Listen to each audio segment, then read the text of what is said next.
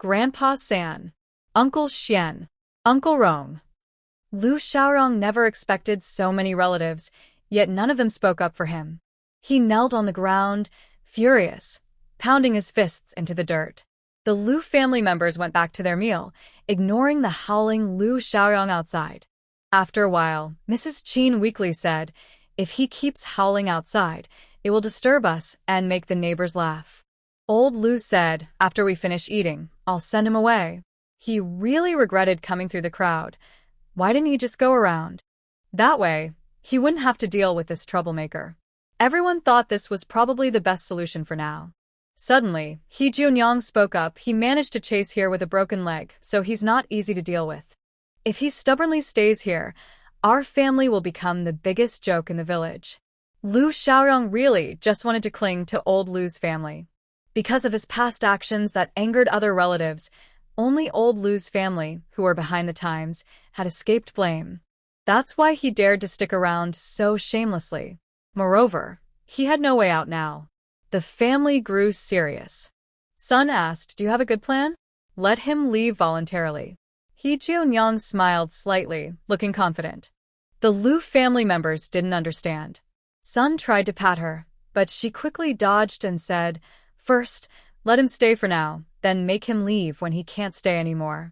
While the Lu family discussed the plan, Lu Xiaoyang outside had cried himself out. He saw that he had been howling for a long time with no response inside, which made him angry. He turned to look at the two horses tied nearby. Black Wind was grazing, and Red Peony was resting with her eyes closed. Lu Xiaoyang touched his chin. These horses looked very expensive. If he could steal one and sell it, he might earn 20 or 30 taels. Then he could gamble again and surely turn things around. Didn't these people look down on him now? When he became successful, they'd come back to flatter him. Thinking this way, he got up and headed toward the horses. Seeing a stranger, Hei Feng calmly glanced at him and continued eating his grass. Suddenly, he saw this person scheming to come over and untie his rope, which made him very angry. He kicked out with a hoof. Previously, Red Peony had earned a reward for helping her owner, which made her now the owner's riding horse, while Hei Feng was only able to pull carts. Now, the chance to earn a reward had come. Lu Xiaoyang was caught off guard and was kicked far away. He felt numb from the pain. When he looked back, he saw that black horse proudly lifting its hoof, which made him furious. Even a horse could bully him. He refused to accept this and got up again, trying to approach. This time, Hei Feng was even more ruthless, using both hooves to kick Lu Xiaoyang into a muddy pit far away. The loud noise disturbed the Lu family who were eating. Zhang Yong ran out first and saw Lu Xiaoyang lying in the mud, struggling messily, but unable to get up. Others also came out one after another.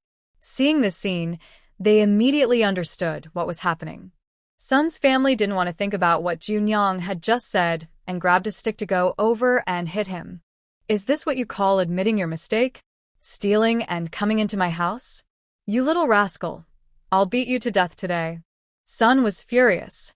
She had thought that if he could learn well during the correction period, it wouldn't be a problem to keep him at home working. But who knew that in just a short while, such trouble would happen? People with dirty hands and feet, who would dare keep them at home? Lu Xiaoyang didn't expect them to come out. He was momentarily panicked and hadn't thought of how to explain. Before he could, Sun's stick swung toward him. He was already covered in injuries, and if he got hit again, he might not survive. His first reaction was to run away. Seeing Sun waving her stick angrily, old Lu quickly stepped forward to hold her back and said, "Mom, don't get so angry and ruin your health." Sun threw the stick on the ground and said angrily, "Remember this. From now on, hit him every time you see him. The Lu family will no longer recognize this ungrateful relative." Okay, I get it.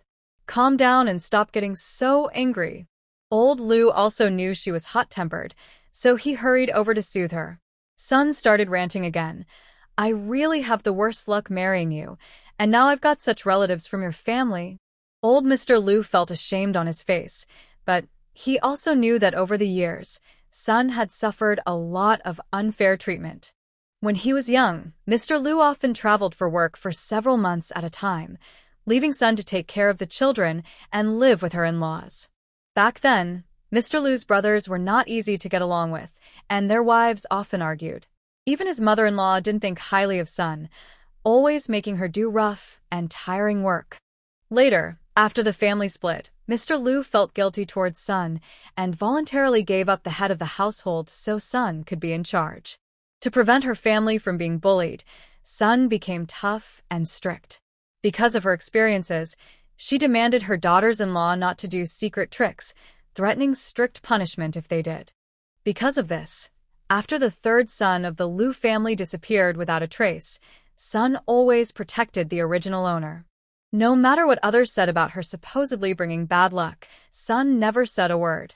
When the little dog was unwell, she would rather the whole family go hungry than spend money on his medicine. In the afternoon, everyone was busy with their own work, men building a house, women gathering herbs from the mountain, and children playing with building blocks. Junyang.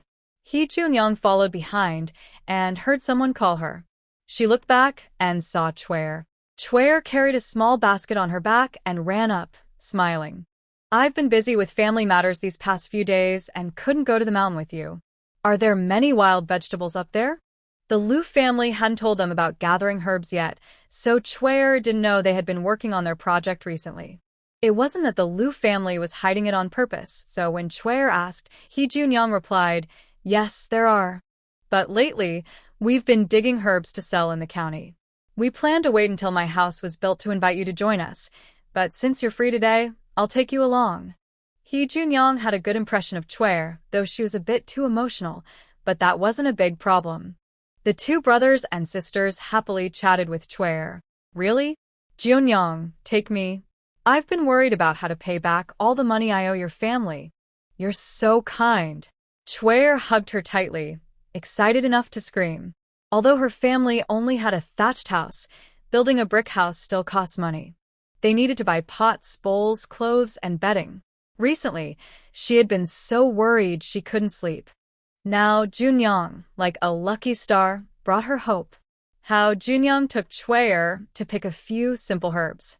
Seeing the wild plants they usually dig up and eat, she realized they were some herbs for cooling heat and relieving summer heat. Chwer was completely stunned. Junyang, are you joking with me?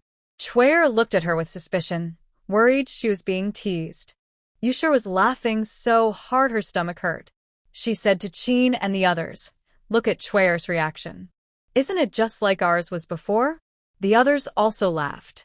Lu Guilon said to Chwer, Junyang isn't joking. These are indeed herbs. When you dig them up, wash and dry them. You can sell them to my family. They had already planned this.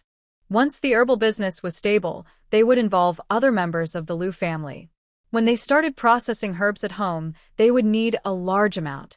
Even if they gathered more, they could handle it.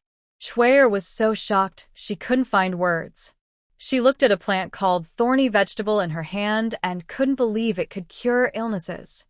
Fortunately, since this involved money, Chwer reacted quickly. She asked how Junyang to teach her to recognize several herbs, then immediately started digging. The others didn't hold back either. They all dug furiously, heads down. Meanwhile, Lu Xiaoyang ran away from the Lu family area and collapsed on the ground, not moving. First, he didn't want to leave this place. Second, he was very hungry and had no strength left. Third, his leg was so painful it had lost feeling. If he didn't rest properly, he might be done for.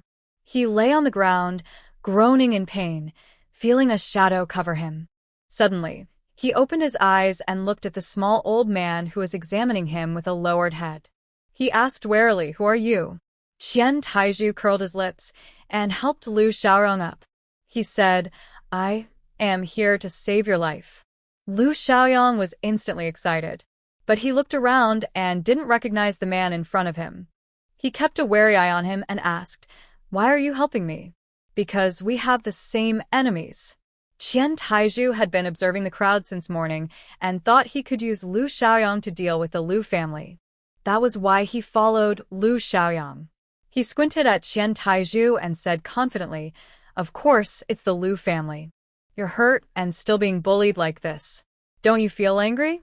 Lu Xiaorong listened to his sneaky words and looked him over from head to toe.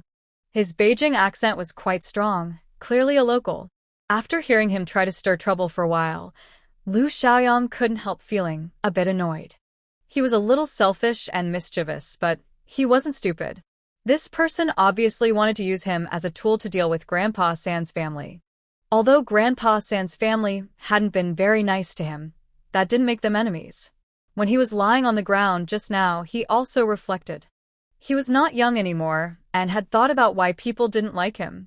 He even knew in his heart that the trouble with the bandits earlier was something he had accidentally provoked. It was an accident, but his family paid with their lives. His grandparents and parents all sacrificed themselves. He had struggled hard to get through it. Because of this, even if the Lu family was rude to him, he didn't truly hold a grudge. But all of this was their family's business. When did outsiders get to judge? He carefully considered and nodded strongly. Of course I'm angry.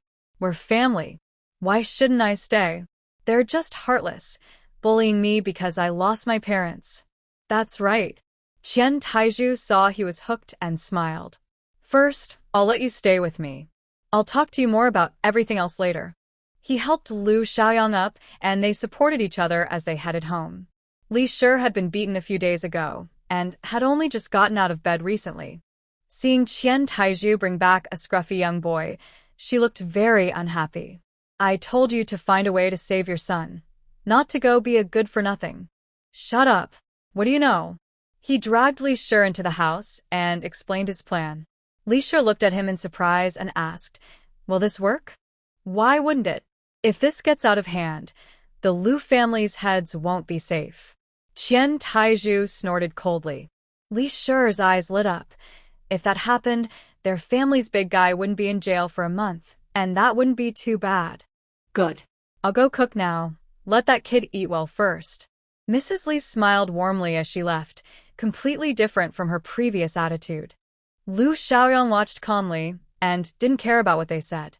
After dinner, Qian Taizhu couldn't help but share his plan with him. Lu Xiaoyang listened and cheered him on, saying that once his leg healed, he would definitely teach the Lu family a lesson and make them regret forcing him out. Qian Taizhu and his wife were so pleased they even prepared a room for Qian Dainyu to stay in that night. Over at the Lu family, the eldest Lu took a carriage in the afternoon to bring back the 3 children studying in the county. Since they had a carriage, it was easier for them, unlike other children who had to walk long mountain roads back home. Even old Lu thought it was too indulgent to send the children like this, as they were boys and shouldn't be so pampered with rides everywhere. Sun Shi, however, disagreed. You don't understand. Now there are many refugees around. Things are a bit calmer now, but it's still good to be cautious. We'll keep sending them for now, and when spring comes and the situation stabilizes, they can walk home themselves. After arriving at Anping village, Sun Shi's words carried more authority.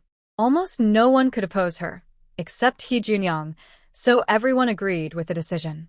The children were still young, and the roads weren't safe, so it was better to be cautious. Sir, what did you teach today? Lu Guilon asked while holding her little tiger. She felt that her son seemed to have grown taller after not seeing him for a day. 3 character classic, he replied clearly. Li Zijia and Lei Zijia nodded and looked at Yu Yao and her friends, saying, we studied very seriously today. If you want to learn too, we can teach you after dinner. Yes, yes. Yu Yao happily nodded, eager because she had been looking forward to them coming back to teach her reading. Before dinner, Auntie San visited the children's building blocks they had worked all day. The winners were Yu Yao and Ting Yao. The 2 little girls had a great sense of color matching, and their finished structures looked very nice. He Junyang rewarded them with candies. Xiao Yao was younger and a bit timid. Her color choices and finished work weren't as good. He Junyang hugged her and kissed her, offering encouragement. Several boys, including the dog, built a finished product that looked very impressive. However, the color matching was hard to describe. He Junyang gave some casual verbal encouragement. This greatly boosted Yuya and Tingya's confidence.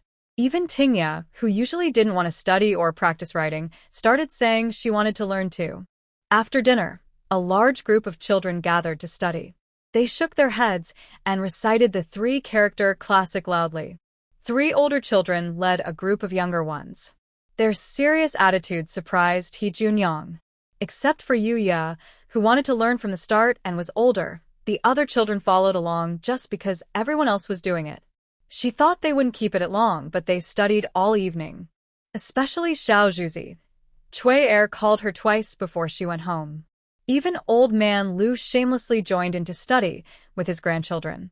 He had learned a few characters when he delivered messages, but he never had a chance to study like this, so he was very interested. Grandmother's son kept complaining. That old man, so old, still acting like a little kid. He Junyong didn't think this was a bad thing and said, "They say you're never too old to learn. It's not wrong for Dad to do this. The more you know, the less likely you are to be fooled.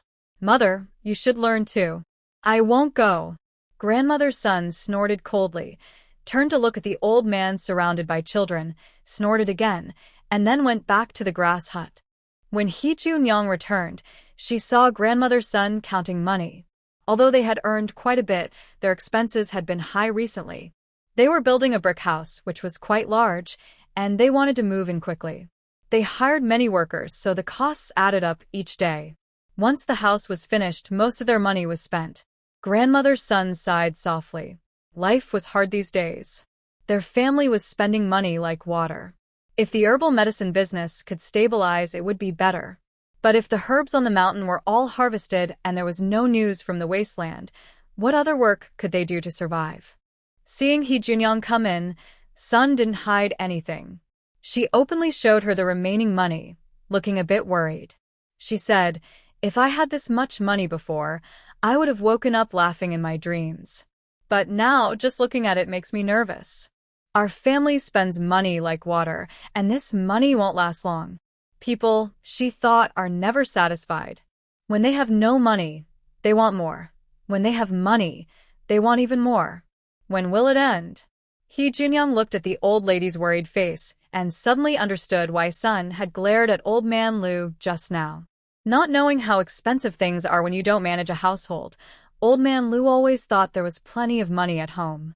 It seemed they had enough to eat and drink, so he had no worries and could play with the children. But Sun was different. The whole family's expenses came from her. When spending is high, she naturally feels worried. "Mother, we still have the herbal medicine business, right? It's not much, but it can support the family.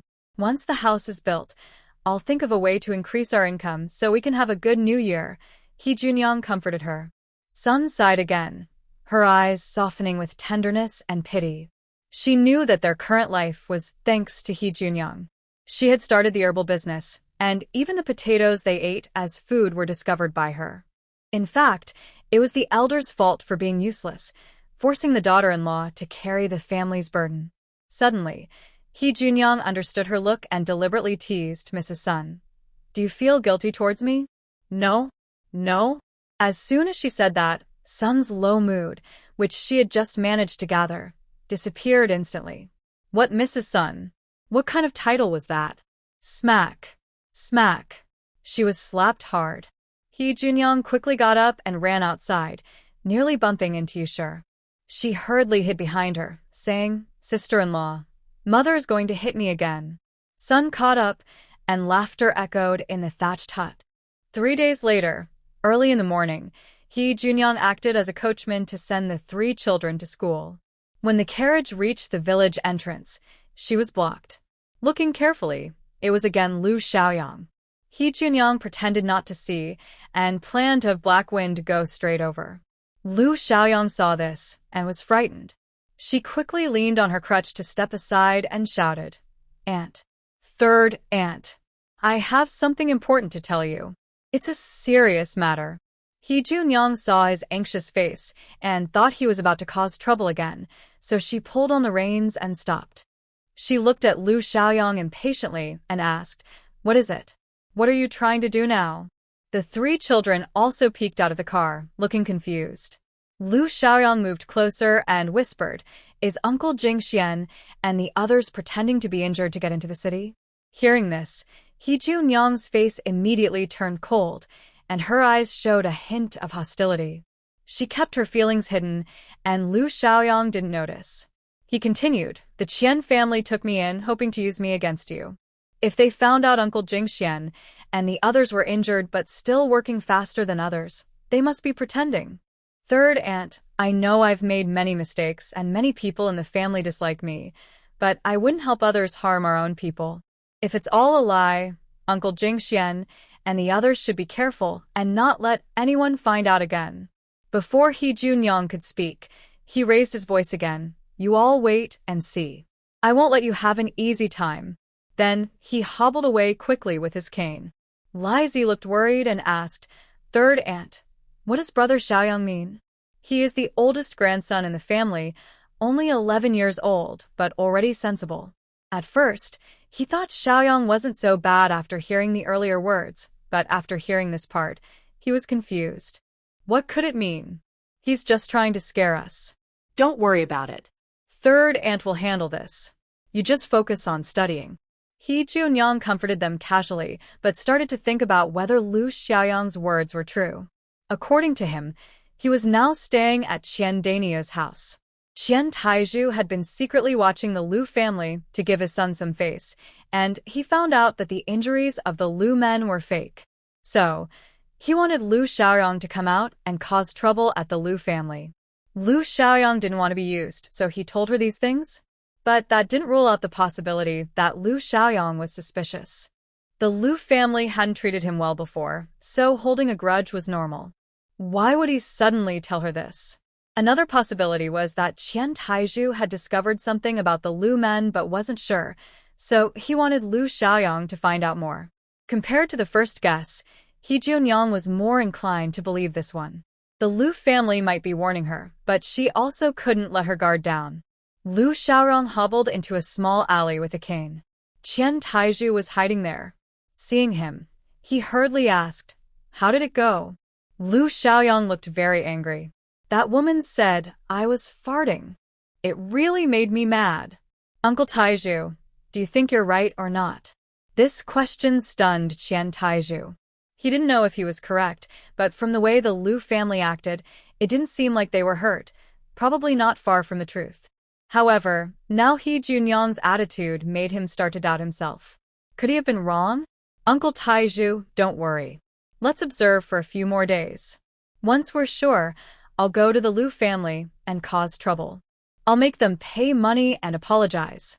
If not, we'll sue their family at the county office." Lu Xiaoyang spoke confidently, as if he was truly part of the family. Qian Taizhu immediately believed him. He didn't think Lu Xiaoyang had any bad intentions. He had helped Lu Xiaoyang when he was in the hardest times. Now Lu Xiaoyang was grateful and wanted to repay him. He firmly believed that once he confirmed the men of the Lu family were pretending to be injured, Lu Xiaoyang would really cause trouble, make them pay, and then ask the authorities to save his son. All right. We'll observe for 2 more days. That evening, the whole family sat together for dinner. He Junyang told everyone about the situation. Several men looked serious and put down their bowls. They admitted it was their fault. Since arriving in Anping village, He Junyang hadn't given them acupuncture again. Although they redrew the wound every 2 days, they felt no pain, so they unintentionally used too much force when doing things, which made it easy to reveal the truth. Some villagers had complimented their strength, but they just laughed it off and didn't take it seriously. They never expected Qian Taizhu to seize this opportunity. "What's wrong with you? Didn't the third son's wife tell you not to be careless? What are you doing?" Sun Sure suddenly slammed her bowl and chopsticks down. The men were startled and silent. "Don't expect you to do anything big. Just don't cause trouble. Look at what you're doing now, still causing trouble for the family. If I had known, I would have sent you all to the army to avoid making me so angry here." The group of men led by old Lu all lowered their heads, afraid to speak, waiting for Sun Sure to finish her temper. Old Mr. Lu felt relieved that he was not the one being scolded this time. He quietly helped the little dog roll up its sleeves and served food to it, trying to stay out of the way. The other men's wives also dared not speak, as their husbands had committed mistakes, and they bore some responsibility. Only Hee Junyoung, though initially upset when she learned about the incident, understood that it was not intentional. She thought a gentle reminder was enough, and that there was no need for harsh words like sons. She said, "Now is not the time to be angry. We need to fix this first." Sun replied, "Starting tomorrow, no one needs to work. Just stay at home and rest." But that might not be necessary. Hee Junyoung felt a bit helpless and said, "If they act too strangely, it will make people suspicious. I already mentioned that even if they are injured after more than 2 weeks, they should be getting better. They just need to avoid heavy work." Old Lu nodded repeatedly, then looked worried and said, "That's what we've been doing. Sometimes we help out here and there. Do we really need your help? I paid for many workers to do the work. Do I need you to interfere?" Sun was impatient and almost lost her temper, but Hee Junyoung quickly held her back. Still, Sun kept grumbling, "I really have terrible luck to meet such a troublesome family like yours." Hee Junyoung patted her hand to signal her to stay calm, and then told the few who had made mistakes, "If anyone asks you to help tomorrow, just say you helped a few days ago. Your wounds are healing, but they might reopen if you overexert. It's better to rest and heal properly." "Yes, yes, yes." The others nodded repeatedly. There was nothing else they could do now, and they listened to everything Hee Junyoung said. The next day, Chen Taishu left early to watch over the men of the Liu family. Although they were busy on the construction site, they were not doing heavy work like before. From afar, he could even hear old Liu talking to his brother-in-law. "Stop working so hard. Come over and drink some water. I hurt myself again last night because I overexerted myself, and the pain is bothering me. Be careful, everyone." "Okay, big brother." Zhang Song obediently took a sip of water and cooperated, saying, "Big brother, since you mentioned it, I also haven't been feeling well. The weather is too hot, and my wound is inflamed." Sigh. Listening to the conditions of the two people, Chen Taishu suddenly felt more confused. Could he have guessed wrong? But he didn't want to give up this chance. It was the only way to save his son. He hurried back, grabbed Liu Xiaoyang still in bed, and asked him to think of a plan. Liu Xiaoyang was sleeping soundly and was very angry, but now he had to stay at the Qian family. He could only hold back his anger and said, "Uncle, you can't rush. Who knows if they are pretending? You need to look carefully and find proof that they are faking their injuries. Then we can go save Brother Daniel." But what if they are really hurt? Qian Taishu felt unsure. He wanted to save his son, but he also didn't want to cause more embarrassment. "If they are truly hurt, we will pretend they are faking." Liu Xiaoyang looked angry and hated the Liu family very much. He continued, "Uncle, if I weren't injured now, I would go find the proof myself. But I can't walk well now, so I need your help. Once you find the evidence, I will make sure Brother Daniel gets justice." Qian Taishu was very touched. He realized that saving Liu Xiaoyang was the right decision. This was a sharp sword that allowed him to handle things, and his family could benefit without getting into more trouble. "Okay, take good care of yourself first. I will go check again." After saying that, he ran out again. Liu Xiaoyang yawned and went back to sleep. As for the Liu family, he had already warned them yesterday, so they probably wouldn't make any more mistakes. In Changzhou, a fast horse slowly traveled along a cracked, dry road. On the horse, Liu Buchuan looked at his hometown, which was now empty. There were even many white bones by the roadside, and he didn't know who they belonged to. He jumped off the horse, pushed open a dilapidated door, and saw a messy yard, clearly vandalized. All the valuable things in the house were gone. A thick layer of dust covered everything, but because of the drought, even spiders didn't build webs here. Liu Buchuan couldn't tell how he felt now. His fists clenched and relaxed repeatedly. "Parents, the unfilial son is late." Liu Buchuan felt very heavy-hearted. He walked through each room, trying to find some clues, but found nothing. With a very sad heart, he began to tidy up the messy yard. This is the place where he grew up, filled with his memories and thoughts of his family. The pillar under the eaves was once their favorite spot for relaxing and being lazy. Lu Baichuan stood quietly by the pillar, looked up, and suddenly saw what seemed to be himself reflected on it. His eyes lit up, and he quickly brushed away the dust on the pillar. A line of writing left by old Lu caught his eye. "My son Baichuan, due to the great drought, our family is moving north to Anzhou." Old Lu hadn't learned much reading, and recognizing characters was difficult for him, so leaving these words was not easy. But for Lu Baichuan, it was enough to make him very happy. Since there was a message, it meant the family was planning to move north. Maybe the whole village was leaving together. With so many people, they probably wouldn't be bullied. Thinking of this, Lu Baichuan felt much better. Knowing they were heading to Anzhou made it easier to find them. Although he couldn't go personally now, he could ask someone to help. Over the years outside, he had made some connections. Using Sun Qi's name, he helped Prince Chun with affairs and met many groups in the martial world. As long as he had money, he could get things done. He didn't bother tidying the yard anymore. He mounted his horse, whipped the reins, and headed toward Anzhou. Anzhou was also affected by the drought, but not as badly as Changzhou. Besides, he was looking for powerful people who wouldn't be affected by the drought. In Changzhou, he saw many tragic scenes, countless piles of bones along the roadside. During such a severe disaster, wealthy families had moved away, and officials dared not interfere. Even the emperor was neglecting the matter, let alone others. Lu Baichuan's only hope was that among the bones on the road, none belonged to the Lu family. After 8 days of fast riding, he finally reached Anzhou. The border area was similar to Changzhou, but further inside, the situation improved greatly. He went straight to the main city, left his exhausted horse at an inn, and then entered a flower house called Fengyun Zhuang. Sir, it's been a long time. Miss Wei has been missing you terribly."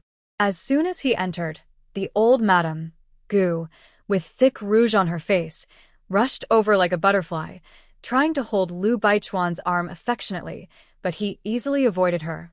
He lowered his voice and said, "I have something to discuss."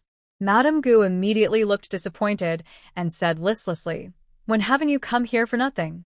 Our girl Wei has stopped accepting clients just for you.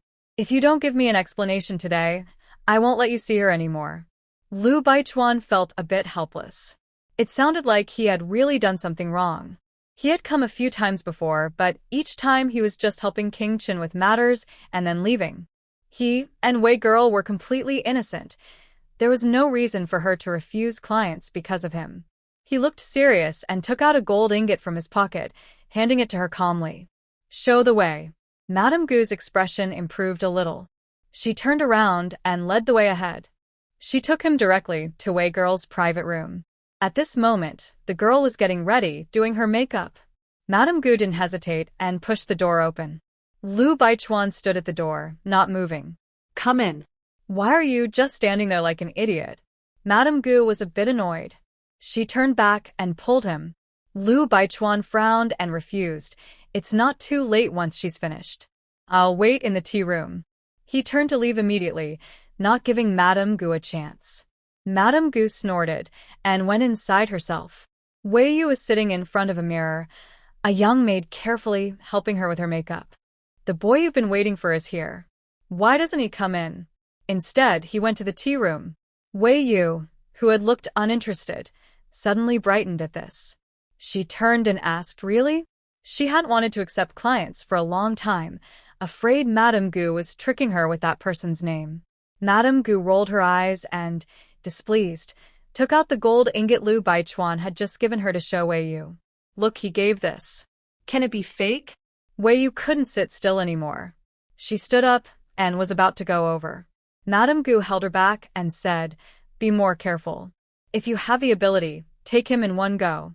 Don't keep worrying here all the time. Remember what we do here. I've told you before, we can't get emotionally involved. If you weren't someone I personally trained, I wouldn't bother telling you this." Wei Yu's smile faded a little, showing some sadness. "He and I are not on the same path. If you know that, then don't be so stubborn. If the master finds out, you might get into serious trouble." After speaking, Madame Gu turned and left to continue recruiting clients. Wei Yu watched her leave, feeling a bit self-deprecating. She knew their line of work was most sensitive to emotions, but what could she do? The moment I saw that person for the first time, I was already deeply involved and couldn't escape. Hunger, be quicker and style a beautiful hairdo for me. She hid her feelings of sadness, smiled, and urged the young maid.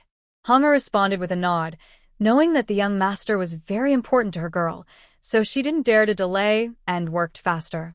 By the time Wei Yu left, Lu Baichuan had already drunk 3 cups of tea. It wasn't that Wei Yu was too slow, but he hadn't drunk much water on the way and was extremely thirsty. Wei Yu had never seen Lu Baichuan in such a messy state. His black military outfit was covered in dust, making it hard to recognize his usual appearance. His hair was disheveled, and his beard was scruffy. His once handsome face was full of exhaustion, with bloodshot eyes, clearly having traveled day and night. Brother Sun, what happened? Did something go wrong? Seeing him, Wei Yu couldn't help but feel distressed. He was always calm in any situation, but now he looked so different. Miss Wei. Lu Baichuan stood up, bowed, and offered a respectful greeting without answering her question. He continued, I have a favor to ask. He then handed over a prepared list. Wei Yu took it and saw it was a list of names, all with the surname Lu. Whose names are these? She was confused. All the names were unfamiliar, unlikely to be from the martial world. These are my life-saving benefactors' family members. They originally lived in Changzhou. Due to a drought, their family fled to Anzhou. I lost contact with them, so I asked Miss Wei to help find them. I will be very grateful. Lu Baichuan was hiding his true identity, and now he could only describe the Lu family as his life-saving benefactors. I see. Brother Sun is also a person of deep loyalty. Rest assured, I will send someone to investigate. Wei Yu agreed without hesitation.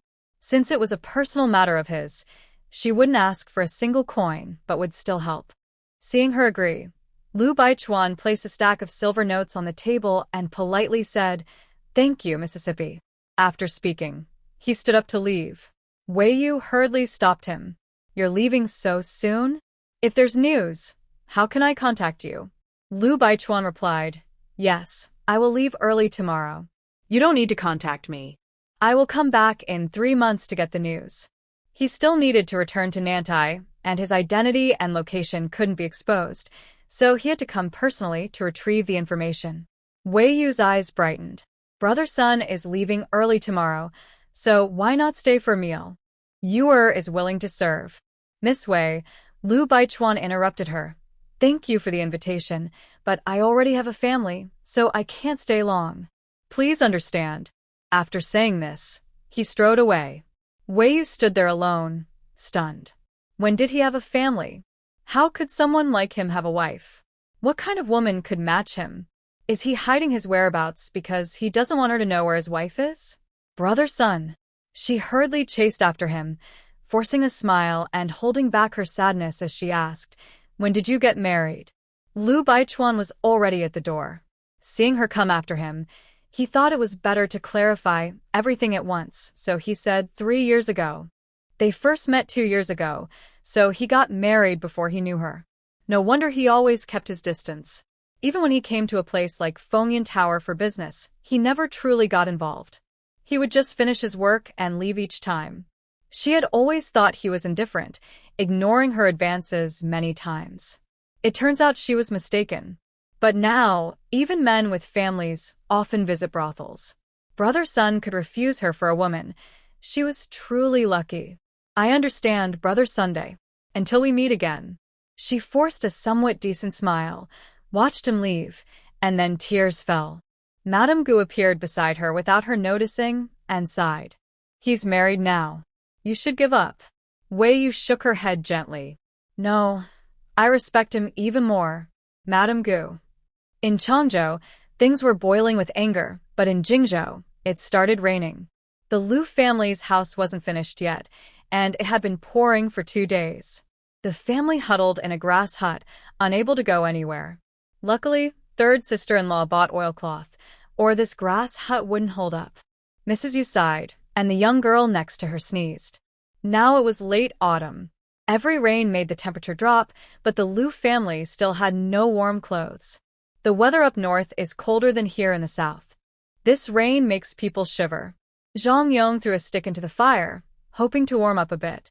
Yesterday, after the rain stopped, a group of people was so happy they almost cried. If Changzhou could have such rain, their lives wouldn't be so hard. Today, just the second day, everyone couldn't stand the cold anymore.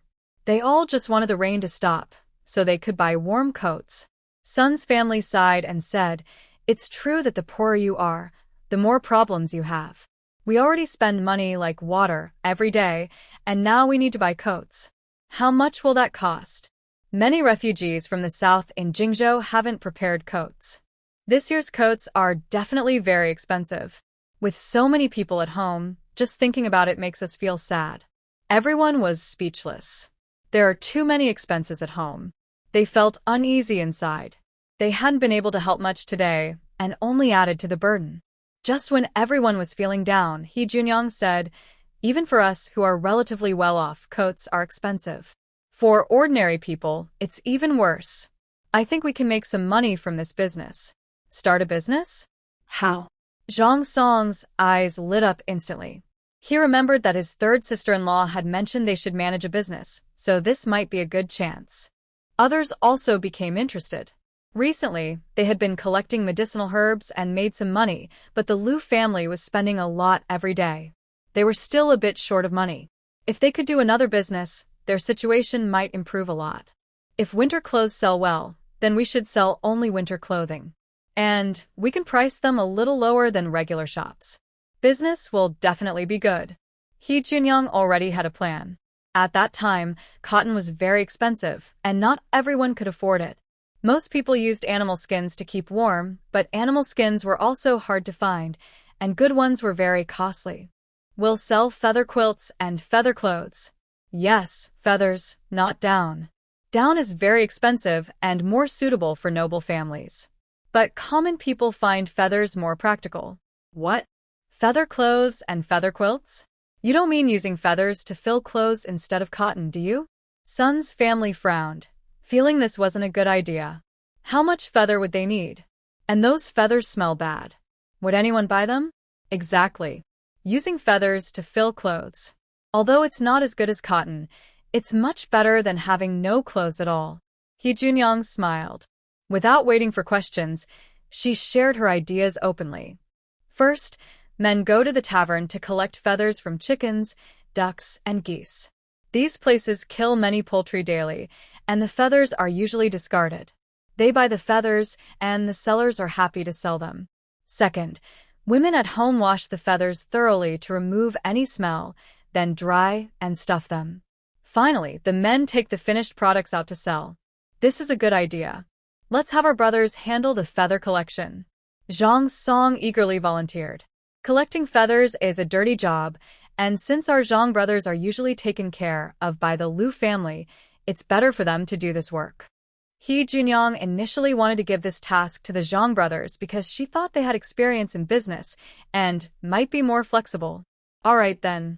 Thank you, brothers-in-law. You're better at talking and bargaining, so try to get a good price. Zhang Song quickly agreed.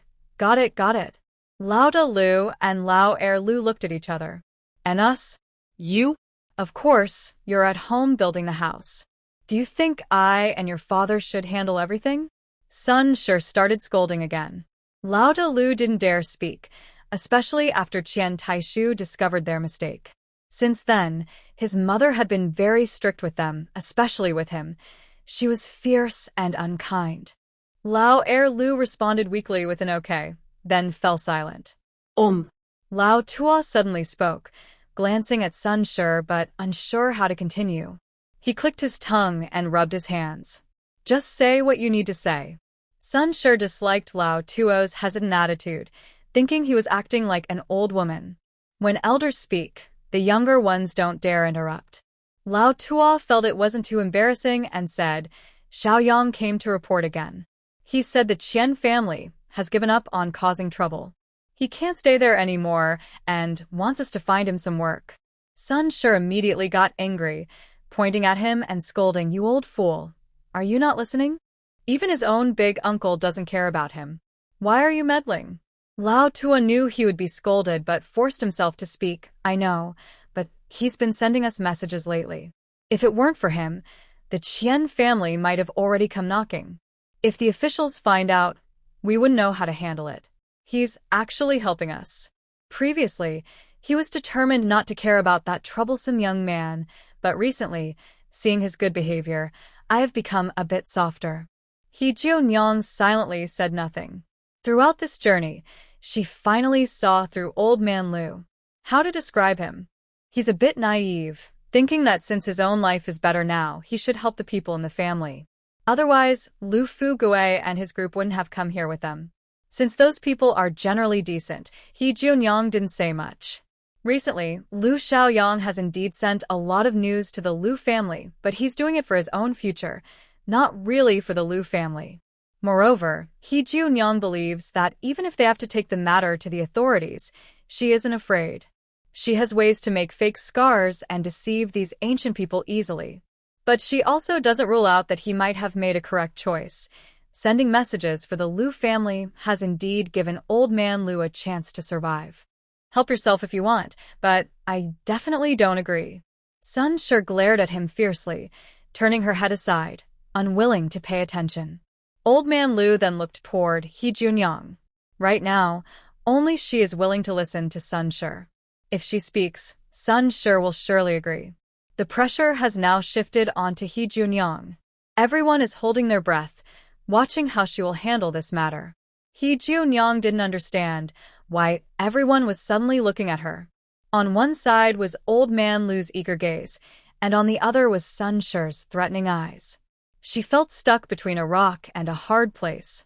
I still say the same thing. Let him back down when he sees it's too difficult. She cleared her throat and gave only this answer. How does he back down? Lu Guilan asked. He Jianyang continued. It's simple. He wants to join us now because he sees that our life is better. He wants to hang around and pass the time. We need to make him realize that life isn't so easy to handle. We can let him help with chores at home, provide him with 2 meals a day, or pay him like other workers and assign someone to watch him, so he doesn't slack off. Let's see how long he can stick with it. And if he can persist? Lu Guilan still felt it was a bit risky. Even if he can persist, we won't lose anything. After all, he's been working for us. Of course, someone with such bad character should not be involved in our herbal medicine and feather business. He can only do rough work. Lu Xiaoyang is a sneaky and mean person, so we must be careful around him. I think this plan will work. Old Man Lu smiled as he looked at Sunday. He asked cautiously, shall we go with this for now? Sun was not the type to refuse a way out. She rolled her eyes and muttered something about her bad luck. The decision was made. Recently, Lu Xiaoyang has been enjoying himself at the Qian family's place, fooling them completely. But he didn't actually help them with anything. These days, Li Shi has been annoyed with him and argued with Qian Taishu a few times. Lu Xiaoyang just ignored it and continued to eat and sleep as usual. When Qian Taishu finally couldn't take it anymore and came to see him, Lu Xiaoyang looked very embarrassed and apologized. Uncle, I was wrong. I've been trying to help, but I couldn't find any proof. I'm useless, and I feel bad staying here. I'll leave now. My big brother Neil will be back soon, and I can't keep living in his house. Uncle, thank you for taking care of me these days. I'll go to the Lu family and cause some trouble to make them keep me. I won't trouble you anymore. He spoke confidently and then limped out with his cane. Qian Taishu was angry inside. Life at home was hard enough, but he had spent a lot trying to get Lu Xiaoyang to help him.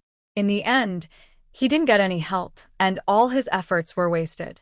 He had wanted to vent his anger on Lu Xiaoyang, but seeing how easygoing and polite he was, he felt too frustrated to do anything. He just chuckled bitterly and watched him leave. Qian Taishu never realized he was being played by Lu Xiaoyang. He even thought it was his own fault for not catching the Lu family's weakness. That way, his son wouldn't have to suffer in prison. Lu Xiaoyang really caused trouble at the Lu family's house. The neighbors had another story to gossip about. But this time, the Liu family was more relaxed and gave him some work to do. They only provided him with work, not a place to stay. They wouldn't give him special treatment just because his leg wasn't fully healed. He had to do what everyone else did. If he couldn't, he could leave. The neighbors all thought the Liu family was unlucky to have such a relative. Even so, they still couldn't find a proper place to live. Liu Xiaorong went to bother the Liu family members who rented the last house, but in the end, he squeezed into a bed with a few young men who had escaped from bandit hideouts, barely making room to stay. After all this fuss, the rain finally stopped. The villagers went back to their own work, and the Liu family began to focus on their planned business. Brother Zhang Song and his brother went to the restaurant to collect feathers from poultry. The eldest Liu brother was in charge of supervising the house construction, while the second brother went to farm the land. Old Liu had recently taken up building with wooden blocks, but not to build structures. He thought He Junyang was wasting money buying small pieces of wood, so he decided to make toys for the children himself. The building blocks were small and delicate, not easy to make, and poorly treated could easily hurt the children's hands. So, he spent a lot of time and effort polishing the pieces. The women, including Sun Shi, went up the mountain to gather medicinal herbs. They told others they were collecting wild vegetables, but only the Liu family knew they were making big money. By the afternoon, Zhang Song and his brother returned with only 2 sacks of feathers. What's going on? Is the restaurant business bad? Liu Guilan asked anxiously. It was the first time her husband helped out at home alone, and she didn't want others to think badly of him. No, it's because no one wanted to pay for chicken feathers before, Zhang Song explained. They just mixed them with trash. But they promised to keep some for us, and tomorrow we should get more. That's good, that's good. Liu Guilan sighed in relief. Sun Shi asked, how much did you agree on for the price? Hearing this, Zhang Song's smile grew wider. The restaurant owner said they usually throw these away, so they're willing to sell us a sack for 3 coins. It's a bit messy, and we have to handle it ourselves. Sun Shi thought the price was reasonable. Since there was no drought in Jingzhou and water was plentiful, cleaning the feathers just meant going to the river. All right, from now on, you two will be responsible for collecting chicken feathers. After dinner, the children started reading and learning characters. Sun Shi and old Liu stayed home to watch the kids, while everyone else went to the only river in the village to wash the feathers. At this time, many families were doing laundry. Seeing the large activity at the Liu house, people thought they were doing something special, but it turned out they were just washing feathers downstream. Li's wife, what are you doing? Usually, these things are just thrown away. Why are you cleaning them so carefully now? A young wife nearby couldn't help but ask Mrs. Yu. Mrs. Yu looked at He Junyang, saw her nod, and knew it was okay to speak. She smiled and replied, well, since the weather is getting colder, we want to stuff some feathers into our clothes to keep warm. Since they are from the same village, they will be washing feathers every day. It's better to be honest about it than hide the truth. Now, not only the young wife was confused, but also a few older women nearby. They asked, no matter how you wash these things, they still smell bad. Wouldn't wearing them be uncomfortable? I think if you spent a lot of money on cotton and made your own clothes, they'd be warm and smell better. They meant well, as everyone had been doing this for years. Mrs. Yu's smile was a bit awkward. Well, we have a lot of family members and cotton is too expensive. She didn't say more, but everyone understood. It meant they didn't have enough money at home. The women exchanged awkward glances, feeling speechless. If they could afford to build big brick houses, why couldn't they buy warm clothes? What's the logic? Could it be that this family was pretending to be better off than they really were? No wonder the men in the family had been injured but still insisted on working, probably to save a few coins. Thinking this way, they felt that the Liu family was just bringing trouble on themselves. The Liu family thought there was nothing to explain. Since the third sister-in-law said they could make money, they believed it. When they earned money, others shouldn't be jealous. Cleaning these feathers was really troublesome, and the smell was strong. Even after washing several times, they still felt greasy and foul. Qin was unsure if it would work, and after the others by the river left, she quietly asked, third sister-in-law. Can these smells be washed out? What if the smell is too strong and affects selling? They all washed so much that their hands turned white, but the smell was still strong, making them a bit anxious. Just a few more washes and it should be fine. I bought some fragrant powder. Once they dry, I'll sprinkle some on. Hee Junyoung was also a bit frustrated. If only they had a cleaning agent from the space to remove oil and dirt, they would have cleaned them already. But with so many people watching, she didn't dare to take it directly. She could only wash it a few more times, then secretly spray some fragrance to remove the smell when hanging it out to dry. Hearing this, everyone felt relieved and quickly finished washing, then took advantage of the moonlight to go back. After that, Old Man Lu and Mrs. Sun had already prepared several wooden boards and sieves for drying. Mother, did you borrow all these sieves? Mrs. Yu was still planning to borrow them again when they returned, but she didn't expect Mrs. Sun to have already prepared everything. Mrs. Sun shot her a proud look. Who else can I rely on? Do you think that old man could do this? Her words made everyone laugh. Old Man Lu was unhappy. How can you talk like that, wife? I haven't been idle either. Oldest son Lu hurried to comfort his father. Hee Junyoung watched the scene and thought Old Man Lu's temper was really good, or maybe he was truly tolerant and caring for Mrs. Sunday. In this era of male dominance, Old Man Lu could let Mrs. Sun decide everything at home. Even when she scolded him, he didn't take it seriously. Sometimes, like now, he would get a bit upset and defend himself. Before, Hee Junyoung didn't understand marriage.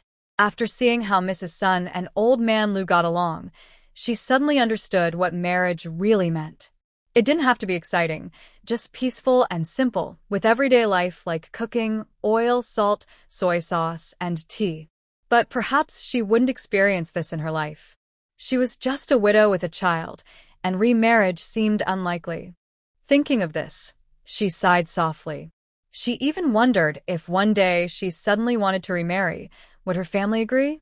Lost in her thoughts, Mrs. Sun came over and patted her. What are you thinking about?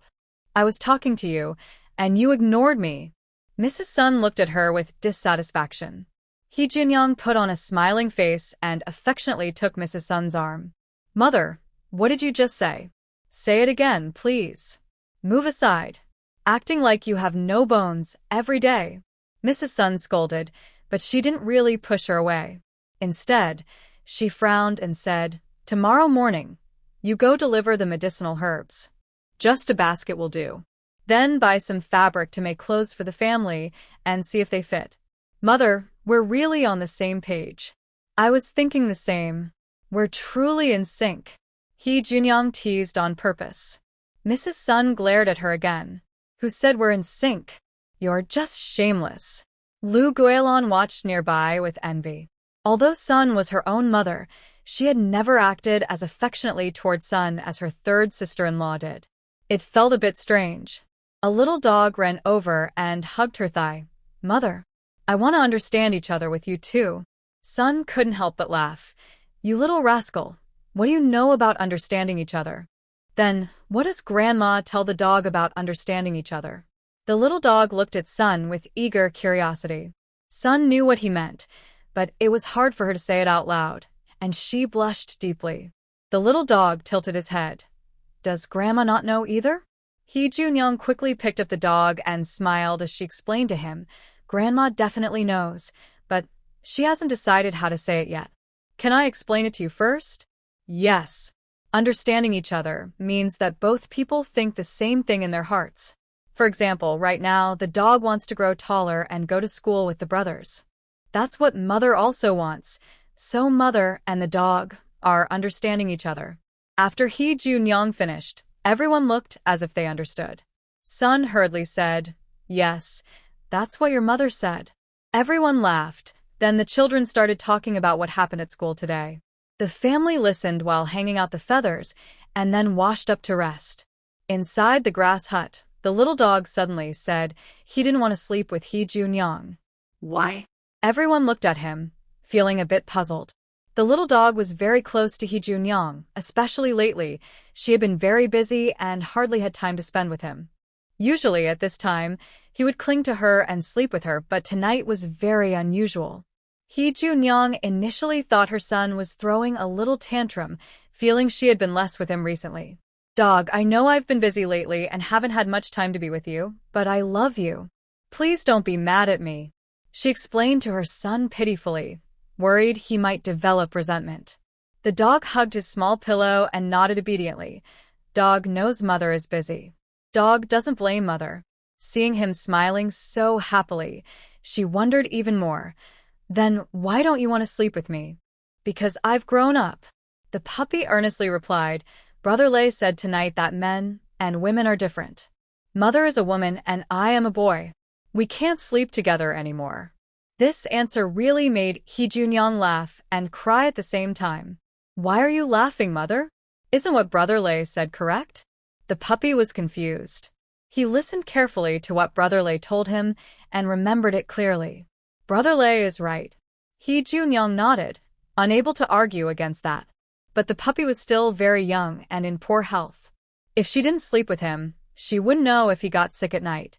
After thinking for a moment, she said, boys and girls shouldn't sleep together until they are 7. You're only 3 now, so you can sleep with me for another year or 2. When you grow older, you can sleep by yourself. Really? The puppy scratched his head, looking suspicious. Was he wrong because he hadn't learned well? Of course it's true. Look, little Liang also sleeps with his mother. She pointed to little Liang, who was already sleeping in Shun's arms nearby. They were about the same age and little Liang was 2 months older than him. Although the puppy always called little Liang his younger brother, the fact was that little Liang was older by a few months. Great. I can sleep with mother again. The puppy put down his pillow and snuggled into Hee Junyoung's arms, not wanting to leave. When he first heard Brother Lei say this tonight, he was very upset and didn't want to part from his mother at all. Hee Junyoung also relaxed, realizing that the child didn't want to be apart from her. He just learned new things and thought he couldn't sleep with her anymore, so he said those words with a heavy heart. The puppy was so sensible. Sometimes, Hee Junyoung wondered if he was really less than 3 years old because his intelligence was almost as good as children who were 6 or 7. Seeing the child finally stop fussing, Sun's family also sighed in relief and told everyone to go to sleep quickly because they had things to do tomorrow. The next day was still a sunny day. The Liu family woke up early and started their busy day. According to the plan from last night, Brother Zhang Song and his brothers took the horse-drawn carriage with 3 children to the county town. First, they sent the children to school, then went to the big restaurants to collect chicken feathers. Hee Junyoung rode her red peony to deliver medicinal herbs and also bought some cloth to make clothes for her family. It rained several days in a row. Everyone stayed at home and didn't go up the mountain. There weren't many herbs. After drying, they only had 2 sacks, which they tied onto the horse. Hee Junyoung had just mounted her horse when the little dog pulled lotus flower out and chased after her. The dog called out, "Mother, can I go with you?" The dog was always sensible and knew she was going to the county for important matters, so he usually didn't make such requests. Hee Junyoung guessed he might have something he wanted to do, so she asked, "What do you want to do?" "Big Sister Lotus is kind to me. I want to buy her flowers to wear," he said. He then took out his small purse, which held about 10 copper coins, savings he had collected from the pocket money she gave him each day. When Lotus heard this, she suddenly felt embarrassed and flustered. No, doggy, I don't want you to buy me flowers." Auntie Junyoung, I didn't know he was talking about this. I didn't teach him to say that. She truly didn't expect the dog to say such things. Recently, the adults at home had been very busy, and she usually took care of the younger children. Since the dog was the youngest and not in good health, she paid extra attention to him. Over time, they had grown close. Just now, he said he wanted to find his mother, and she didn't ask much before following him out. Who knew it would turn out like this? Everyone at home was very kind to her, and her aunt often brought her delicious food. If her aunt misunderstood and thought she had taught the dog to say such things, what would she do? Thinking about this, she suddenly felt anxious and almost cried. Seeing Lotus's expression, Junyoung smiled and comforted her. "It's okay, Lotus. I know it's not your fault. Let the dog tell us what he's thinking. Only then did Lotus stop talking and look at the dog. The dog grinned and said to Junyang, "Big sister Lotus is pretty. I see other girls in the village wear flowers, but Lotus doesn't. She's kind to me, so I want to give her a gift." She wasn't sure if she should say more. Honestly, her heart felt a bit sour. Her own mother hadn't even received a gift from her son yet. Is this what it means to feel the pain of raising a son? Do children grow up and become distant from their mothers? I don't want any gift, doggy. It's right to be kind to you, Lotus said, feeling very touched. She had never received a gift from anyone alone before. But the dog shook his head and said, "I want to give her one." Mother said, "If you want to thank someone, you can give them a gift." Right, Mother? Junyang immediately smiled, realizing that it was her words that made him want to give a gift to show gratitude. Her son was so warm-hearted. Yes, Sister Lianhua is kind to you. It is right to give her a gift to show thanks. You should give the money to your mother. She knows what kind of flowers suit young girls, and she will help you buy them. Your mother can also pay for the flowers, but since this is a gesture from Dogger, it should be real. It also helps Dogger understand that he must work hard to get what he wants. Okay. Dogger stepped forward and held up his money bag high, handing it to He Junyang, who was riding on horseback. They were about to leave, but then Dogger remembered that his son hadn't thought of giving her a gift. He couldn't help feeling a little jealous and said, "Son, all the other children's mothers wear flowers, but I don't have one." Dogger immediately asked, "Is my money enough to buy 2 flowers?" He Junyang shook her head regretfully. With that little money, buying 1 flower was already a lot. 2? That's impossible. Lianhua was about to speak, but was told with a look from He Junyang to stay silent and listen quietly. Dogger felt a bit guilty and hesitated before saying, "Next time, I will save more money and buy flowers for you, Mother." If other children's mothers have flowers, then his mother should have some too. Okay, I understand. He Junyang happily walked away, and Lianhua pulled Dogger back.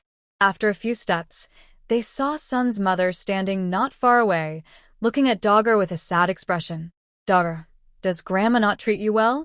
Although she wasn't very fond of that flower hairpin, He Junyang had one, and she wanted one too. Dogger didn't understand why Grandma suddenly said this. Without thinking, he nodded quickly, "Yes, yes.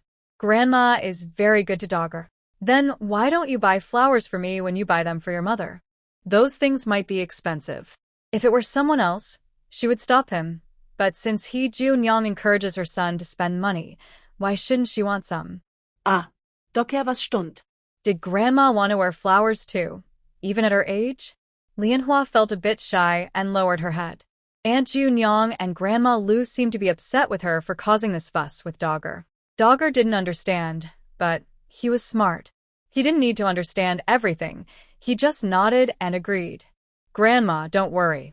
When Dogger saves enough money, he will buy flowers for you too." He didn't know where the money was yet, but hearing this made him feel happy. Sun's proud nodding gesture said, "That's more like it. Lotus, take him to play." Not far away, the Yu family members who were drying their feathers couldn't help but laugh softly. Lu Guilon complained, "Mother is really starting to act like a little kid, even competing with third sister-in-law for attention. Mother just has a good relationship with third brother's wife. She's just teasing the little dog." "Yes, I think that's fine. Mother has been in a much better mood lately and smiles a lot more.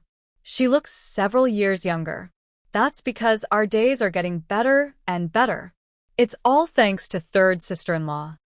The women chatted back and forth, their voices too loud to hide, and Sun could faintly hear some of their words. Seeing everyone at home getting along so peacefully, Sun, as the elder, felt happy inside. Actually, she didn't really need to be so stern with He Junyang. It was just that He Junyang was too prominent in the family, and she worried the older brothers might think too much. So she came up with a compromise, which seemed to be working well now. When He Junyang arrived in the county, she first took the medicinal herbs to the clinic. This time, she brought several more herbs, worth much more than usual, so the price was naturally higher. The young clerk weighed the herbs, and the shopkeeper calculated the total as 12 taels of silver. Just as he was about to get the silver to pay He Junyang, a couple suddenly rushed in, holding a child who was convulsing uncontrollably. "Doctor! Doctor! Please save my son!" The young man shouted excitedly, while the woman, anxious and crying, knelt directly in front of Master Ren. Master Ren, probably used to such scenes, went to check on the child while telling He Junyang to wait. The young clerk also went inside to pour tea, helping the couple calm down. But at this moment, as parents, it was very hard to stay calm. Seeing Master Ren carry the child away and call another doctor over for a check, they looked very worried. He Junyang watched their actions, frowned slightly, and couldn't help but say, "Master Ren, lay the child flat and find something for him to bite on, something to prevent him from biting himself." The child was convulsing all over, foaming at the mouth, and unconscious, clear signs of a seizure. Master Ren, experienced in medicine, knew these symptoms well, but since the child kept his mouth tightly shut, it was hard to put anything in. He was starting to feel anxious. He Junyang couldn't bear to see this anymore. She thought that if things continued like this, the child might hurt himself. So she stepped forward, took the child from shopkeeper Ren and quickly pressed a few acupoints on the child to help him relax. She then inserted a chopstick into his mouth. Shopkeeper Ren was stunned. He wondered, isn't this woman only someone who has read a few medical books? How could she find the acupoints so accurately? Before he could think further, He Junyang said, "Bring me a package of silver needles. Also, get 10 grams each of gonsong, ling shao flower, white aconite, and calamus. Plus, 3 grams of licorice and 30 grams of red earth, boiled with water and send over." The young assistant was completely stunned. Shopkeeper Ren pushed him and said, "Hurry up and go." He then realized what to do and went to follow her instructions. The young couple standing nearby were trembling with worry. They initially thought this woman rushing over was to cause trouble, but seeing Shopkeeper Ren listen to her and noticing that their son was calming down with her help, they dared not speak. He Junyang's acupuncture method was only meant to soothe. Shopkeeper Ren didn't dare blink, yet he couldn't understand how she was doing it. Her seemingly random needling actually targeted points that could relieve the child's condition. More importantly, she inserted the needles at different depths. Without her explanation, even if someone knew the acupoints, they wouldn't dare needle so carelessly. Shopkeeper Ren and another doctor watched in amazement. They couldn't believe such an extraordinary acupuncture technique existed. And to think, this person was a woman. Once the child was completely calm, the assistant brought the prepared medicine. He Junyang asked the child's parents to give him the medicine. The child's consciousness had returned, and he was able to drink on his own. Perhaps because he had been sick since childhood, he was immune to bitter medicines. He drank a whole bowl without frowning. Somehow, He Junyang remembered that the dog was also like this at first. "Thank you, madam. Thank you so much." The young woman held He Junyang's hand, repeatedly thanking her, tears streaming down her face. He Junyang felt a twinge of sadness inside and simply said, "It's just a small favor." After the couple expressed their gratitude repeatedly, He Junyang suggested they take a few more doses of medicine home. She also taught them that if the child had another attack, they must give him something to put in his mouth immediately, or he might bite himself badly. After finally seeing her family off, He Junyang let out a small sigh. As a parent, the hardest thing to watch is children suffering from illness and pain. Feeling a bit down, she turned around and saw Shopkeeper Ren and the doctor staring at her with sly, leering expressions. He Junyang. "Madam He, who did you learn your medical skills from? Would you be interested in working at our clinic?" Shopkeeper Ren smiled so broadly that his face looked squished and greasy, making her instinctively take a few steps back. She replied, "I just read a few medical books." "Really?" Shopkeeper Ren clapped his hands happily, looking very pleased. "I've never seen anyone self-study to such a high level. Madam He, you are truly a genius." The old doctor also clenched his fist excitedly. He had been practicing medicine for most of his life, but his needle techniques were no better than a young girl's little finger. He felt ashamed. Madam He's medical skills are excellent and surpass ours. Our Jade Source Hall is willing to pay a lot to invite you to work at our clinic. What do you think? Shopkeeper Ren looked at her with sincere admiration, so enthusiastic that it was hard to refuse. However, He Junyang still refused.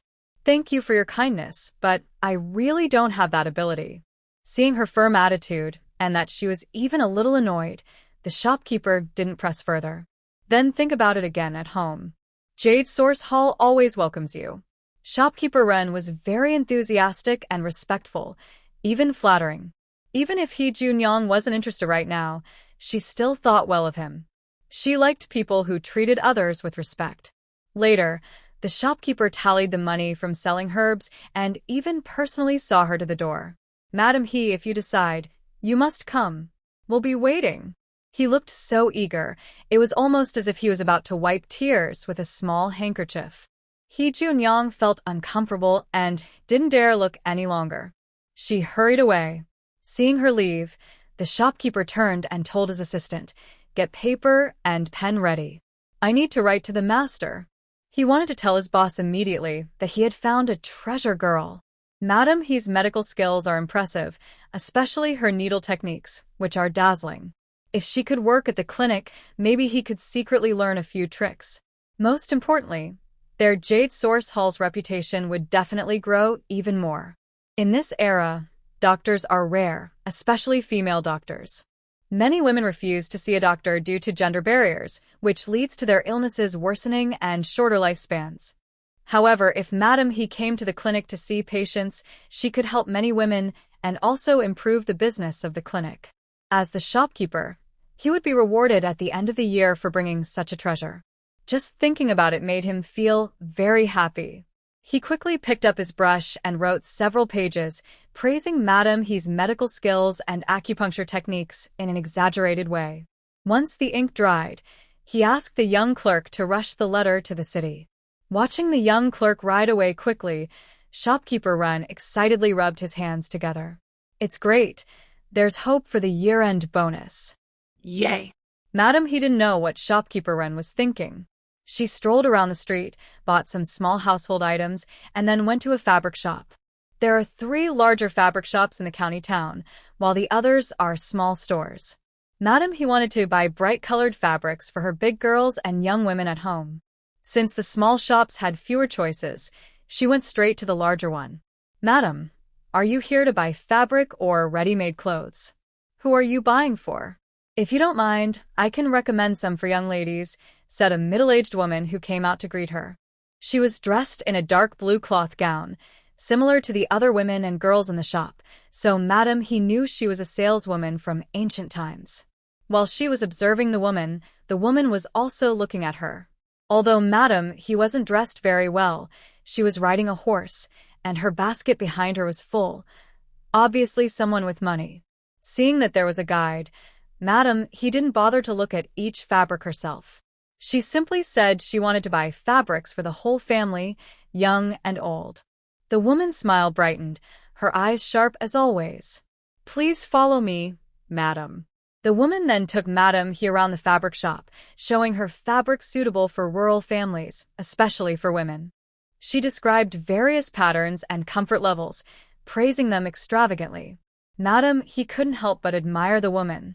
If she were a local resident of this era, she would definitely love these fabrics very much.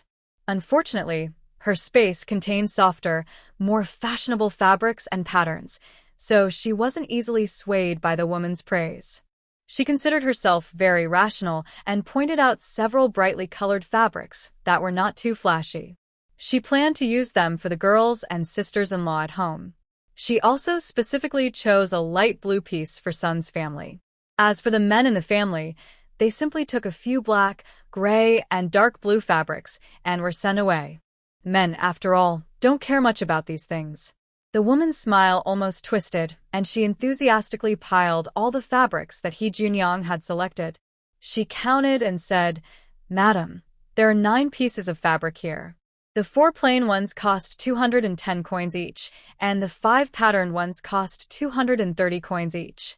In total, it comes to 1,990 coins.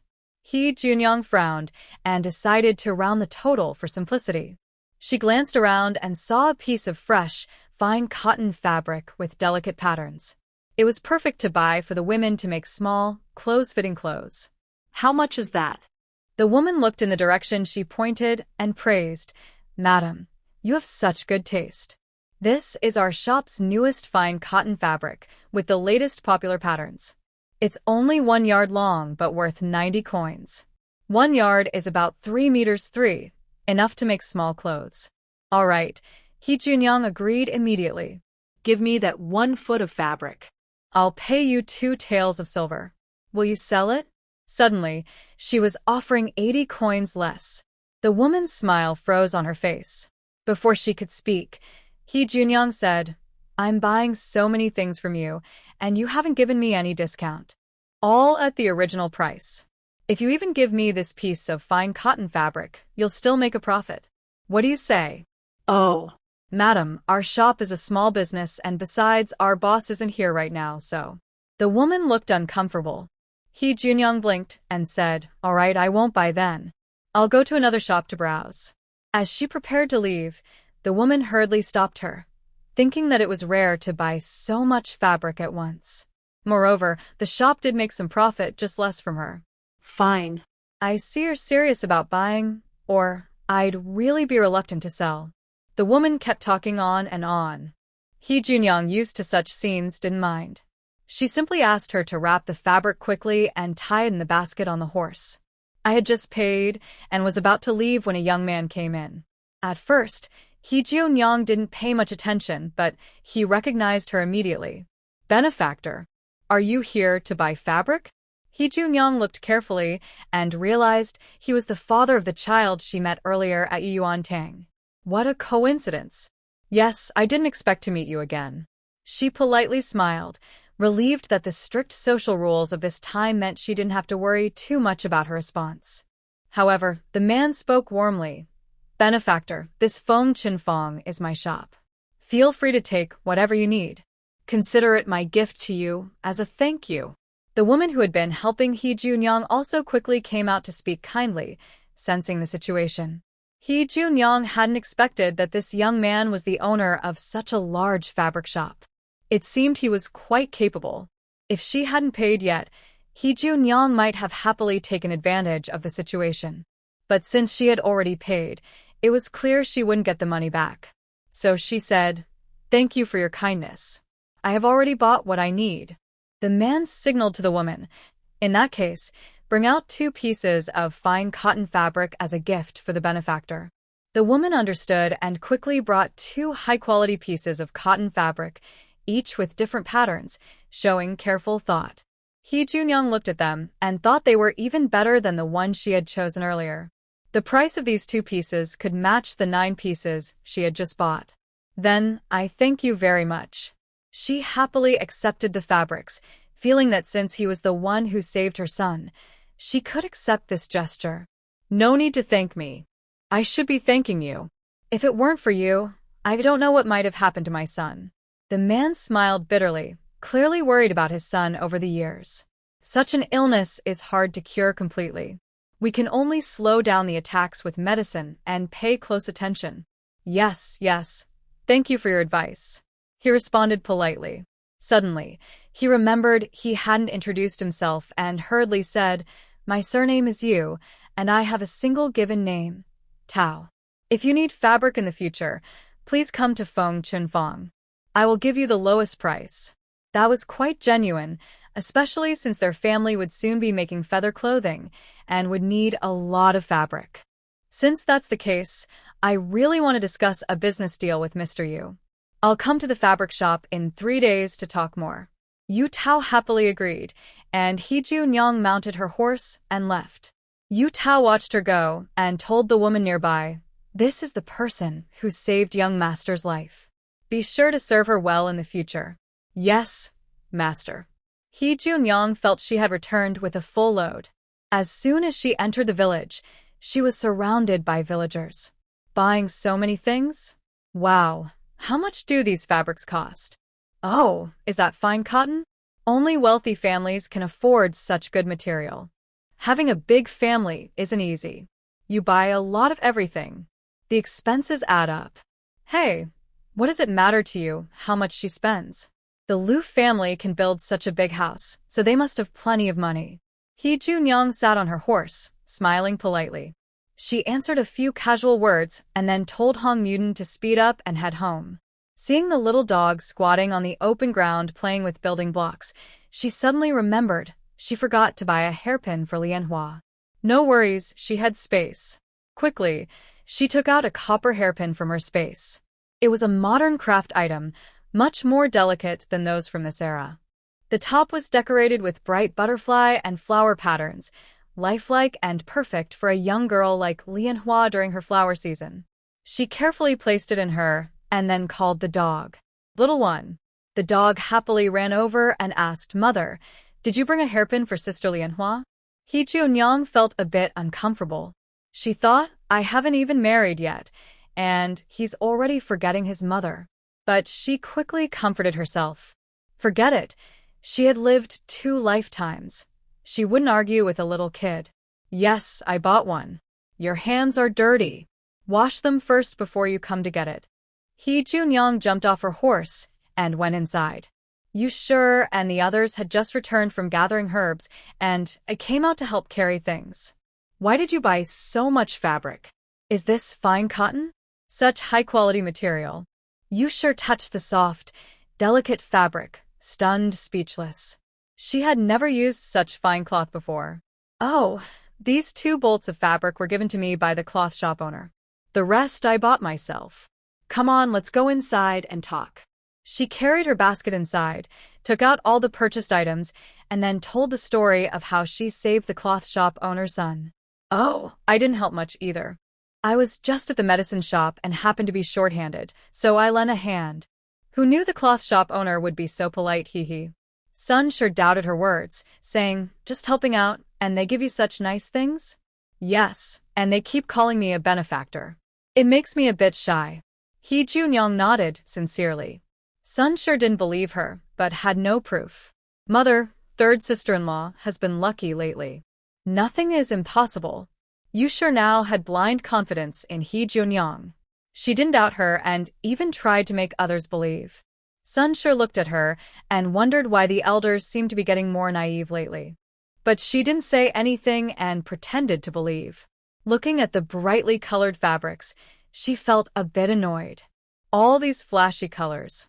Are you going to a beauty contest or what? You sure? And the others kept their heads down and didn't speak. They liked these bright, beautiful fabrics. They had never worn such nice clothes even on their wedding day. 3rd sister-in-law always picked fabrics that suited their taste. Mother, what's wrong with that? All the women in the family are young and pretty. We should dress up while we can. Besides, everyone likes to look good. He Junyang shoved the colorful fabrics into her sisters-in-law's hands and said, Ladies, I can't make clothes myself. Please help me and go or make a set. Oh, and I bought some fine cotton fabric to make small clothes. We all, including Mother and Lotus Flower, can have one. As for those 2 good pieces of fabric, let's make them into underclothes.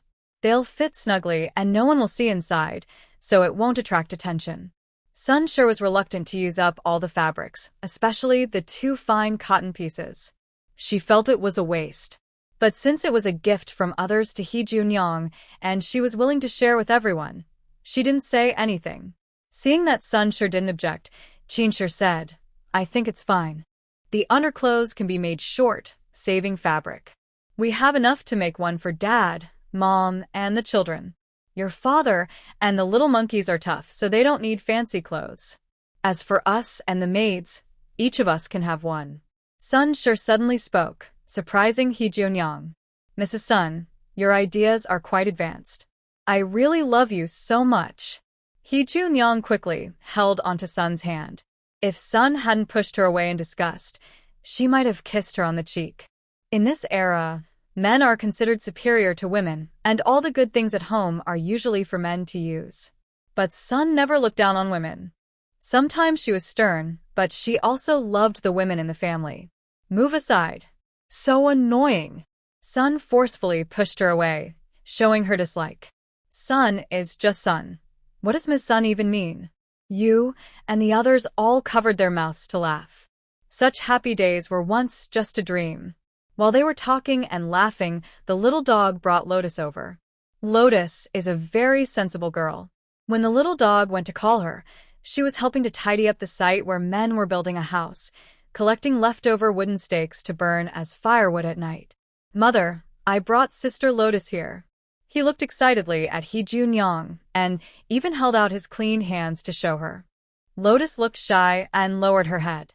She couldn't believe that Aunt Junyang would really buy her flowers and hairpins. Got it, got it.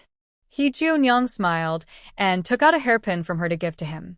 She could have given it directly to Lotus herself, but since it was a gift from the little dog to his sister, she thought it was better for him to give it himself. Wow. It's so pretty. You and the other girls all gathered around to look. Few girls could resist such a beautiful hairpin. Not only the children, but even you and the others couldn't help but glance at it longer. Third sister-in-law, this hairpin looks very delicate. It must have cost a lot, right? Chin couldn't help but speak, her smile a bit awkward. Now that her third brother-in-law has sent her son to study, and he's giving her niece such a fine hairpin, she feels she can never repay this kindness. It's not worth much. It's a gift from the little dog to his sister, and it's also his way of showing his affection. Lotus takes care of them often, so she works hard. He Junyang said, urging the little dog to give the hairpin to Lotus. The little dog immediately handed over the hairpin, but Lotus was too shy to accept it. Little dog, Aunt Junyang, I really can't accept this. She had never seen such a beautiful hairpin before. Such things are usually only worn by wealthy young ladies. As a girl from the countryside, how could she wear such a beautiful hairpin? Big sister Lotus, please accept this. Mother bought it and it's very pretty.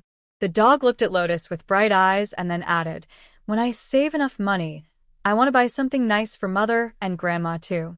Oh, the dog is so filial. Lotus, since it's a kind gift from him, just take it.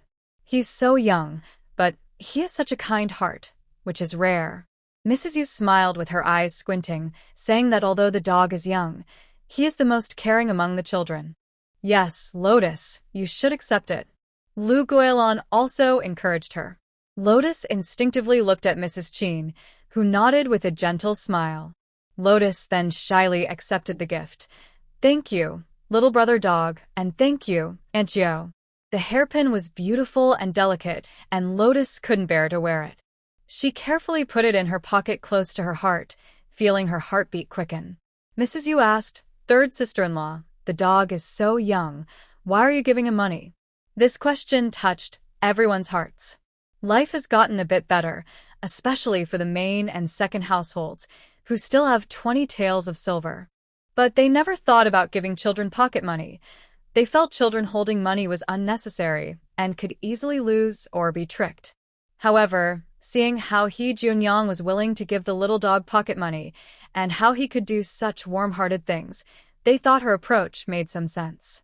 He Junyang, who had received the best education, believed giving children pocket money was normal. But now, facing a group of women from a traditional era, she didn't know how to answer at first. After careful thought, she cautiously explained, actually, I am trying to teach the dog to plan and manage tasks. Giving him pocket money allows him to decide what he wants to do.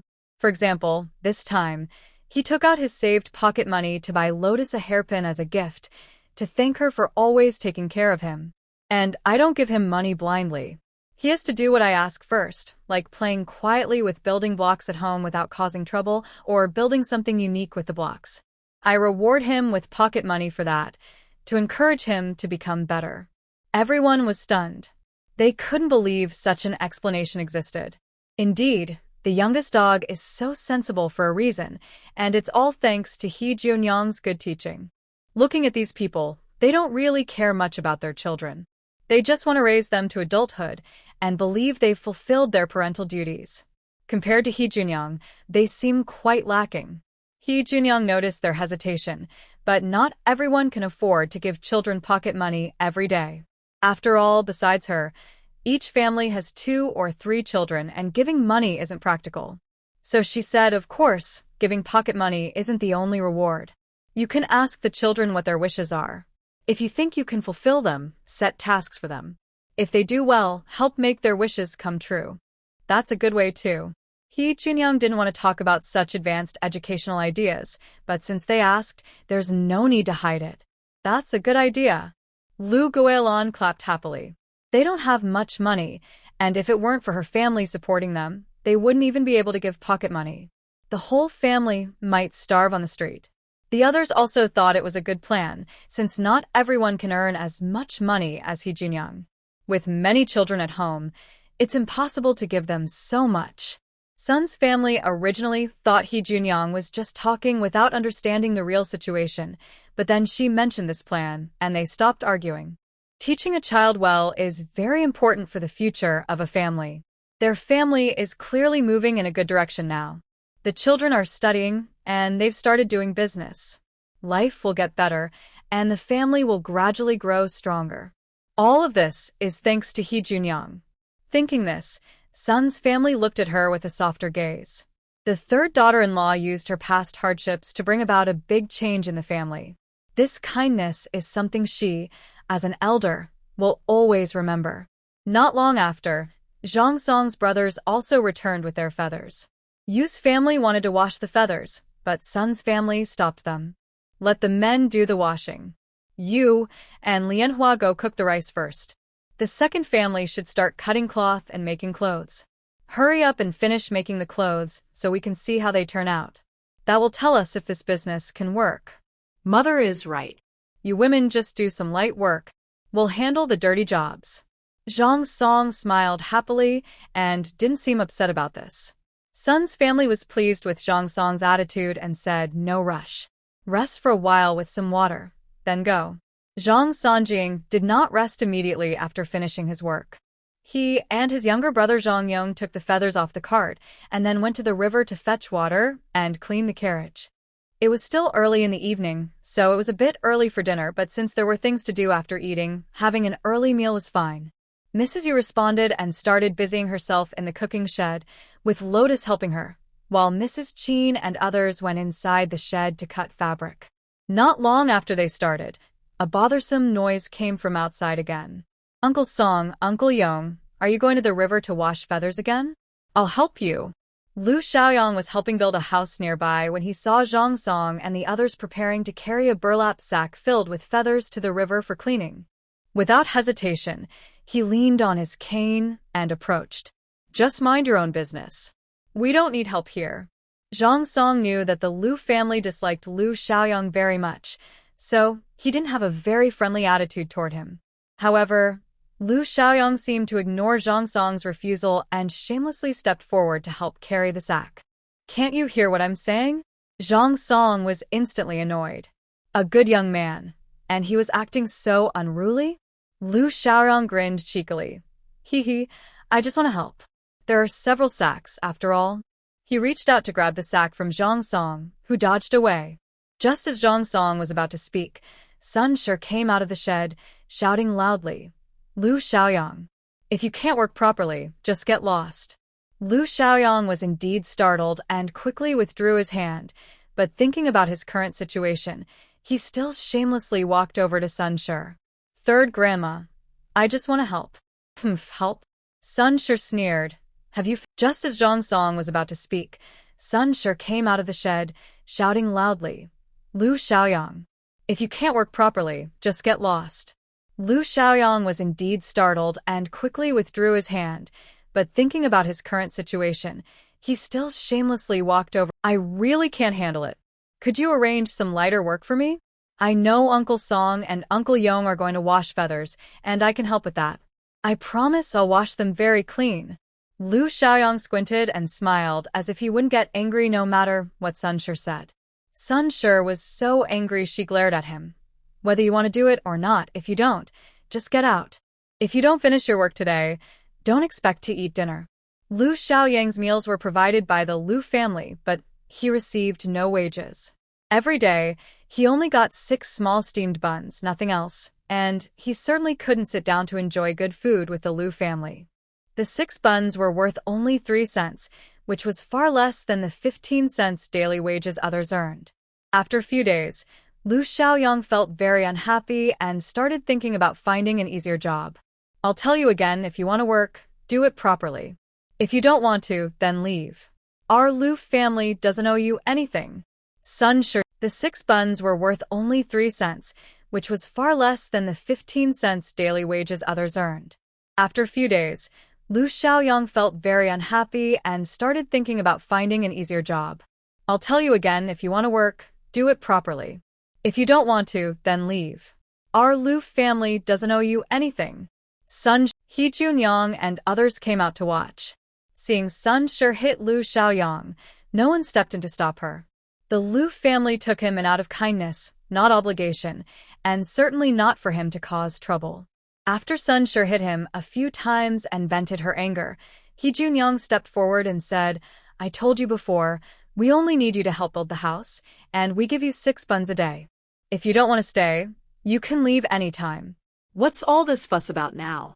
After some time interacting, Lu Xiaoyang knew that He Junyang held a lot of influence in the Lu family. So he adjusted his attitude and said, Third auntie, I don't want to be lazy. I just thought that because my legs are inconvenient, I can't do heavy work. I want to help with other chores around the house. I really am not here to cause trouble. Did my family break your leg? He Junyang suddenly asked, speaking incoherently. Lu Xiaoyang shook his head in confusion. Since that's not the case, why should we care about these things for you? Our family doesn't mind your legs being weak. We give you a chance to work, and we won't let you go hungry. You should be grateful, but instead you come here to bargain? Lu Xiaoyang felt powerless to argue. When did this woman become so sharp-tongued? But. No buts. If you don't want to stay, then go. We won't stop you. We don't lack workers here, and if you leave, we can save 6 buns every day. After saying that, He Junyang turned to hold Sun Shi's hand, wearing a gentle smile to comfort her. Mother, don't let unrelated people ruin your health. Lu Xiaoyang was so angry he clenched his teeth, but he couldn't do anything about He Junyang. He Junyang wanted him to see the current situation clearly. He is dependent on the Lu family, not the other way around. If he keeps acting foolish, he might be kicked out at any time. He needed to realize that the reason he could share a room with those boys was because he saved 2 steamed buns every day for them. They only accepted him because of the buns. If the Lu family no longer wanted him, those boys wouldn't keep him either. After thinking this through, Lu Xiaoyang still looked sad and went back to work. He thought that once his legs and feet healed, he would go to town to find other work. Otherwise, he felt he would never get ahead in life. Phew. Sun Shi spat and went back with He Junyang. Brother Zhang Song also went to wash feathers, trying to clean more before dinner. In the next few days, the women in the family made clothes in the grass shed. Sun Shi and old Lu's clothes were finished first because they were winter clothes, made with double layers of fabric and filled with thick feathers. They were very warm to wear. Honestly, these clothes are really comfortable. Sun Shi and old Lu immediately tried them on, smiling happily. These clothes are so light and warm, really good. The best part is they don't smell at all, and they even have a nice scent. The old couple praised the clothes one after another, making old Lu's brothers a bit jealous. They also wanted to try how comfortable the clothes were, but theirs weren't finished yet. Speaking of the scent, it was all thanks to third sister-in-law. Yu Shi smiled and said, it's because she bought some fragrant powder. She sprinkled it on the dried feathers. Not only does it remove the smell, but it also adds a nice scent. It's really a good thing. He Junyang immediately said proudly, of course. That fragrant powder isn't easy to get. It's rare, and I only buy it from the seller I know.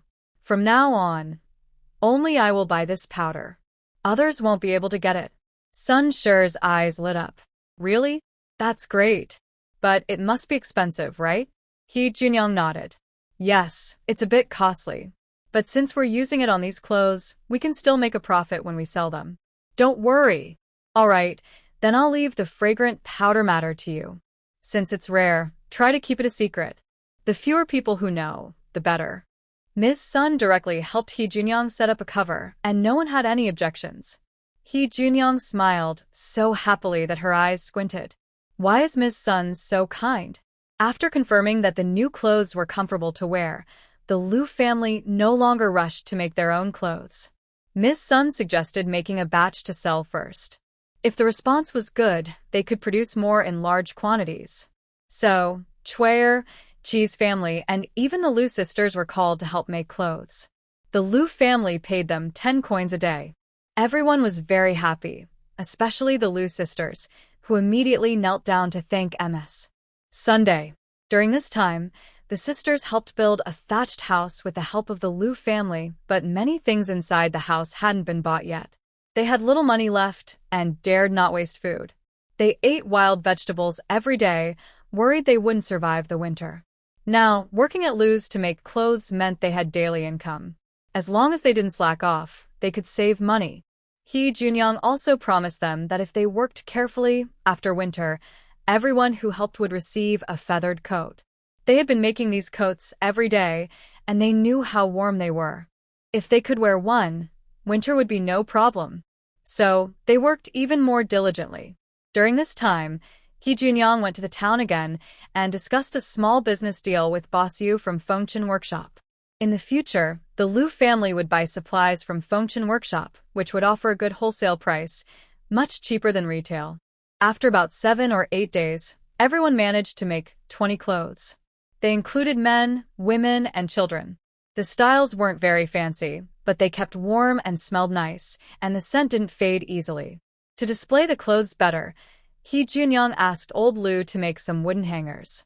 Then she took Manhwa and the couple Lu Guilon to the town to set up a stall and sell the clothes. As they left the village, He Junyong couldn't help but sigh. Finally, I don't have to cook today. These days, everyone was busy making clothes. Since He Junyong didn't know how to sew, she could only cook. Cooking for the whole family was difficult. It took a long time, but with Lianhua's help, they finished it. Even so, because she wasn't skilled in cooking, most of the dishes didn't look normal in color. Fortunately, the family was very considerate and didn't complain. They ate quietly and finished their meals. However, everyone looked at Yu's family with longing, not knowing when she would start cooking. Lu Guilon covered her mouth and laughed. As long as today's business is good, Mother will definitely invite someone from the village to make clothes. Then the eldest sister-in-law can start cooking. Lianhua clapped her hands nearby. We will definitely sell them all. He Junyong nodded and said, let's see how the market is first, no rush. She wasn't worried about selling the clothes, but she thought that the current clothes made were mainly for warmth and didn't look very attractive. Wealthy families might not be interested. To sell at a good price, they needed to come up with some new designs. They left early and arrived in town when there weren't many people. They found an open spot on the main street with the most traffic, the horses, and Zhang Song started setting up the racks. He Junyong and the others took out their clothes and hung them up, waiting for customers. Why are these ready-made clothes still being sold outside? Who knows? Maybe they can't afford a shop. These days, few people buy ready-made clothes. Most make their own from fabric. Leftover pieces can even be used for shoe uppers. There were indeed many onlookers, but no one showed interest in buying. He Junyong took out a bamboo horn and held it to her mouth, shouting, good neighbors passing by, come take a look. The latest feathered clothes. One piece can keep you warm all winter. Not only are they lighter and warmer than cotton clothes, but they are also much cheaper. Don't miss out when passing by. Limited quantity, only 20 pieces. First come, first served. Don't wait too long. Lu Guilon and the others stared in shock at He Junyong, completely unaware of where she got the horn. But it had to be said, her voice was really amplified. Zhang Song and Lu Guilon had also shouted a lot when selling pork before, but now they switched to selling clothes and started calling out too. Lianhua was a bit shy at first, but gradually got used to it. She even put on one of the clothes herself, so passers-by could see it more clearly. Soon, a crowd gathered in front of the stall, not for any other reason but because they found the shouting amusing. What is feathered clothing? Is it warmer than cotton clothes? How much does one cost? This time, Hu Junyong did not answer. Manhwa and Lu Guilin both started enthusiastically promoting the clothing. Yes, our clothes are filled with feathers. They are light, comfortable, warm, and most importantly, odorless. Instead, they smell nice. You can wear them for years without any problem. Yes, everyone, uncles and aunts, look at this one I'm wearing. I just put it on a little while ago, and I've already started sweating. The sun isn't even out yet. Once the sun comes out, I won't be able to wear it anymore. Someone asked, someone answered, and many people came forward to touch and look. Finally, someone couldn't help but ask, how much does it cost? Wow, this Annie has good eyes. There aren't many fabrics like this. Only 2 pieces today. Auntie, you're so beautiful. If you wear this, you might look 10 years younger. It's not expensive either, only 99 coins. 99 coins didn't seem expensive. When they heard the price, many people hesitated. An adult man's daily work earns about 20 coins at most. This outfit would take 5 days of work to buy, which most families couldn't afford. But, to be fair, it's cheaper than buying cotton clothes. Making cotton clothes costs more than this, not to mention ready-made ones. The woman asking about the price felt a bit distressed but loved the clothes so much she couldn't help but ask again. Can it be cheaper? Hu Junyang quickly handled the situation, smiling and shaking her head. Auntie, this is a small business, no bargaining. The feathers are very tricky to process, and we have to spend a lot on fragrant spices to remove the smell. Plus, the fabric is very good. You can feel it yourself, and you know it's true. The woman didn't believe it. She lowered her head and sniffed carefully. It really only smelled nice, with no strange odors. Don't think I don't know. The fragrant powder only works now. Once you wash it, it will smell again. These feathers are cheap, so just lower the price for me. Zhang Song and the others looked unhappy. The clothes were new and had never been washed at home. They weren't sure if they would lose their smell. Seeing their expressions, everyone thought the woman guessed right. Those who were interested before lost their enthusiasm. Hu Junyang smiled calmly and said to Zhang Song, "Brother-in-law, please go around and borrow a bucket, then bring back a bucket of water." He Junyang held up the bamboo horn and continued, "If I say it won't smell, it definitely won't. When the water comes, I will wash it myself to show everyone." Okay. More and more people gathered around, some even clapping and cheering. Everyone enjoyed the lively scene. Zhang Song quickly returned, placing a water-filled bucket in the middle. He Junyang asked the woman who just inquired about the price to choose a piece of clothing to wash. To prove it was real, the woman insisted on washing it herself. She chose the same dress she had liked earlier, feeling more confident washing it herself. When she started washing, she couldn't help but exclaim, "Wow, this smells so good." She thought the scent would disappear in the water, but it actually became even more fragrant. The people nearby could all smell it. What kind of perfume is this? It's so amazing. With this dress, we might not need incense anymore. Where did you buy this fragrant powder? More people asked about it, but most still wanted to buy the fragrant powder. Making clothes was simple, just stuff feathers inside like a cotton-padded jacket. But this fragrant powder was rare. If they had this powder, they could make their own clothes. Everyone had poultry feathers at home, but they lacked this special scent-removing powder. Lu Guilin looked very nervous. If someone found out where the fragrant powder was sold, their family's business could be in trouble. He Junyang smiled and said, "This fragrant powder is a secret recipe for my family, not for sale." Lu Guilin admired her secretly. No wonder she was the 3rd sister-in-law. She spoke confidently. Now, they just hoped the seller of the fragrant powder didn't know about this. Otherwise, their family's story might fall apart. Manhwa quickly responded, "Yes, this is a family heirloom. We can't just share it easily. Please don't ask anymore." The onlookers weren't unreasonable. When they heard it was a family treasure, they stopped asking. They knew the other side wouldn't tell. The woman who washed the clothes immediately paid and bought her wash dress. Although it was wet and hard to carry, she was still happy to buy it. Once someone starts buying, it becomes much easier for others to follow. Although many people still think the prices are a bit high, the town is not short of wealthy people. Several of them happily paid to buy items. There was also a generous woman who bought 3 pieces at once. When the man saw this, his 2 sons each took one, but he didn't buy anything for himself. This young sister-in-law, I think this dress's pattern really suits your skin. Just buy this one too. I can give you a discount. Seeing that she could buy 3 pieces at once and wasn't short of money, He Junyong enthusiastically introduced the items. Lotus helped by holding the dresses against the woman to show how they looked, providing very attentive service. I've bought so many, I won't buy any more. The woman couldn't resist the warm enthusiasm. Mainly, she thought the dresses were very nice, light, warm, and comfortable enough for chores. She could wear them for many years. Her 2 sons were her lifelines, so she naturally didn't want them to catch cold. She decided to buy the dresses. As for herself, she could just make a couple of simple outfits to wear. Why spend so much money? It wasn't worth it. Since my young sister-in-law doesn't want to buy more, then that's fine. But our dresses are not many in number. If you miss this chance, you might not find such suitable ones again. There were only 3 or 4 dresses suitable for young women, and 2 had just been bought. The remaining one was perfect for her. He Junyong deliberately said this. Sure enough, the woman hesitated for a while, then gritted her teeth and said, "All right, I'll buy it." He Junyong exchanged a happy look with Lotus and cheerfully said, "Great." Young sister-in-law, the adult men's dresses are 129 coins, and the styles suitable for children are 89 coins. This one you want is 99 coins.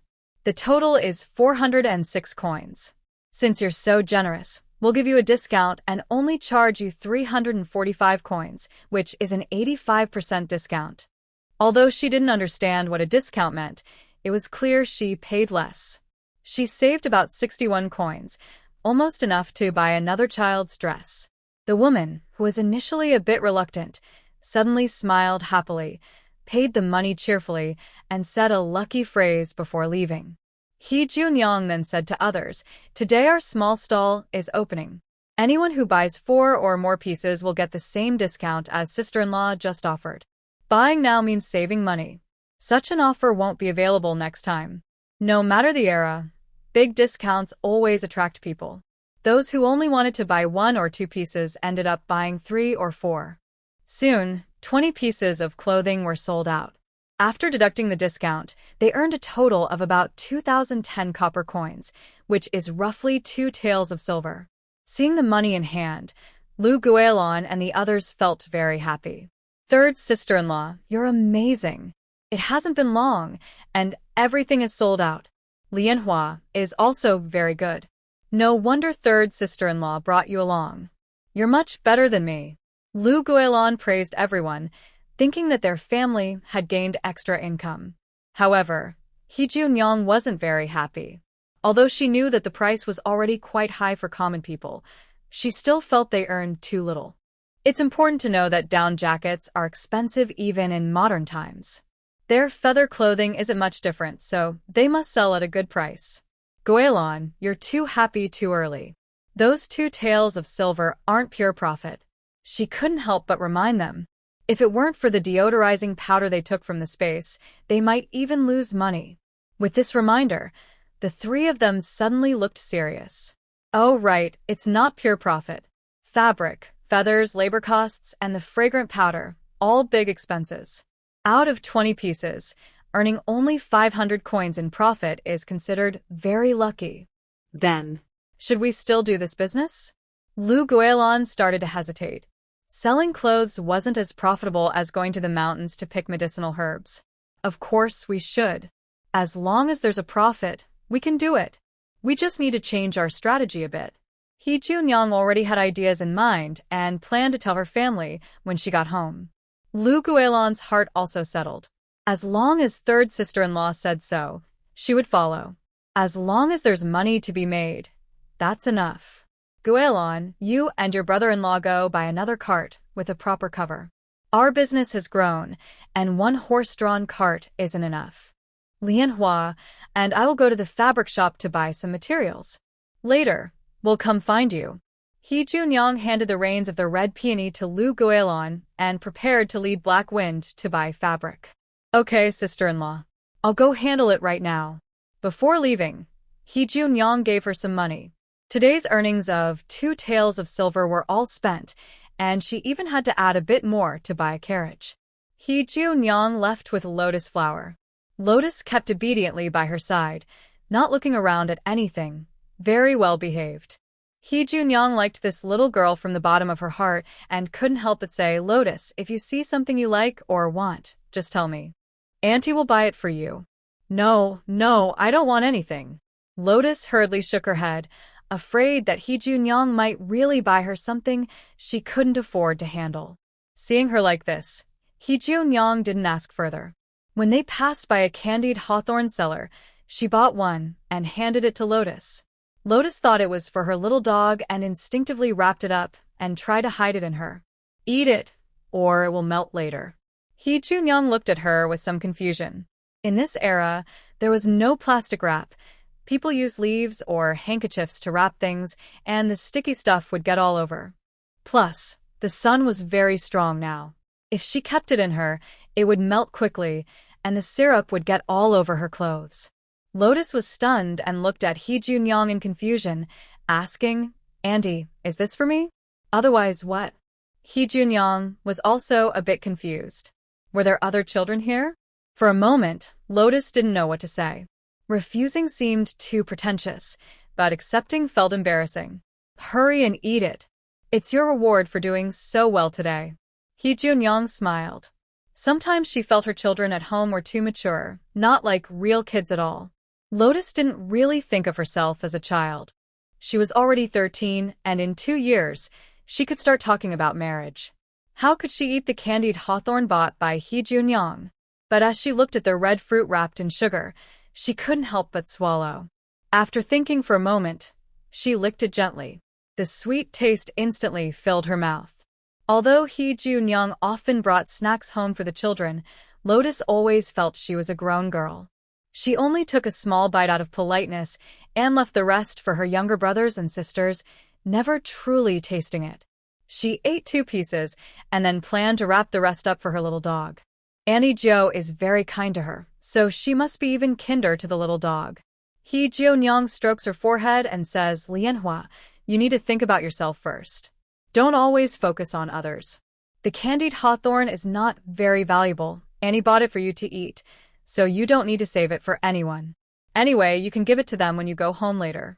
Manhwa blushes shyly and feels a little overwhelmed. Hee Jun-young pats her shoulder gently and says softly, "Our family is earning money, and life will only get better. Eat it, it's okay."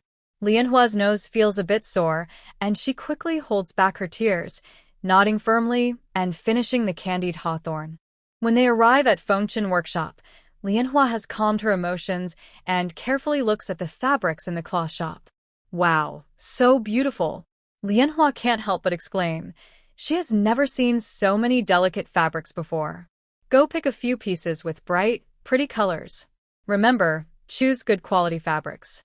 Earlier, when Manhwa was building blocks with the children from her family, Hee Jun-young noticed her good taste. She often surprises her with different choices. Under her guidance, even the little dog's taste has improved a lot. This was the main reason she brought her here. This child is very smart. With proper training, she has a bright future. Although Manhwa doesn't know what Hee Jun-young plans to do with the good fabrics, she obediently goes to pick them out. She is very careful, checking the colors and quality herself. Under Lin's guidance, Hee Jun-young also looks at a new batch of fabrics. Lin is the woman who hosted Hee Jun-young last time. After some advice from her employer, she now treats Hee Jun-young with even more respect. "Lady Hee, this is the latest soft floral satin, perfect for making thick clothes like winter coats. The colors are also nice. Would you like to take a few pieces?" Lin knows that Hee Jun-young will use the fabrics to make winter clothes for sale. This floral satin is suitable, especially since she is the employer's benefactor. She doesn't dare to deceive her casually. Hee Jun-young touches the fabric and thinks it's good, but she doesn't make a decision yet.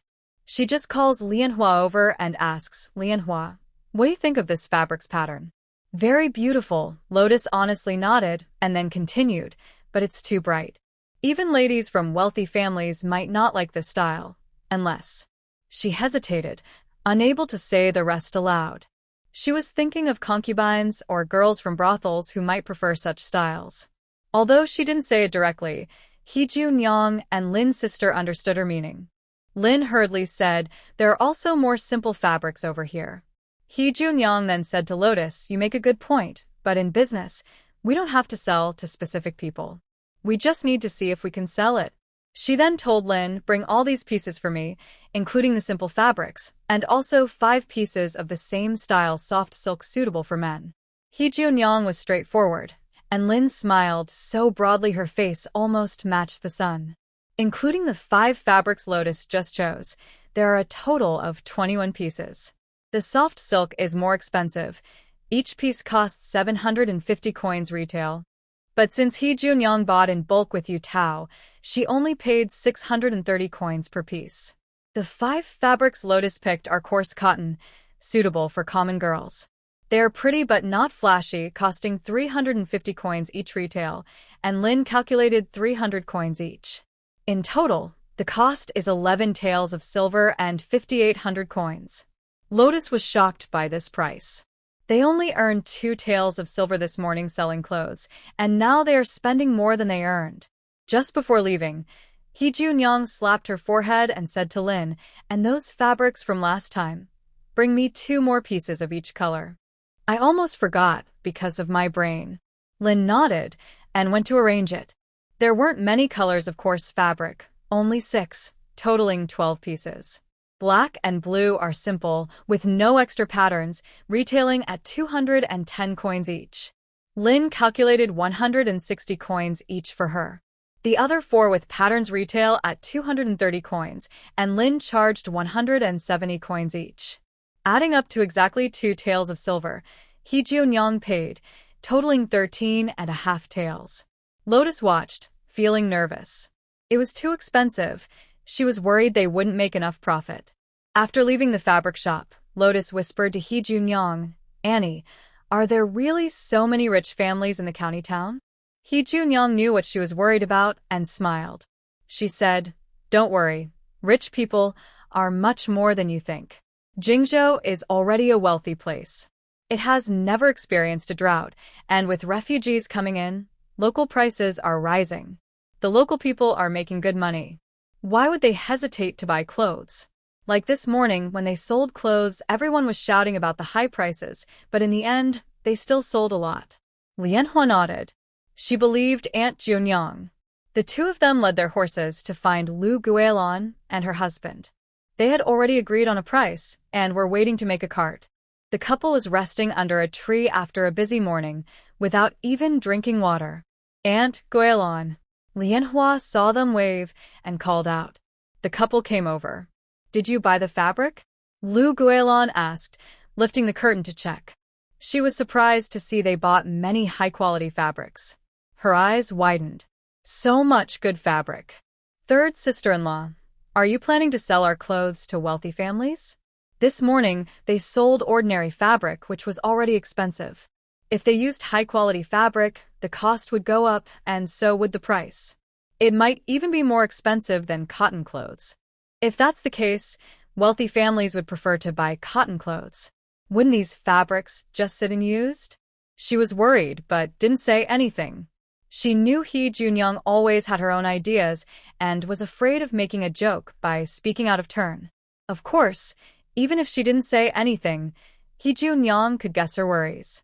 She explained proactively, "I was thinking that if we only sell to ordinary people, we won't make much money. So, let's target the wealthy. Our feather clothes are just as good as cotton ones. Plus, we're planning to make some new styles. Don't worry about it." He Jun-young never made risky deals. Clothes sold to the rich must be of high quality. The feathers can't be rough. They need to be carefully selected. Only the finest feathers can be confidently sold at a high price. Hearing this, Lu Guilon started to look forward to it. She couldn't wait to see what surprises her third sister-in-law would bring. "It looks like the cart and the wagon still need some time to be ready. Let's go eat first." He Junyong suggested. After a busy morning, everyone was hungry. Wouldn't eating in town be too expensive?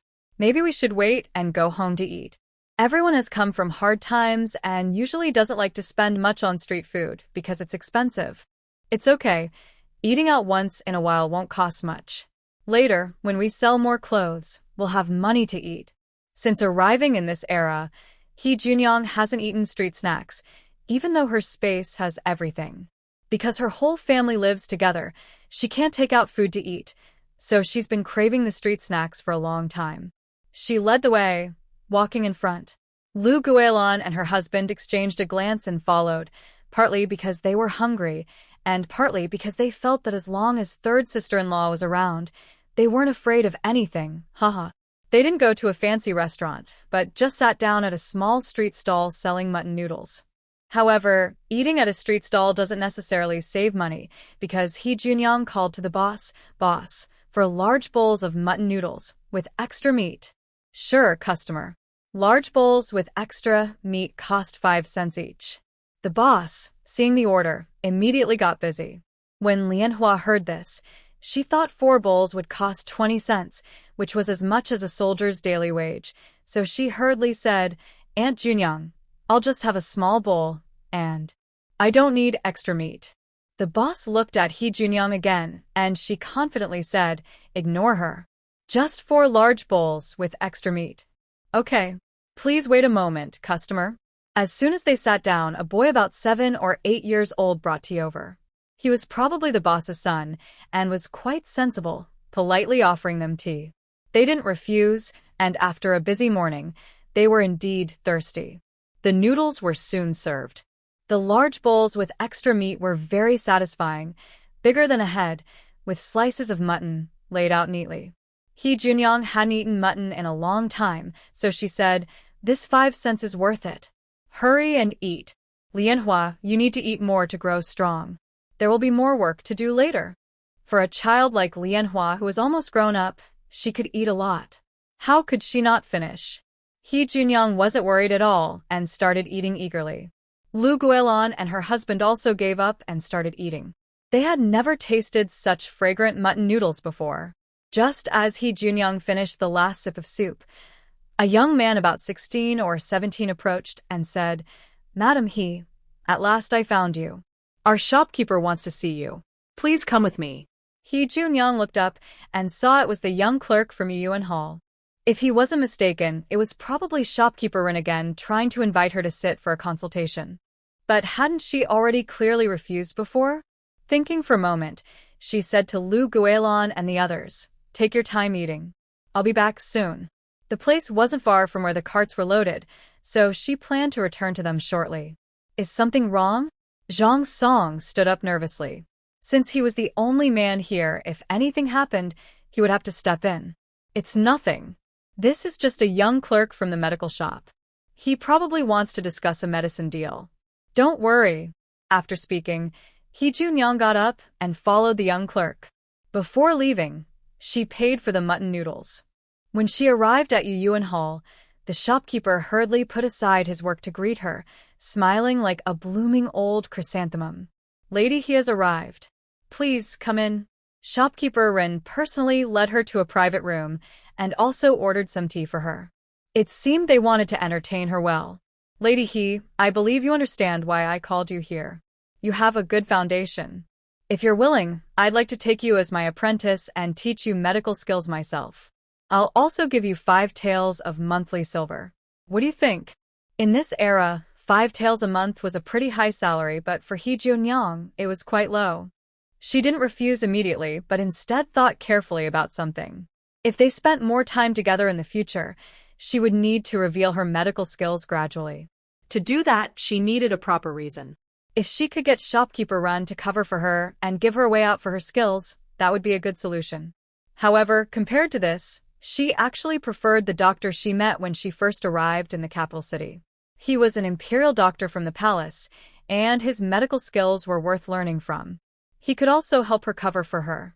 But now, since her family lived in Daling County, it was somewhat inconvenient to go to the city hall, so she could only cancel that old doctor's appointment.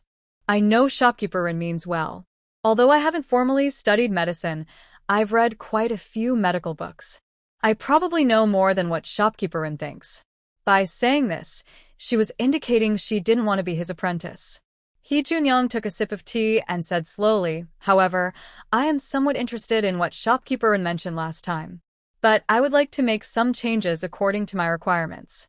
I wonder if the shopkeeper can accept that. Shopkeeper Ren was initially a bit disappointed because she didn't want to be his local doctor. Now, hearing her words, he suddenly became interested. Madam He, please go on.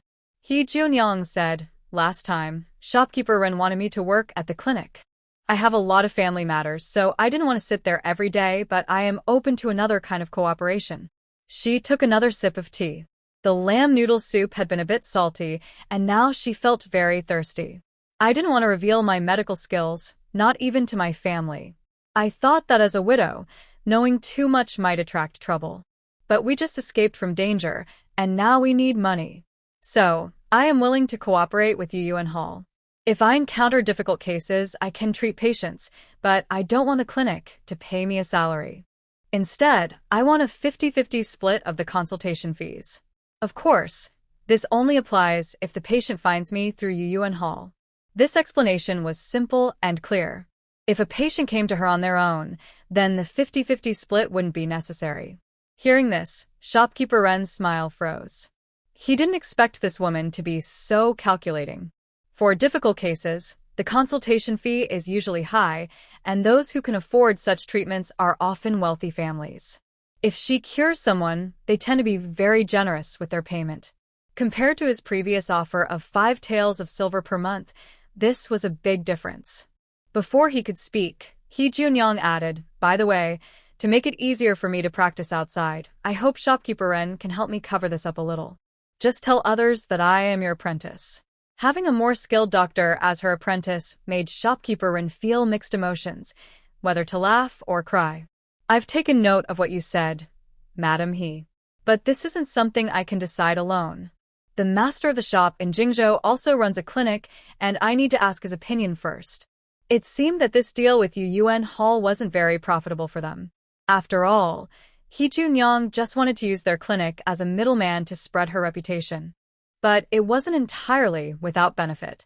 If she really became famous, she would be considered a doctor from Yuan Hall, which would also bring some prestige to their shop. Overall, it was a mutually beneficial arrangement. However, the 50-50 split with the doctor was unprecedented. He needed to ask his master for approval first. He Junyong understood quickly and happily agreed. Shopkeeper Rin saw she was easy to talk to and then asked, I heard Madam, he has read many medical books. I wonder if I could borrow 1 or 2.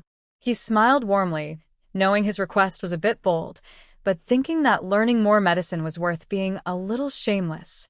He Junyong apologized with a smile. When my family was fleeing, we were too busy to think about those things, so I don't know where they ended up. Shopkeeper Ren's face showed sympathy. He wished he could go find them right now, but he knew that was impossible. He Junyong then chuckled softly, but since I've read those books for many years, I remember the knowledge in my mind, so it's not really a loss. Her words made shopkeeper Ren's eyes light up. He quickly said, if Madam He is willing to sell some prescriptions, our Yuan Hall can pay 10 taels of silver for each one. When she mentioned her family needed money, Ren thought 10 taels was a big offer. If she knew many prescriptions, selling a few could help her family live better. But He Junyong just smiled without saying anything. Ren felt a bit uneasy and secretly held up. How about 20 taels then? Stop teasing me, shopkeeper, she said calmly, with a faint smile that looked a bit forced.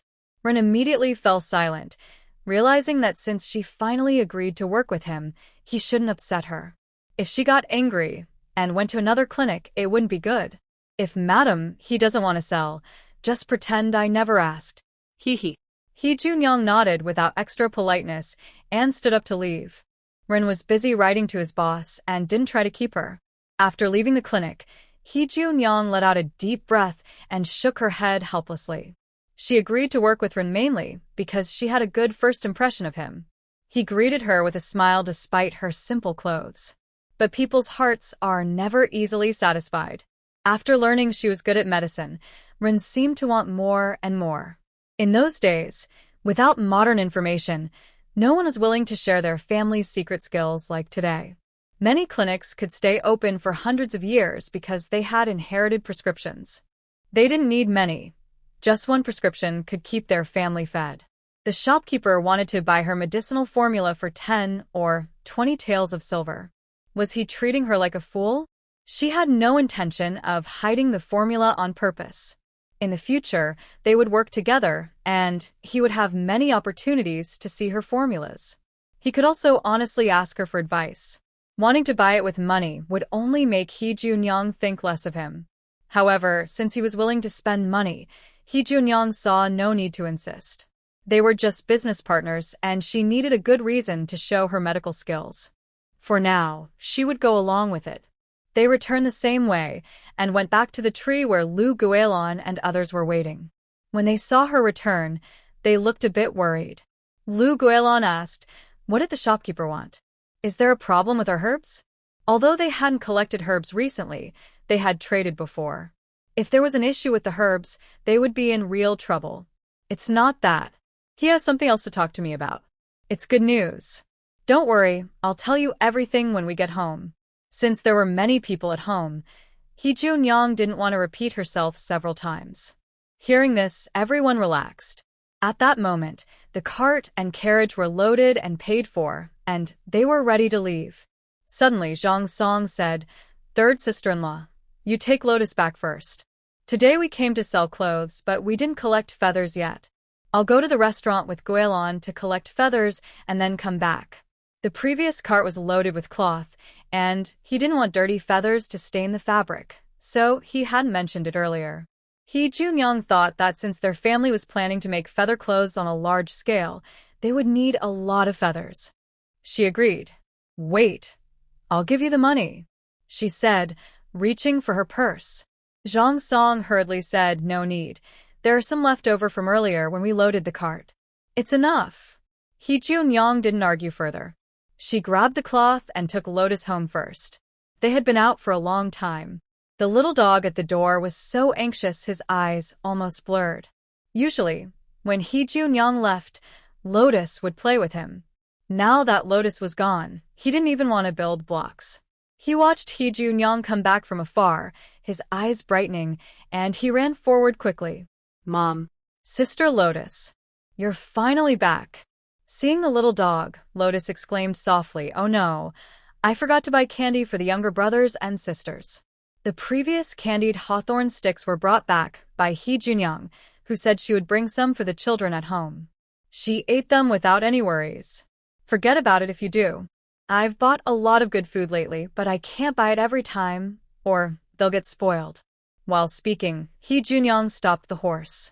The little dog used his hands and feet, with Lotus's help, to climb onto the carriage and snuggled close to He Junyang.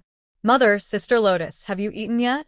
He Junyang, riding the black-winged horse home, replied, "Yes, we have." How about you? The little dog nodded. "Yes, we ate too. But Auntie Dabo was worried you'd be hungry, so she left some food for you." Although the little dog was young, he could explain things clearly. He Junyang knew he was smart. She hugged her eldest son, kissed him, and took out a copper coin from her pocket, handing it to him. "You're so clever, Doger. You're talking more and more smoothly. Remember to save this pocket money." "Yes. I want to save money to buy flowers and jewelry for Mother and Grandma." The little dog happily accepted it. He hadn't forgotten about this. He Junyang found it funny and asked playfully, "So, you only want to buy flowers and jewelry for us? Don't you want to buy something for yourself?" The little dog tilted his head, thought for a moment, then nodded. "Yes, I do.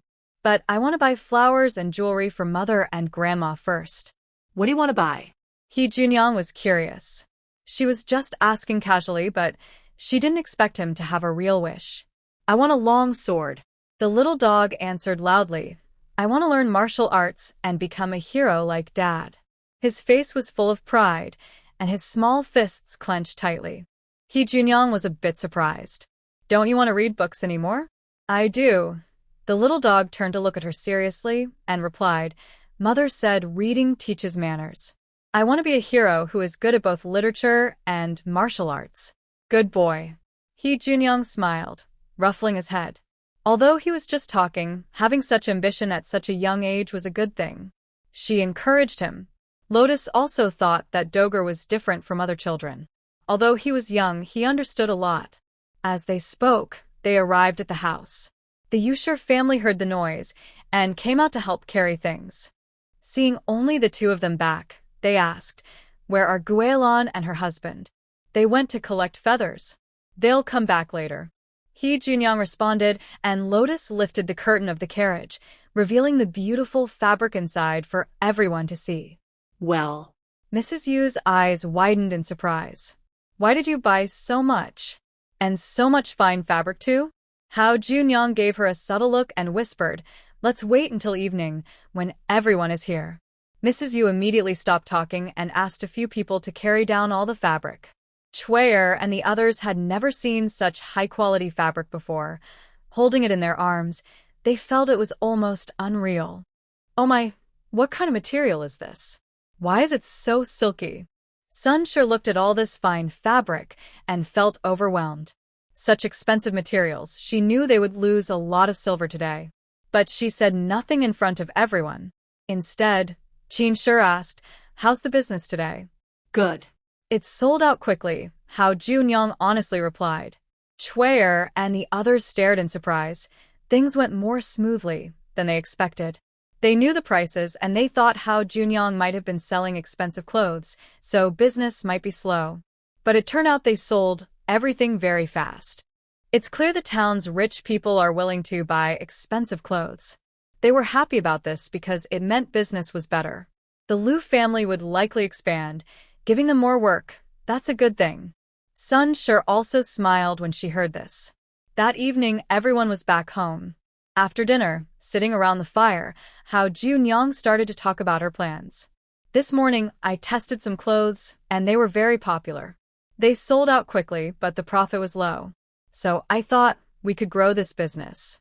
Not only making affordable clothes for ordinary folks, but also some for the rich. Feathered clothes are light, warm, and fragrant. Rich people will definitely buy them. But we need to separate the styles for common people and women. From materials to design, everything must be perfect. For ordinary clothes, they don't need fancy styles or expensive fabrics, just simple, everyday wear. But for the wealthy, the materials must be top quality. Even the feathers inside should be fine and soft. The styles should also be new and stylish to sell at higher prices. We can't make money from poor people. We need to catch the big fish to really make a profit." The family listened carefully and agreed that her ideas made a lot of sense. Mrs. Yu felt a bit nervous and said, "But if that's the case, the wealthy people's clothes require very fine embroidery. We are just ordinary farmers and can't do such delicate work. Rich people care about their clothes not only having new styles, but also featuring various hand-embroidered patterns, which show status when worn." He Junyang had also thought about this and said, "Then we can just skip the embroidery on the less important parts. Focus on making the style look fresh and new. I have an idea. I will draw some sketches so everyone can understand easily." "Third sister-in-law, you can design clothes too?" Mrs. Qin was a bit excited. It seemed like third sister-in-law could do everything. She was so impressive.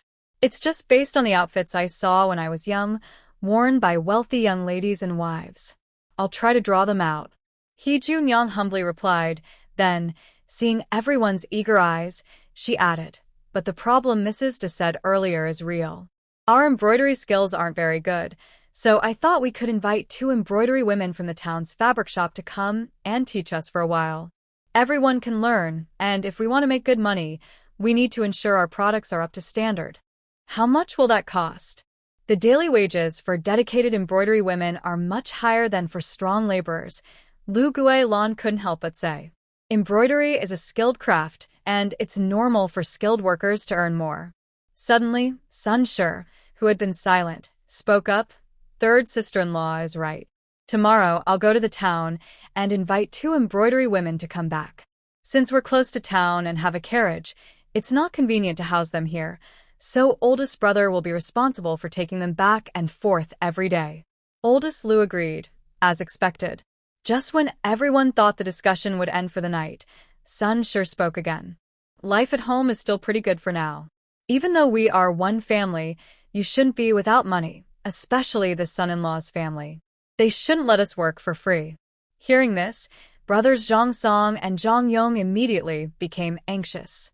Zhang Song quickly said, "Mother, please don't say things like that. If it weren't for the help from our family, we might have died in Qianzhou City. Your kindness saved us, and for so long, we've been eating and using things from home. Third sister even sent my son Huzi to school. These are things I never even dreamed of before. It's only right to help the family. How can it be considered doing nothing in return? They are all grateful and know how to repay kindness. Now, they are very satisfied with their life and would never think of anything else. Yes, mother, there's not much hard work at home, not even as tiring as when we slaughtered pigs before. Besides, we eat well and use good things at home. How can you say we did nothing? If we went out on our own, who knows how life would turn out?" Zhang Yong and Shun were eager to speak, but Sun raised her hand to stop them and continued, "I know you are good children, but no matter what, Guilan is a married daughter. We are family, so we shouldn't argue about it. But outsiders might laugh at you. As the elder, I have to think about you. This is a decision I made after discussing with your father. Although you live at home now, one day you will have to move out. But we don't have much money. Should the family give you money separately? That wouldn't be proper. So, starting tomorrow, I will pay you wages just like Chuer and the others. Since you are family, you can eat and stay here. When you have money, you can do whatever you want without hesitation." Sun usually looks strict, but she truly cared for her children. She knew that as long as the family was harmonious, there was no need for conflict. Still, people change, and she wanted to arrange everything before they started to change, to avoid unnecessary trouble. "Mother, what are you saying?" Lu Guilan immediately cried and knelt before Sun, saying, "You said I am a married girl. Our family not only supports us, but also pays for the children's education. How can I accept wages? If others find out, what will they think of me?" She knew her mother was doing this for her good, but she felt uncomfortable inside. She had married and still had her parents working hard for her. She felt a bit guilty towards her brothers and sisters-in-law. "Yes, Auntie, we can't afford it." Mrs. Shen also knelt down and said, "If we hadn't met you in Qianzhou City, we would have been dead long ago. You are our lifesavers. We are willing to work hard for our family forever. How could we have other thoughts?" Mrs. Shun is usually quite timid and mostly listens to Lu Guilan. She didn't have many ideas before, but now, hearing Sun speak about this, she suddenly feels a bit scared. Yes, it's not happiness, but fear. Right now, with the Lu family, they still have enough to eat and wear. But if Sun starts paying them wages and they go out to start their own lives, who knows what will happen? Naturally, they feel an inexplicable fear. "All right, this matter is decided by your father and me. It's settled like this. If you feel guilty, just deduct it from your meal allowance. Get up now." Sun reached out to help Lu Guilan and said, "This is also for your good. Our family is starting a business now, and life is better than before. You are all hardworking and capable. Save for 3 or 5 years, and you'll have a good amount of savings. When the time comes, you can move out and live comfortably. Do you still want to stay with your brother and sister-in-law forever?" Lu Guilan quickly shook her head. "No." "Just leave this matter to me." Sun made the final decision and then looked at her silent son and daughter-in-law, saying, "Guilan and the others have money, so you shouldn't have nothing. You'll be paid wages and your meal allowance is separate. I have a plan in my mind. This way, everyone will be clear and there won't be any conflicts among siblings. The remaining money will be kept in the public account. When your parents pass away, your 3 families will share it equally. Mother, don't talk about death so casually. It's unlucky. Guilan is our real sister. Even if they stay at home, as older brothers, we can't say much. After all, we are one family." Old Lu was also worried.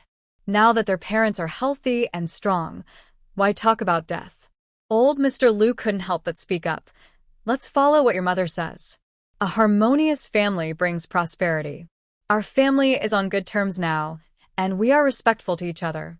Let's settle things clearly now so that we can get better and better in the future. Yu and Qin wanted to say something, but secretly felt satisfied with the decision made by their parents. After all, Lu Guilan's family was not the only one. Zhang Yang's family was also involved. Thinking this way, they didn't speak and silently agreed. He Junyang hugged the puppy and said, I think my parents' idea is good. Siblings should settle accounts clearly. This matter will be discussed sooner or later. Right now, everyone is not arguing, but in the future, who knows? It's best to clarify things now. She looked at Sun and added, but, Mother, with this division, there won't be much money left in the family fund, will there? This question hit Sun's sore spot. Recently, although the family was trying to earn money, they were spending more than they made. For example, today's profit was only 2 taels of silver, but buying fabric and building the cart cost nearly 20 taels. They were in a state of losing money. Despite this, Sun still wanted to clarify the situation before they earned more money, to prevent disagreements among her children. Everyone looked at Sun, who helplessly nodded. Yes, now the family fund has less than 60 taels. In the past, 50 taels could support a family for 10 years, but now, daily expenses already cost 20 taels. They also needed to hire workers to make clothes and a skilled embroidery lady to teach, which was a lot of money. Everyone looked unhappy, except He Junyang, who smiled slyly. Mother, I have an idea to solve our current problem. She winked at Sunday. Her pretty face was squeezed into a slightly unappealing expression, which annoyed Sun, who reached out to slap her. Hurry up and say it if you have a plan. Always wasting time and not learning properly. Everyone turned their attention to her, eager to hear. Old man Lu couldn't help but feel impatient. Third daughter-in-law, if you have a way, just say it. He Junyang chuckled twice and said, the family fund is running out of money, but I have some. I am willing to invest my money. When we make a profit, I want my share of the earnings based on the proportion. Everyone was stunned. What does investing and sharing profits mean? He Junyang knew they didn't understand, so she explained with a simple example. Suppose we need to invest 100 taels of silver in this business. I put in 50 taels, and the family fund also puts in 50 taels. At the end of the year, if we earn 1,000 taels in total, I get 500 taels, and the family fund gets 500 taels. The 500 taels I receive is my profit, separate from the family fund's money. This simple explanation made everyone understand. They once again admired how clever the third daughter-in-law was. How had they not noticed before? Sun's eyes brightened, thinking this was a good idea. With He Junyang's investment, they could also solve their urgent financial problem. Yu's eyes lit up and said, can we also invest like third sister-in-law? She gave us some money before, and since we haven't needed it yet, why not invest and make more money? Their children are still young, and Li is only 12, not old enough for marriage. Having so much money just sitting around makes the couple feel uneasy. If they could use the money to do business and earn a big share of the profit at the end of the year, that would be making money work for them. We also want to invest. Qin quickly spoke up. Their second household situation was similar to the main household. They didn't have the ability to earn more money like He Junyang, but joining the family business was a good choice. He Junyang also thought so.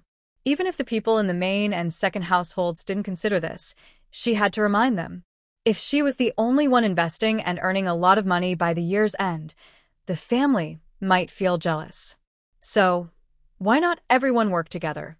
The money was originally divided when they were in bandit hideouts, so Lu Guilan and others didn't know the main and second households had money. Now that they were thinking of joining in, they were very excited. But they also knew their own situation, no money in hand, so any plans were pointless. So no one spoke. Sun was unsure what to do. She was just a rural old woman and had never faced such a situation before. He Junyang spoke for her. All right, let's all invest together. That way, there's no need to pay wages separately.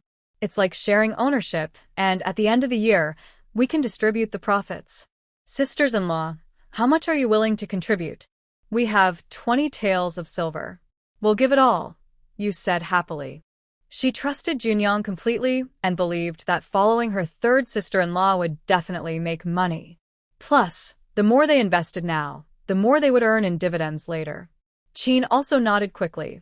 We also have 20 taels. Originally, Sun paid for the redemption of Lotus, and her 20 taels were still saved. If this investment makes money, she wanted to repay the money she spent on Lotus. Junyong nodded. All right, I'll also contribute 20 taels, just like the two sisters-in-law. When we earn money at the end of the year, we can invest more next year. She had more money in her hands, but to keep things balanced, she could only contribute the same amount as the older and second brothers. Okay.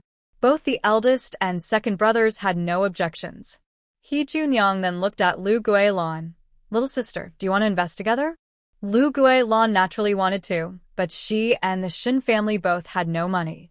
It seemed inappropriate for her to invest now. Before she could speak, Junyong said again, if you're willing, I still have 20 taels of silver left. I can lend each of you 10 taels to invest. When we get the profit at the end of the year, you can pay me back. Sun Shi looked at her calmly, feeling very pleased. She knew that the third daughter-in-law probably had more money, but she only took out 20 taels on purpose to avoid making the older and second brothers feel uncomfortable. Since Lu Guilin was an outsider married into the family, it was not convenient for her to share the same as her brothers, so she only lent 10 taels to each family. This way, everyone's feelings would stay balanced. What should we do? Lu Guilin was not stupid.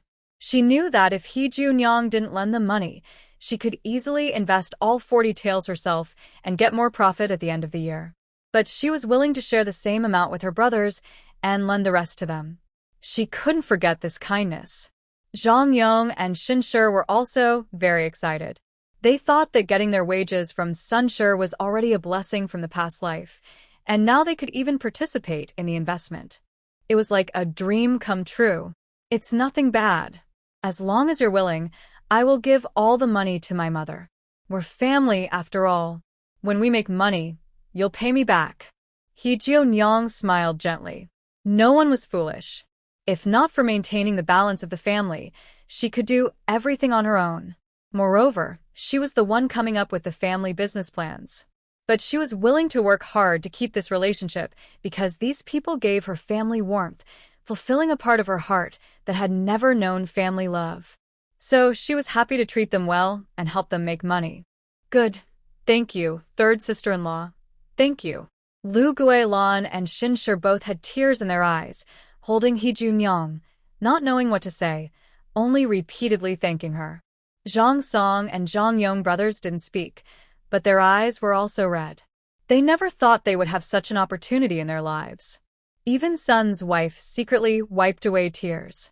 Although she said that a daughter who married out is like water spilled, she still felt that she lost a part of herself, just like her 3 sons. She wanted to do her best to help her daughter's family. Unexpectedly, the third son's wife was so capable that she directly solved a difficult problem that had been troubling her for a long time. She thought she should have discussed it with her earlier. The plans she and her husband made were no longer useful. So, each family took out money to give to Sun's wife. Sun's wife, representing the family, took out all the current money they had, which was 58 taels of silver plus some copper coins. Junyong suggested, Mother, you and father keep 8 taels of silver, and take 50 taels for now. It will be easier to settle accounts at the end of the year.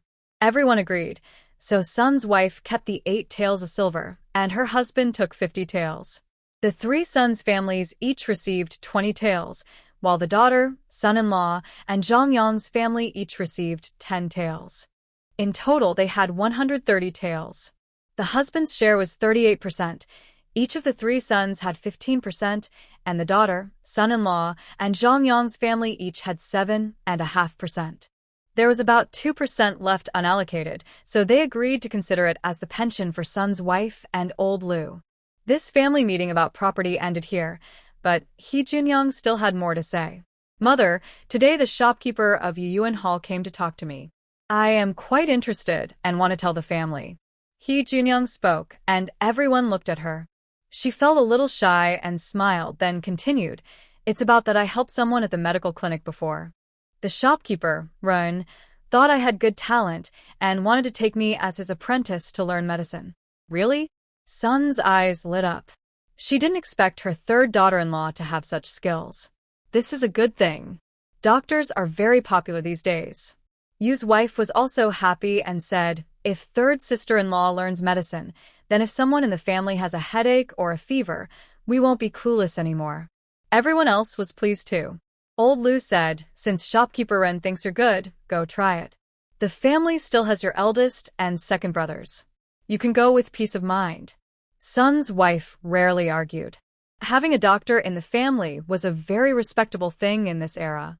She also thought that her third daughter-in-law was quick to learn. When she went to the city before, she learned some acupuncture at the medical clinic in Jingzhou City, which helped the family a lot. Master Ren also said that if I was willing to go, he could pay me 50 taels of silver each month. That was really what Master Ren said, so isn't that honest? 50 taels of silver is quite a lot, and the key point is that He Junyoung still decided to learn medical skills. Such a good opportunity is almost like getting a pie from the sky. This is a good thing. It's an honor that Master Ren wants to take you as a disciple. Go ahead.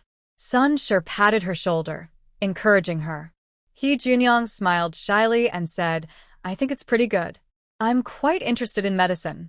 I just worry that, as a woman learning medicine outside, others might gossip." She originally wanted to say she was a young widow, but then thought that in the Lu family's eyes, old third Lu was still alive, so she changed her words. "What's there to worry about?" Sun Shi immediately said, "Do whatever you want. If anyone dares to say anything, I won't let them get away with it. Besides, our family still runs a herbal medicine business. Learning medicine can help the family. Expanding the herbal processing workshop will only bring benefits, not harm." He Junyoung was waiting for this reassurance. Although she had been out and about recently, at least she was with her family. But if she went to the medical clinic and followed Master Ren, her family might have opinions, so she voiced her concern early. "Yes, third sister-in-law, you're going to learn medicine will contribute the most to our whole family. When the workshop grows bigger, we'll need to hire people from the village. We give them work, and they'll be grateful. They won't dare to say much. If anyone dares to gossip, we'll be the first to shut their mouths." Yu Shi smiled kindly, genuinely feeling that third sister-in-law was a lucky person. She thought she should spend more time with her in the future to share in her good fortune. Good. He Junyoung smiled, feeling very satisfied. In just a week or so, the house will be finished. Our family's days are getting more hopeful. Lu Lao happily said, and the family started talking excitedly about the house. After being here so long, they were finally going to have their own home. Everyone was very happy, but He Junyoung noticed her son in her arms looked a bit gloomy. She stood up, carried her son back to the thatched shed, and asked, "Mother going to learn medicine. Is dog not happy?" "Happy." The little dog nodded slowly, but there was no smile on his face. "Why don't you smile?" The dog didn't answer right away. Instead, he threw himself into He Junyoung's arms. After a long while, he mumbled, "Mother is studying medicine. Will she be gone for a long time?" He Junyoung finally understood. It was because of this that she smiled and patted his back. "No, I will come back every day. Unless I go somewhere else with my master to see patients, but then I will definitely take you along. Okay?" The little dog was still young and very attached to her. He was already very mature to wait at home every day. Besides, He Junyoung truly treated him like her own child. She had feelings for him and naturally didn't want to leave him behind for a long time. Really? Will mother's master be angry? The little dog looked at her with bright, hopeful eyes. "Of course, and today I also brought you a gift." She took out a thick picture book from her space. It looked like a product from this era. When she opened it, it was colorful and of better dyeing quality than current times. Even if outsiders saw it, they wouldn't be too suspicious. Her space was reliable enough to give her things as she wished. The little dog flipped through the book and saw the figures doing various impressive poses. He looked up excitedly at He Junyoung, a bit confused. Mother? Don't you want to become a hero like your father? This is a martial arts training book for children. You can practice the moves shown. But you're still very young, so you need to start with basic skills. The moves here aren't suitable for you yet, but you can look through it to get familiar. Originally, when he said he wanted to learn martial arts today, He Junyoung had planned to give him this toy in a few days. But seeing his low spirits now, she couldn't resist bringing it out early. What are basic skills? He asked excitedly, eager to start practicing right now. He wanted to become a hero like his father. Running, standing in horse stance, building a strong foundation for your body. That's the start. If you're willing, your grandpa can teach you from tomorrow. Yes. Yes. The little guy nodded repeatedly, holding the picture book happily. He Junyoung was worried that he might be too eager, so she first taught him some moves. Then she said, rushing too much won't help. This comic book is just for you to look at. You can read it every day and memorize the moves, but you must not practice secretly. If you hurt yourself, you won't be able to become a great hero. Do you understand? Yes, I will remember. I will just look and not practice. He obeyed her words and planned to ask Grandpa to teach him basic skills early tomorrow. When he was tired, he would play with building blocks. His mother said playing with blocks makes you smarter. He wanted to become smart and be a hero like his dad. He Junyoung kissed his soft little face and said, "Be good. I will buy you a small wooden sword in a few days." He completely forgot his sadness and nodded eagerly. "I will be good. Don't worry, mother." "All right, to practice martial arts well tomorrow, you should go to sleep now. Would you like me to tell you a story?" "Yes." The little dog immediately lay down obediently, closed his eyes, and listened to He Junyoung's imaginative stories. Soon he fell asleep. Just as he dozed off, Lu Guilin came in. "Third sister-in-law, is dog air asleep?" she asked softly. He Junyoung nodded. Lu Guilin pulled her aside and whispered, "Third sister-in-law, thank you." She had already thanked her many times before, just outside, but she still wanted to privately express her gratitude. "I know you are very capable. My third brother has been missing for years, and no matter what the family says, we all know the chances are slim. You could have left, but you still chose to stay and struggle with us. You even try to make life better. Thank you. You've been taking care of the children alone all these years. It's really hard for you." Lu Guilin held He Junyoung's hand, tears welling up in her eyes. "Guilin, third sister-in-law, don't speak yet. Let me finish." She choked up and continued, "And just now, you were willing to lend us money. You could have invested fully, but you left some for us. Third sister-in-law, you're truly the kindest person I've ever met. Third brother is lucky to marry you. It's a blessing for the Lu family. You may not know, but although mother looks fierce, she is actually very kind-hearted. The more you are good to her, the more her mother feels sorry for you, thinking that the Lu family has been a burden. She is just proud and often scolds you at home. Third sister-in-law, I came here not with any other purpose, just to tell you, do whatever you want boldly. Even if you meet someone you like in the future, don't worry about our family. This is also what our parents mean. When that time comes, we won't hold you back. We will become your family, support you, and take good care of the children. Rest assured." Lu Guilin, being the biological daughter of Sun, finds it hard for elders to say such things directly. She can only find a chance to speak. He Junyoung often goes out running errands. When Sun and Lu Guilin are together, they inevitably talk about these matters. Lu Guilin takes this opportunity to tell He Junyoung what she has been holding back for a long time. At first, He Junyoung thought Lu Guilin was just here to thank her. She didn't expect her to say such words afterward. It was truly touching. Recently, she was worried about whether she would find true love someday and whether her family would let her go. Now, Lu Guilin told her that the family supports any decision she makes and is even willing to become her family. These few simple words completely overwhelmed He Junyoung, and her eyes instantly welled up with tears. It wasn't because she was happy that the Lu family could let her go, but because she felt warm inside, knowing they were all thinking of her. If the whole family can consider her like this, then the things she did to keep peace in the family are naturally worth it. People are mutual.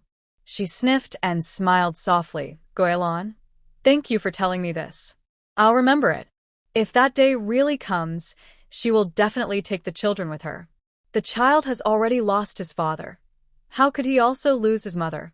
Lu Goyeon also smiled, and the two held hands tightly, not letting go for a long time.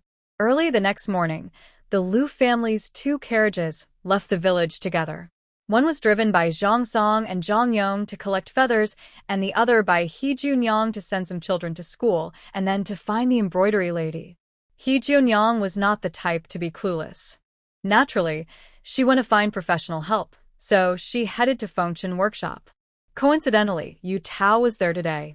Benefactor has arrived. Is there anything you need?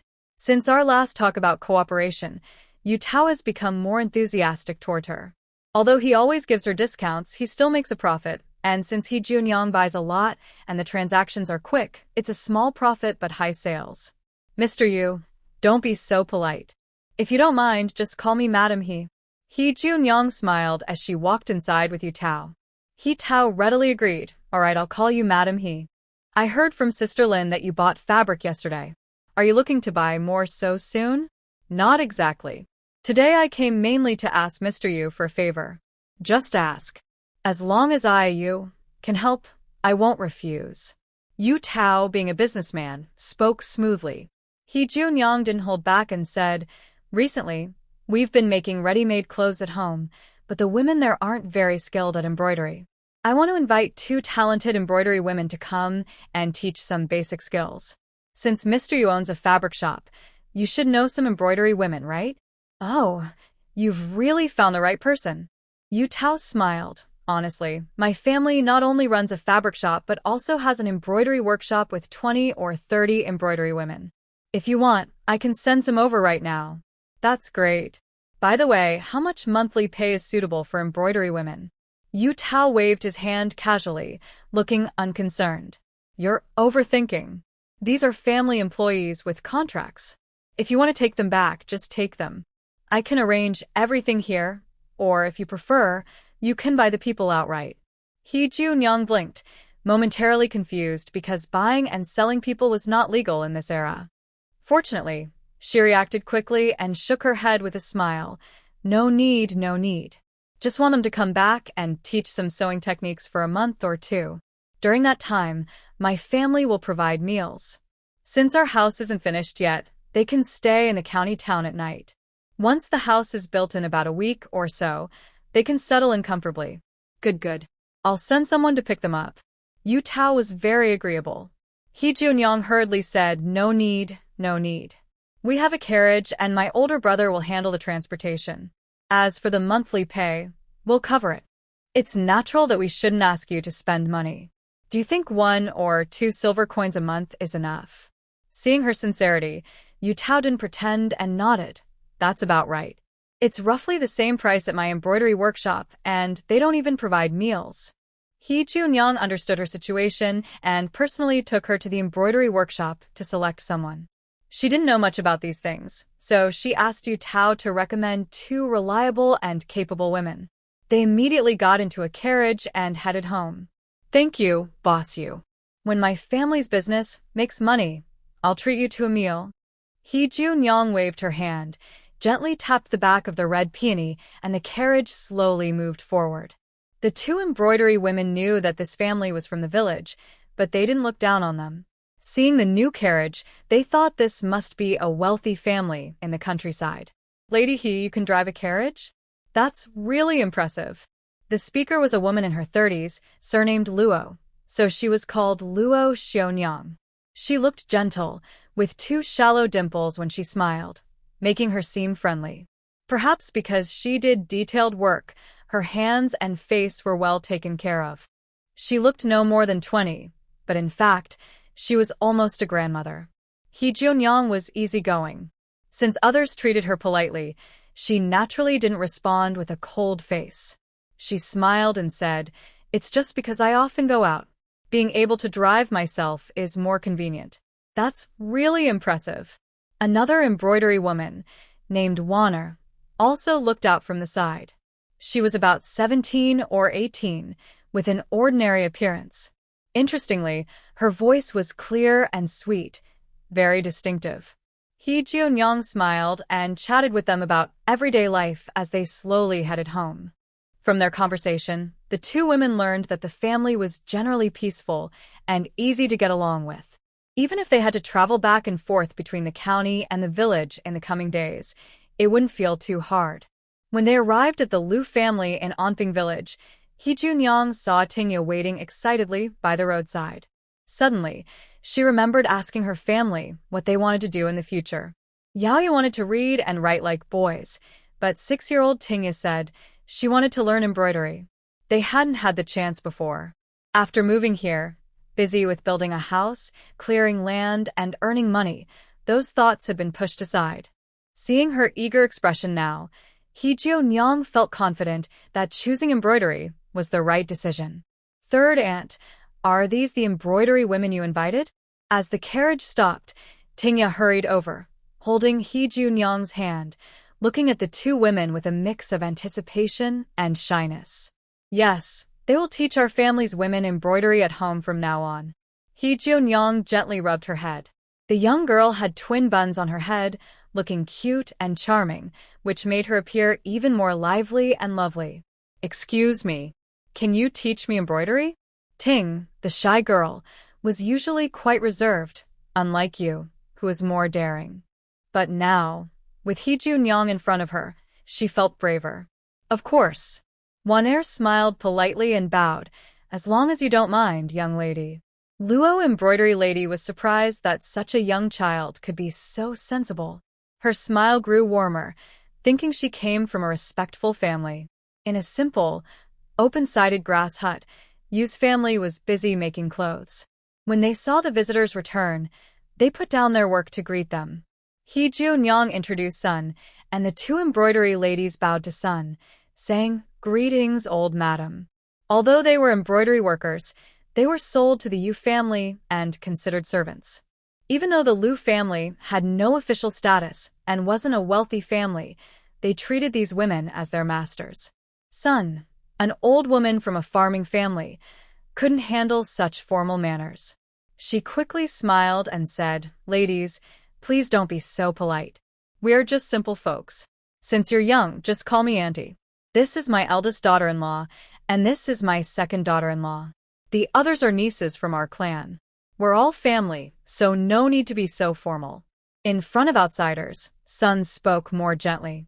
He Junyang was amazed.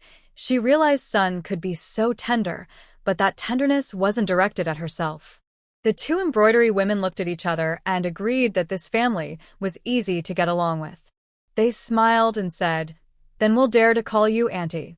Don't worry, we will definitely teach you our best skills." Everyone was happy with this arrangement. A group entered the grass hut. Yu's family looked a bit embarrassed and said, "Sorry to make you laugh. We just moved here. Our new house is still being built, so it's a bit of trouble for you to come so far." "It's no problem." Luo embroidery lady smiled gently.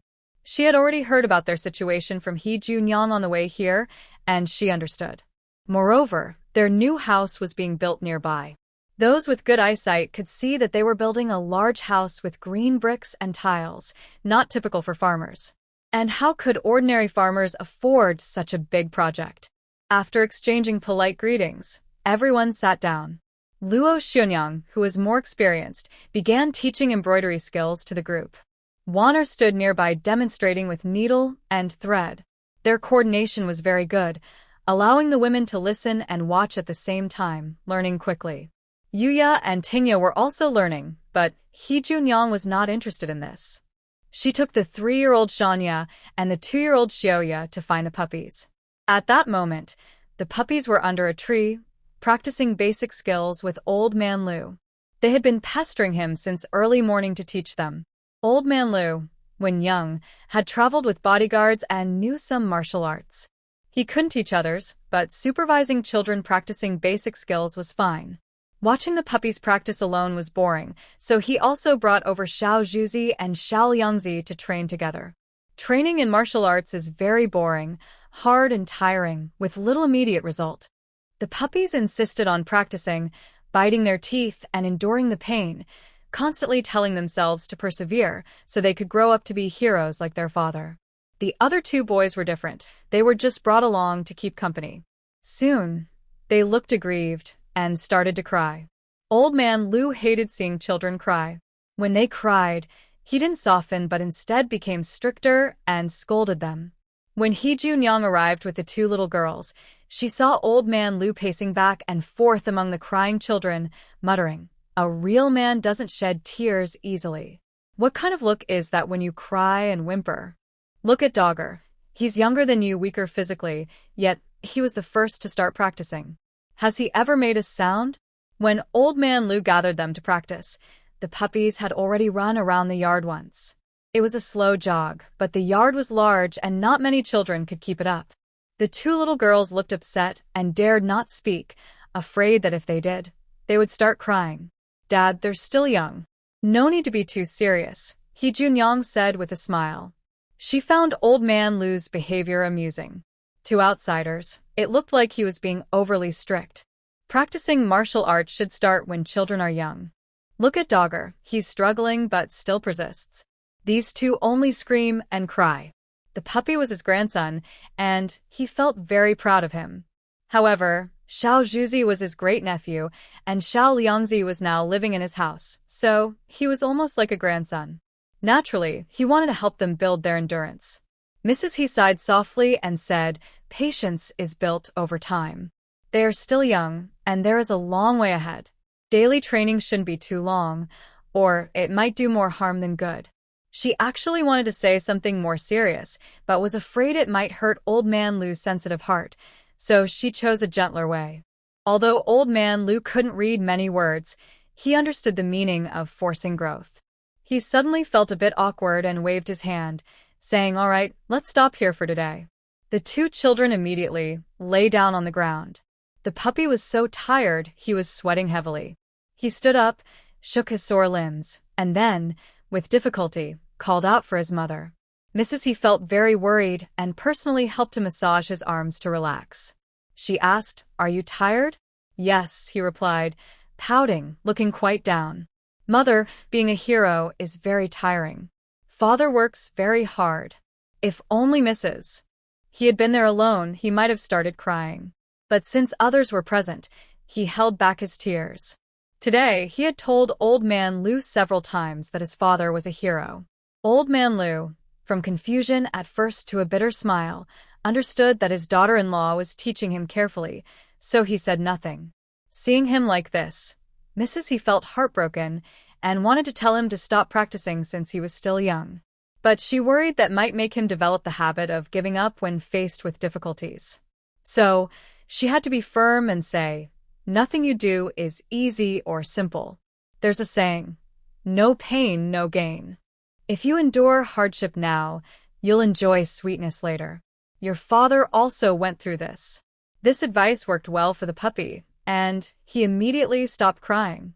She gently patted the puppy's head with a motherly smile and took out a few oranges from her pocket to distract the children. They were bought from the space just now, but she smiled happily and said, "I saw someone selling oranges on the street, so I bought a few. Share and enjoy." The oranges from the future had been improved many times and were much sweeter than now. The children ate happily, never having tasted such sweet oranges before. Even a clever dog is just a child. When He Junyang tricked her, she stopped thinking about her father. Today, the practice lasted a long time.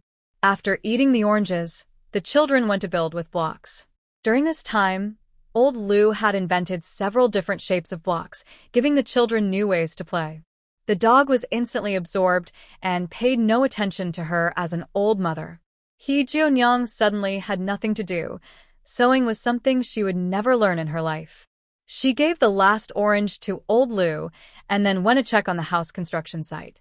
The house was almost finished, and they planned to build a wall around the yard for the Lu family. Most villagers built their walls with mud bricks, But the Liu family's wall was made of blue bricks, showing their wealth. Big brother, this wall is too low and not safe. Let's make it taller. He Junyang looked at the finished wall and was very unhappy. The wall was only a little taller than her, and if thieves came, they could easily jump over it into the yard. Their family wanted to do business in the future. If the low wall led to a theft, what would they do? Big Liu looked confused. Every family's wall here isn't very high. It's okay. Our family will build it higher for safety. They knew their family was safe, but outside, many refugees were still wandering and homeless. In recent days, she had been wandering the streets and heard many rumors. She heard that the emperor hadn't sent officials to help Changzhou with disaster relief. If things continued like this, chaos would come soon. They had to be fully prepared. If it weren't unrealistic, He Junyang even thought about building the wall as high as a city wall. She pretended to shake her head and sighed. She was so worried about her family. Big Liu saw her head shaking and wandering elsewhere, then decided to tell the villagers working nearby, build it a bit higher over there. His third sister-in-law's words and actions made sense. He might not understand, but he had to follow the orders. After walking around and giving some small suggestions, he was happy when Big Liu promised to have the villagers do the work properly, and then he happily left. The next day, she planned to pretend to leave home and report to Yuan Hall. But she accidentally overslept. At first, Sun's wife rarely showed her care. She thought she had been working hard these days and didn't want to disturb her, so she let her sleep a little longer. The dog even followed Old Man Liu for his morning exercise. It quietly looked at picture books in the small shed, silently memorizing several actions from the books. Mrs. Sun came to check several times and noticed that He Junyang still showed no signs of waking up. Her impatient temper finally got the better of her.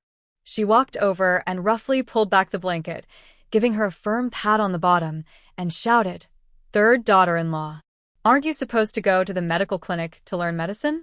It's already noon, and you're still not going." Mrs. Sun was really about to get angry.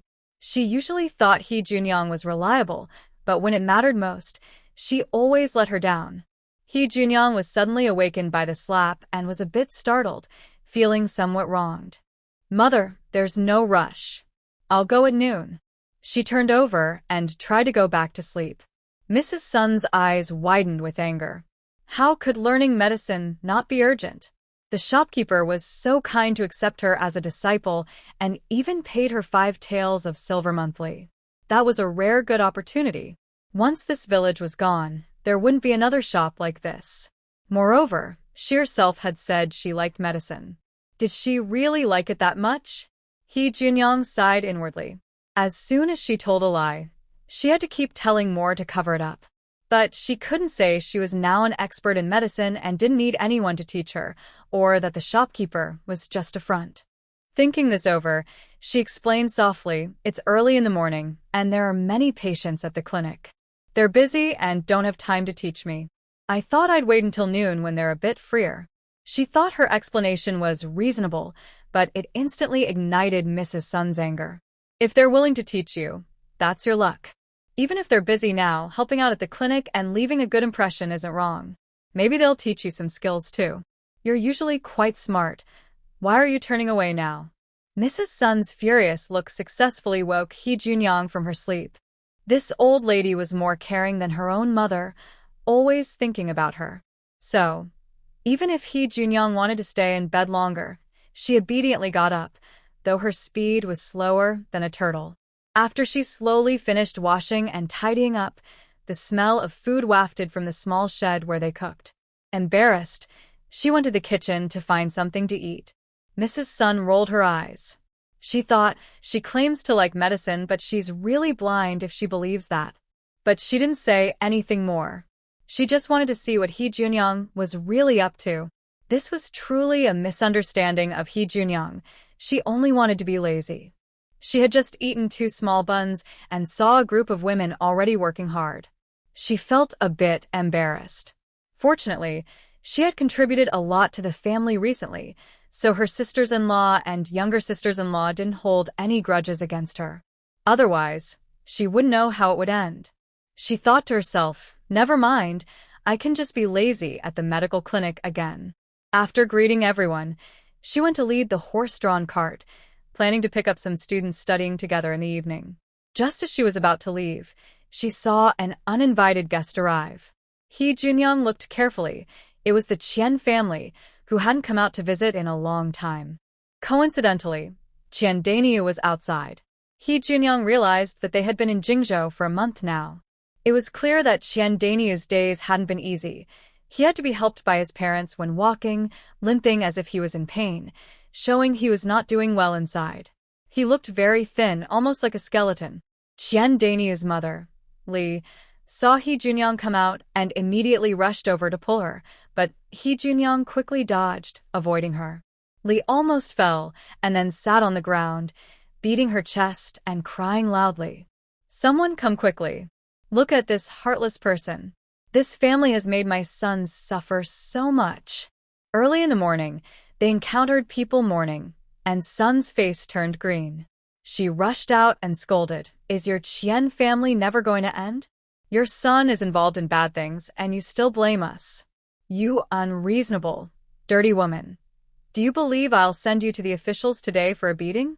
In the past, Sun didn't like to involve the authorities in matters, but later she realized that troublemakers like the Qian family should be controlled by the officials.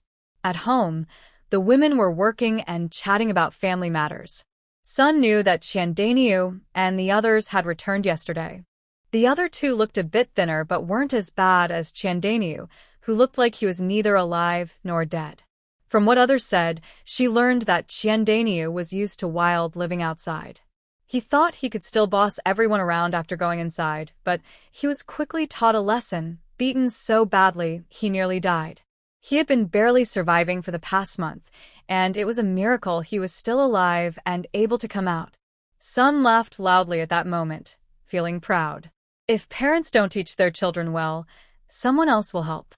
Now, seeing them still shamelessly come to bother, he became very angry. It seems they haven't learned their lesson yet. He Junyoung immediately decided not to leave. She took out a handful of sunflower seeds and cracked them, curious about what kind of big drama the Qian family was planning. Seeing her like this, Sun was annoyed. He strongly suspected that He Junyoung already knew the Qian family would cause trouble, so she was delaying her departure just to watch the fun. How unfair. Your Lu family has made my son suffer so much. He's my only son. Now he's crippled, how will he live in the future? I don't care. Your Lu family must pay to treat my son, or I will refuse to leave this place.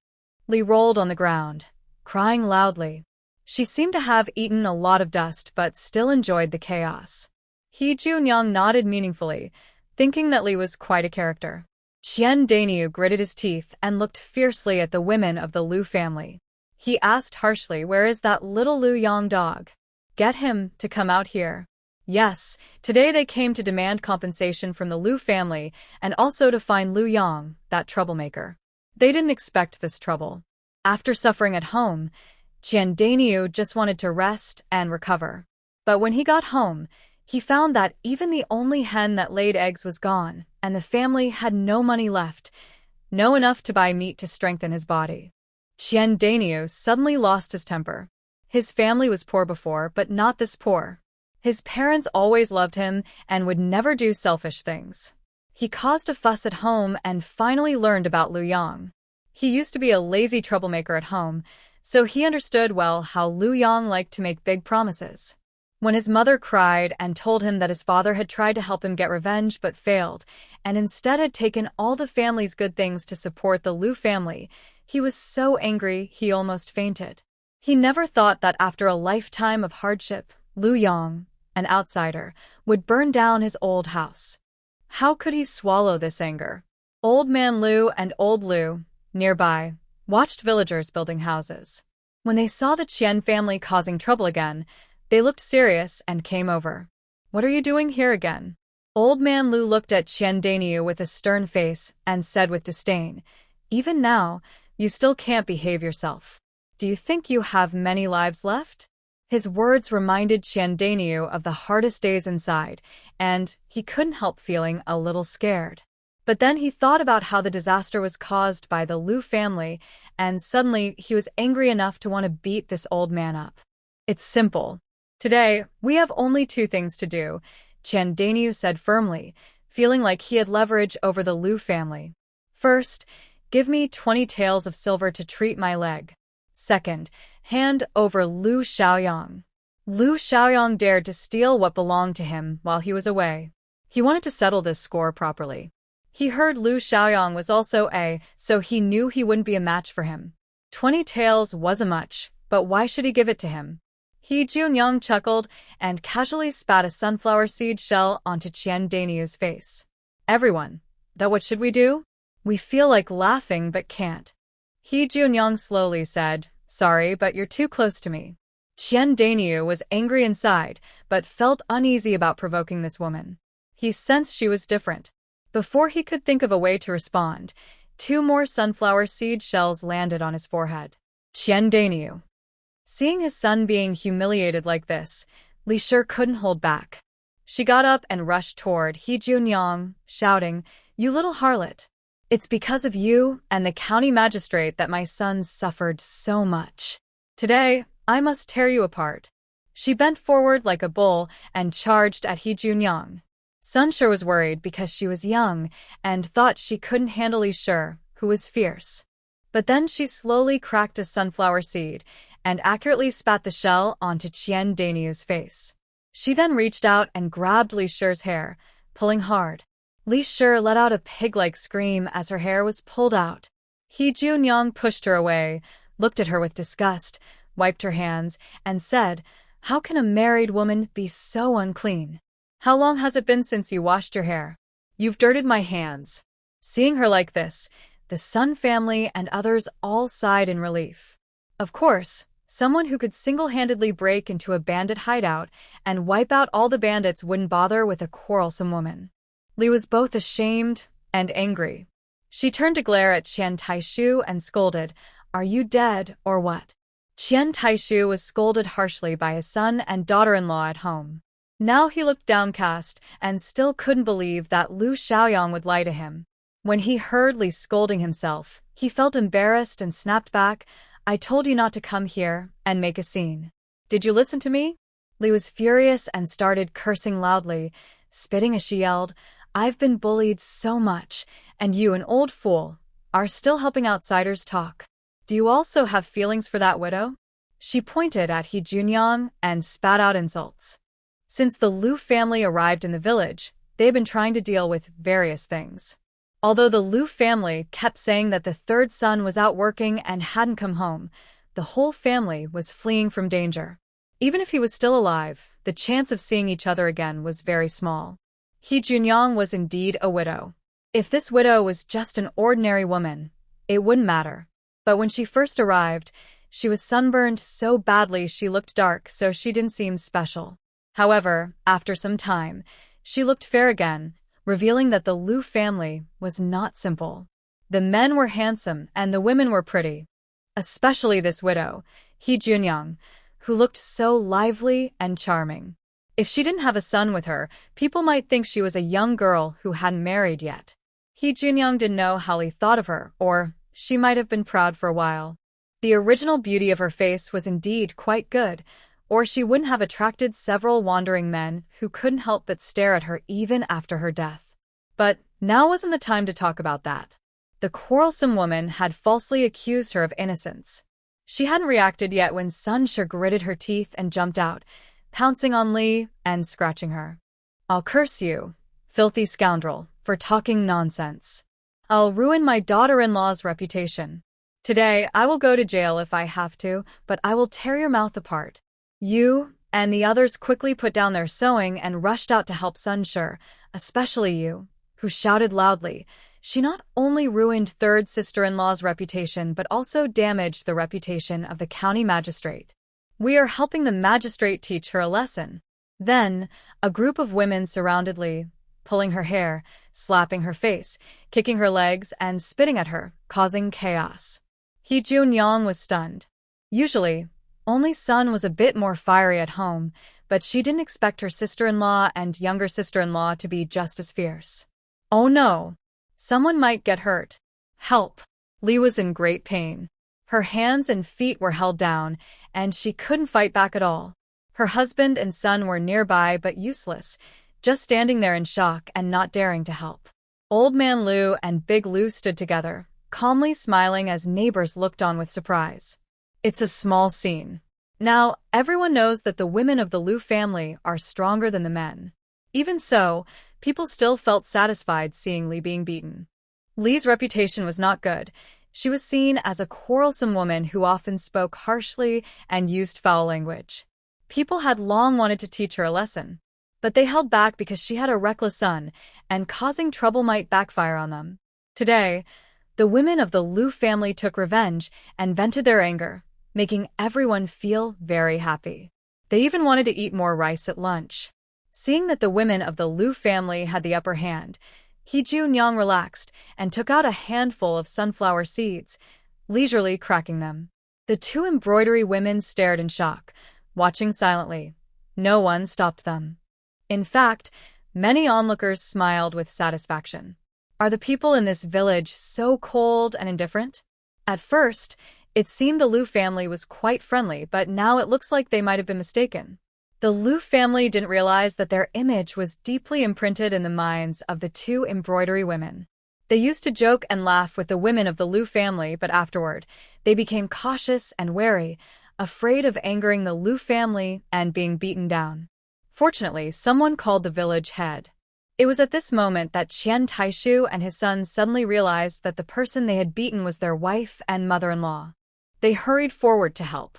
Son and others, tired from the fight, angrily slapped Li again before letting go and stepping aside. What's going on now? Qian Taishu, what's your problem? Is your family never ending? The village head looked at the scene and didn't know what to say.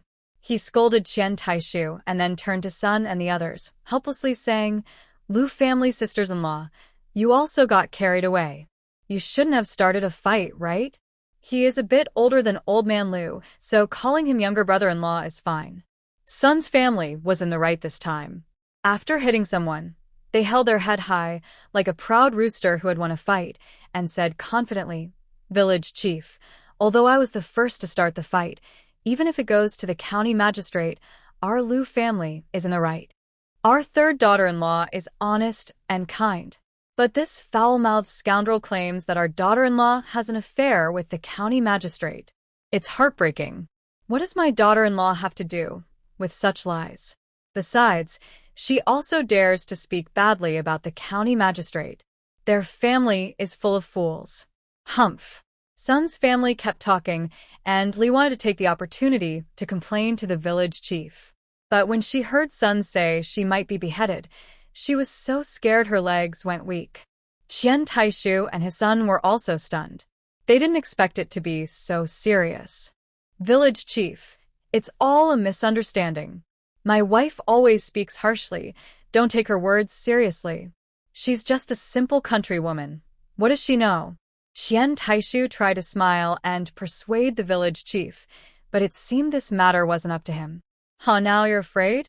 Sun said coldly with a smile, then continued, This scoundrel not only accuses my daughter-in-law of having an affair with the county magistrate but also says she's involved with Qian Taishu. Village chief, do you think that's reasonable? The county magistrate is just a government official, and we know we can't reach him. But Qian Taishu, at his age, is a useless old man. Even if my daughter-in-law lost her mind, she wouldn't have any relation with him for a copper coin. Everyone stared in shock. Could she really say such things? He Junyang was so moved she started crying. If she hadn't still had some sunflower seeds in her hand, she would have hugged Sun and given her a big kiss. She was so protective of her. Sun, so I'm not as important as those sunflower seeds? The village chief also felt a bit embarrassed. Suddenly, he thought that Lu's younger sister-in-law seemed even more fierce than Li. He could only awkwardly force out a smile and say, Yes, he Nyangzi is still young. Why would she look for Qian Taishu, an old, useless countryman? Li's family is truly despicable. Everyone. Are they praising and criticizing at the same time? When Sun heard this, she immediately knew the village chief was on their side. She quickly said, "Today, this matter must be reported to the authorities. We must clear my daughter-in-law's name." So, everyone's first reaction was that it shouldn't be a big deal.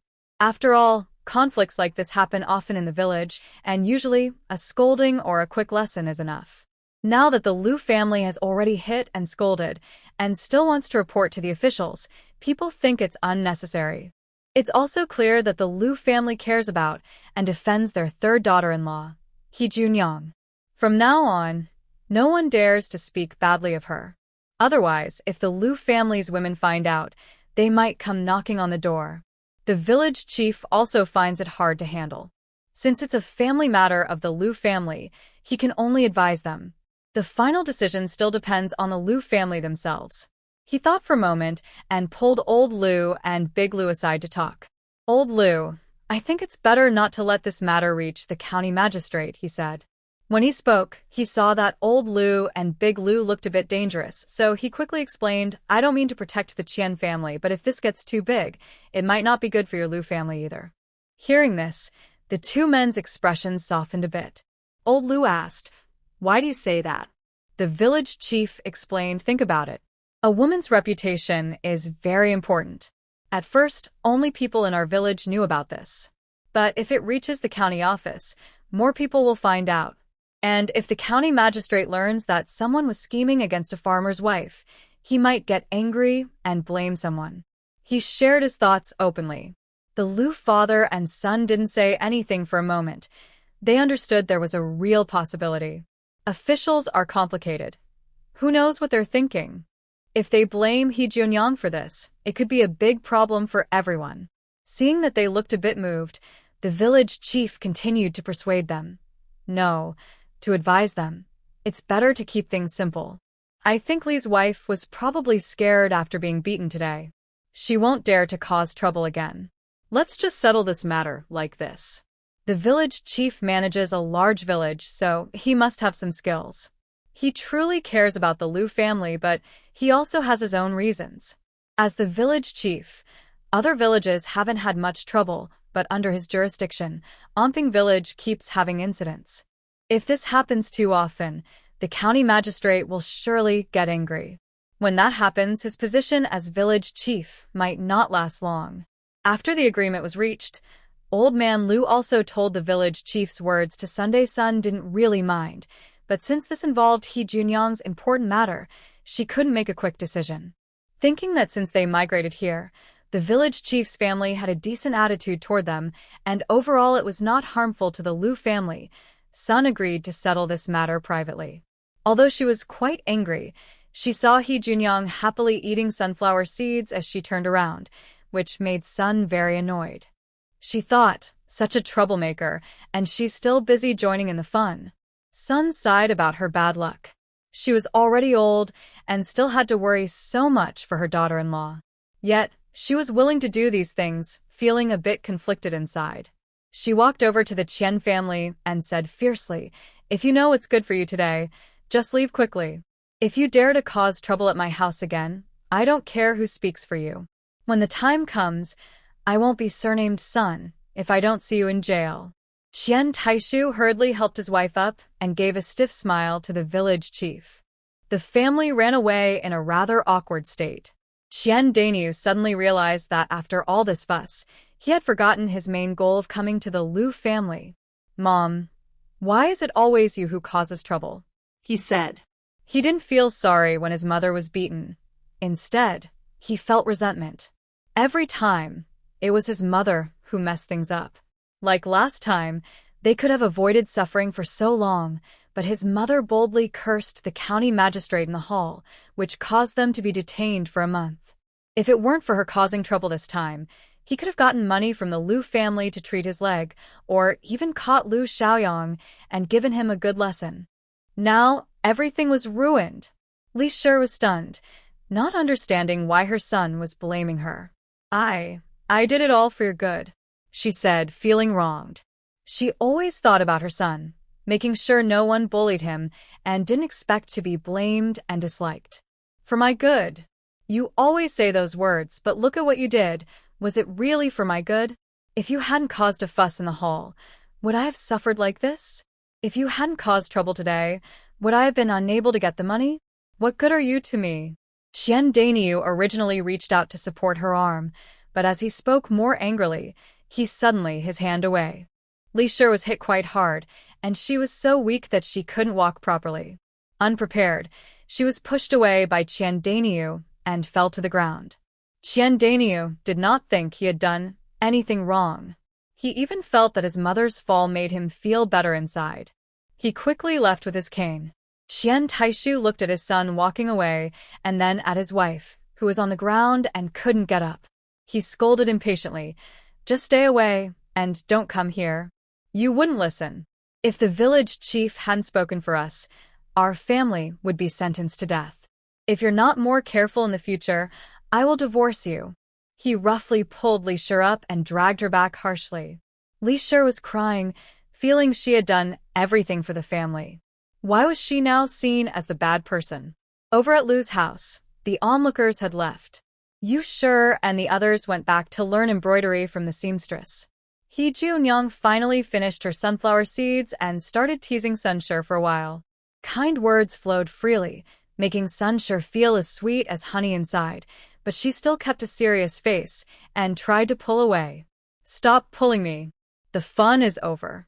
It's almost noon. If you don't go to the clinic now, just forget it. Go learn to make clothes with your sister-in-law and her friends. Don't stay here and bother us. Can I go now? Isn't that okay?" He Junyang sighed regretfully and, pushing her luck, said, "It's almost noon, and it's almost time to eat. I might as well eat first and then go." Sunshi almost laughed out of anger. Her third daughter-in-law wasn't usually greedy for food. Why was she acting so unreasonable lately, like a child? Actually, this was just He Junyang's way of showing affection. When she first arrived in this time, she helped the Lu family but was never as easygoing and close as she was now. But Sunshi didn't know that. She thought He Junyang was just wasting time all morning. She raised her hand to slap her, saying, "Eat, eat, eat. All you do is eat. Oh, if I can't eat, I won't eat. Can I leave now?" He Junyang ran away, jumping onto the carriage and rushing far ahead, making the women learning embroidery nearby envious. Such a mother-in-law and daughter-in-law relationship, who wouldn't be confused? After He Junyang left, the little dog came over. He took Sunshi's hand and said softly, "Grandma, don't be angry with Mother. Mother really likes you." Although he knew his grandma wasn't truly angry with his mother, she often made gestures as if she wanted to hit her. He was still worried about his mother. Sunshi rolled her eyes and pulled the little dog inside, saying firmly, "Who cares if she likes it? Dog, don't learn bad habits from your mother." The little dog chuckled, happy to see Grandma smiling, even if her words sounded harsh. Grandma's smile meant she wasn't truly angry, so he decided it was okay to go back to reading his storybook. His mother had told him that after reading for a while, he should go outside to get some fresh air and look into the distance, or his eyes might hurt. He believed his mother completely. He Junyang went to the city alone. On the way, she took out food from her space to eat. Her carriage was slower than a bullock cart, and she was very relaxed. She had many business plans, but now the family was too busy. Still, she knew she had to finish what she was doing now and not leave things half done. Recently, the women in the family were busy making clothes, so they didn't work on herbs. The herbal processing workshop hadn't been built yet, so that business was temporarily on hold.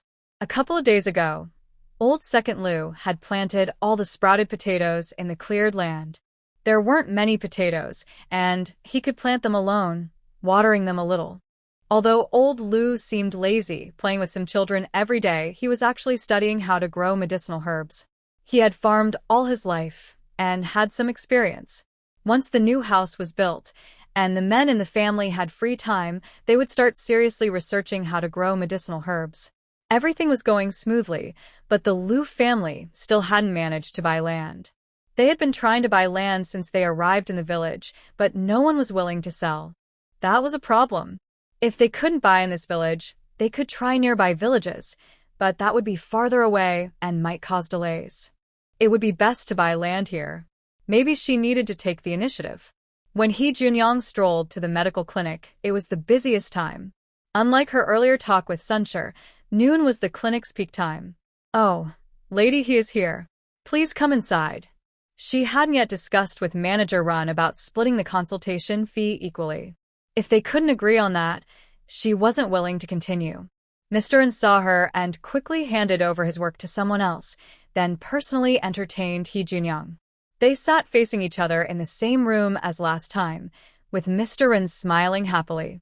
"Madam He, our master has agreed to your request. However, in the future, you will be busier and will need to go to the capital city more often. I wonder if you can accept this?" He Junyong had already thought about this. Daelan County is just a small county town. Even if it is slightly more prosperous than others, it still has rich people, but not as many as the capital city. Going to the capital could also mean higher earnings from medical fees. Most importantly, He Junyong plans to expand her business to the capital, like those feather garments, which would definitely earn more money there. "No problem, let's go ahead with it. Shopkeeper, write the contract." He Junyong was straightforward, and Mr. Ren was surprised but then laughed. "Madam, he is very thoughtful. I'll get started right away." Even men might not think of writing a contract, but madam, he is very careful. Writing a contract is good because it prevents either side from breaking trust and avoids future money disputes. Mr. Ren quickly wrote down what they had agreed on, then blew on the ink to dry it before handing it to He Junyong. She carefully read it and said, "Everything is fine except that if I need to travel far, I must bring my son.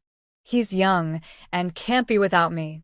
This was her promise to her son, so she mentioned it in advance. Mr. Ren's smile froze slightly. How could a doctor bring a child to a consultation? Especially in noble families, if a child accidentally offended a distinguished guest, what would happen? Seeing Mr. Ren's expression, He Junyong said, "Shopkeeper, don't worry. My son is very well behaved and won't cause trouble. If anything does happen, I will take responsibility and won't burden you Yuan Hall." Having said this, Mr. Ren couldn't say anything more. This woman's family was not easy to deal with. He agreed quickly and even wrote at the end of the contract, "Any trouble caused by the child is unrelated to the clinic," in bold characters. He Junyong glanced at it but said nothing, seeming satisfied. The contract was made in 2 copies. She signed her name and pressed her thumbprint happily. Mr. Ren carefully stored the contract, and the matter was settled. Although there are many patients in the clinic, most of them have common colds or flu. Other doctors can treat these illnesses, so He Junyong thought she probably wouldn't be needed here and prepared to leave. "I live in Onping Village, just in the area where they are building new houses. If you need anything, send someone to find me and you'll know everything." Communication was difficult in this era, so this was the best way. The shopkeeper repeatedly agreed, and then handed her 2 medical books. "These are basic medical texts for beginners. Since you promised to keep this secret from your family, you should at least pretend to follow the rules. Just tell your family that I want you to read these books first." Seeing the shopkeeper's genuine smile, which showed he was considering her feelings, He Junyong accepted the books. "Thank you." At this time, going back would be pointless, and maybe Sunshur would ask her to cook again. He Junyong really didn't want to cook, so she decided to go to the tea house to listen to stories instead. About the Prince of Nantai, he died such a tragic death. I heard his head was cut off and taken away somewhere. He was once a proud prince, but he ended up dying in such a terrible way. It's really satisfying to hear. Now, our Beiyan can stay peaceful for a few more years. As for why the Nantai prince died, I will tell you slowly. He Junyong arrived just in time for the second storytelling session, but this time it wasn't a story. The news of the Nantai prince's death had just spread, and the storyteller naturally didn't miss the chance to talk about it. He started making up stories about it right away. Whether what he said was true or not, who knew? As long as everyone knew the Nantai prince was dead, and that Nantai wouldn't be able to rise again soon, that was enough. He Junyong ordered a pot of tea and a plate of sunflower seeds, listening with great interest. Everyone was cheering about this news and curious about the hero who had broken into the prince's residence alone and killed the prince. Most importantly, They wanted to know how he avoided danger and managed to cut off the prince's head and escape. Anyway, whoever he is, killing the Nantai prince makes him our hero. Yes, the Nantai prince was a reckless troublemaker. How dare he threaten our Baiyan? This man must be one of our great generals. Our Baiyan's most beloved prince is the crown prince of Jingzhou. Maybe he is one of the crown prince's generals. That's right. This is on King Chen's territory. It's normal for the common people to praise King Chen, but since Jingzhou City is not far from the capital, Jinzhou, does their high regard for King Chen cause any trouble for him? TSK. At this moment, inside the emperor's palace in Jinzhou, the emperor was furious in Lu Guifei's Jinshan palace. He threw one wine cup after another, and the palace maids, frightened, knelt in 2 rows, not daring to make a sound. Meanwhile, Lu Guifei still leaned seductively in the emperor's arms, clearly favored. Your Majesty, please don't be angry anymore.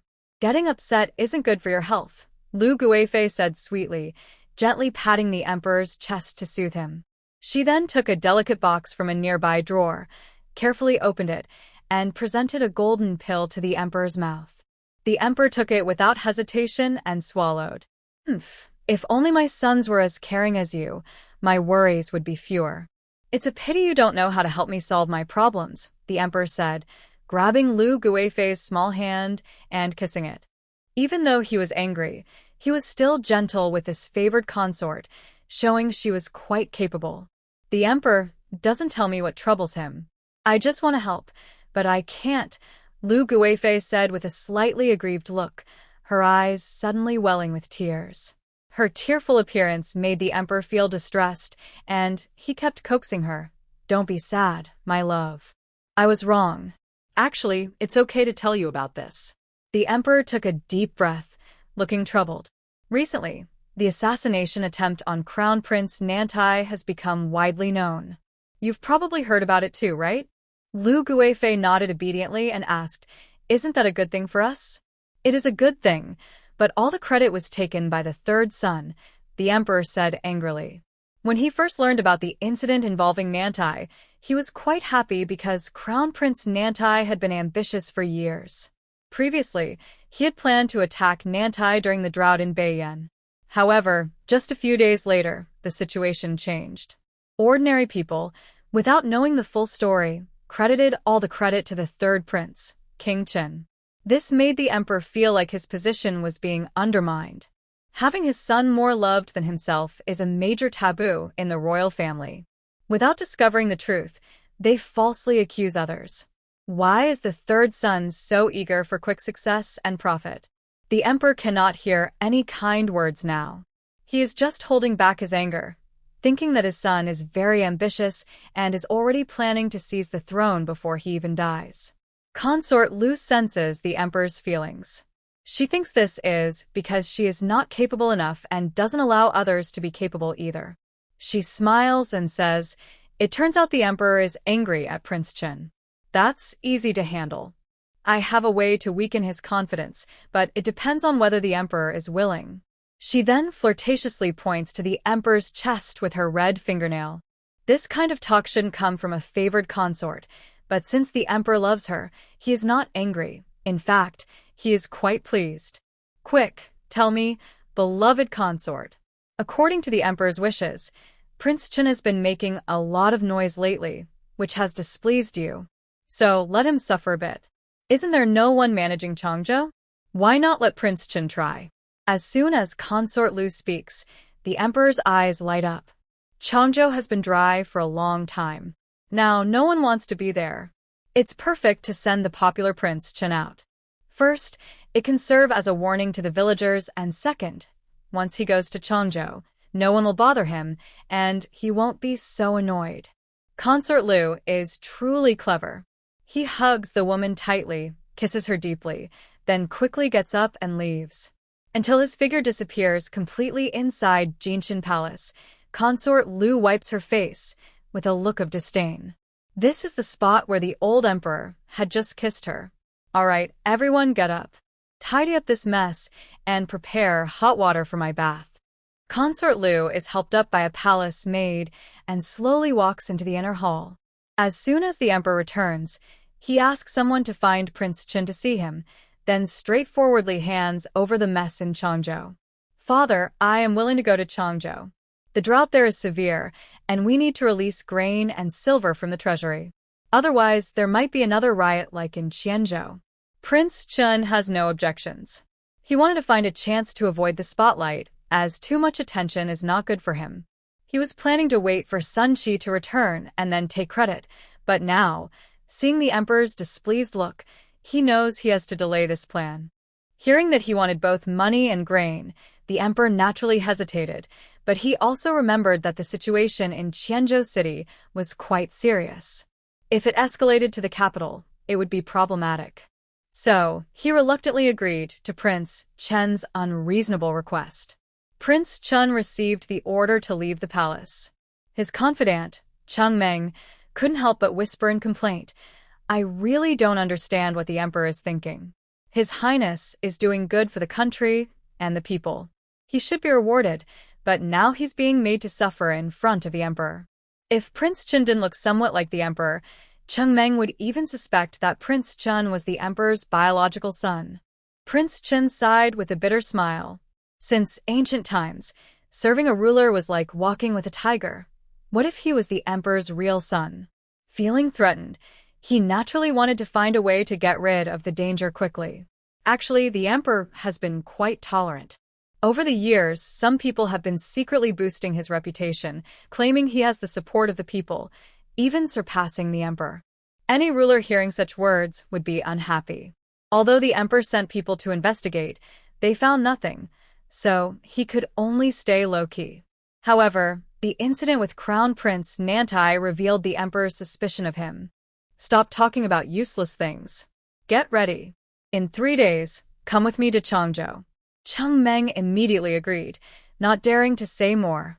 His master was now surrounded by dangers, wolves in front and tigers behind. He only hoped that Sun Qi and the others were doing well, could find the traitor secretly contacting Nantai, and return safely to the court. If that happened, his master would have more capable people around him, and he wouldn't have to run around so much. Meanwhile, Prince Jing also learned of this matter and was overjoyed, thinking it was his chance. But he knew he was impulsive, so he didn't act rashly. Instead, he sent someone to Lin's residence to invite Lin Yiping to discuss. His men returned and reported that Lin Yiping was out enjoying himself and had left this morning. This was truly unfortunate. Your Highness, young Master Lin left a message for you. He said you can do whatever you want, but be careful and avoid creating trouble. This message made Prince Jing very happy. He laughed loudly. As expected of Brother Yiping, he knows me so well. I wouldn't be foolish enough to act myself. Send someone to deliver the message to the Crown Prince's residence. I don't believe the Crown Prince will miss such a good opportunity. Yes.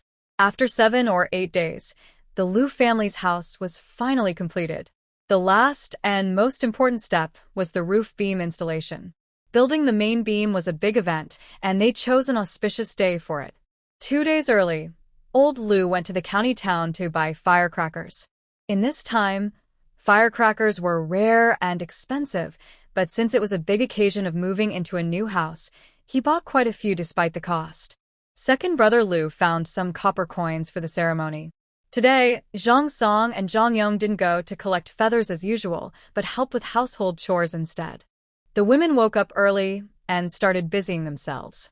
Madame Yu prepared breakfast, while Qin ground rice into flour. By noon, they planned to steam red sugar rice cakes. He Junyang, Lu Guilan, and Madame Xin joined the cleaning team, washing everything possible over and over, working busily and happily. Sun's wife was teaching the children, today is a good day. Everyone must smile. Do you hear me? No fighting, no crying, and no bad words. If I hear any, I will scold you. The children lined up obediently and nodded. Last night, each family's parents had told the children that they must be happy today. Moving into the new house would bring more happiness and harmony. Seeing how sensible the children were, Sun's wife nodded with satisfaction. She then went with old Lu to prepare offerings and incense for the family shrine. The Lu family's house was grand. After breakfast, some villagers came to watch the celebration. The men invited to lift the main beam also arrived one after another. He Junyong took a break to pour tea and serve the guests. When the auspicious time arrived, they began to lift the beam.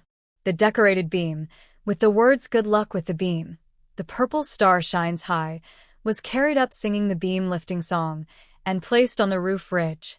Firecrackers went off, and the children covered their ears, but they all wore excited, happy smiles.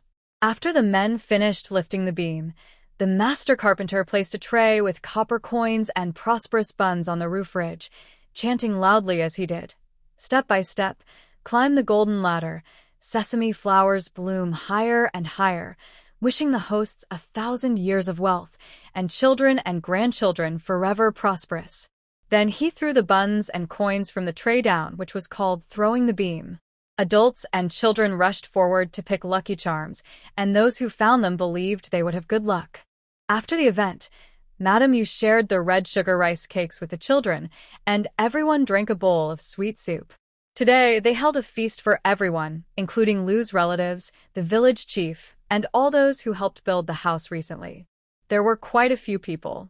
Old Master Lu and Second Master Lu went to the county town to sell fresh meat and vegetables. Brothers Zhang Song and Zhang Yong stayed behind to chat and drink tea with the guests. The Zhang brothers are more talkative than the Lu brothers, so this arrangement was quite suitable.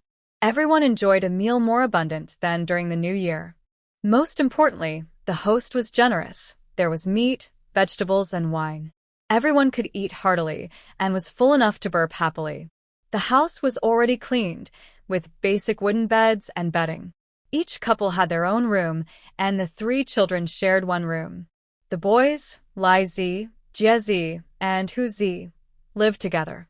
They were all studying, so living together made it easier for them to learn and watch over each other. The girls, Lian Hua, Yuya, and Tingya, shared a room. Only the younger children, Go Er, Shanya, Xiaoya, and Xiao Yangzi, slept with their parents. The 2 embroidery women finally settled down at the Lu family, no longer needing to travel back and forth every day.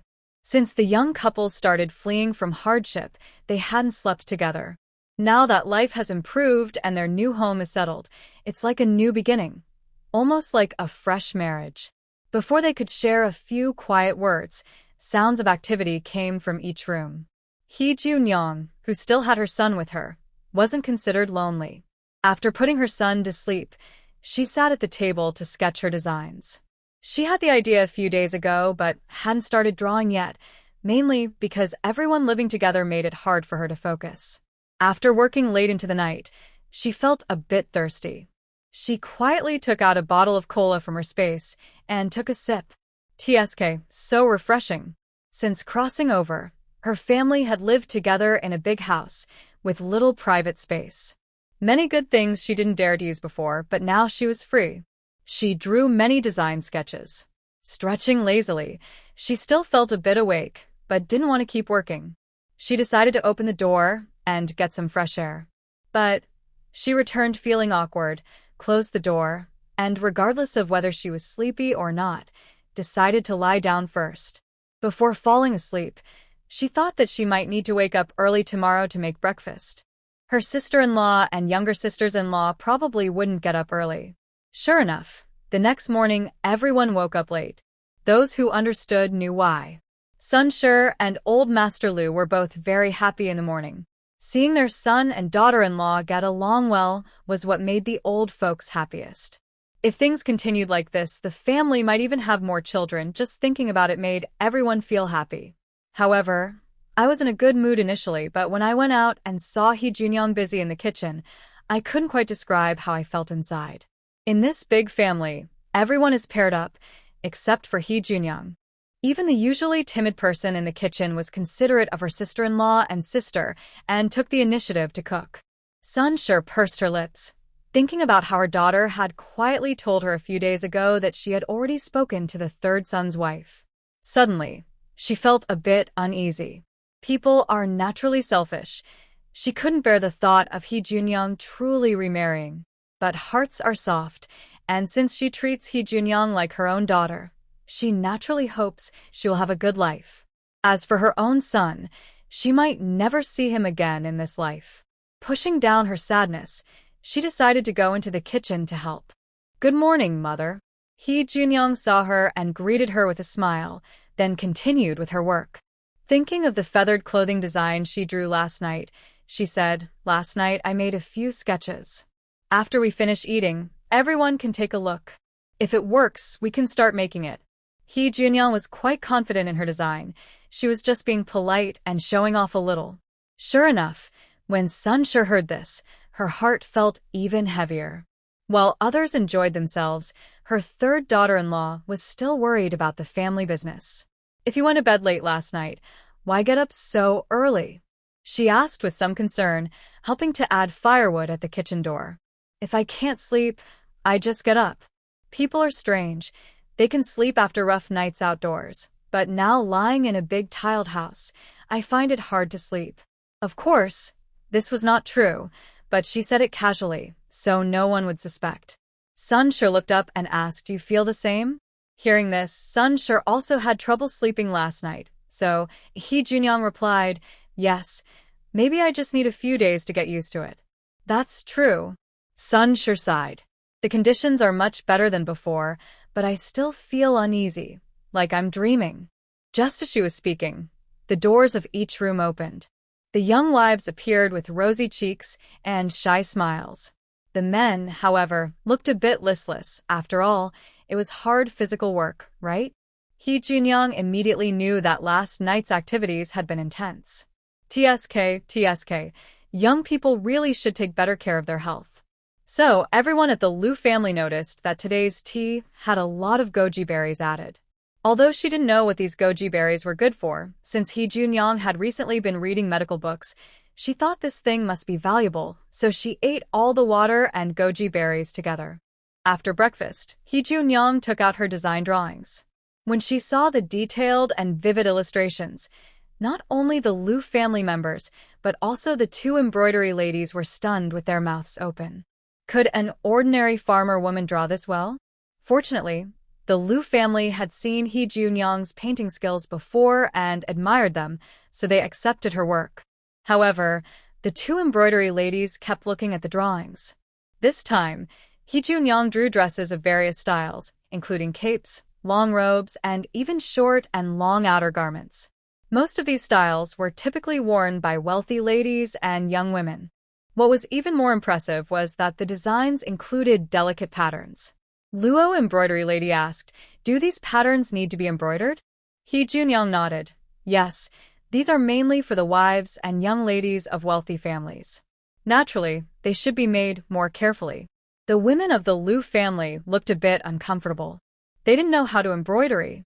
Fortunately, Hee Junyoung understood their abilities and said, "Embroidery is a delicate skill. Leave it to the two embroidery ladies. First, pick out the most beautiful ones and make 2 pieces. If they sell well, I will hire a few more embroidery ladies to work at home, specializing in embroidery." Embroidery is a skilled craft, usually learned from a young age. Since Yushur and the others had just started learning, they weren't skilled enough to use on finished clothes.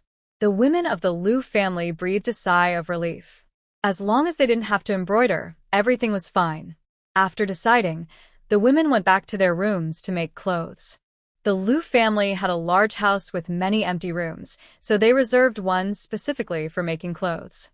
Brother Zhang Song and his brother went to collect feathers.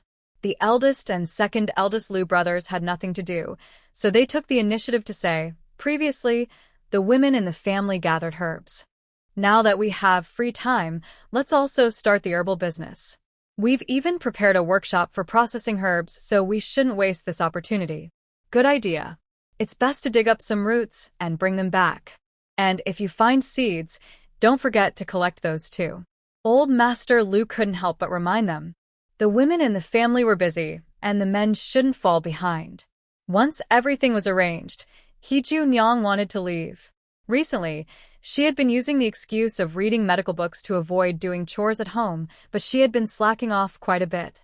Mrs. Sun gently pulled her aside and said softly, "Sit down, I have something to tell you." He Junyoung suddenly felt something was wrong. Mrs. Sun's attitude seemed unusual. "What's wrong, mother?" He Junyoung smiled politely and sat down obediently. Mrs. Sun took a deep breath, feeling that as a mother-in-law, saying such things might be a bit inappropriate, but if she didn't say it, she would feel very upset inside. "Earlier, I asked Guilin to talk to you about this, and I believe you already know, right?" "Sure enough." He Junyoung looked a bit embarrassed. "Mother, why are we talking about this all of a sudden?" Sigh. Mrs. Sun rarely showed tenderness as she took He Junyoung's hand. Her hands were rough with calluses, but He Junyoung felt very warm. "Our third son's matter is our Liu family's fault. He left so many years ago without any news. Even if I don't want to admit it, I have to accept that he won't come back. You're still young, and our Liu family shouldn't delay you." Originally, after asking Guilin to talk to her, she thought she would come to find her, but unexpectedly, she couldn't hold back and reached out first. Indeed, she owed this family a lot. "Mother, I am doing very well now. I don't necessarily have to get married. Besides, Doger is still so young. He keeps hoping that his father will return. If I remarry, how sad would he be? Moreover, even if I want to remarry, I can't rush it. I haven't found the right person yet." He Junyoung found it a bit funny. She had traveled here and somehow become a single mother, something she couldn't choose. But if she were to remarry, it would have to be someone she liked herself. Rushing into it wasn't right. "It's simple." Mrs. Sun clapped her thigh and said immediately, "As long as you're willing, I will go find the village matchmaker and ask if there's a suitable person. My daughter-in-law is so good. Even if you remarry, you should find someone excellent. Don't worry about dowries. I have prepared everything for you. You'll leave happily and proudly. From now on, our family will be your family. I believe the other party won't dare to bully you easily." This was the first time Mrs. Sun sincerely shared such personal words with her. Every word showed her care, and her eyes even shimmered with tears. She was reluctant, but she couldn't delay He Junyoung. People only have a few 3-year periods in their life. Although He Junyoung thought Mrs. Sun's words were a bit casual, in ancient times, marriage arrangements were usually based on how well the two got along and whether their family backgrounds were pure. If there were no major issues, it was easy to agree. He Junyoung is not from this time period.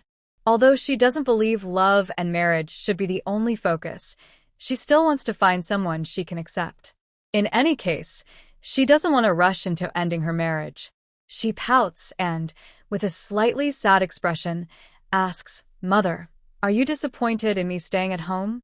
Sunshur pauses, recalling that she immediately said she would marry her off the day after the new house was built, which seemed a bit unkind. She becomes worried. "I'm not saying that. If you're not willing to marry out, even finding a husband for you is fine. I just care about you." "Why do you always misunderstand what I mean, my dear child?" In her worry, Sunshur's tears finally spill over, and she begins to cry. He Junyoung didn't expect her joke to make Sunshur cry, so she quickly tries to wipe her tears and smiles gently, saying, "Mother, I understand your kindness. But I still say, my little dog is young, and I don't want him to get hurt. As for whether I will remarry, that can wait. If I meet someone suitable, I will be more eager than you." He Junyoung feels warm inside, thinking about her previous ideas and realizing they weren't necessary. This elderly lady cares about her more than anyone.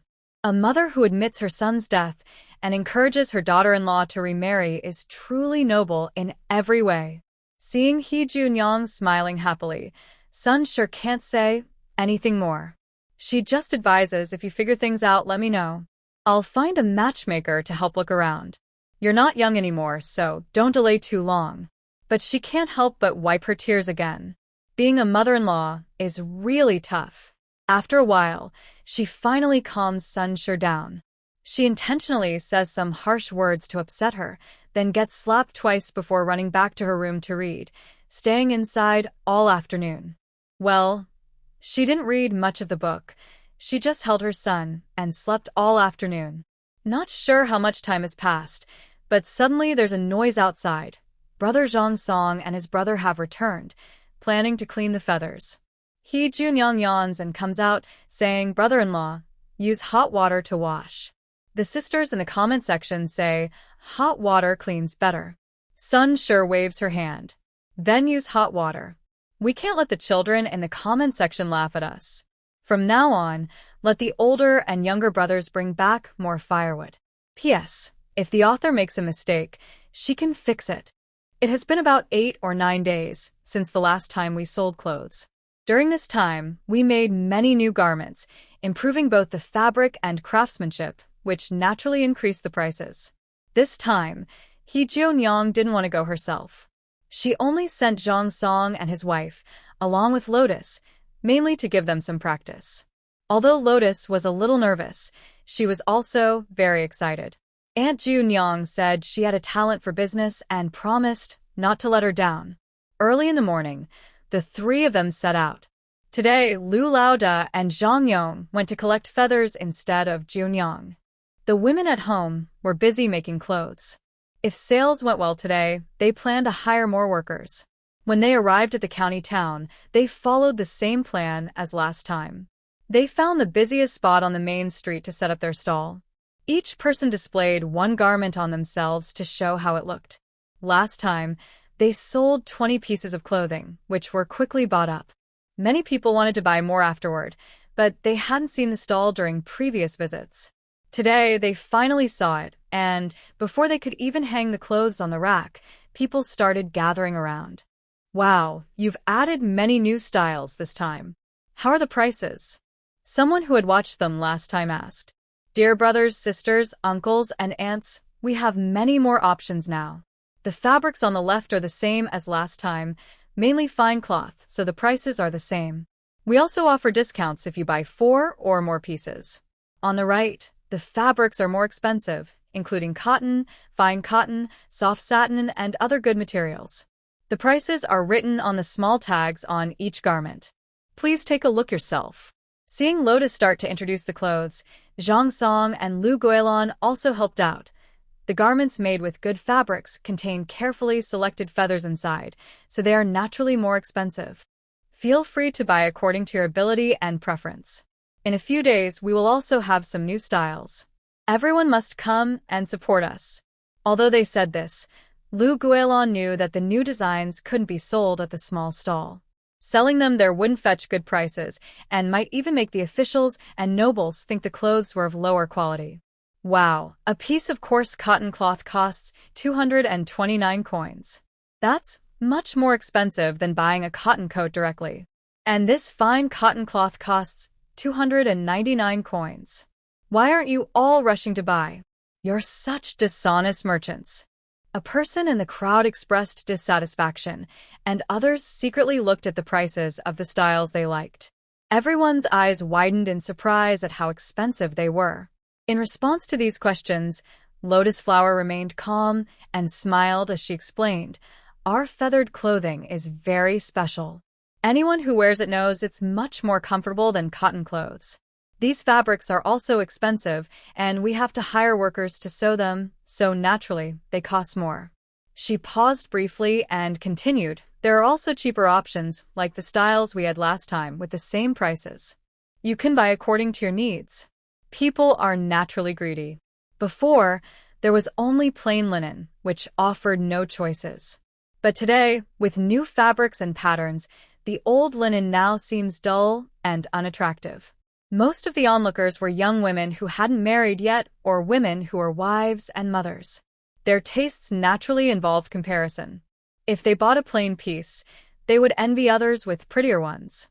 Everyone was picking and choosing, mostly opting for coarse and fine cotton. Although silk satin was beautiful, it was very expensive, costing 599 coins per piece. Still, some people bought them, and quite a few bought multiple pieces. Seeing this, Lotus Flower realized that everyone was wealthy. If they weren't, they wouldn't dare to look around so openly.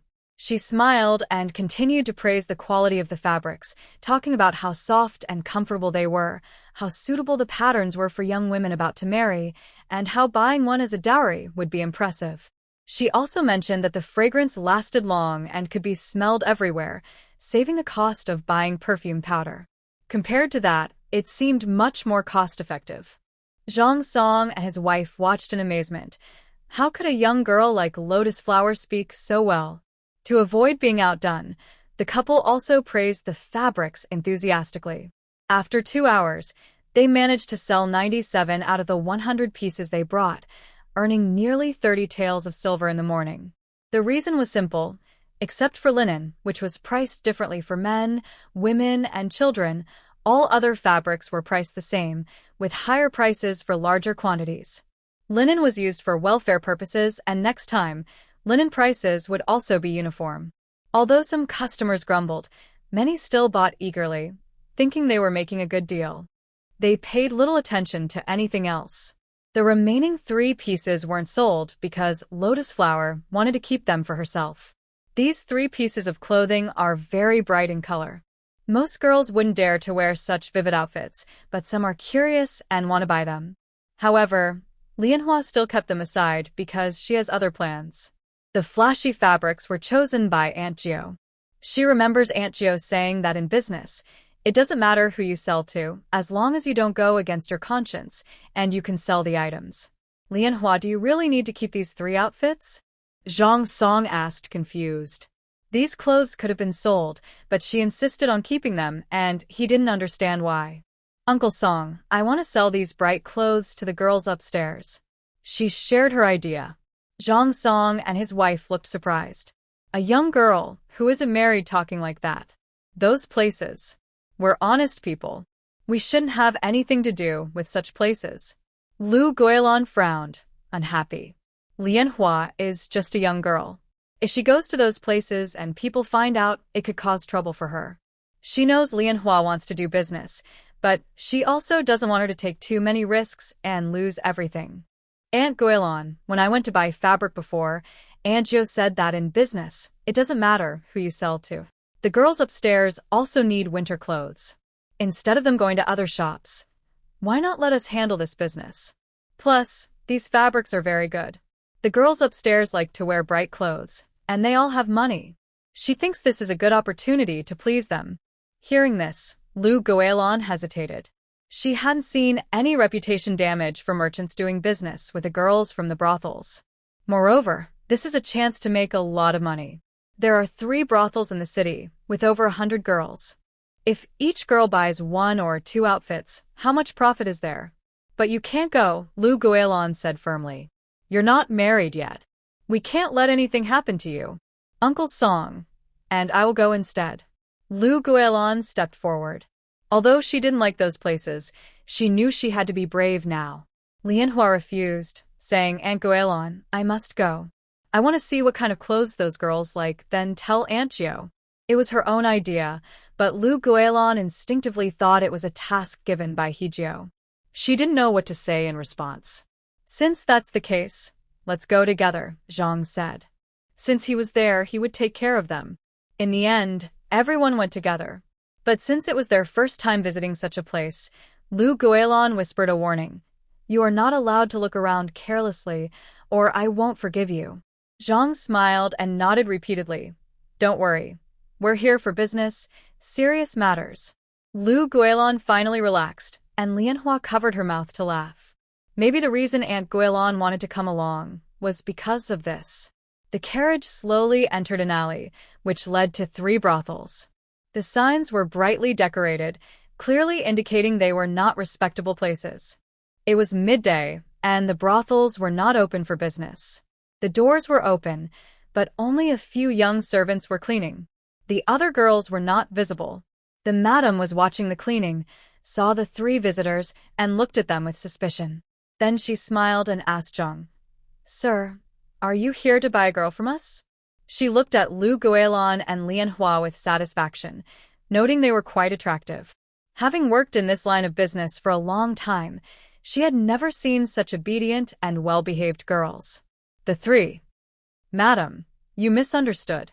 We are here to buy some clothes from the girls inside, Manhwa said with a smile, despite the strong scent on the madam that was a bit overwhelming. She seemed unaffected. Oh, The madam examined her again. The girl was quite pretty. She was thinking of offering a high price, but it turned out they weren't here to sell themselves. Zhang and Lu Guilin took out 3 brightly colored feathered clothes and asked, "Have you heard of these feather clothes, madam? They are light, warm, and fragrant. Wearing them for a long time leaves a nice scent on the body." The madam paused, recognizing the feather clothes. She remembered an old man in the courtyard who had worn one, saying his daughter-in-law bought it for him. It was warm, and he wore it even at night to stay warm. She had looked at it then. It was good, but the color and design were too ugly, not fitting their style. She had to pass. "Are you the ones selling feather clothes at the main street corner?" she asked, touching one of the garments and smelling it. The scent was very similar to the old gatekeeper's, but his was more ordinary, while this one was richer and more pleasant. This is when He Junyang deliberately moved her hands while using the powder. Naturally, the scent of men and women cannot be the same. Moreover, the fabric outside is soft embroidered satin, which is of good quality and brightly colored, fitting the needs of the young women here. However, the madam opened her mouth and said, "This outfit is indeed nice, but you should also know what kind of place this is. These clothes are too proper. Our girls won't like them when they serve guests." Lu Guilin didn't understand this at first. Aren't these clothes supposed to be worn like this? How can they be considered improper? But she soon understood. The madam called out loudly, asking the girls upstairs to come see the clothes and see if they liked them. When the girls came down, all 3 of them were wide-eyed. The proper clothes had been altered in strange ways, with many parts exposed, and the fabric looked torn and ragged. In Lu Guilin's words, it looked worse than clothes worn by beggars on the street. The girls' outfits were so revealing that it was hard to look at. Even Lu Guilin couldn't bear to watch. Zhang Song only glanced once before quickly looking away. After receiving Lu Guilin's warning look, he hurriedly said, "I'll wait outside for you." He then ran out quickly, making the girls giggle and cover their mouths. Fortunately, they still remembered the main purpose. Manhwa was the first to react, explaining again the benefits of feathered clothing. The girls were indeed tempted, but their concerns were exactly the same as the madam's. Manhwa thought for a moment and said, "We can make custom clothes according to the girls' requests. Of course, the price might be a bit higher. Also, since these are winter clothes, they should mainly keep warm. I'll go back and talk to my family first, then make a few samples for the girls to see." The madam, seeing how eloquent she was at such a young age, felt a bit regretful. She thought if she comes to work here, she will definitely make a lot of money. The girls were very interested. One of them said, "All right, if you can do a good job, I want 1 regular and 1 custom-made. Price is not a problem." The girls upstairs all had their own small savings, so buying 1 or 2 outfits was easy. With someone leading the way, the others agreed one after another. During this time, Manhwa had learned a few characters with Lei Zi and the others, so she used paper and pen to make a simple record, planning to go back and tell He Junyang about the situation. Lu Guilin stood nearby, staring blankly. Now she finally understood why Manhwa came. If she hadn't come, how could such a big business be carried out? "Ladies, I will return in 7 days to deliver samples. At that time, a deposit will be needed. I wonder." She was asking if these girls could accept it, because once such unique clothes are made, they cannot be sold to others, which is somewhat risky. "Don't worry, just go ahead and make them," the madam replied confidently. In their line of work, paying in advance was common, even when ordering from other shops. After getting their responses, Manhwa and Lu Guilin left and went to 2 more shops. This time, for safety, Zhang Song stayed outside while Manhwa, having learned from her first experience, confidently went inside and started chatting. She quickly convinced the other 2 shops and secured orders similar to the first one. "Oh my, Manhwa is such a good talker. I didn't even know how to start, but she closed the deal so easily." Lu Guilin kept praising her. No wonder the 3rd sister-in-law wanted Manhwa to come. She had already seen her talent. Manhwa shyly smiled and said, "I also learned from Aunt Gio.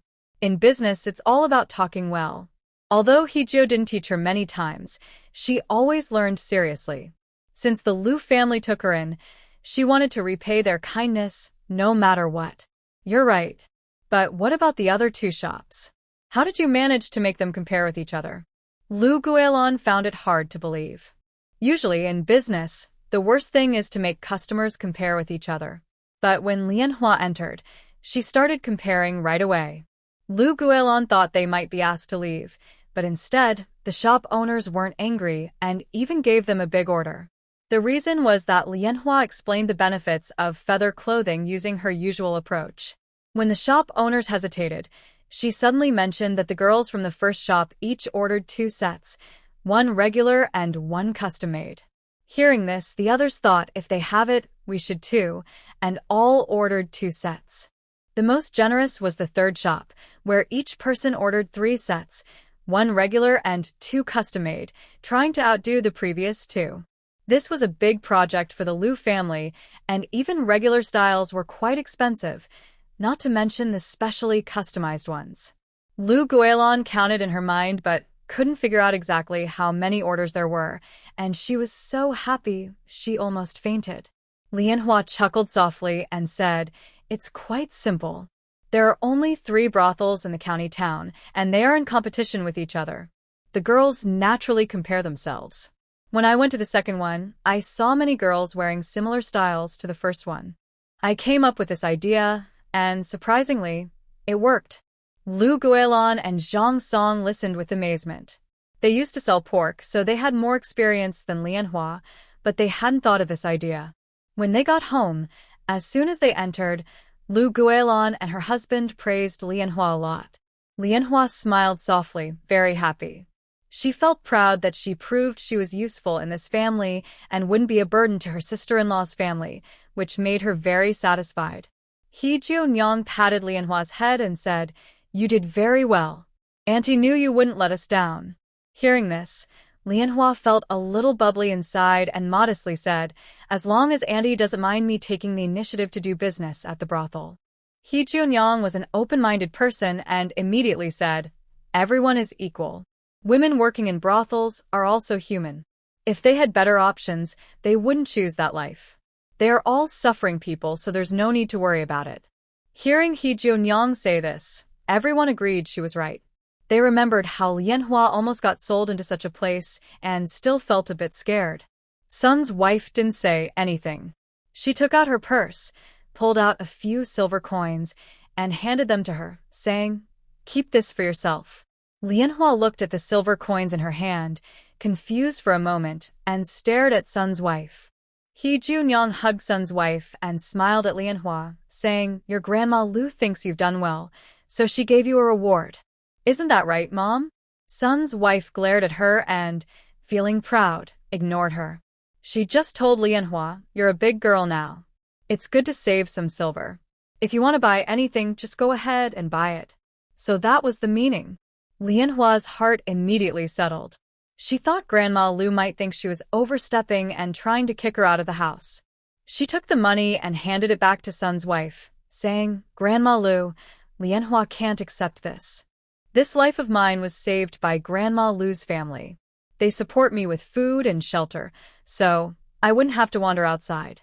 I am very grateful. Everyone in the family treats me very well. I believe this is what I should do, and I never expected any reward." Qin also stepped forward and said, "Yes, Mother. Why would a young girl like her need so much money? Just take it back." The money spent by the mother-in-law to buy Lotus out of trouble still hasn't been repaid, so how could she ask for more? Sun glared at Qin angrily and said, "It's not for you, so why are you so anxious?" Qin, "Mother, I didn't mean that. I just thought there are so many children at home." Qin still wanted to argue a little more, but Sun impatiently interrupted, stuffing the money into Lotus's hand and firmly saying, "All right, if it's yours, take it. Just work hard from now on." Lotus is quite business-minded. In just a short while, she brought home a big order which had a very good profit. Naturally, she deserved a reward. She even felt she was a bit shortchanged, giving only 1 or 2 silver coins.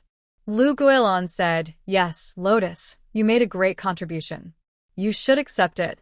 Lotus looked at Qin somewhat unsure, but seeing Qin smiling and nodding, she took the money and said very seriously, "From now on, I will work even harder." Her eyes sparkled with tears. On the way home, she was worried her family might criticize her for doing such business, but unexpectedly, no one said anything bad about her. Instead, they even rewarded her. "Whoa, this is just too touching." The business was secured, but the special custom design still needed to be handed over to He Junyang. Lotus only dared to accept the order after seeing the sketches He Junyang had drawn earlier.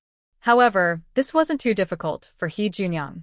She just needed to reduce the amount of material used in her designs.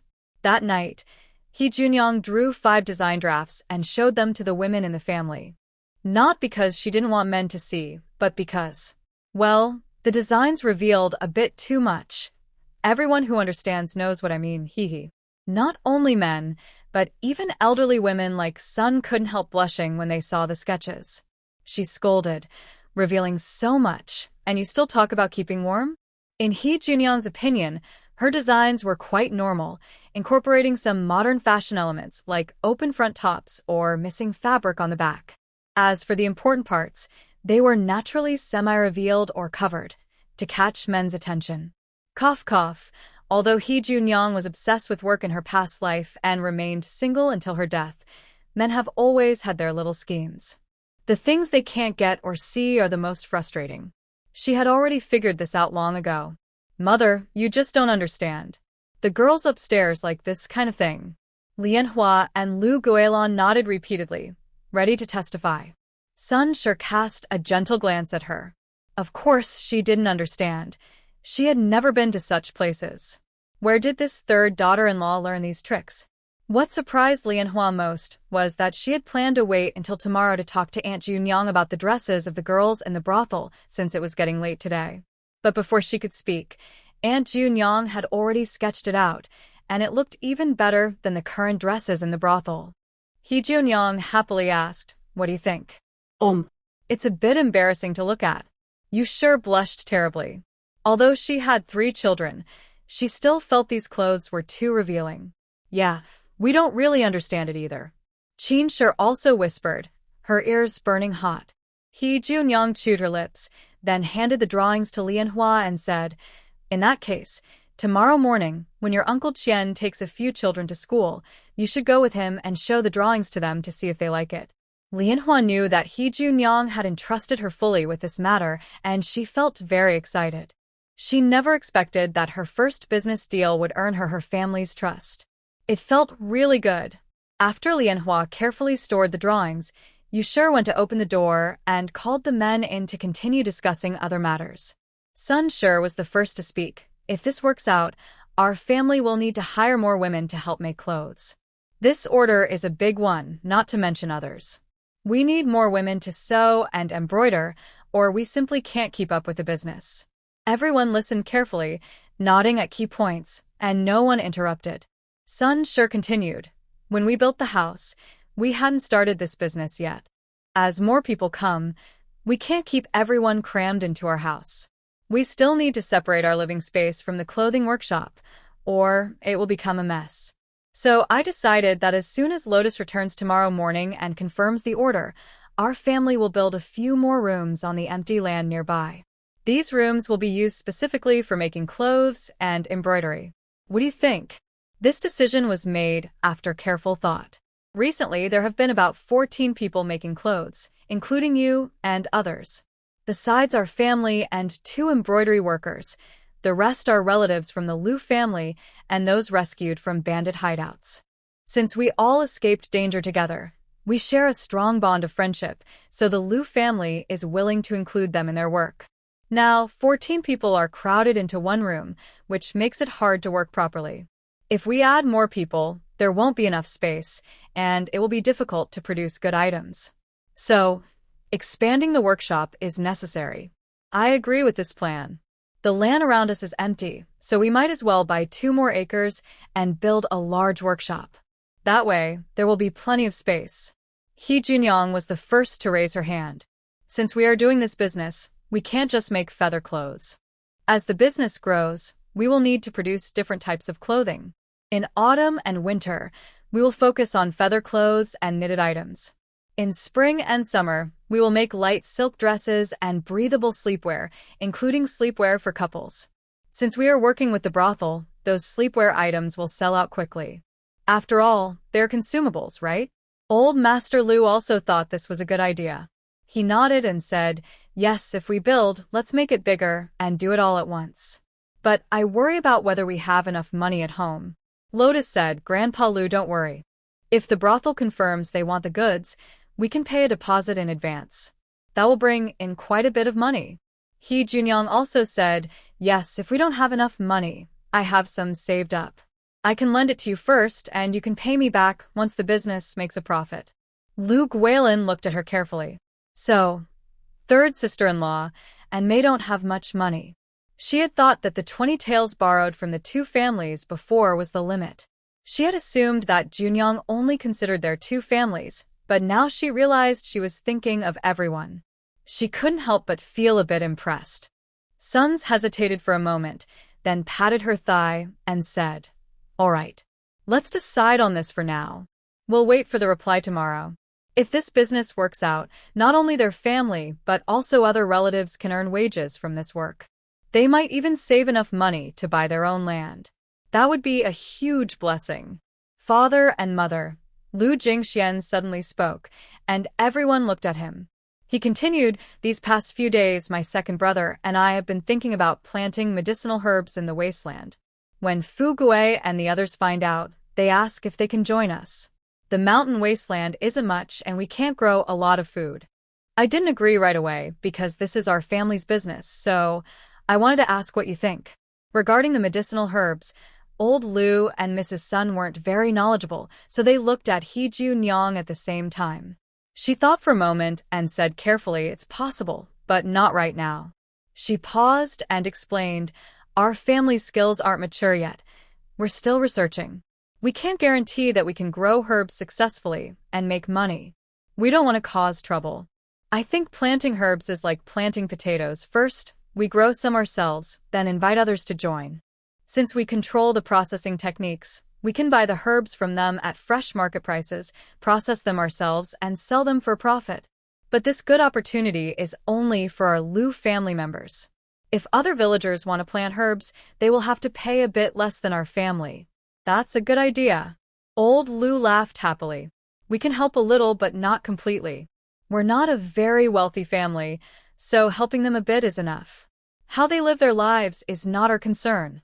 Mrs. Sun was glad. He finally spoke sensibly and nodded in agreement. "That's settled then. All right, I'll tell them tomorrow." After finishing the important matters, everyone went their own way. Early the next morning, Manhwa brought good news. Not just liked. They almost tore up the drawings trying to get them. Manhwa excitedly said, "Those girls said this was the best-looking outfit they've ever seen. They'll follow the drawings directly, no need to see samples. Just make them and send them over. Also, each of them paid a deposit of 1 or 2 silver coins. There are 168 girls in the 3 houses, each paying a deposit of 1 or 2 silver coins." She received 168 silver coins this morning. They all agreed on the future prices. Carrying so much money, she was nervous all the way. She and Lu Jingxian rushed back almost at lightning speed. The bumpy road made her hair messy, and she looked quite disheveled. But that didn't stop her from being happy. Not only was she happy, but everyone in the Lu family was also pleased. So, Sun gave her 1 or 2 silver coins as a reward and promised to pay her a salary every month in the future. She had already refused yesterday, but this time Lotus did not refuse. Instead, she thought she must work even harder to run the business well and repay her family. Old Mr. Lu and Mrs. Sun went to the village chief's house. Whether it was buying land, building a house, or hiring female workers, they couldn't do it without the village chief's help. When they left, Mrs. Sun brought a basket of eggs. The family didn't raise chickens or ducks yet. These eggs were bought from the county town. After the crowd dispersed, Lotus pulled Qin's wife back to the house and handed her the money Sun had given her yesterday and today. "Little sister-in-law, you keep this money." "I don't want it." "You're such a good girl." This is Grandma's reward for you. Keep it well. In a year or two, you'll be old enough to get married. Having money in your hand will give you confidence in your future family. Do you understand? Chin's wife firmly refused and tightly clenched her hands, not giving Lotus a chance to give her the money. This woman's marriage was like a second rebirth. Chin's wife thought she was lucky and married well. Although her mother-in-law was strict, she treated all the daughters-in-law equally and considered their needs. Now, the family was starting a business, and their future would only get better. But Lotus was different. A mother-in-law like Sun was rare. If she had a grandmother-in-law who liked to criticize her daughter-in-law, only money would be reliable. Besides, as a younger sister-in-law, how could she ask her niece for money? Little sister-in-law, although I always say that Grandma Lu saved my life, if it weren't for you and your brother-in-law meeting me and risking pressure to ask Grandma Lu for help, I wouldn't be where I am today. I've always remembered this kindness. I know you've spent all your money on the business now, but this is my heartfelt gift. Please take it. Lotus spoke sincerely. If her sister-in-law had not told her family about her situation to protect herself, she might have been sold into a brothel. Moreover, there was a riot in Qianzhou, and it was said that all the brothels had been burned down. If she had been inside, she probably wouldn't even have a body left. Foolish girl, you're the only child left in my family. If I don't protect you, who can I protect? When your parents were alive, they treated me very well. It's only right that I look after you. You understand things, but you're still a child, so there's no need to push yourself too hard. Being able to do this much is already impressive. Your aunt is proud of you. Qin smiled as she gently touched her face, her eyes shining with pride. How could she not be proud? Her niece had secured such a big order for the family and gained everyone's approval. Naturally, she was different from before. Lianhua hugged her aunt tightly, her voice trembling with emotion. Aunt. She was still a girl of about 12 or 13. Thinking about her grandparents, parents, and siblings who had all died tragically, she couldn't help but shed tears. In the end, Lianhua kept the 2 taels of silver for herself. Qin advised her to hide it somewhere safe, her own secret savings. Lianhua nodded, thinking that she would often go to the county town in the future. When she had money, she would buy nice things for her younger brothers and sisters as a way of showing her care. Meanwhile, Sun and old Lu also went to the village chief's house. The person who opened the door was Zhao, the eldest daughter-in-law of the village chief. Her husband had even helped the Lu family build a house before, so she knew old Lu and his wife well. She didn't ask many questions and simply invited them inside. "Father, the Lu family elders are here," she called out. Then she asked them to sit down and went to pour 2 cups of tea from the kitchen. "Our home doesn't have good tea, so I hope you won't mind," Zhao said politely, being very considerate. Sun smiled happily as she took the tea, feeling quite pleased. When Zhao called out, both the village chief and his wife came out. A few children peeked from inside the house but were pulled back by Zhao. "Old brother Lu, is there something you need to tell us?" the village chief asked with a smile. Old Lu explained the reason for their visit. "Are you planning to buy land again to build a house?" the village chief asked, eyes wide. Hadn't the house just been built? It was spacious and impressive. Wasn't it enough? "Ha ha, you're joking, brother," old Lu said with a smile. "Recently, we started a new business, as you might have heard. We began making and selling ready-made clothes. Since we have people living here, we can't expand freely, so we're thinking of building a dedicated workshop." Old Lu explained humbly, but his tone revealed pride. This was unique in the village. Old Lu was the most distinguished little old man in the village. The village chief and his wife listened in shock. They knew that the Lu family was in the clothing business. Before, some villagers had secretly talked about it, saying they stuffed feathers from chickens, ducks, and geese into their clothes. Those feathers smelled bad. At first, they thought the clothes were just for personal use, but they didn't expect the Lu family to start selling them, and it seemed to be doing quite well. Just now, Old Man Lu said he wanted to buy 6 more acres of land. That means they plan to build a workshop on 6 acres. The Lu family's business has already grown so big. After the shock, The village chief smiled again. Buying land is no problem. The land next to your house isn't being used, so just measure it out. As for building the workshop, Old Man Lu replied, "Of course, we'll need your help, village chief. The young men who worked last time were very hardworking, so we'll use the same ones. But this time, we're in a hurry and need to finish in 10 days. Please help recruit some strong men from the village. The wages will be the same as last time. If there aren't enough villagers, we can also ask reliable people from nearby villages." "That's really good teamwork." The village chief laughed happily. "So your wife's family can come help too." Old Brother Lu plans to build the entire workshop on 6 acres? No, just 2 acres. The rest will stay untouched for now. Old Man Lu stroked his little beard. 2 acres is enough for workshop. He bought extra land because his third daughter-in-law often has new needs, so he bought it in advance. The unused land can be fenced off to raise chickens and ducks. Since they need so many feathers, it's better to be self-sufficient. The village chief asked again, "Will you build a brick house this time?" "No, it's just a workshop. Using bricks would be wasteful. We'll build with mud bricks." "Thanks for your help, village chief." The village chief smiled happily. In just half a month, the village would start harvesting crops. At that time, there wouldn't be time for construction. But the timing for the Lu family was perfect. They could finish in 10 days, get paid, and then go back to harvest their fields. Everyone would have a good year. Meanwhile, the 2 old men were happily chatting. On the other side, Sun's family brought a basket to the village chief's wife, Lu. The basket was covered with a blue cloth.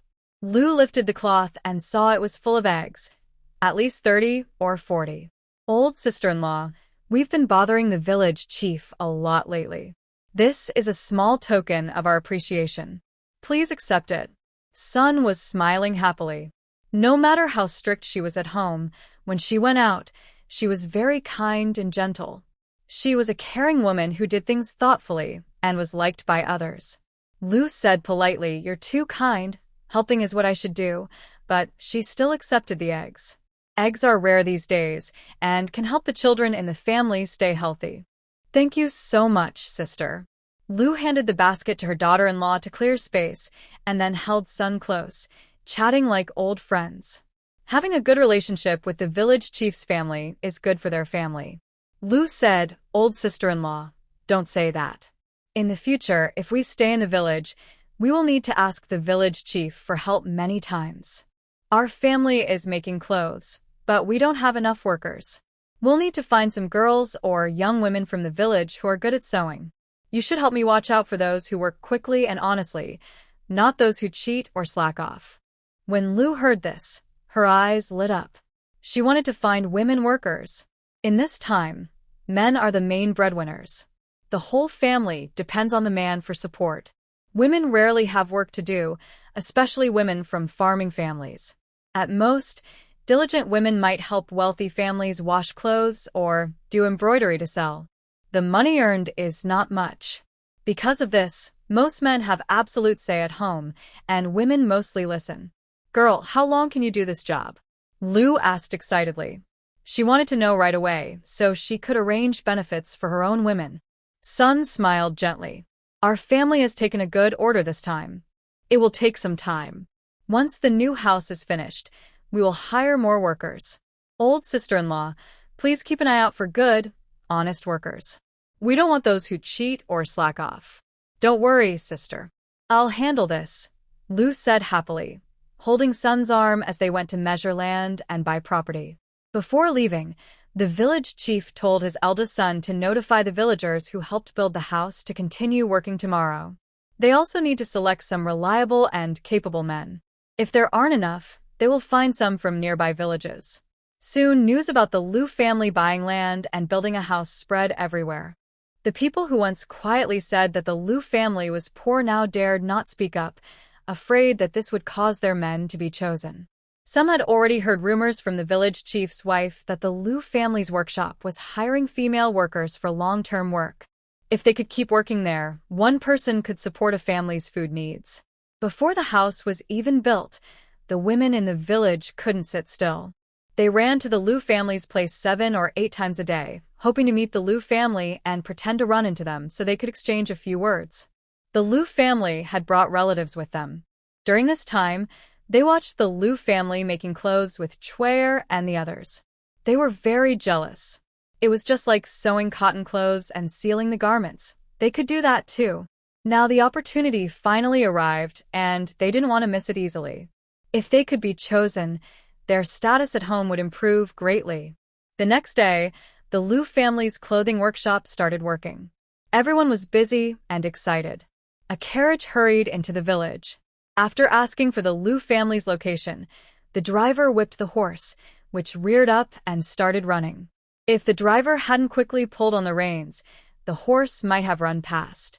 "Is this the house of Lady He?"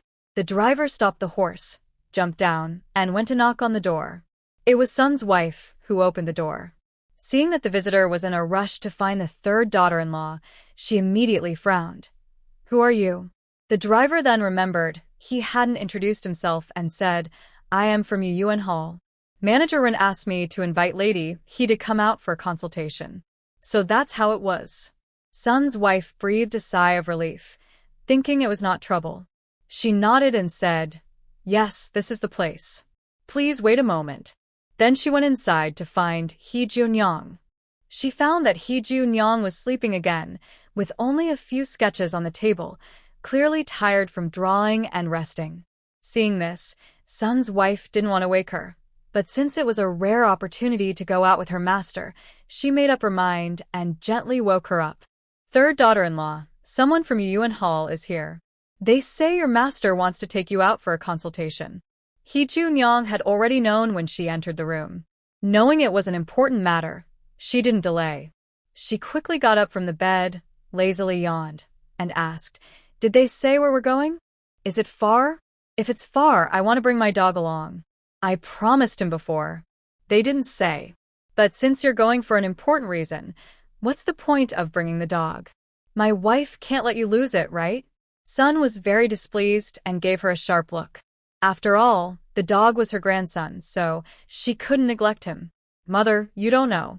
After I had that bad illness last time, the dog has been very clingy to me. He often has nightmares at night. I can't bear to see him upset. Also, I asked my master before, and he agreed that I could bring the child along." He Junyang always spoke in a half-truth, half-fake way, making it hard to tell what was real. For a long time, everyone slept together, and Sun never heard the dog have nightmares. Yet she didn't suspect anything. She only noticed her sleep was getting better, and she didn't hear any sounds anymore. "Then hurry up and pack. I'll go ask first." Sun said this, and then went out quickly, walking briskly. He Junyang smiled. The little old lady was quite quick. Sun soon returned, saying they were just in the county town. He Junyang quickly got in the carriage and left without bringing anything. Sun, worried, accompanied the dog to the door and watched them leave. She felt uneasy but couldn't quite say why. He Junyang didn't think much and fell asleep on the carriage. She wanted to draw more plans during these days. Once the house was built, she could produce many copies quickly. This would shorten the construction time and satisfy the clients. Because of this, she hadn't slept since last night, working until just now to rest a little, only to be woken up again. "Lady He, we've arrived." The coachman softly reminded her outside. He Junyang yawned again, got off the carriage, and saw a side gate of a residence in front of her. Manager Ren and another young herbalist had been waiting for a while. "Lady He." "Oh no, Dr. He, you're finally here. Today we're here to see the county magistrate's daughter. We can't delay." He Junyang understood. The house belonged to the county magistrate. As she followed Manager Ren inside, he told her about the county magistrate's daughter. She has a sore that won't heal, and she's been seeking death for quite some time. She also came to our clinic before, but the results were not very clear. She only seemed to get better temporarily, but after a few days, the problem recurred. He Junyang nodded to show she understood. Since Manager Ren and the herbalist were men, they couldn't go directly to the backyard. So, the county magistrate's daughter was brought to the front yard for treatment. The girl, wearing a veil over her face, sat in the flower hall looking anxious and tearful, as if she had cried a lot. Master Ren personally came here. Please let me see Lanner. Her condition has worsened these days. I really don't know what to do.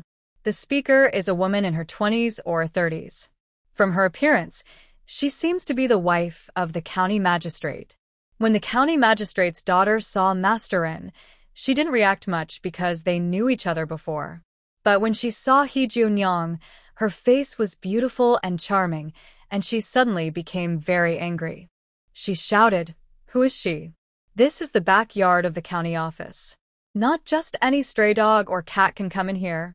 He Junyang didn't understand why she was so hostile. She smiled lightly and asked, "Should I leave then?" P.S. Sorry for the late update. Something happened tonight. My relatives annoyed me so much that I was trembling while writing. When the lady of the county office heard this, she became anxious. She said to her daughter, Zhang Lanxiang, Lanner, stop talking nonsense.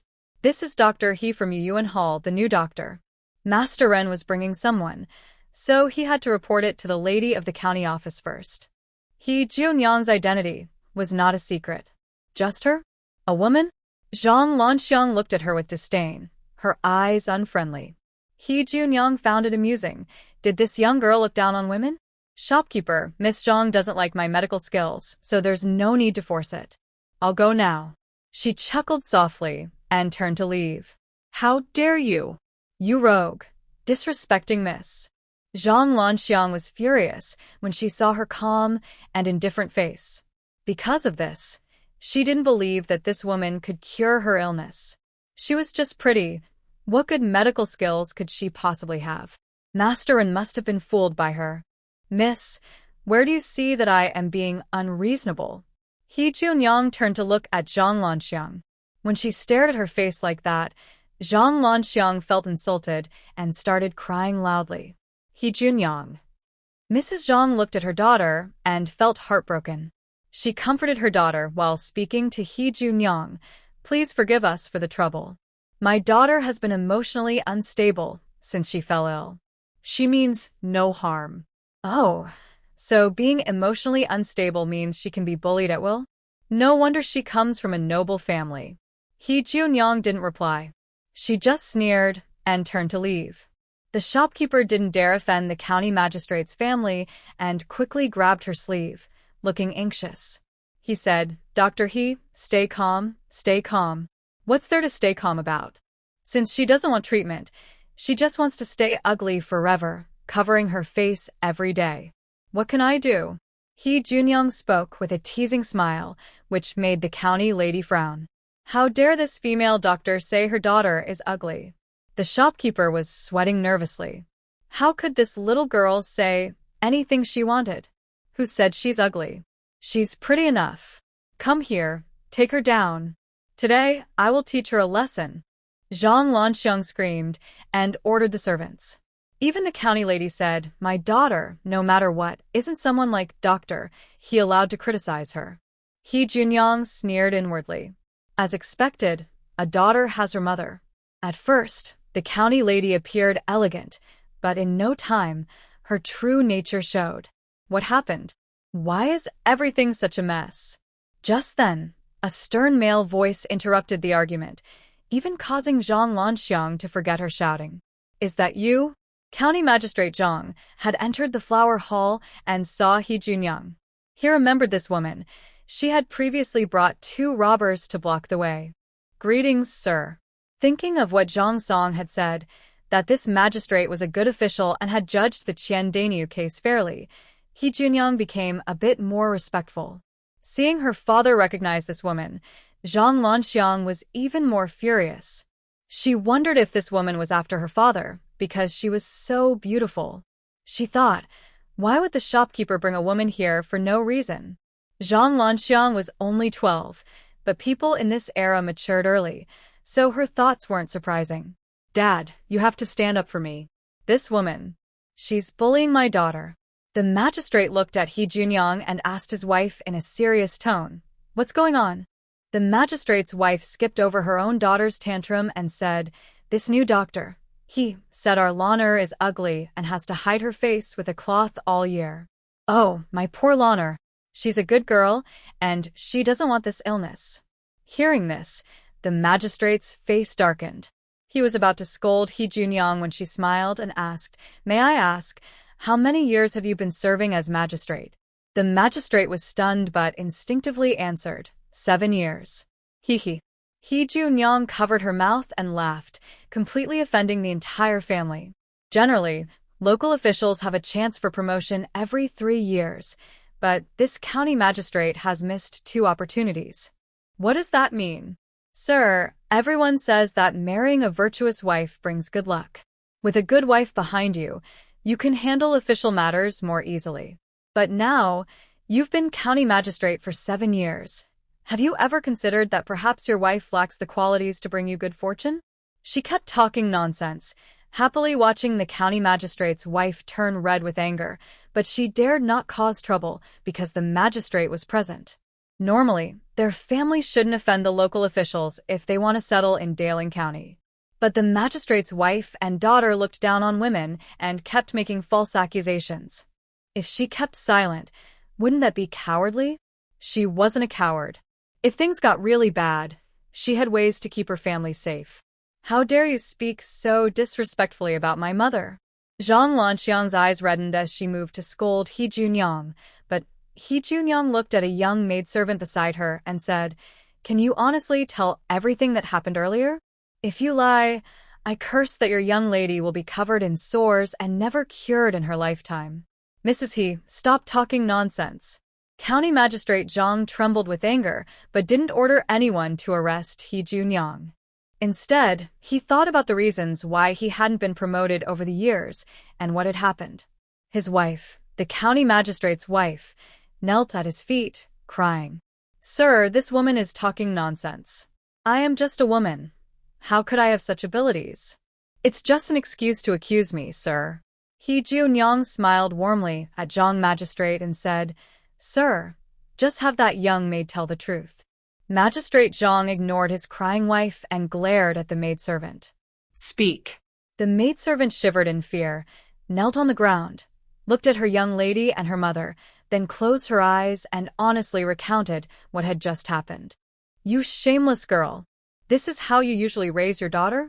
People in official positions, no matter how low, still had some sense. Zhang Magistrate immediately understood what had happened. It turned out that when Lanxiang arrived, she was arrogant and unruly. He Junyang deliberately used words to provoke her, hoping she would agree to a medical consultation. But Lu's daughter was clueless and didn't understand, and instead of cooperating, she caused trouble. No wonder people had mocked him for years for not getting promoted. He felt naturally angry inside, angry that He Junyang had revealed his scars, and also angry at his wife and daughter for being useless. County Magistrate Zhang roughly pushed aside his wife, Lu, and was about to get angry, but He Junyang said, "As a government official, you must treat everyone equally, regardless of gender. Your wife and daughter are women, yet you look down on women. When the officials come to check your performance, they will report this situation. How can you expect to be promoted?" He Junyang smiled softly, while the nearby shopkeeper, Ren, shivered. How could this doctor be so good at stirring trouble? Is this what people say, that only women and petty people are hard to raise? He Junyang's words made Magistrate Zhang think of an incident from last year when he went to the capital city to report his work. Over the years, he managed Daling County very well. There had been no major natural disasters or big public disputes. Even the governor praised him highly. Usually, a promotion was certain. But because his daughter insisted on going to the city to play, he took his wife and children along with the officials who came to evaluate him. During a rest stop, the servants didn't serve well, and a plate was spilled. Zhang Lanxiang immediately ordered someone to beat the maid. His wife, Lu, watched without stopping him. Only after he and the official went to check the situation did she stop. At that time, he didn't think much of it. Now he realizes that incident might have left a bad impression on the officials evaluating him, and they reported it to the governor, which blocked his promotion. Looking at He Junyang again, Magistrate Zhang's eyes showed some excitement. This woman really is extraordinary. Could she be a fortune teller? Please, Dr. He, give me some advice. He spoke very respectfully and sincerely, making everyone around him stare in shock. He Junyang casually replied, I don't dare to give advice, but if you pay more attention to your wife and daughter, you will surely see what's wrong and rise smoothly in the future. Yes, what you say makes sense. I've been too lenient with my children these years. Otherwise, I wouldn't have been stuck here for so long. He suddenly understood, and even smiled. Magistrate Zhang's daughter stared in disbelief as her father was so easily fooled by this woman. She was furious and wanted to say something, but Zhang was told to hold her back. Father, you're helping outsiders bully me. I wonder what the point of living is. Maybe I should just die. Boo-hoo. The little girl kept crying endlessly. Magistrate Zhang ignored her and just smiled as he said to Dr. He, this child, from now on, I will strictly discipline her. Dr. He, please take a look at her condition.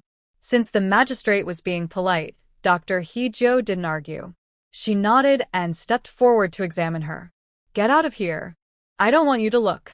You're a bad person. Zhang Lanxiang threw a tantrum, no different from a common woman. She waved her hands wildly, hitting around, while the maids and servants around her dared only lower their heads and wipe their tears. If you cause trouble again, I'll have you. Magistrate Zhang was very angry. When did his obedient and sensible daughter become so unruly? Hearing her father shout, Zhang Lanxiang didn't dare to scream anymore. She clenched her teeth tightly, trying not to cry out loud.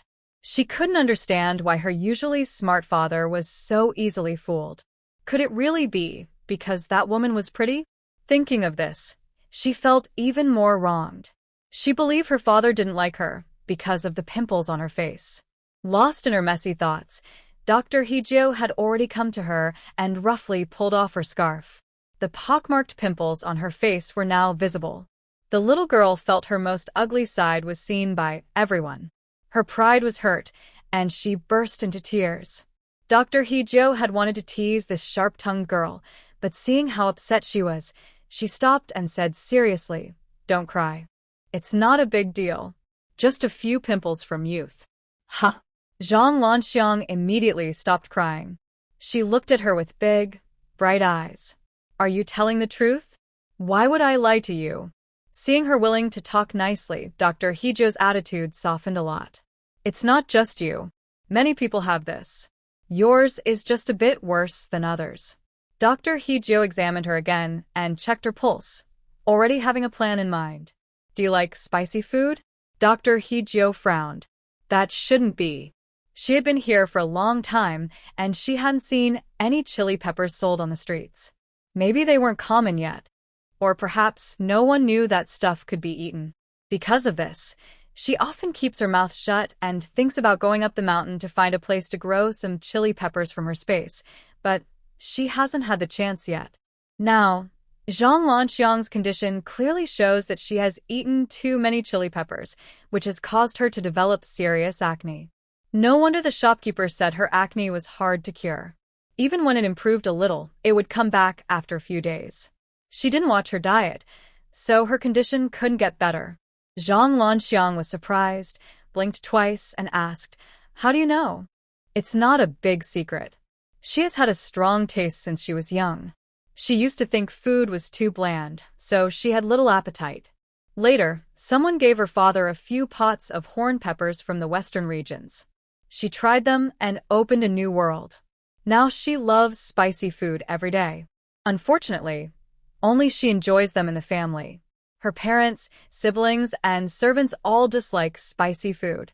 She once felt a bit lonely.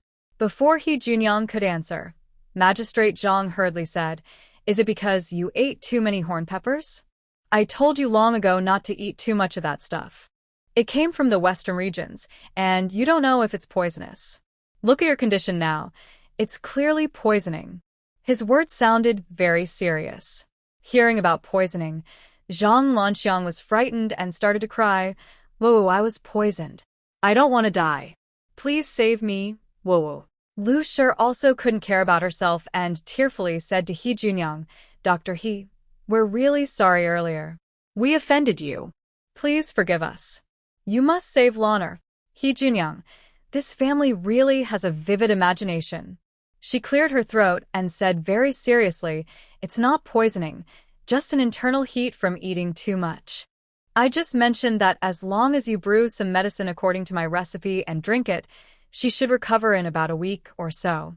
She paused and deliberately added, speaking of those horn peppers, I like them too. It's just that. During our family's escape, we lost the seeds. What a pity. She looked intentionally at Magistrate Zhang. Magistrate Zhang. So, does she want some? Those peppers are extremely spicy. What's so good about them? But since He Junyoung reminded him today, giving her some wouldn't hurt. He generously ordered the servants to bring over a few pots. In the past 2 years, because his daughter liked them, they planted several large pots in the yard. Seeing Magistrate Zhang being so generous, He Junyoung happily wrote down the prescription. She then advised, you must avoid certain foods during this time and eat less in the future. When I go back, I will prepare a box of acne-removing ointment.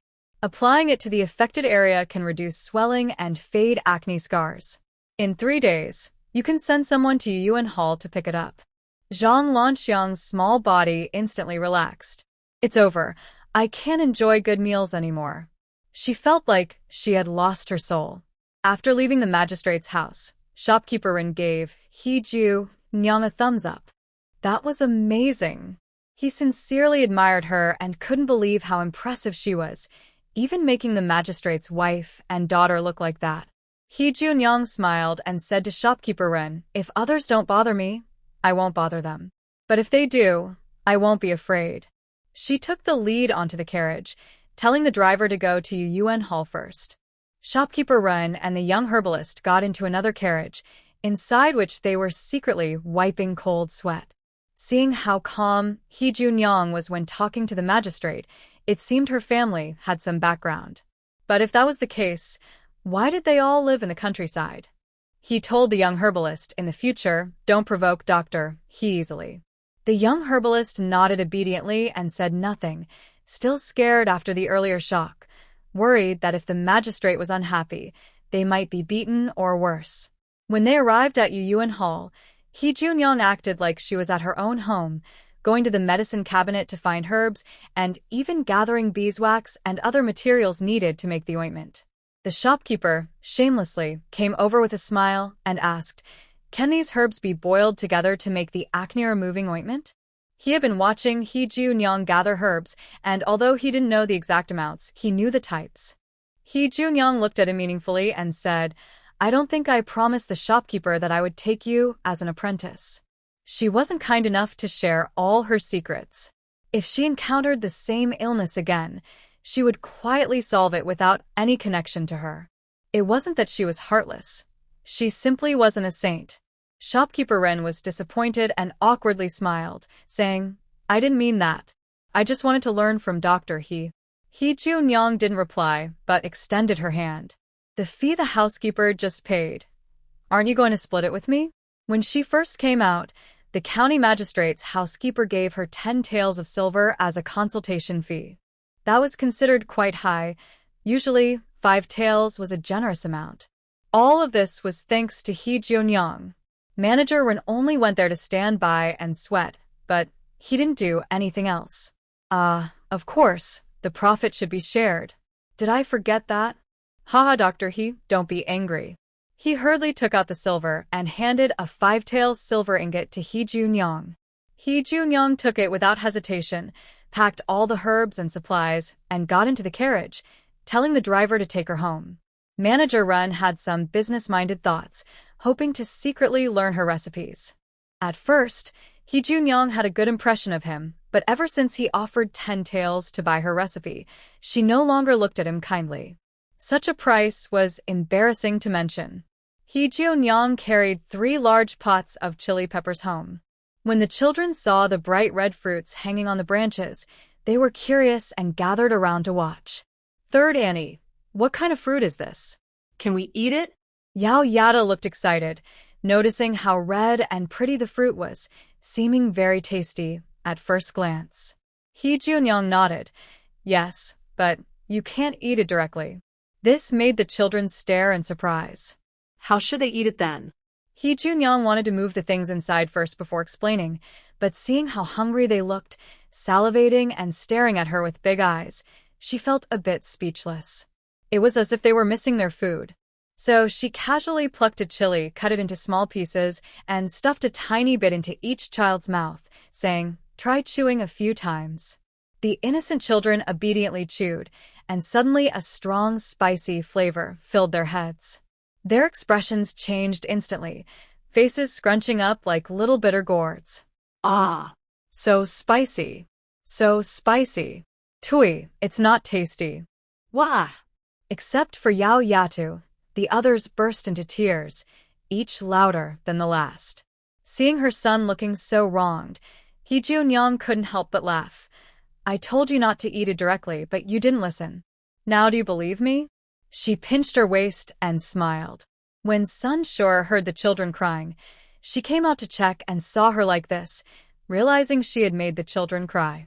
Without a word, she reached out and slapped her. "Is this how a senior should behave? Why did you make them cry?" "That's not my fault. They insisted on eating it themselves." He Junyang hurriedly deflected blame. She wouldn't take responsibility for this. Sun's wife was too tired to care about her and looked at the bright red chili peppers in front of her. She frowned and asked, "What is this?" He Junyang winked at her and said, "Good stuff." Shanshan was crying loudly earlier, but when she heard this, she sniffled and said, "No, it's not. Not tasty." Sun's wife became more curious. Without hesitation, He Junyang put a small piece of chili into her mouth. Sun's wife instinctively chewed it, then ha. He Junyang laughed so hard her stomach hurt. Spitting out, she said, "You little girl, how dare you tease your mother like that?" The scene that followed made a group of children giggle happily, while Grandma chased after third aunt, playfully scolding her. Although the little dog also felt it wasn't right for their mother to tease them, he couldn't just watch her get scolded, so he hurried forward to hold Grandma back and speak up for his mother. There was quite a bit of fussing. Finally, everyone calmed down, and they carried the bowls of chili into the house. Sun's wife, holding back her temper, asked, "What exactly is this?" He Junyang stopped joking and seriously explained, "It's really good stuff. It's a kind of seasoning like salt. Eating it alone wouldn't taste good, but adding some to dishes makes them truly delicious." Sun's wife watched her talk, saliva almost dripping from her mouth, and she felt she couldn't bear to look. Her face was already flushed from the chili. What could be so good about it? But the third daughter-in-law said it was a seasoning like salt, which made her wonder if it could also be sold at a high price like money. The little old lady immediately became interested, staring eagerly at He Junyang. He Junyang continued, "If we can grow this in large quantities, our family could start a food business. With this, we could be the only ones in Beiyan Kingdom to have it." "Is it really so spicy that people would like it?" Sun's wife found it hard to accept, so spicy it felt like it was piercing her head, and she wished she could just spit it out. "Of course, some people like it. I found out about it today when I went to see the county magistrate's daughter. She loves spicy food and eats it almost every day." He Junyang wasn't exaggerating. The county magistrate's daughter really did get sick from eating too much spicy food. Sun's wife found it unbelievable and immediately asked, "So, how do you plan to grow this?" "This is not urgent now. It's not the right season. Besides, there aren't that many fields at home. First, let's grow the medicinal herbs and potatoes. As for these few pots, let's keep them for now to satisfy the family's appetite." If it were something else, Sun's family might believe it, but she personally tasted the chili peppers this time and felt very resistant. She wasn't optimistic about it. However, her third sister-in-law always has ideas, so she didn't say much. There's no rush to plant now, so she decided to observe for a while. At night, Yu's wife was cooking when He Junyang sneaked into the kitchen. "Third sister-in-law, are you hungry? It'll be ready soon. Just wait a little longer." Yu's wife saw her and smiled gently, knowing that this third sister-in-law disliked entering the kitchen. If she came in, she must be hungry. "No, big sister-in-law. Look what I brought." He Junyan opened her hand, revealing a bunch of bright red chili peppers.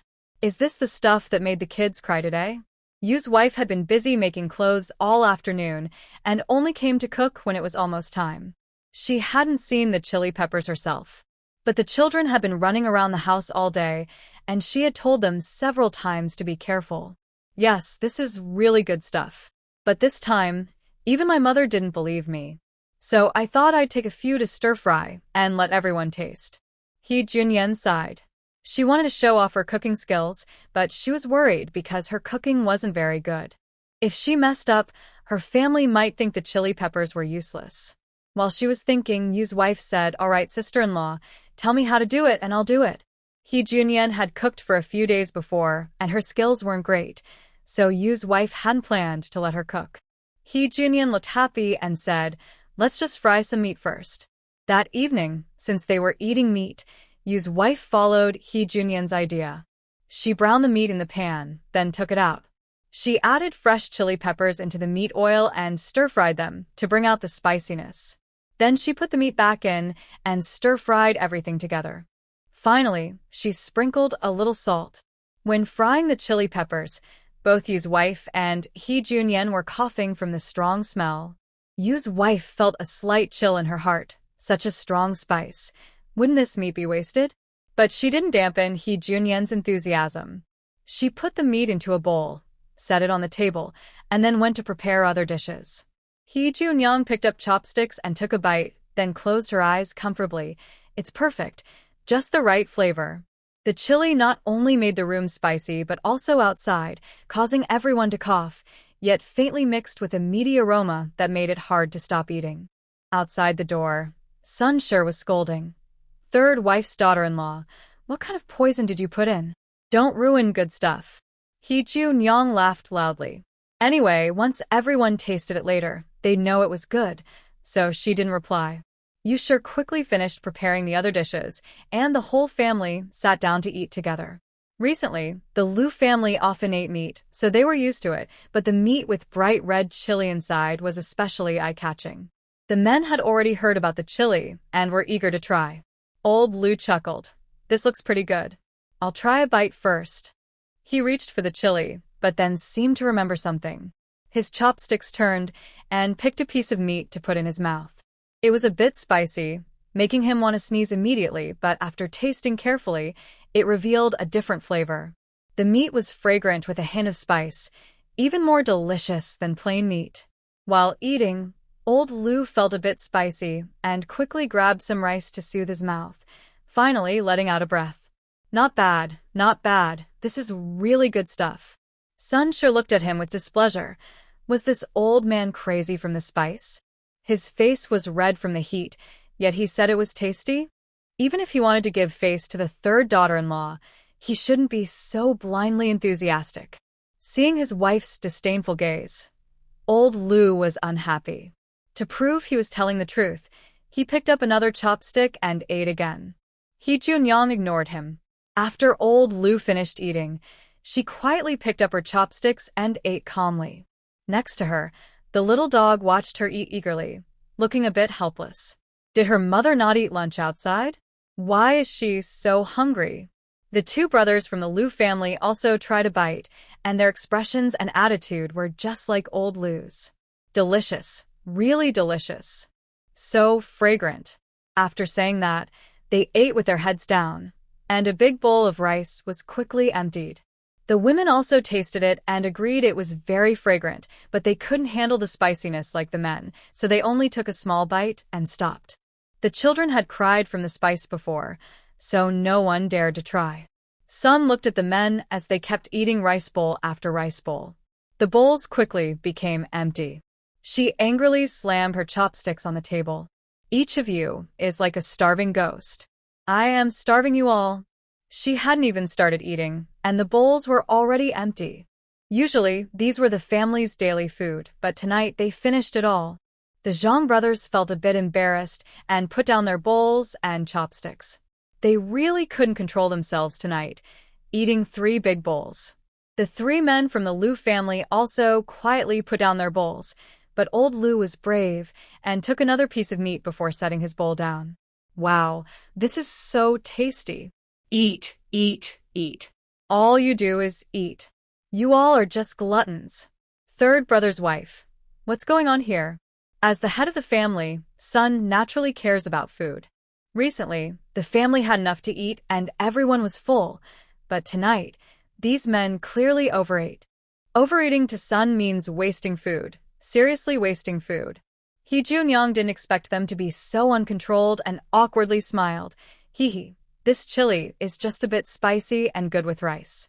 The sun had just set, and it wasn't dark yet. Usually, at this time, everyone would wash up, sit and chat, then go to sleep. But tonight, Sun gave the order.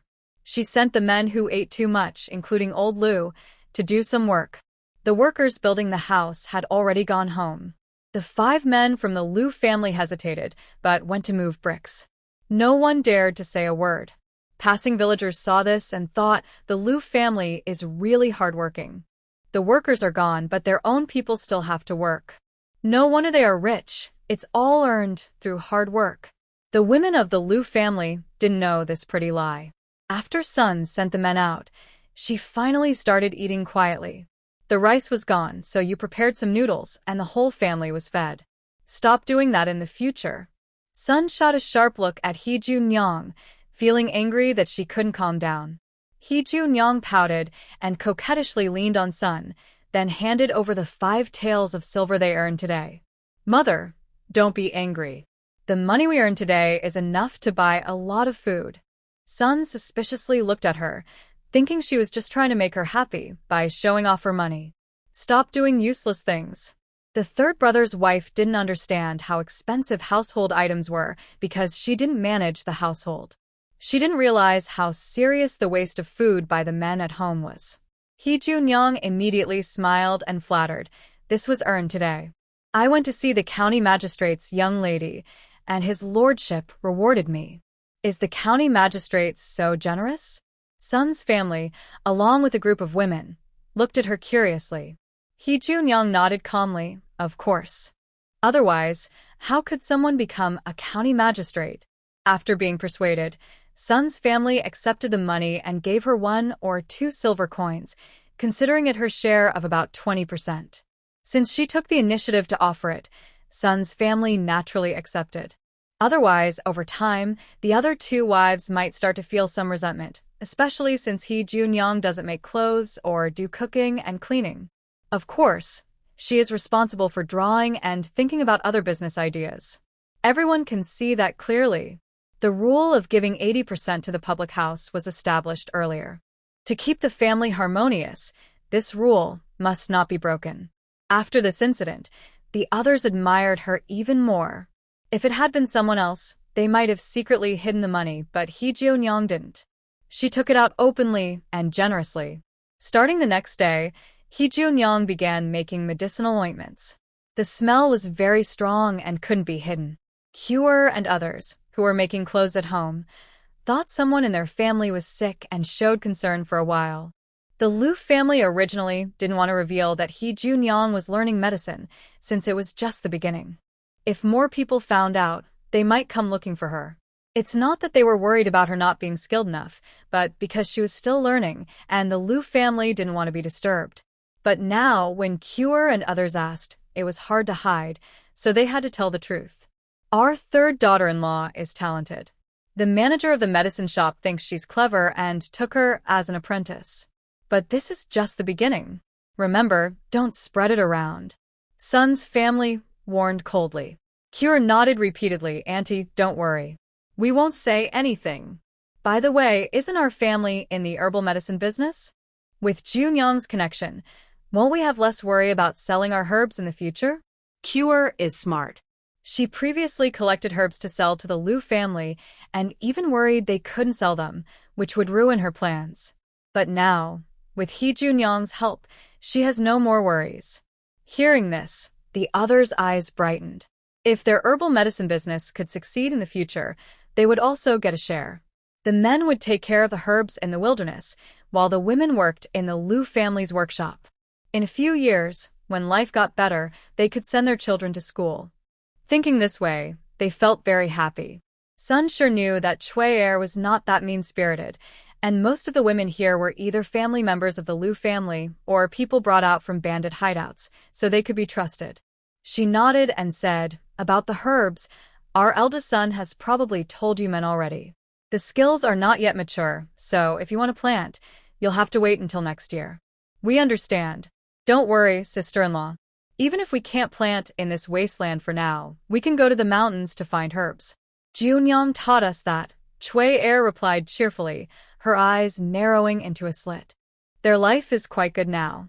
If things continue like this, they could pay back the debt to the Liu family by next year." The Qi family, although without men at home and not yet clearing land, both mother and daughter worked in the workshop making clothes. They earned about 20 coins a day, which was enough for food and drink, and they could save some money. They had no worries. In southern Thailand, a horse suddenly arrived, kicking up dust. Someone immediately went forward to greet it. Sun Chi dismounted, threw the reins to his men, and quickly entered the courtyard. "I said, brother, you're finally back." Qin Jian was studying the recent situation in the southern Thai court in his study. When he heard the noise outside, he hurried out to check. Seeing Sun Chi, tears of mixed feelings almost fell. He had never known that handling things alone could make someone so overwhelmed. During Sun Chi's absence, he had almost gone bald from stress. It proved that his mind was not as sharp as Sun Chi's. He decided he must find an easier life in the future. Sun Chi nodded, took a bowl of water from his men, and drank it quickly. He ordered, "Bring me another bowl." He had almost died of thirst on the way. "How is it? Did you find your family?" Although Sun Chi didn't say anything, Qin Jian felt that only family members could make him lose his reason and abandon everything to find them. No. He didn't deny it. Qin Jian sighed, patted his shoulder, and advised, "No news is the best news. Maybe they already went to a safe place. In a year or so, the chaos in Nantai's court might be complete, and we can step back. When that time comes, I will help you find them." Over the years, their plans had gone well, with no mistakes, but progress was slow. If Sun Chi hadn't directly killed the Crown Prince of Nantai, they might have stayed there for another 3 or 5 years. Sun Chi didn't tell him that he had asked Wei Yu for help in finding his family. He didn't want many people to know about his family matters because his identity was too dangerous. Qin Jian understood this well, so he never asked too deeply, just as Sun Chi never inquired about his most secret matters. Suddenly, an urgent message arrived from outside. Sun Chi opened the letter and found that it was about the Crown Prince being ambushed on his way to Changzhou. "Your Highness was attacked?" As soon as Qin Jian saw the first few words, he immediately tensed up like a rooster with its feathers ruffled. Sun Chi ignored him and carefully read the entire message. Only then did he pass the letter to Qin Jian. "Your Highness is safe, though it was a close call." Afterward, he quietly stood aside, waiting for Qin Jian to finish reading. "Those people have wolf tooth marks on them, the same as the group that was chasing me before." Qin Jian clenched his teeth in anger. Who exactly are these people? The group that had been chasing him since he left Nantai had followed him to Changzhou, and this time, the Crown Prince's attackers seemed to have come from the capital. This suggested that this organization was widespread and very large. Sun Chi also thought of this and frowned as he said, "It must be someone in the court hiring killers. But what organization would have such tattoos?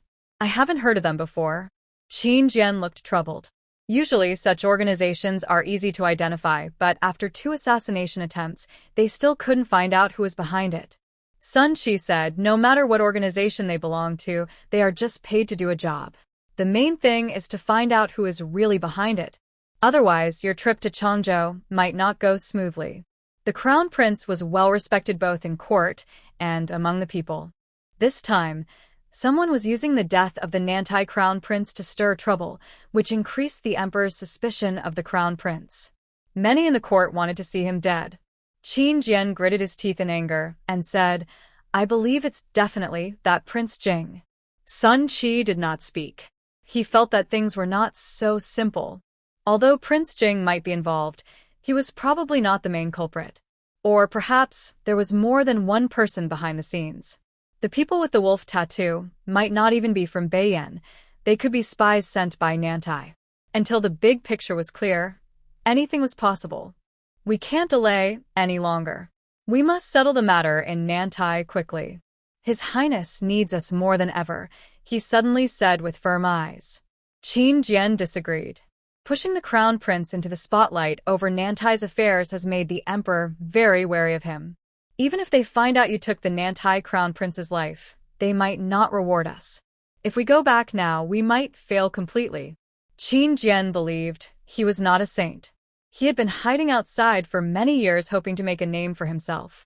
Now, with the emperor in power and King Qin seen as a threat, returning home might not bring benefits. Instead, they could be secretly harmed by the emperor. Sun Qi also dreamed of returning home someday. But now his family was missing, and the country was full of danger. The chaos in the homeland was worse than the disorder in Nantai. He wanted to go back first, to find his family, and uncover the people behind the wolf tattoos. The enemy was in the shadows, and many decisions were beyond their control. He patted Qin Jian's shoulder and said, "Don't worry. His Highness will not forget us." Sun Qi smiled, then went to his room to wash off the dust. He knew he had to plan carefully for what was next. In the bathtub, the hot water reached his neck. He closed his eyes to rest and quickly saw many images in his mind. Sometimes he saw the details of Nantai's defenses over the years. Other times, he remembered scenes from his family home in earlier days. Seeing the suffering in Changzhou made his heart tighten. If he had done so much, hidden for so many years, yet couldn't protect his own family, what was the point? He sighed deeply and opened his eyes. He knew he had to return quickly. Just as he dressed, a voice from his subordinates came from outside. "Sir, the Prime Minister's residence has sent an invitation." Come in. The door opened, and a subordinate brought in an invitation. He looked at it and saw it was an invitation to a banquet, celebrating the 16th birthday of the Prime Minister's daughter. He smiled. It was like someone offering a pillow when he was about to fall asleep. The opportunity was right here. "Go tell the visitors, I will definitely come." Yes. Sun Qi took the invitation again and went to find Qin Jian. They spent the afternoons secretly planning in the study. Although Qin Jian thought his plan was a bit too risky and might expose himself if not careful, risking all his years of careful work, he ultimately decided to trust Sun Qi's ability and let him try. Sun Qi and Qin Jian pretended to be running a large gambling house in Nantai, but in reality, they were involved in many businesses. Some officials secretly envied them and tried to deal with them, but failed to get any benefits. So, people believed they were backed by the royal family. Many officials secretly wanted to win their favor.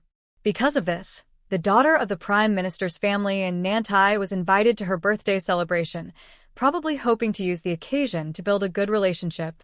7 days later, Sun Qi arrived at the Prime Minister's residence as promised, bringing a priceless glow-in-the-dark pearl as a gift. Someone nearby saw the gift list and guessed that Sun Qi might be aiming to become a favored son-in-law of the Prime Minister. The Prime Minister's family was very powerful, and if Sun Qi's influence was added, the Prime Minister's nephew, the current 6th prince, could definitely become the crown prince. However, the 6th prince was only about 11 years old, so it was uncertain whether he could handle such a responsibility. Sun Qi ignored these guesses and entered the Prime Minister's residence. He was led to the main hall by the servants. The birthday celebration for the Prime Minister's daughter mostly invited young gentlemen and ladies from noble families, those with official titles. Someone like Sun Qi, who had no official rank or known background, was the only one of his kind there. Despite that, no one dared to mock him based on his status. Instead, they approached him politely, trying to make conversation.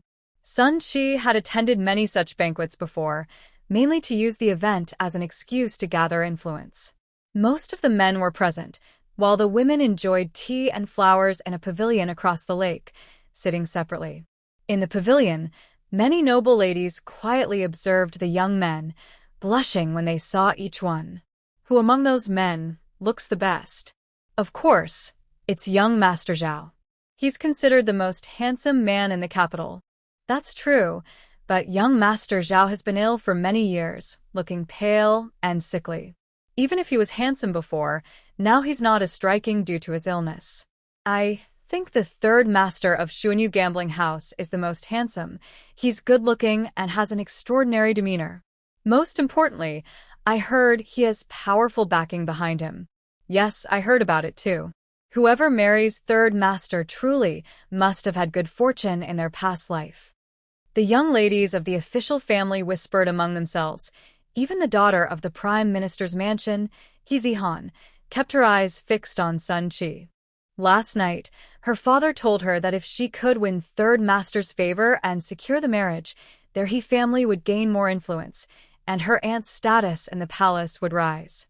She herself would become the most envied woman in the entire capital. Most importantly, she already liked third master. Thinking about this, she casually responded to the other ladies and then left. She whispered a few words to her close maid, who then left in response. Sun Qi was sitting comfortably, drinking tea, and listening to a play. He was waiting. A good show was about to begin. At that moment, a young maid respectfully approached and said, "Third master, my young lady wants to see you." Sun Qi raised an eyebrow and looked at a young servant nearby, who nodded very slightly. "Miss, he has something to say?" "Please, third master, come with the servant." The maid lowered her head, afraid to meet his eyes. Sun Qi smirked. The prime minister's family was truly his lucky star. He stood up quickly and followed the maid. It seemed a pity to miss the exciting show. He Zihan was already waiting in a pavilion elsewhere. When she saw him approaching from afar, her palms couldn't help but sweat. "Third master." She spoke shyly. Sun Qi politely bowed and asked, "Miss He, is there something?" He Zihan, the legitimate daughter of the prime minister's family, was skilled in music, chess, calligraphy, and painting, trained according to palace standards. She had been taught the virtues of a proper lady, including the 3 obediences and 4 virtues. This was her first time secretly meeting a man outside her family, so she was nervous and shy. Her face was blushing deeply, and she didn't know how to start. Sun Qi frowned and said, "If Miss He is nothing else, I will take my leave." He thought it was about time the show started. "Third master, please don't go," He Zihan hurriedly said, wanting to hold his hand but feeling shy and pulling back. She couldn't care about much else. She quickly took out a small purse, closed her eyes, and handed it over. "This is a purse I embroidered myself. Please, third master, accept it." In this era, giving a purse to a man by a woman is a meaningful way to subtly express her feelings. Sun Qi looked at the beautifully embroidered purse and thought that General He really could achieve great things. His legitimate daughter was willing to give it to someone like him, who only had a merchant status on the surface. He smiled and did not reach out to take it. "Thank you, Miss He, for your kindness. However, I already have someone I care for." Sorry. He took a step back, and He Zihan's face turned pale. Wasn't it said that Sun Qi was not interested in women? What does it mean to have someone he cares for? Who is that woman? Before she could become too upset, a young maid hurried over to report, "Miss, something happened up ahead. The 6th prince, he. What happened to the cousin?" He Zihan quickly threw the purse to her maid and looked at Sun Qi with some regret before rushing away. Sun Qi silently smiled and turned to follow. The main hall was in chaos. Everyone attending the banquet looked very upset, some even sweating through their clothes. Outside, He Zihan could hear the 6th prince shouting inside, "You're all bad people. I won't let you get away with this. I will kill you all, kill you all." Just as she was about to enter, she screamed and fainted when she saw a human head rolling at her feet. Sun Qi stood behind her, watching as He Zihan was about to fall into his arms. He quickly sidestepped to the side, successfully distancing himself. If he had tried to catch her in front of so many people, it might have caused confusion. Miss. Someone help. Save my lady." The young maid was also terrified when she saw the head, but she could only hold her lady and cry loudly. How did this peaceful birthday banquet turn into such a scene? The chancellor originally wanted to give the young people some space to get along. He was reading in the back courtyard study when he heard the servant's report. He immediately jumped up from his seat and hurried over to check. The sixth prince suddenly went crazy at the banquet, wildly swinging his sword and attacking people. The head that rolled to the ground was the head of an official serving near the sixth prince. When the prince snatched the sword, he wanted to go forward to persuade him, but he was the first to suffer. No one dared to step forward to stop the sixth prince. When the chancellor arrived, the sixth prince was still raging. The chancellor was very anxious and shouted, "What are you all doing? Quickly hold the sixth prince down." When this was said, a few strong guards stepped forward to block the way, holding the sixth prince and taking him to the back courtyard. Faced with the mess everywhere and the pale-faced officials and nobles around him, he apologized sincerely, saying, "Sorry for causing a joke today. Since such an incident happened, let's end this banquet here." Then he asked the butler nearby to arrange for the guests to leave. That night, both the prime minister's residence and the palace were filled with dark clouds. The sixth prince was only 11 years old. Normally, he wouldn't be involved in the fight for the throne, but after the crown prince died, he was the only slightly older candidate with strong maternal family support, making him the most suitable choice. The emperor placed his hopes on him and had been carefully nurturing him. However, the sixth prince had a hidden illness from a young age. Sometimes he would go mad and attack anyone nearby, and this condition was hard to cure. Fortunately, his mother was the emperor's sister, so the prime minister's family helped hide the problem, and even the emperor didn't know about his son's issue. As long as he could control himself and not go mad in front of others, it wouldn't be hard for him to become emperor.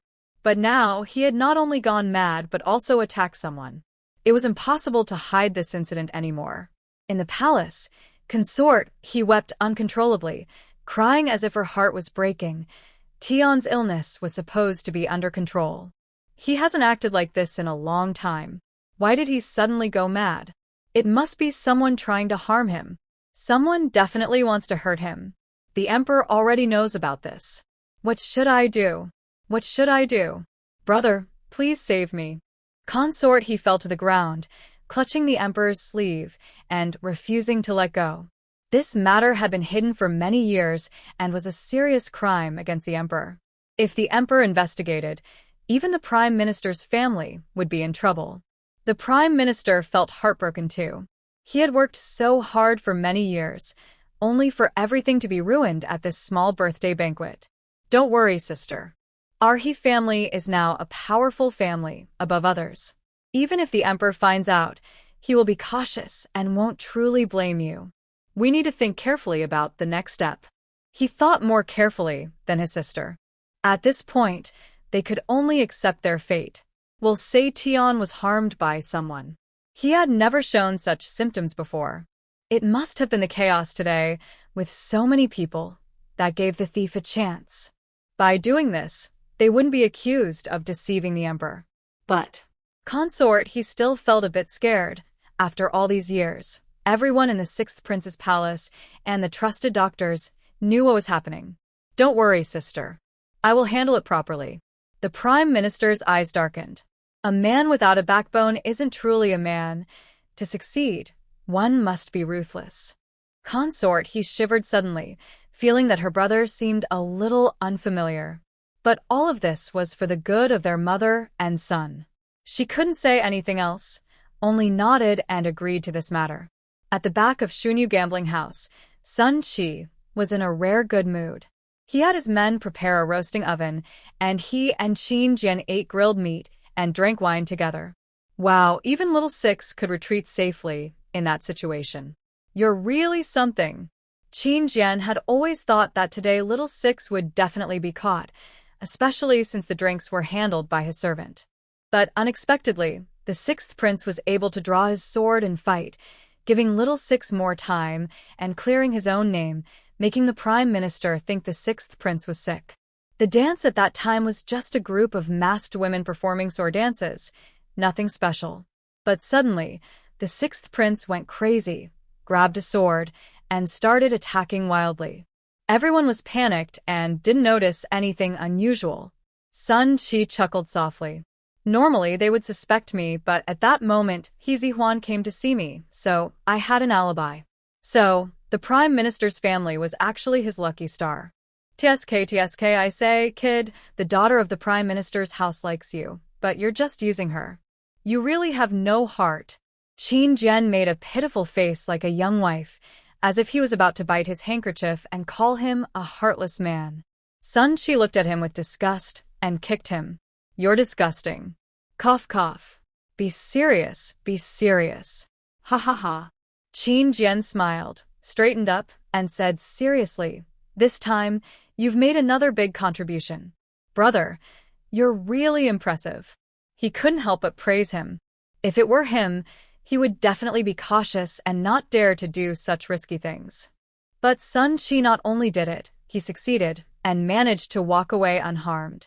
When he first met Sun Qi, he thought Sun Qi was not as good as him, especially in martial arts.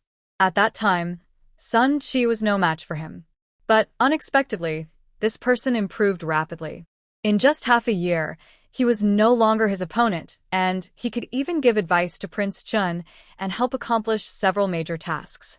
Later, he was sent to Nantai, and Sun Qi became his direct superior.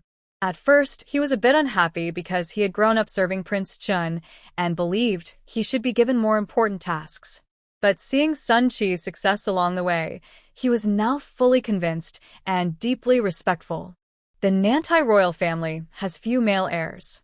Now, the most promising sixth prince has been publicly diagnosed with a mental illness, so he can no longer hold his position. He has only a few young children under him, and the emperor is getting old. This means the other royal relatives will start to make their moves. It looks like Nantai won't stay stable for long. Qin Jian was very excited and patted his thigh. This way, they could leave early and had done a great job. But Sun Qi shook his head, finished his drink, and said, "You're thinking too simply. The fire has just started. We need to fan it a little more to make it burn brighter." Right now, they wanted the Nantai emperor to be weak. If the royal relatives became too aggressive, the country might change rulers soon. Once a new emperor is crowned, he would want to expand his territory, which could disturb Beiyan. Their goal was to make the emperor and the royal relatives fight each other, causing internal conflicts and even some civil wars to weaken the country. This would allow the people of Beiyan to live peacefully. With this opportunity, Beiyan could develop quickly. By the time Nantai realized what was happening, they would be far behind. How do you plan to do that? Qin Jian stared blankly, amazed at how thoughtful Sun Qi was. He could consider everything so carefully. Sun Qi smiled slightly, a flash of light in his eyes. He tightened his grip on his wine cup and said lightly, with a hint of a smile, "Of course, I will help the Nantai emperor." Beiyangua, Anping village. The clothing workshop was now built. During this time, the women of the Liu family made many clothes, mostly simple styles, which they handed over to Zhang Song and Lianhua to sell. Lu Guilin felt that going there wouldn't be very useful, so she decided to stay home and make more clothes herself. Next, they needed to hire female workers for the workshop. After the long promotion, the villagers were eager and many signed up, thinking that being chosen was like securing a steady job. On the first day of registration, He Junyang used her notebook to write down everyone's names. When everyone thought they might be accepted, she said, "Those who have registered their names, come for an interview tomorrow." What kind of interview?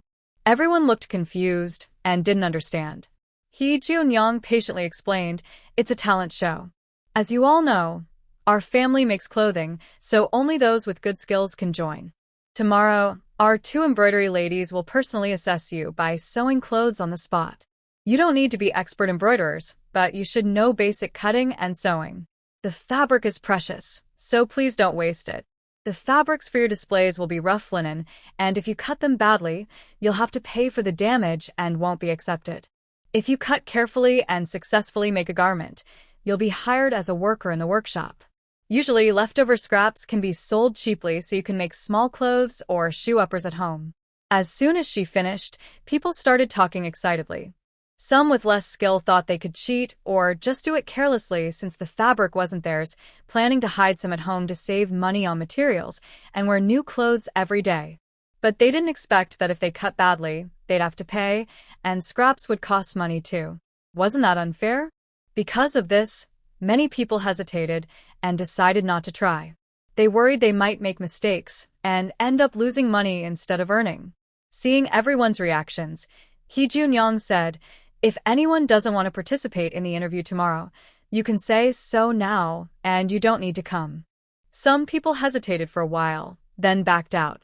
After all the fuss, 123 people signed up, but 21 withdrew, leaving 102.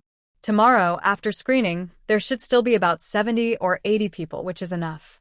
When everyone left, Hee Jun-young went with Sun to cut fabric. They separated 102 pieces of cloth according to the size needed for children's clothes to prevent anyone from secretly hiding fabric. These are all local villagers from Onping village who still hold some grudges against the Liu family. If they wanted to cheat, they might find a way. Better to be cautious than sorry. Mom, later I need to write some rules and regulations to prevent some people from being sneaky. This will protect our rights and also ensure the workers' rights. We must show the workers the benefits so they can work peacefully for our family. Sun had no strong opinion about this. She trusted Hee Jun-young to handle everything. After distributing the fabric, Hee Jun-young spent the afternoon in her room and drafted a simple labor contract. The contract included clauses about keeping secrets, with penalties for breaches, especially related to the orders from the brothel women. The clothing was often criticized for dust, and if the secrets got out, the conservative villagers might think badly of the Liu family. There was also a basic insurance plan included. In this era, there were no insurance companies, but Hee Jun-young provided special benefits. Female workers in the workshop could enjoy maternity leave, work injury compensation, medical care for days off each month, and paid holidays during the new year. Maternity leave lasted 2 months, with a monthly subsidy of 100 coins. Since families had many children, to prevent laziness or cheating by having multiple babies, only outstanding workers could take maternity leave. After the leave, they had to return to work or face 10 times compensation. Each woman could only take this leave twice. A third time meant she had to resign and have her baby at home. Work injury benefits were based on injury severity. Minor injuries earned 10 coins, moderate injuries 20 coins, and serious injuries 30 coins, with Liu family responsible for medical treatment. Medical care was simple because Hee Jun-young was skilled in medicine. Female workers could see her for free, and medicine was half price, considered a kind and generous benefit. During the 7-day New Year holiday, workers received paid leave, earning 10 coins per day. Work hours started at dawn 7 a.m., with a break for lunch at noon, 12 p.m., resuming at 1 p.m., and ending at 7 p.m., totaling 11 hours of work each day. Wages were not fixed, but based on the number of garments made. An adult man's clothing earned 25 coins, women's regular styles 20 coins, and children's 15 coins. Making clothes is a delicate task. In one day, I can make at most one small child's outfit. It takes 3 days to make one men's outfit and one child's outfit. Based on this, I earn more than 10 coins a day compared to a fixed salary. The most important thing is that the more you work, the more you earn, which can motivate workers to compete. As for the high-end custom designs for wealthy patrons and courtesans, only professional embroidery women can do them. These cost more and the price is higher, so the pay for embroidery women is also higher. This needs to be calculated separately. When Hee Jun-young handed the written pages to Sun Shur, she felt dizzy and overwhelmed because she couldn't read it all. Fortunately, Hee Jun-young was considerate and read each page aloud to her. As she read, Sun Shur's face grew darker and darker. Indeed, this third wife is a big troublemaker. Where does she get so many benefits? She herself was tempted by these benefits. Welfare for work injuries and medical care is one thing, but giving subsidies for childbirth, this third wife must be crazy. Your family hasn't made money yet, and you're doing all this. These are just for regular workers. The embroidery women you hired, aren't you draining your family's resources? If they all go home to have babies, won't your family suffer huge losses? Having such a big workshop, is it just to raise other people's children? Sun Shur scolded loudly, while He Junyang stood a little farther away to avoid being hurt. Seeing her step back, Sun Sure got even angrier and rolled up her sleeves, ready to teach her a lesson. Mother, listen to me. There's a reason for this. Using good benefits to motivate them helps them work peacefully for our family and reduces trouble. I'm just planning ahead. He Junyang explained while running, and Sun Sure chased and scolded. How do you plan to pay based on the number of clothes? If those women make a mess trying to increase production, you'll lose even your underwear. Of course, there will be supervision and record keeping. Every night before finishing work, they must record their work. If anyone cheats, they'll have to redo it. If it happens 3 times, they'll be fired. We run a business, so we can't afford to lose money. The idea of childbirth benefits sounds generous, but in reality, it's not much. Only about 100 coins. If you don't have children and work diligently in the workshop, you can earn 13 to 15 coins a day, totaling nearly 400 coins a month. That's much better than staying at home to have a baby. Anyway, it won't lose money.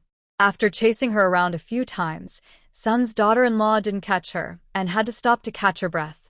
He Junyang then said, Mother, just trust me once. Has our family ever lost money?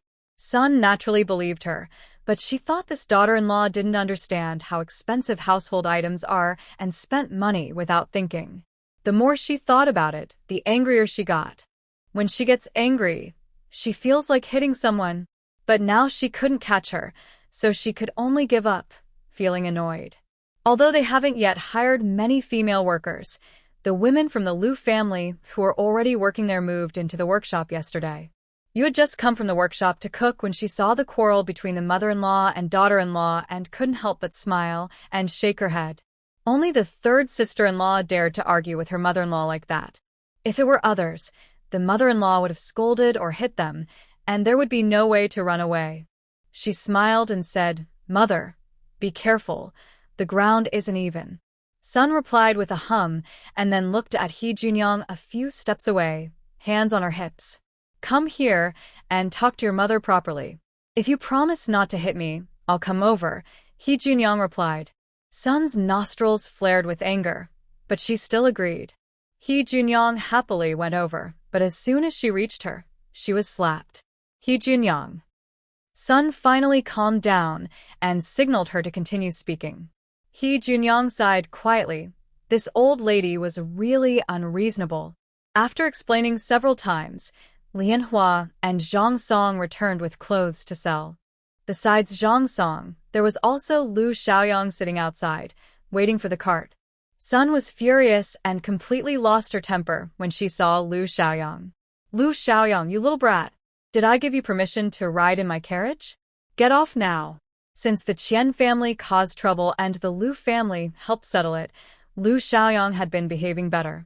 The Liu family had been working the workshop, but just a few days after it was finished, he started acting up again.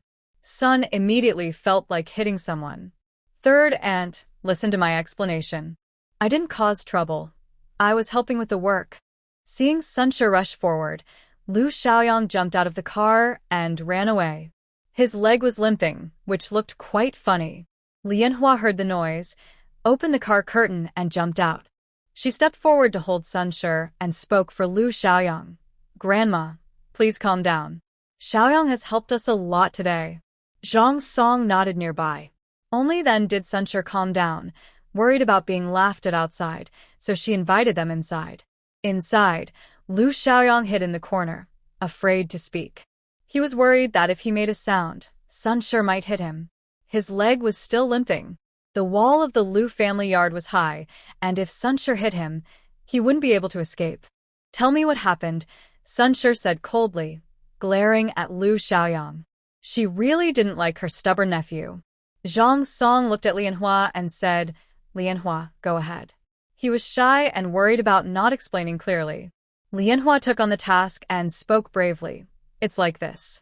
We went out this morning and met Xiaoyang. He said he wanted to help us sell clothes and prove himself, to earn his own food. At first, Uncle Song and I didn't agree, but Xiaoyang decided to follow the cart to the county. Today, there were many customers buying clothes. Uncle Song and I were too busy and not good at counting money, so we almost made a mistake. Xiaonong helped us with the calculations. He's really good at counting. When she said this, Lianhua looked at Xiaoyang with admiration. She hadn't studied accounting seriously before and thought she was talented. But today, with so many people and so busy, she almost made a mistake. If Xiaoyang hadn't helped, she would have sold herself short. Hearing her call him Xiaoyang, He Junyang realized how important today's event was. Counting money wasn't a small matter. If they didn't take it seriously, similar things might happen again. Sun sure didn't know what to say. She hadn't expected Lu Xiaoyang to have such skills. He Junyang looked at Lu Xiaoyang, who was sitting sadly in the corner, looking quite pitiful. She said, "If you can promise to work honestly and steadily, I'm willing to hire you, pay you wages, and give you benefits at the end of the year. If you perform well, I can even help you heal your leg." She had the ability to do so, it just depended on whether she was willing or not. Previously, people thought Lu Xiaoyang was just a troublemaker in the family. Even with a limp, he was somewhat obedient. If he had been willing to learn well and help with the family business, fixing his leg would have been easy. "Yes, I am willing. Third aunt, I am willing." Lu Xiaoyang almost jumped with excitement. Just getting some bread and help with his leg was enough for him. Recently, he had no work, so the family didn't give him bread. He almost got kicked out by some boys at his place. That made him realize how hard it was to survive now. So today, he shamelessly went to the county town to try his luck. Hearing this, He Junyang turned to look at Sunday Sun, rolled her eyes but said nothing. At this point, what could she say? Seeing Lu Xiaoyang's awkward state, she still couldn't swallow her anger and said harshly, "If you're going to do it properly. If you dare to cheat or slack off, I'll beat you to death."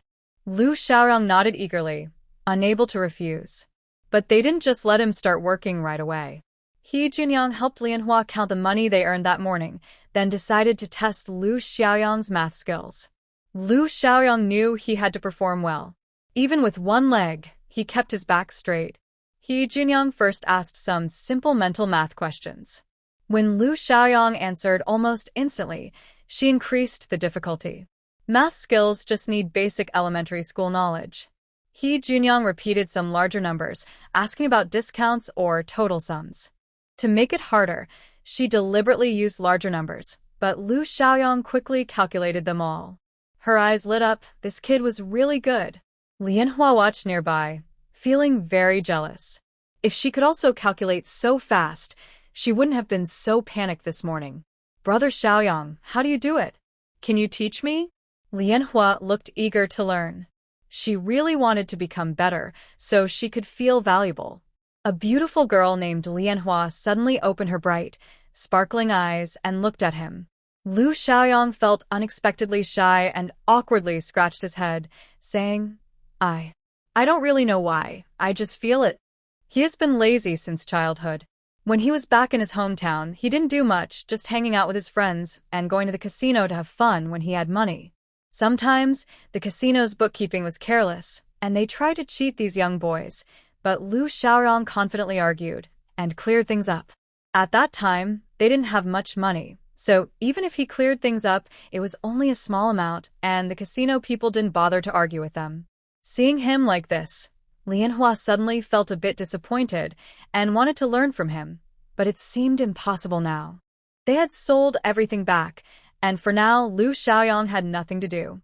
He was told by He Junyang to go to the kitchen and get some steamed buns from Yusher to go home, but she kept Lianhua behind. "Nyang Nyang, today I almost made a mistake." Lianhua thought He Junyang was going to talk about settling accounts, so she quickly lowered her head and admitted her fault. This morning she earned quite a bit of money. If she had made a mistake, she wouldn't know what to do. He Junyang patted her head and smiled, saying, "Today's matter is indeed serious, but it's not entirely your fault. I know you've been working hard to learn. Take your time, practice makes perfect. Soon, you'll be as good as Lu Xiaoyang. Starting tonight, I will teach you and a few others some math problems every evening and give you homework. Practice for 2 or 3 months, and it won't be a problem. I didn't leave you for this. I have other things to tell you." Hearing this, Lianhua straightened her back as if what He Junyang asked her to do was something sacred. He Junyang. Don't be so nervous, it's not a big deal, she said, finding it a bit funny. The girl was so innocent. You probably know what kind of temper Lu Xiaoyang has. Even though he's quick at bookkeeping, we still can't trust him too much. Later, when he goes to sell clothes, you'll be responsible for collecting the money, and he will do the bookkeeping. Remember, the money must never pass through Lu Xiaoyang's hands. Although Lu Xiaoyang performed well today, it's wise to be cautious. Who knows if he's truly changed or just trying to deceive everyone? Yes, Nyang Nyang, don't worry, I'll be careful. This matter was nothing special for Lotus. Just like today, she didn't let Lu Xiaoyang touch the money. She was worried that Lu Xiaoyang might take the money and run away. The next day, all the stock at home was sold out for now. Early in the morning, Lotus went with the Yu family and others to the workshop to make clothes. The interview process was handled by Sun, He Junyang, and 2 skilled embroidery women. In the yard, there were dozens of small stools borrowed from neighbors. A large group of people gathered inside and outside the yard. He Junyang took out the list she wrote yesterday and started calling people. Each round of interviews included 30 people. Making clothes takes a long time, so they couldn't expect everyone to finish a whole outfit. The rule was to give each group half an hour. During this time, the 4 women would check on the workers at any moment. If someone was quick and careful, they could be hired early. Then she would take the fabric to the workshop to finish the rest. If someone was very slow or clumsy, they could be asked to leave. They would check the leftover fabric for waste. If there was deliberate waste, the worker would have to pay. If not, she would send them to the workshop to work with others. There would be 3 rounds of interviews, all finished in less than 2 hours. The situation was much better than He Junyang expected. Women in this era mostly knew how to sew. Out of 102 applicants, 95 were accepted. The 7 who left didn't damage the fabric. They were either too slow or gave up because they couldn't handle the pressure. By the time they finished, the morning was gone. He Junyang and Sun went to the workshop. Seeing the busy workers, she clapped her hands and said, "Everyone stop and listen to me." They had just finished selecting people and hadn't talked about benefits yet. Everyone put down their scissors or needles and listened carefully as He Junyang spoke. Today, we are hiring workers. Our Lu family's clothing workshop is now officially open. Let me tell you the main rules. First, we are a team. No matter what, the team's interests come first. Fighting or arguing inside the workshop is not allowed. If it happens, you will be fired immediately. Also, the orders here are from important people in town and the county. No matter what kind of clothes you make or how they turn out, you are not allowed to tell outsiders, including your family. If you leak any information, you'll be fired and have to pay a penalty for breaching the contract. Additionally, she talked about many unbelievable rules in the villagers' eyes. It's just making clothes, so why can't she speak freely? There were also rules about handling leftover materials and punishments for female workers who were careless or stole. The female workers listened confused, wondering why everyone was being fined. They hadn't started earning money yet, but they were already expected to lose money? Just as everyone was feeling a bit upset and wanted to speak up, He Junyang began explaining the various benefits they had written out yesterday. What? There are subsidies for having children? 100 coins a month? Pay based on the number of clothes made. My goodness. I'm quick with my hands and feet. If I count it this way, I might earn more than my husband. There's also a subsidy for injuries and illnesses, and I only need to pay half the usual price for medicine. Oh my, I feel so happy I could faint. Plus, we get 4 days off each month. That's really good. Even Chuyer and the others didn't expect such good benefits. Recently, their wages were calculated at 10 coins a day, and it seems they only started counting by pieces today. Yu and Qin were both excited about this. But then they remembered they had invested in this business. They were working in their own family enterprise. The workers' wages were deducted from the main account, which made their hearts ache. No wonder their mother was chasing after the 3rd sister-in-law yesterday. But they only felt a little sad because they believed the 3rd sister-in-law could help them make big money. They knew you can't catch a wolf without risking losing a sheep. Seeing everyone so surprised, Chuer quietly asked Lu Guilon, "Did you just find out about this too?" Lu Guilon was smart. She knew if she said she just found out, it might cause some tension among the sisters-in-law. So she replied, "Last night at dinner, our mother mentioned it, but we were so tired from making clothes all day that we didn't pay much attention to these benefits. You also said, yes, we don't really understand these things. The third sister-in-law is clever, so we leave everything to her and mother." Chuer didn't have any special feelings about it, so she didn't ask more. Instead, she listened carefully to see if there were more benefits. At this moment, He Junyoung had finished reading a series of benefits.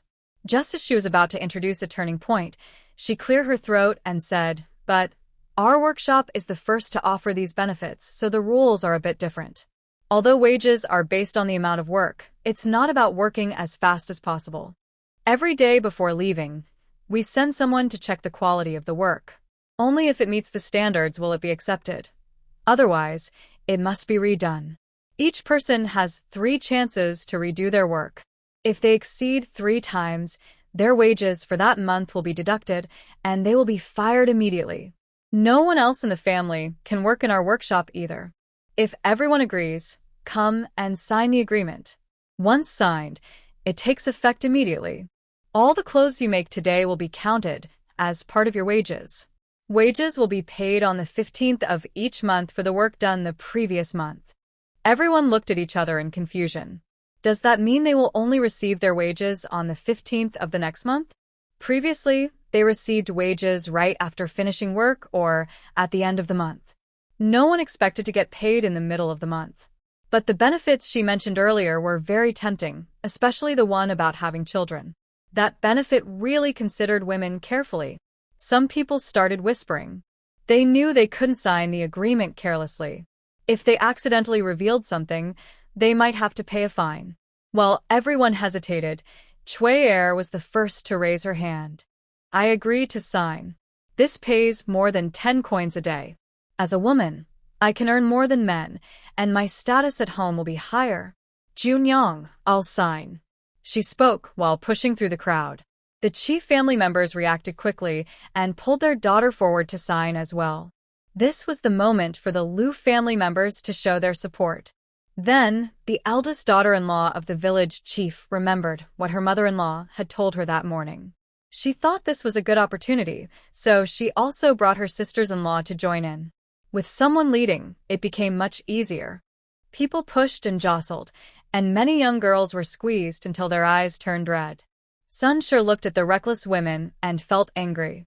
She shouted loudly, "Everyone, be quiet. What are you pushing for?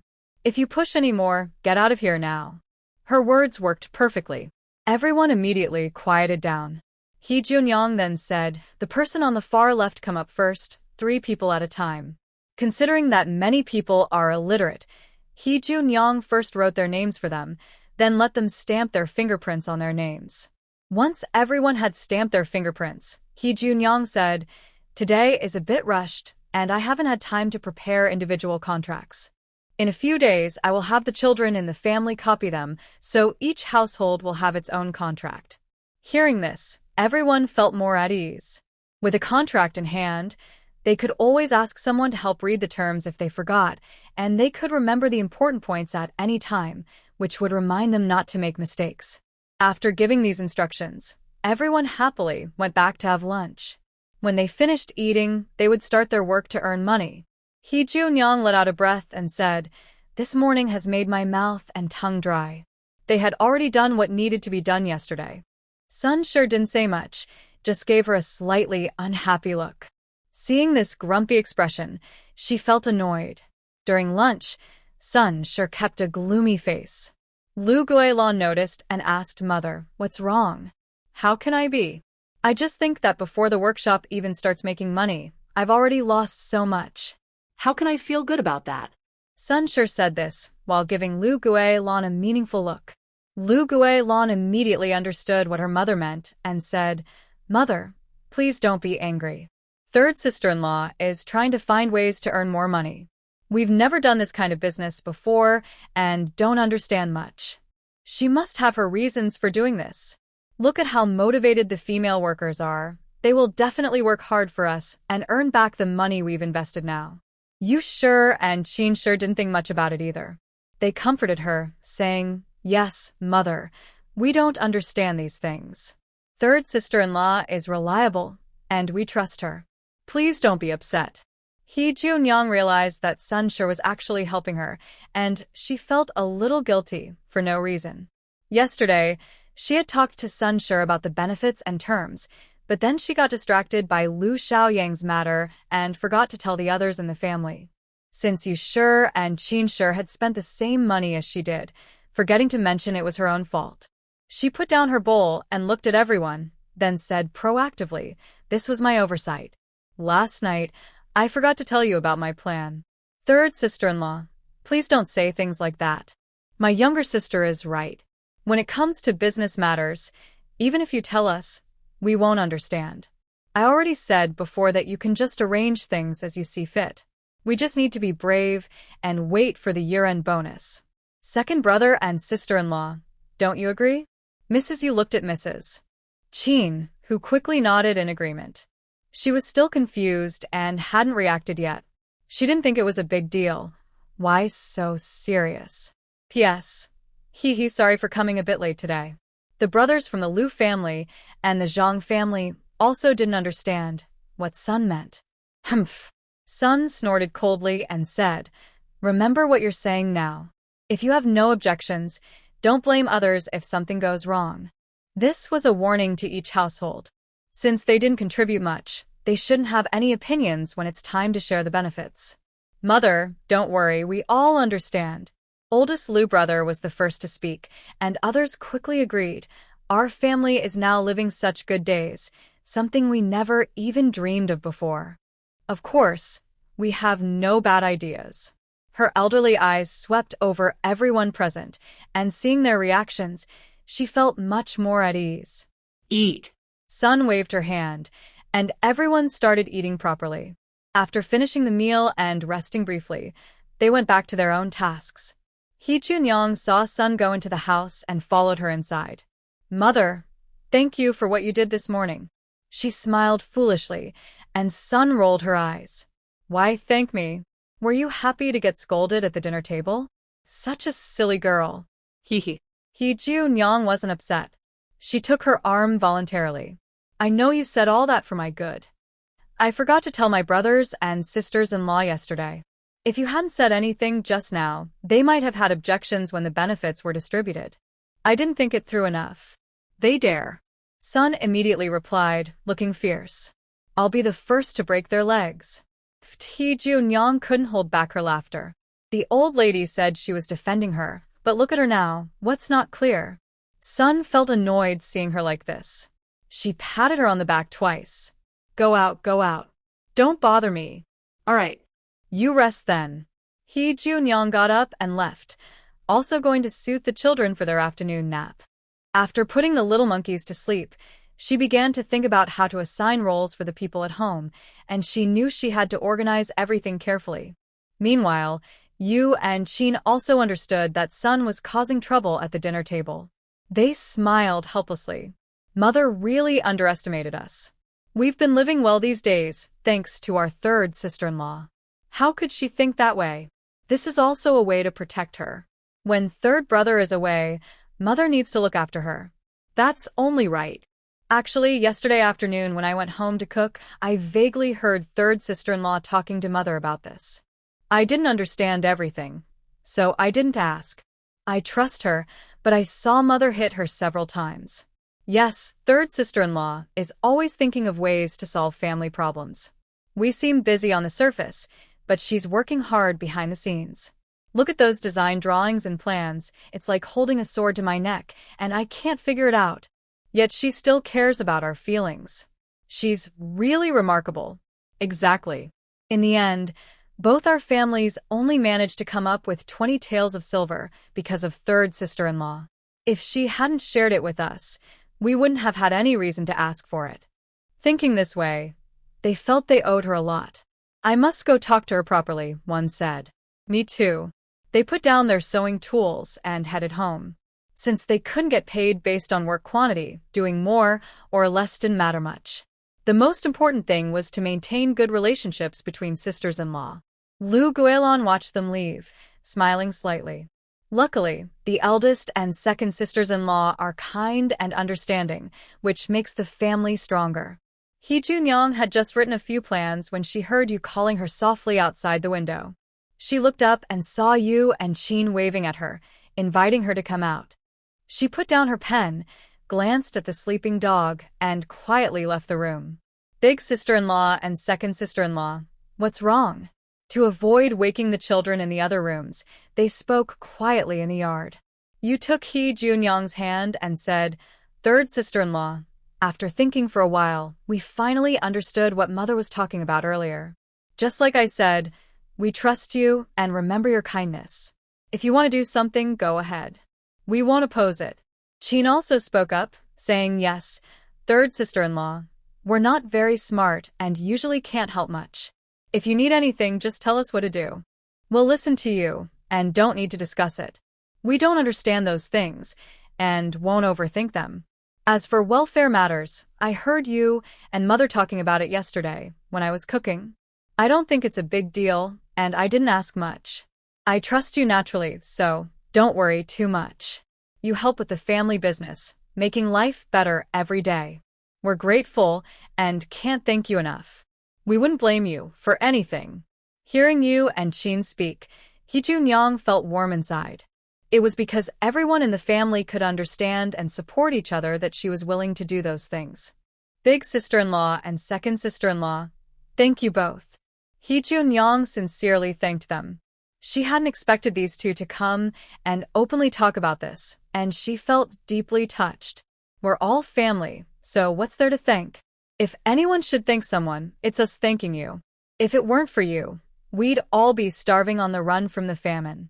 We wouldn't be able to enjoy such good meals with meat every day. You patted her hand, her smile genuine. He Junyang nodded and said, "Since that's the case, call over my younger sister and Shin family's girl. I have something else to discuss with you all." "Oh, I'll go call them." Qin turned around and left. He Junyang went back to her room and picked up her recently written work plan. The others sat under the shady eaves talking.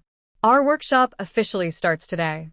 Tomorrow morning, I'll go to the county to see if I can find some embroidery girls. The orders from the brothel can't be delayed anymore. You sisters don't need to make clothes every day. Many things are waiting for you to handle. Right now, you and the others saw themselves as female workers. Since they believed they had no special skills, they thought they could only make more clothes to show their value. The workshop's establishment didn't lack workers but managers. For example, someone to record daily tardiness, early leaves, or absences, someone to check the quality of the clothes, supervisors to patrol and oversee the workers, even logistics managers for supplies, and a treasurer to handle the accounts. P.S. Today was a special day. I had terrible stomach pain, but still went to the parent-teacher meeting for my younger cousin.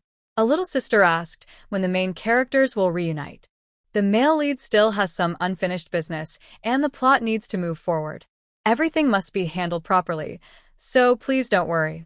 Some sisters also think the dog's name isn't nice. The dog has a scientific name, but at home, they call him by a nickname. When he goes to school or is taken out to see the world, he'll learn to respond. Don't worry, babies.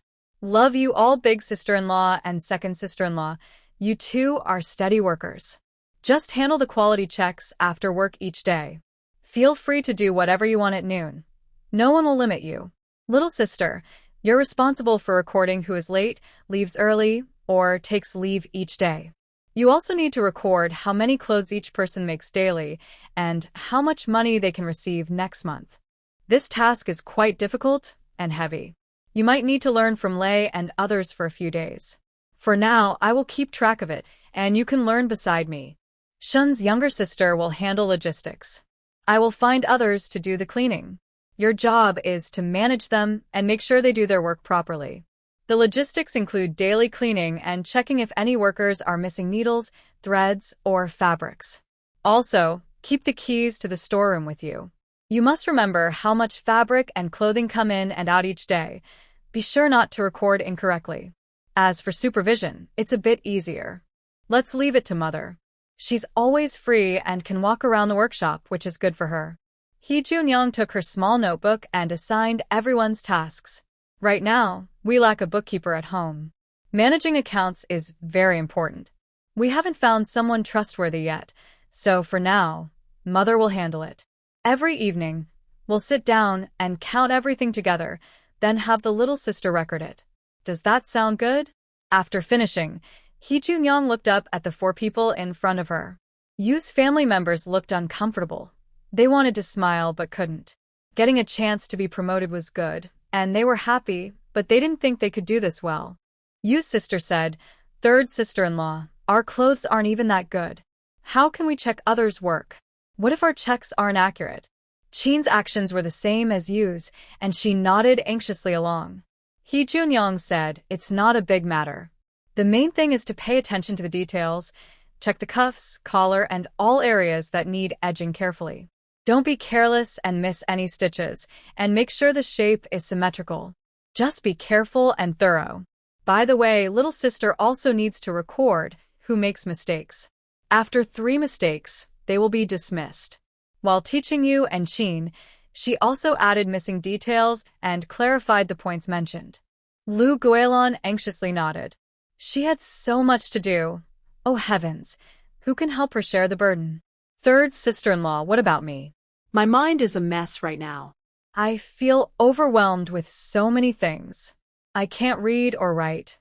So what should I do?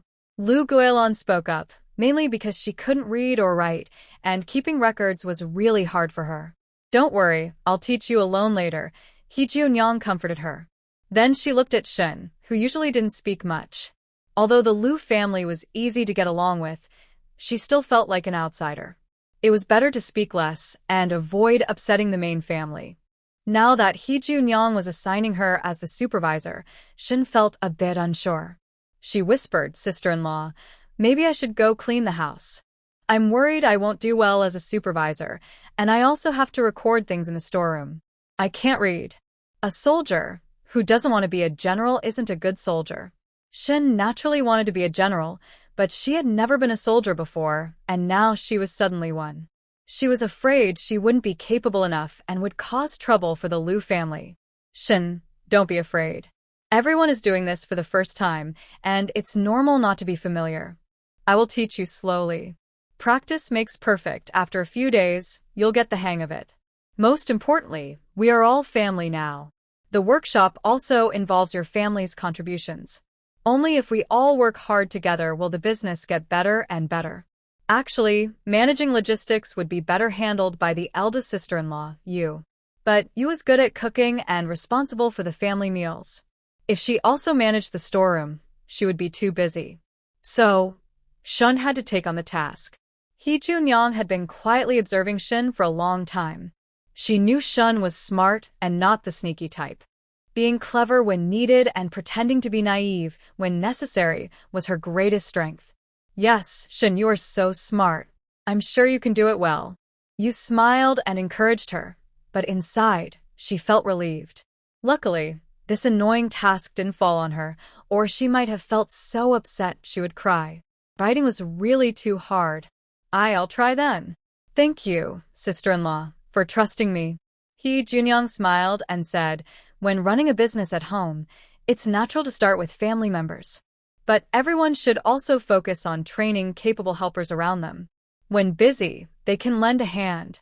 More importantly, our Lu family won't just do this one business.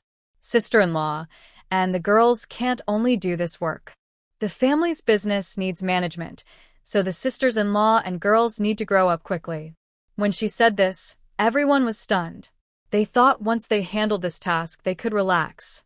But they were told it was just the beginning. As the head of the household, they still had many things to learn. Then what are the men doing with all these chores? Mrs. Chin couldn't help but ask. She felt that they did all the work, while the men seemed to do nothing. She felt a little unfair. The others also thought about this and looked at Hee Junyoung eagerly. Since Hee Junyoung died and came back, she gained influence at home. Gradually, the women took charge. The men learned from old Lu, letting the women lead while they kept a low profile. Seeing them point out their own men, Hee Junyoung found it funny, but still said seriously, the older brothers also have many things to do. For example, the medicinal herbs and potatoes in the fields are very important. Also, my brothers-in-law are responsible for collecting chicken feathers and pulling carts to sell. The women stay behind, and the men naturally need to go out and explore. I've thought about it. Future business dealings at home will be handled by the men. The older brothers will take turns going with Manhwa and the others to sell clothes. The more they went out, the more people they met. This also helps improve their social skills. In this era, men worked outside while women stayed inside. Although the Liu family didn't care much about these customs now, it wasn't good for the men to be timid. They still needed to be trained. That's a good idea. You was the first to clap and agree. People need practice. When Lianhua first arrived, she was shy, but after going out a few times, she became braver. Now she speaks and acts confidently. I really like seeing her like this. It shows that going out more really helps people improve. That's right, she added.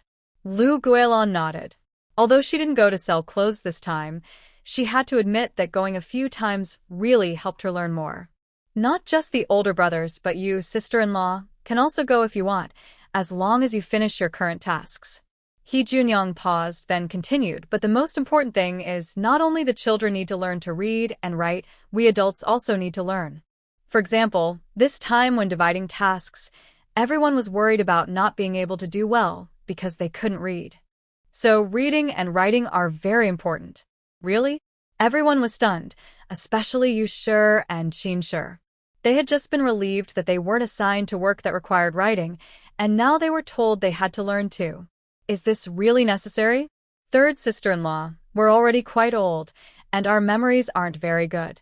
We probably can't learn well, Yu Shi said with difficulty. Qin Shi quickly nodded in agreement. Yes, yes, yes. My sister-in-law and I are both old, and our memories are really bad. Maybe we should just skip it. The younger sister and Shin family's younger sister are still young. Let them learn. At this point, they didn't care about family bonds anymore. The most important thing was to get out of the learning ordeal.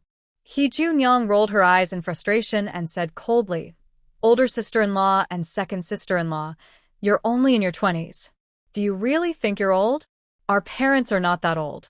I also want them to learn together. As soon as she said this, Yu Shi wanted to argue but couldn't. Truly, could she really compete with her parents in age? This matter was settled. From then on, everyone did their own work. Hee Junyoung first took Liu Guilon and Qin Shi to familiarize themselves with their tasks, then demonstrated how to record things properly. Since neither of them could read or write, they temporarily used special symbols to record. They thought it would be very difficult, but after using Hee Junyoung's method, they quickly learned the basics. Third sister-in-law, since we can now remember things this way, maybe we don't need to learn anymore? Liu Guilon whispered, making sure Yu Shi and the others couldn't hear. No, Hee Junyoung said coldly, breaking her illusion. This method is useful now because the amount is small, but once it gets bigger, mistakes will happen. Besides, I already said you're not just doing this one task.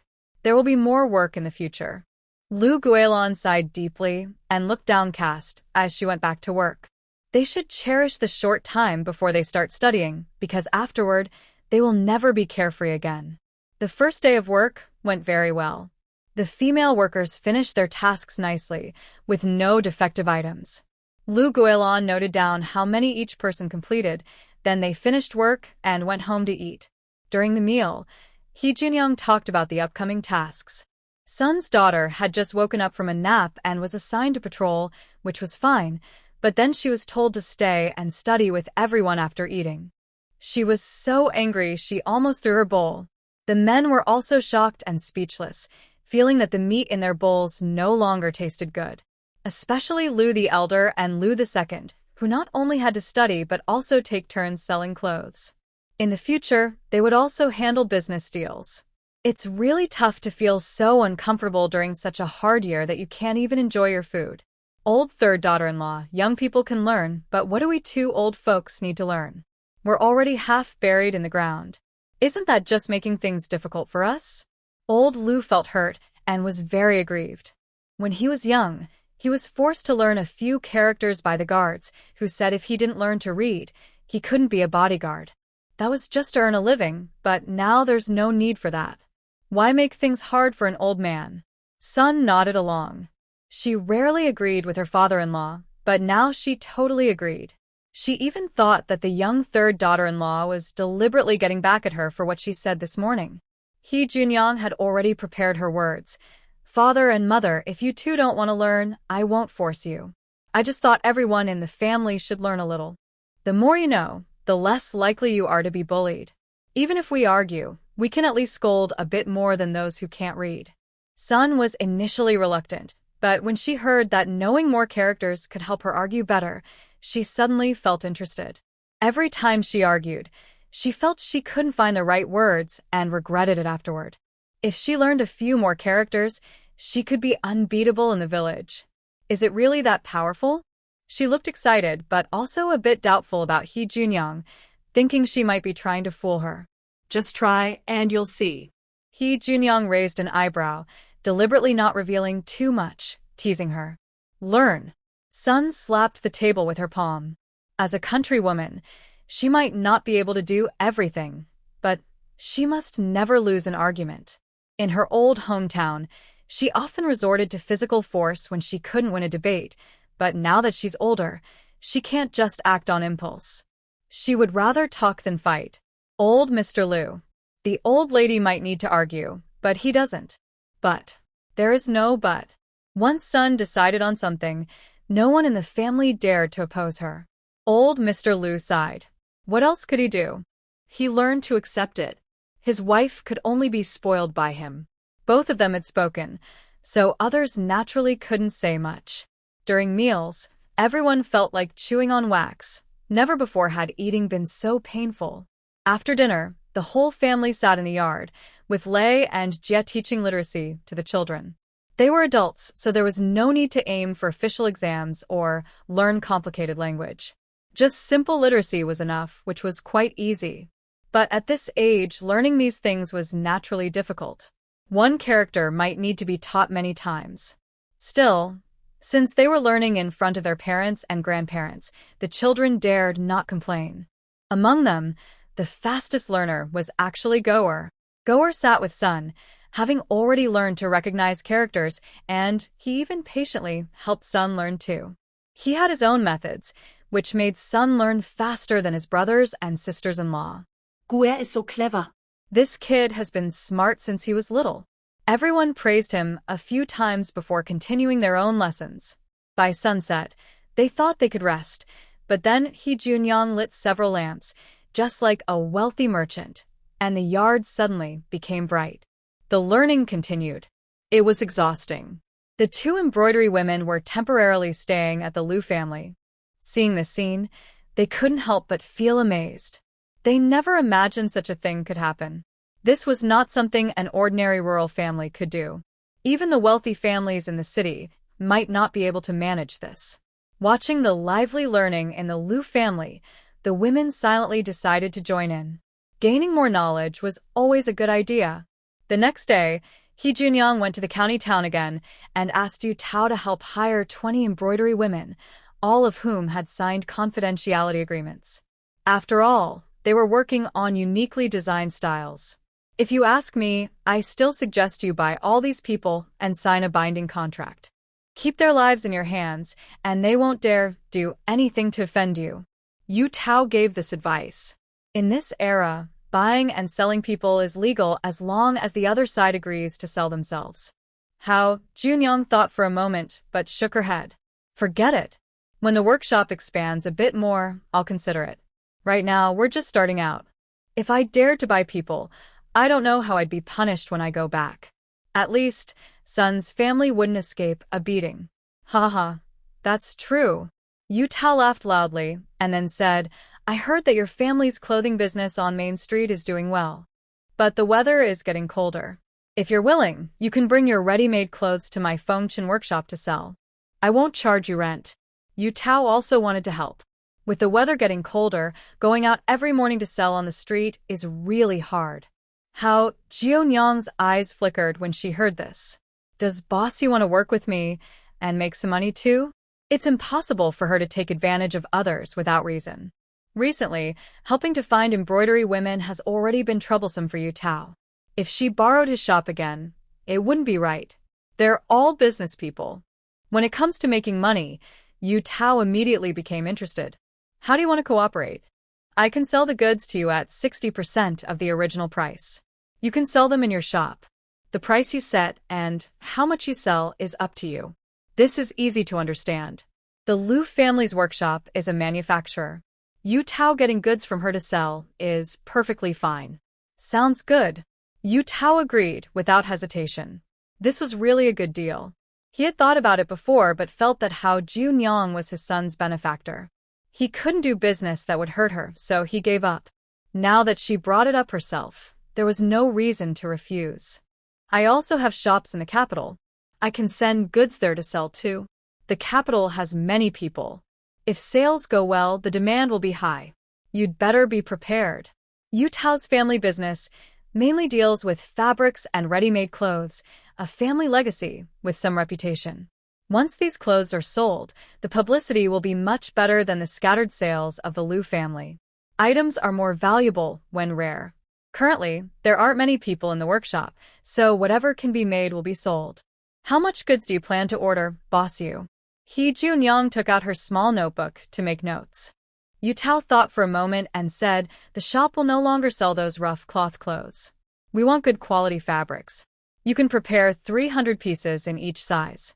I'll try selling them first, and if they sell well, we can increase the stock. All right. He Junyang agreed immediately and arranged for 20 embroidery women to sit on 2 carriages. She and Old Liu took them back home. Old Liu had been listening to He Junyang and Yu Tao talk and felt a bit worried. After leaving Feng Chen workshop far behind, he asked, Third sister-in-law, if we sell at 60% of the original price, will our family lose money? No, don't worry, big brother. In the future, when we buy fabric from Mr. Yu, we can get better prices. The clothing business is quite profitable. As long as we manage well, we will definitely make money. Especially with Mr. Yu ordering a large amount, the Liu family can earn a lot even with small profits per item. Moreover, they're planning to expand the market further. Their current workshop might not be enough. The family had already prepared accommodations for the embroidery women next to the workshop. They built a few large flats for them to stay in, which were built at the same time as the workshop. The embroidery women had already moved in. The flats were large enough to comfortably house 22 people.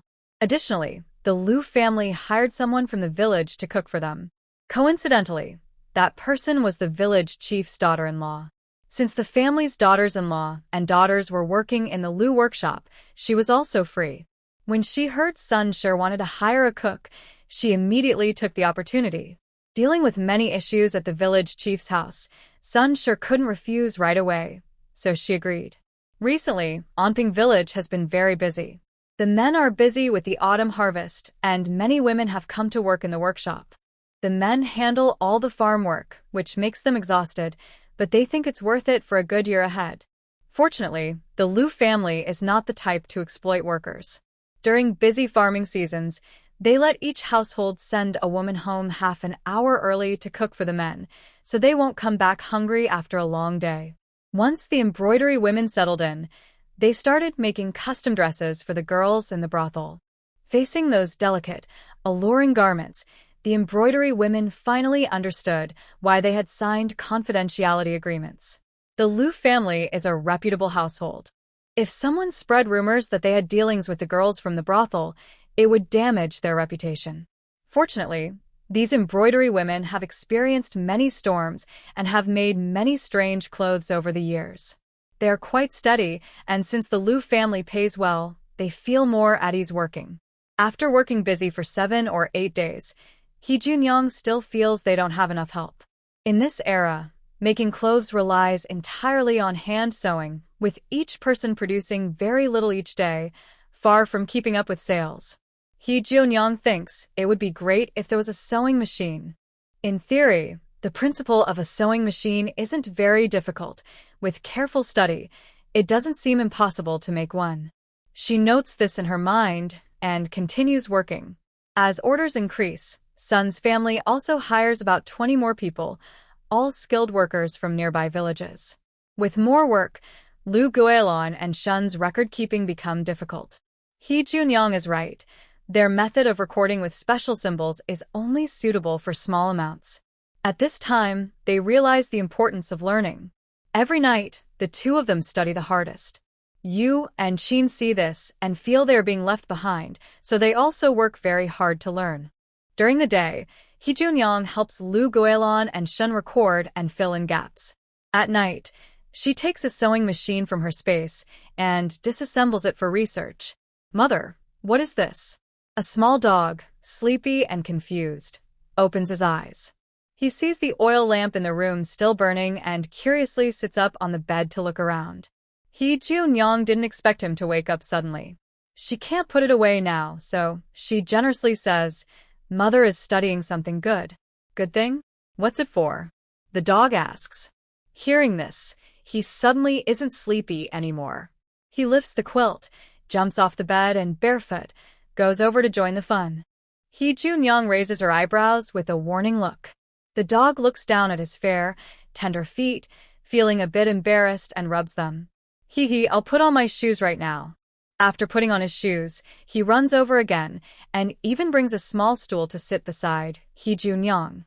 He looks at the scattered, disassembled sewing machine on the ground, his big eyes full of excitement. He's tired of playing with the building blocks her mother gave him before. Now, seeing these disassembled parts, he suddenly wants to try putting them back together. Mother, is this my new toy? He asks a little excitedly.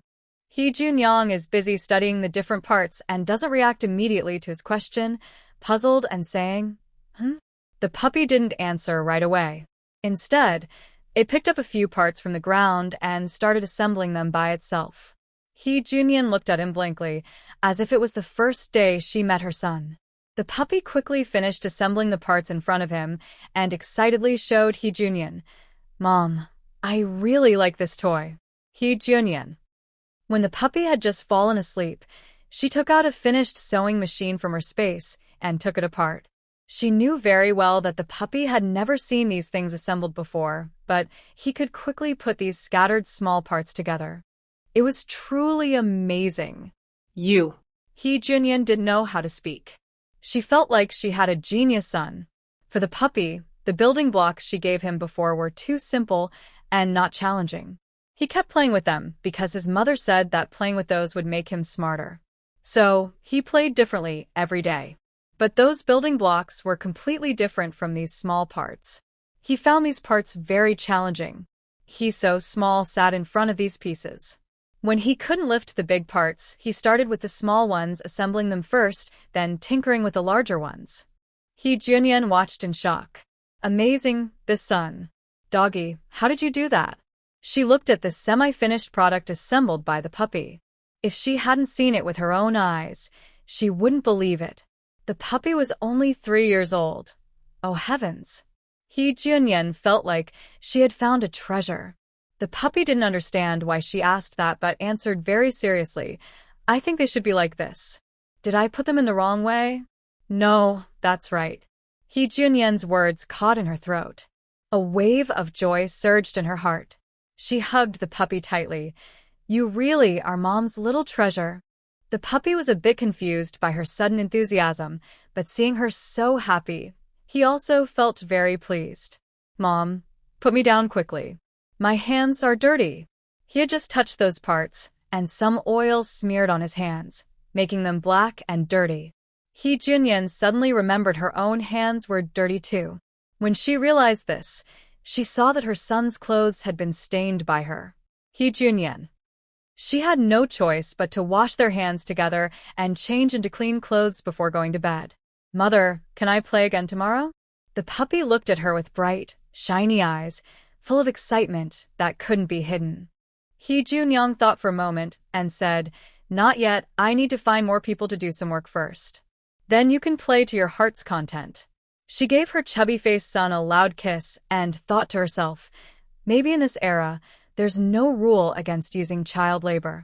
When she was just taking apart the sewing machine, She thought it might be easy to disassemble, but hard to reassemble. She felt she didn't have the patience for it. But unexpectedly, the puppy gave her such a big surprise. Since he liked building and assembling so much, she decided to let him do it. Well, this isn't really tricking the kid, is it? Hearing that he could play enough in a few days, the puppy's eyes lit up even more, wishing it was already several days later. Mother Hee Junyoung held him in her arms and softly said, "Go to sleep quickly. Tomorrow morning, you'll practice horse stance with your grandpa. If you don't wake up, you'll get a spanking." Okay. After being excited for a long time, the little guy was tired now. He yawned cutely and snuggled into Mother Hee Junyoung's arms to sleep. But Mother Hee Junyoung was so excited about her son's outstanding side that she couldn't sleep. Thinking this way, she realized that in the future, if she wanted to make a small machine, she could just take out the finished product, disassemble it, and have the craftsmen of this era make all the parts. Then her son could assemble everything. This way, not only could she develop her son's spatial thinking and hands-on skills, but she could also provide the family with many useful machines. Before dawn the next day, Mother Hee Junyoung got up and turned on the lamp to start drawing parts diagrams. These parts were very delicate, and drawing them was difficult, let alone making real objects. She didn't know if the blacksmiths of this era could make them. By dawn, she had drawn half of the parts, mostly the hardest ones. She stretched lazily and thought that if she could make these, the others would be easy to handle. At this moment, the puppy also woke up. He stayed up late last night and was a little sleepy, but since he still needed to practice horse stance, he obediently got up. He didn't call out for his mother, but squinted his eyes, grabbed his clothes, and started putting them on. Once dressed, he pouted his little and got off the bed, carrying his loose pants to ask her to help tie his belt. "Mother, aren't you tired?" He tiptoed and saw many papers on the table, with drawings of his toys from last night. Mom woke up early and was helping him draw toys. The puppy stared with wide eyes and suddenly felt sorry for his mom. If he hadn't played so much last night, maybe she wouldn't be so tired. "Mom, I don't want to play anymore." He pouted, feeling like crying. Hee Junyoung immediately understood what he meant and hugged him, soothing him. "Mom does these things because of the family business. These aren't just simple toys. Once you assemble them, they can help us earn a lot of money." The puppy seemed to understand but wasn't sure. Can he really help the family earn money? Don't let Mom be so tired. He snuggled in Hee Junyoung's arms, holding her tightly around her neck. Mom doesn't sleep much because of the family business. He wanted to tell Grandma. Okay. Mom won't be so tired anymore. In the future, she will sleep well, okay? Hee Junyoung felt a bit happy inside. Raising a son can still be like a warm little quilt. The mother and son talked for a while inside the house. Then the puppy ran out to wash up. When he saw Grandma's son come out, he immediately looked upset and told on her. "Grandma." Seeing her precious grandson with red eyes, Grandma's son felt a bit sad. This child has always been sensible. How could he be so upset? What's wrong? Grandma's son bent down and hugged him. Having worked on farms all her life, she was still very strong. Mom didn't sleep all night. She was drawing pictures. He said this with a pout, tears falling from his eyes. He didn't cry loudly, just kept crying quietly. His patience and stubbornness made Grandma's son feel heartbroken. "Oh, dear, don't cry. Grandma will talk to your mom and tell her to sleep well. Don't wear yourself out." Grandma's son knew Hee Junyoung was working hard, but she didn't expect her to stay up all night. If she really wore herself out, how could she explain to her third brother? Just then, "You sure?" and the others came out of their rooms. Hearing the puppy and Grandma's son talk, they looked guilty. They had slept peacefully, but the third sister-in-law was staying up late. Because they weren't skilled at their work, Hee Junyoung had to help them with registration and teach them during the day. There was no time left for their own tasks, so they could only do it at night. They looked at each other, feeling very guilty. They must grow up quickly and stop adding burdens to the third sister-in-law and third sister.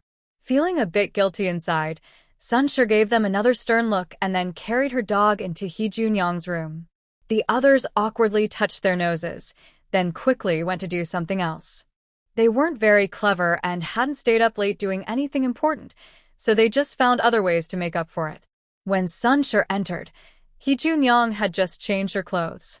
Seeing tears still on the dog's face, she immediately became worried.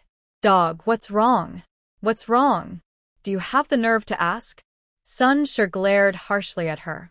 She couldn't believe how foolish someone could be, staying up all night just for so many people's business. Hee-Jun-young was confused and asked, "I don't know." Her son wouldn't go to his grandmother and tell her bad things about her, would he? Just now, weren't they still hugging and whispering? Hee-Jun-young suspiciously looked at her son. Was he so changeable? Seeing her dazed expression, Sunshur got angry. Normally she was clever, but now she was staying up so long she looked foolish. "Dog told me you stayed up all night drawing pictures. Are you really this stupid or pretending to be?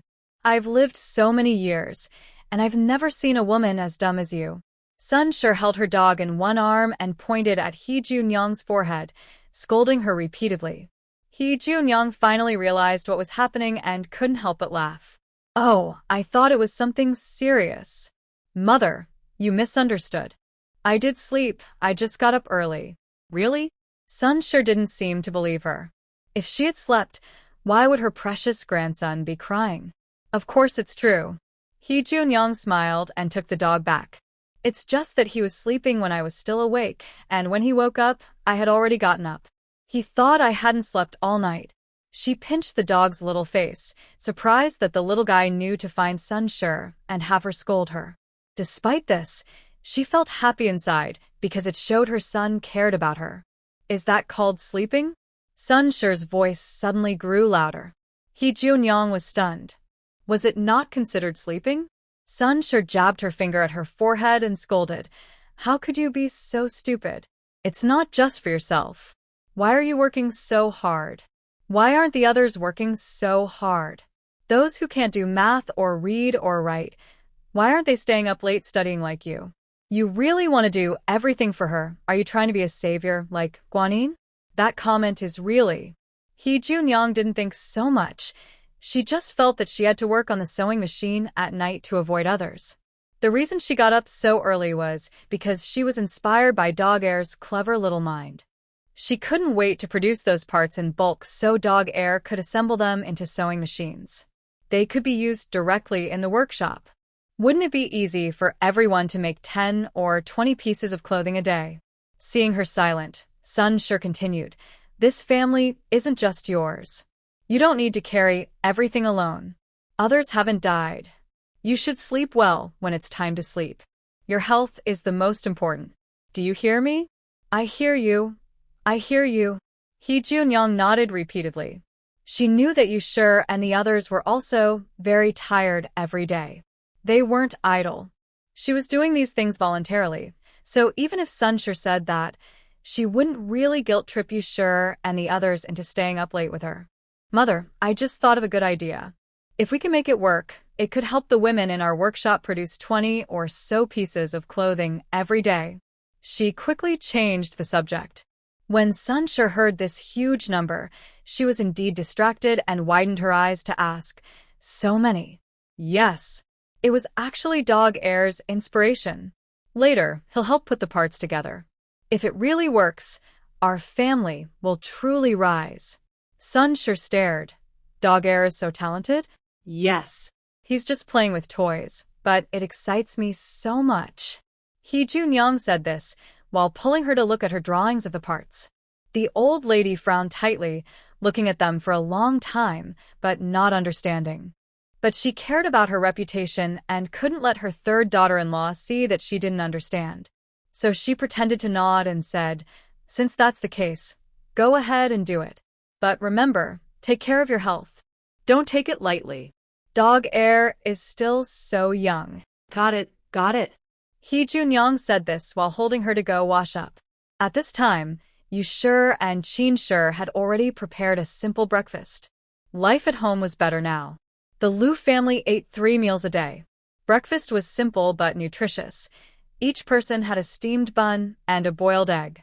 It was considered top-notch in this area. Sun wanted to speak at the dining table, but Yu proactively said, Third sister-in-law, I heard you didn't sleep last night and worked all night until dawn.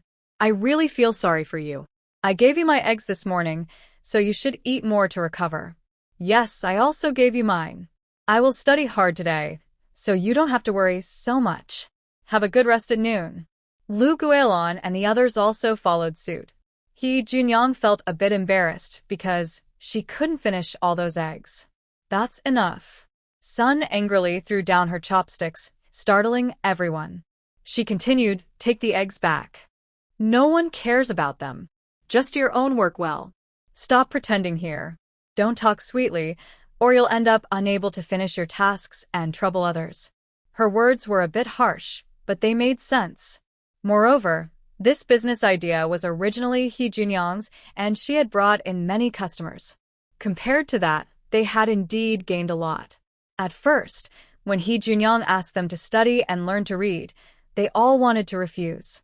Thinking about this, they felt guilty and thought they had wronged He Junyang. Mother, we understand. From now on, we will do our best to improve and not hold back third sister-in-law. You was the first to promise, and the others nodded in agreement. The men also said they would do their best. Only then did Sun feel relieved. After lunch, everyone went to their respective tasks. Lu Guilin and Shun went early to check and record, while Yu and Qin waited until evening after work to inspect the clothing quality. Since there was nothing to do at noon, they didn't go to make clothes but instead studied books and practiced writing on the sand with sticks. Once Lu Guilin finished her chores, she enthusiastically joined them, eager to grow quickly and become capable on her own so that He Junyang wouldn't have to work so hard anymore. Lu Guilin also gave her brother, Lu Er, the drawings of the parts she had made. Second brother, please help me find the blacksmith and ask if he can make these items. The price can be a bit higher, but they must look exactly like in the pictures. She specifically pointed out that she had marked the measurements clearly, so they should understand easily. Lu Er took the drawings and looked at them carefully, then frowned. These things are strange looking. They might be hard to make. It's okay. I'll ask around and surely find a skilled blacksmith. He didn't ask what He Junyang was making these things for, trusting that her reasons made sense. He thought his younger sister-in-law had her own way, and since he was not clever, he would just follow the plan. All right, thanks, second brother. He Junyang smiled and prepared to go back to rest, as she hadn't slept well last night. In the afternoon, the coachman from Yuantang came again, but this time to deliver some items to He Junyang. The county magistrate's daughter has recovered. The magistrate is very happy and gave 20 taels of silver, along with some cloth and horn peppers. The shopkeeper said to split the silver equally, 10 taels each, and the cloth and horn peppers are clearly for Dr. So he won't need them. The coachman whispered to He Junyang, who nodded and graciously accepted everything. The cloth looked like it was for women's clothing, so it made sense that the shopkeeper wouldn't take it back. As for the horn peppers, no one knew how to cook them. After bringing everything into the house, the coachman said again, tomorrow, I will go to the city to see a patient. Doctor, he should prepare in advance. I will come to pick you up early tomorrow. All right. He Junyang agreed happily. After the coachman left, she gave the 20 taels of silver to Sunday. This time, Sun refused to accept any of it. I wanted to say this last time, since the family is now involved in these businesses and you've contributed, the money you earn from practicing medicine should be yours. Tonight, I will tell them that if anyone objects, I will send them away. In the end, Sun still favored He Junyang. To be blunt, the whole family depended on her for support. Only Lotus was capable, while the others just followed orders and hadn't contributed much to the family. If things had been tough before, that was understandable. But now that life is getting better and the family still relies on He Junyang, it's unreasonable. This time, He Junyang didn't argue and simply put the money away. She had previously been willing to share because the family was in hardship. Now she had brought everyone onto the right path. At this rate, by the end of the year, each family would receive a large sum of money, so she didn't need to keep sacrificing herself. As for the household chores, she was designing sewing machines and helping with drawings, which already replaced many tasks. Thank you, Mother. I will take care of you in old age. She flattered Sun by holding her hand, but Sun shot her a stern look. Who said I want you to support me? The profit sharing also includes my part. That's different. Anyway, I said I will support her. Sun was happy inside but still said, I still have 2 sons. I don't need you to support her. In a few years, if you get married again, just live your life well. Hee Junyoung, here we go again. To stop Sun from nagging, Hee Junyoung covered her mouth to keep her from talking and then went back to her room to pack her things. If she was going alone, she wouldn't need to prepare much, but this time she had to bring her dog, so she had to get ready carefully. At dinner that night, Sun directly said she didn't want Hee Junyoung to use her earnings from practicing medicine to give to the family anymore. With such a big family, it shouldn't be a woman supporting everyone. Old Lu spoke first. Mother is right. Now that life at home is better, there's no reason for third sister-in-law to support us. All these businesses we're doing now were started by third sister-in-law. She spends day and night drawing plans. If we still want her medical fees, that would be too unfair to her. You quickly added, yes, third sister-in-law is taking care of her dog alone, which isn't easy. She should think about herself. We all owe her for how well we're living today. We have no objections. Second Uncle Lu went out and hadn't come back yet. The second household's wife, Chin, took the lead to speak. The sisters-in-law had always been harmonious, so they naturally had no objections. Plus, last night, Hee Junyoung stayed up all night drawing plans, which made them feel uneasy. Now that the family isn't taking Hee Junyoung's money, it helps ease their guilt. Lu Guilan and Shin didn't speak. They just quietly ate their food. Seeing their reactions, Sun was somewhat satisfied but still said, don't let me find out if any of you secretly complain or gossip. If I do, I'll send you all away. Don't think I favor the third daughter-in-law. People should be grateful and repay kindness. Think about how we've come this far. Without third sister-in-law, who among you could still be alive today? Without her managing the businesses, could we have made money? Her sharp gaze swept over everyone, checking if anyone showed discontent. Fortunately, the Lu family didn't have any bad people, and Sun's words made sense. No one objected. Old Lu told Old Big Lu, even so, you all need to take care of third sister-in-law and her son. Even if third sister-in-law isn't here, you'll always be her brothers. Got it, parents? Don't worry. Old Master Lu nodded, and Mrs. Chin hurriedly responded for her husband. No one dared cause trouble. Sun issued the order. Eat. Early the next morning, the coachman came to pick up Hee Junyoung. This was her first time going to the county seat for a consultation. Although there was an owner there, the shopkeeper Ren still wanted to go together to report on the business accounts and introduce Hee Junyoung to the owner. The coachman took her to meet shopkeeper Run in the county, then they headed to the city.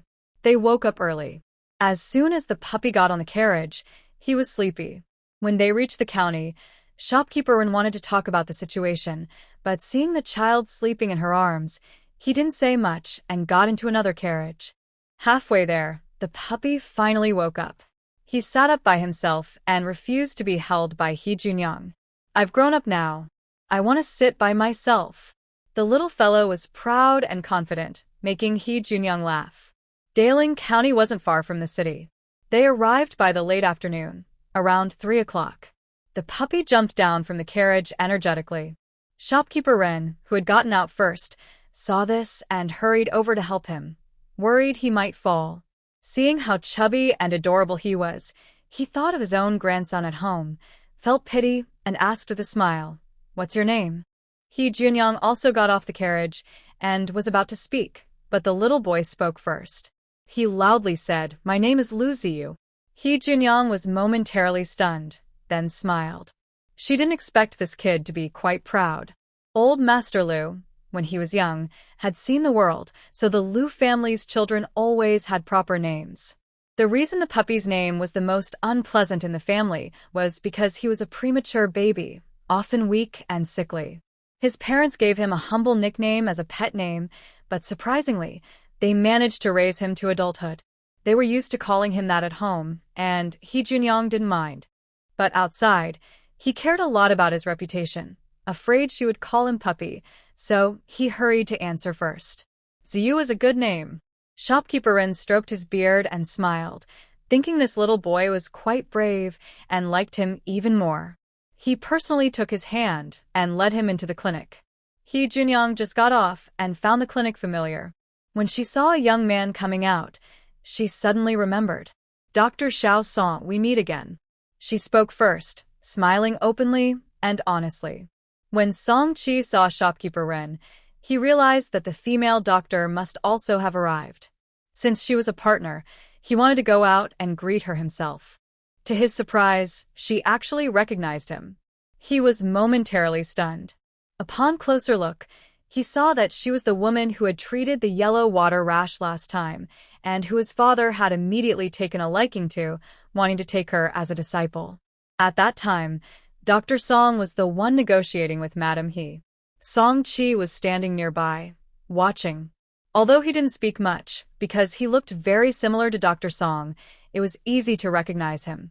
So, young lady, you are Dr. He that shopkeeper Ren mentioned. What a coincidence. Come in and talk. Seeing Madam He again, Song Chi's eyes filled with joy. Last time they met, she was dressed like a refugee, but now she looked like a completely different person. She was wearing fine, slightly more expensive cotton cloth, her skin was much whiter than before, and her features were more delicate and attractive. Such a beautiful woman, and she also had excellent medical skills. Who wouldn't like that? By the way, Madam He was also careless. She had been in a hurry and hadn't noticed the name of this clinic before. Now she looked up at the signboard, and it clearly read Yuyuan Hall. Inside the clinic, Dr. Song and shopkeeper Ren were already waiting. Dr. Song was very fond of a little dog, even giving it candy to eat. The dog, very sensible, shook its head. Grandpa, I don't want it. His mother had taught him that he shouldn't eat things given by strangers outside, so he behaved well. Besides, life at home was good, and Madam He often bought candy for the children, so the dog wasn't greedy. Seeing how sensible he was, Dr. Song liked him even more and praised, "It's rare to see such a well-behaved child at your age. If you can control your cravings now, you'll surely become a great person in the future." Just then, they saw their son bringing Madam He inside. Shopkeeper Ren reached out to greet her. "Dr. He, come sit over here. Let me introduce you to our master." Dr. Song immediately recognized Madam He and couldn't help but brighten up. He stood up and said, "Girl, it's really you." Shopkeeper Ren was puzzled. "Master, do you know her?" "Of course I do. She said she would come to apprentice after settling down, but she kept me waiting a long time." Shopkeeper Ren. "It seems Madam He called him master at home?" Madam He, they were just joking and didn't think much about it at the time. Fortunately, Dr. Song is also a clever person. He quickly said, "But now it seems I don't have that ability." "Dr. He, you are truly hiding your talents." When he first treated that child's yellow water scabies, he thought Dr. He must know medicine well. At that time, she denied it, saying she had only read a few medical books. Now it's clear she was just pretending. But Dr. Song was not angry. Everyone has their secrets. Since they were not close friends, it was normal that she didn't tell him. Most importantly, they are now partners. That's even more exciting than Dr. He calling him her teacher, because her medical skills are definitely better than his. Dr. Song, you are too modest. You come from the palace, experienced and knowledgeable. I still have a lot to learn from you, Dr. He said with a humble smile. Dr. Song knew she was being modest, but he still felt very happy. After all, he was the one who brought her to the city to treat his own stubborn illness. Thanks to her experience with the yellow water scabies, Dr. Song trusted her very much. He took the initiative to say, this time, the patient is a young lady from a wealthy family in the city. She has had poor health since childhood, with weak blood and qi, and her is cold. She suffers from monthly pains so severe she faints. In the future, she may have difficulty conceiving.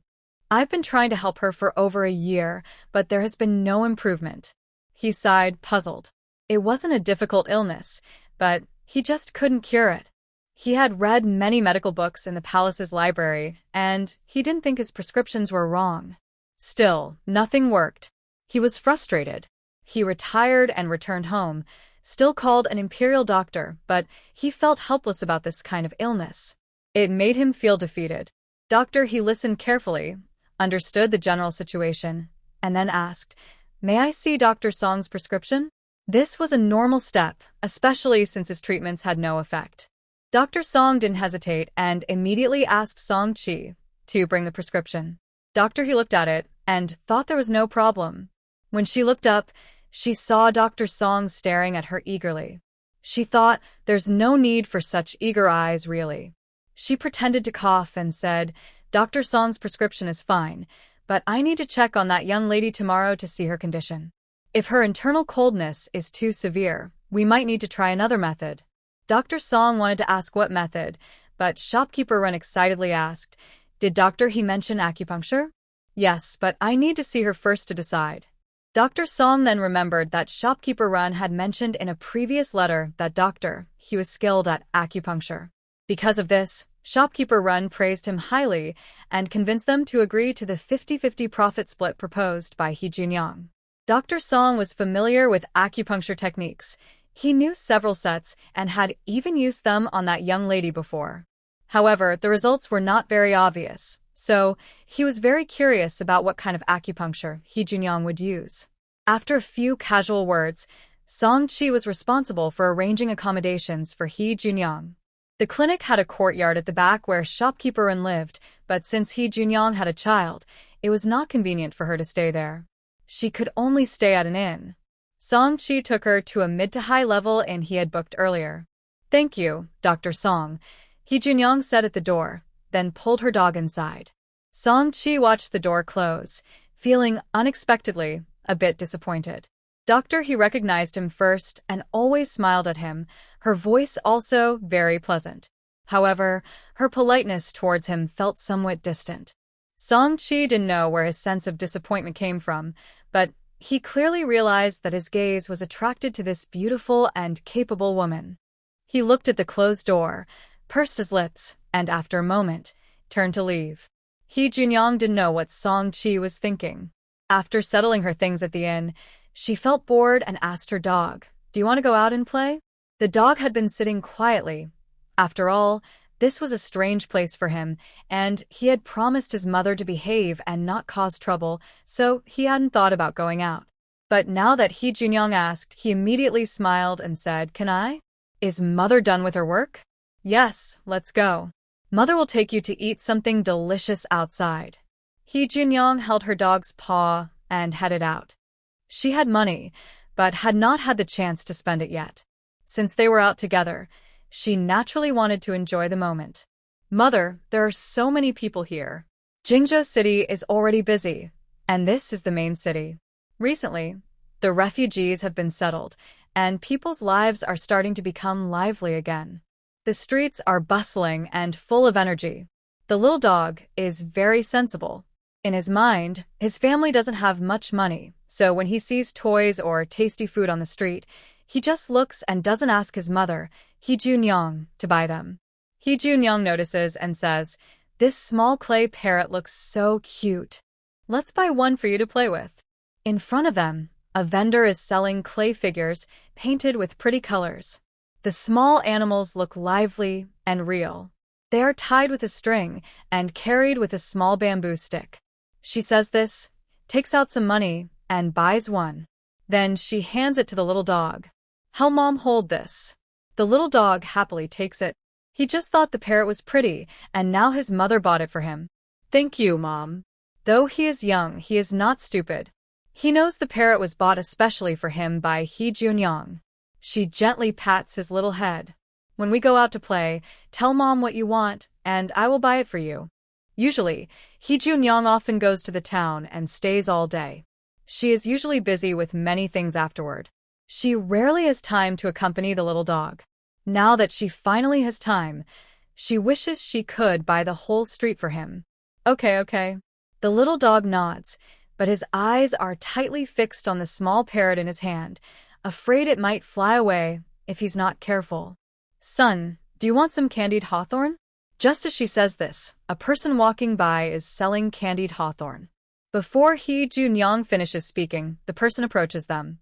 The dog hasn't answered yet, but she already buys 2 skewers, one for the dog and one for herself.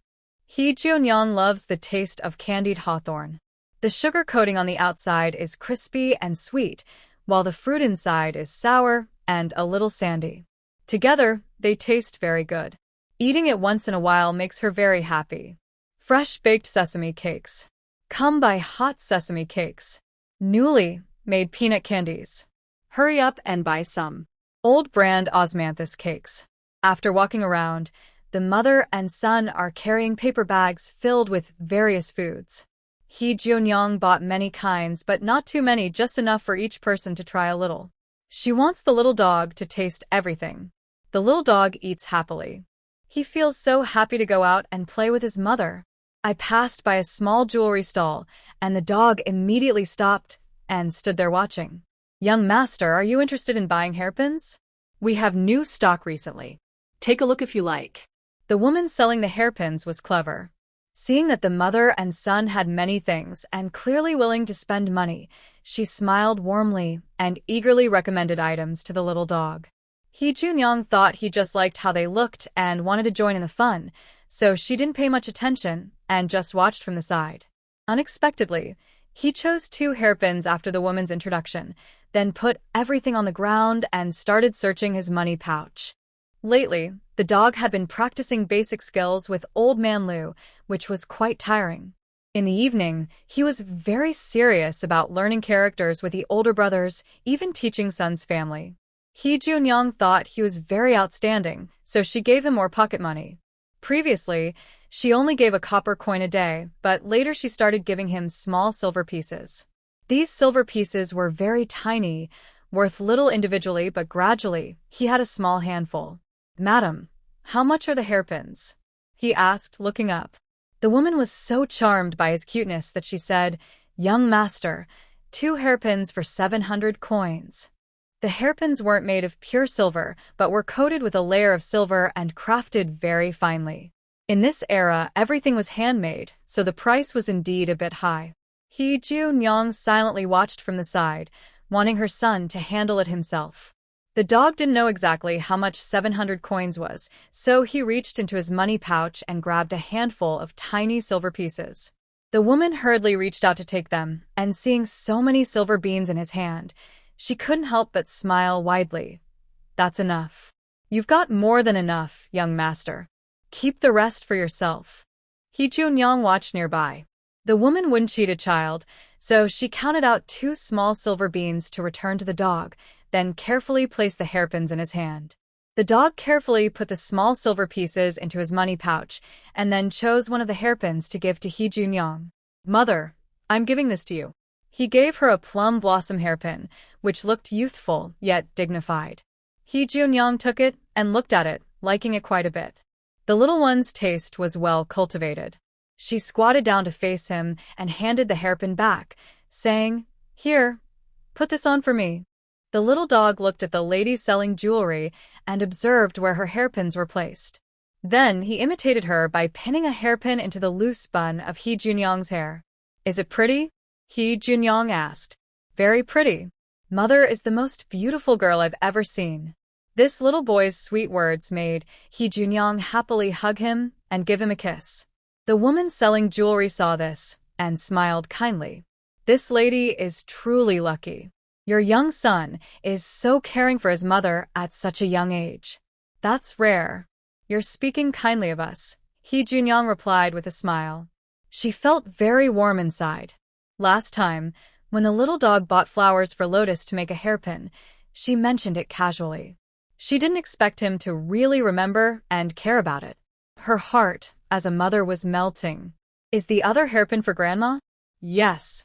It's perfect for Grandma to wear." The little boy nodded excitedly and showed Hee Junyoung the other hairpin he held. This hairpin was simpler, with only a red agate stone at the top.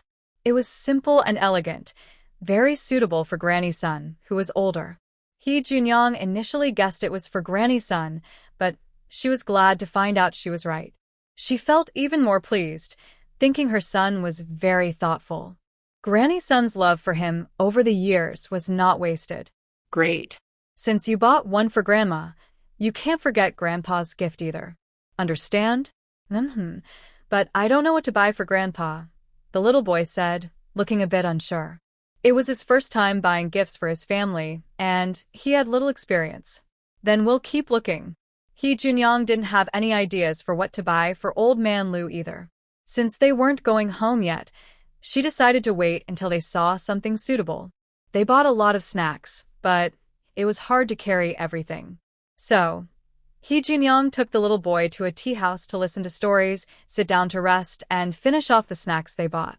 The storyteller was sharing popular stories from the current era. Not many people could read, and even fewer bought storybooks, but many were willing to spend money on tea and listening to stories. The tea house was lively, full of people. He Junyong paid the fee, and the young waiter took her upstairs. The prices were higher upstairs, but the view was clearer. Mother and son found a seat by the window. The little boy was seeing such a scene for the first time and listened carefully as the storyteller narrated.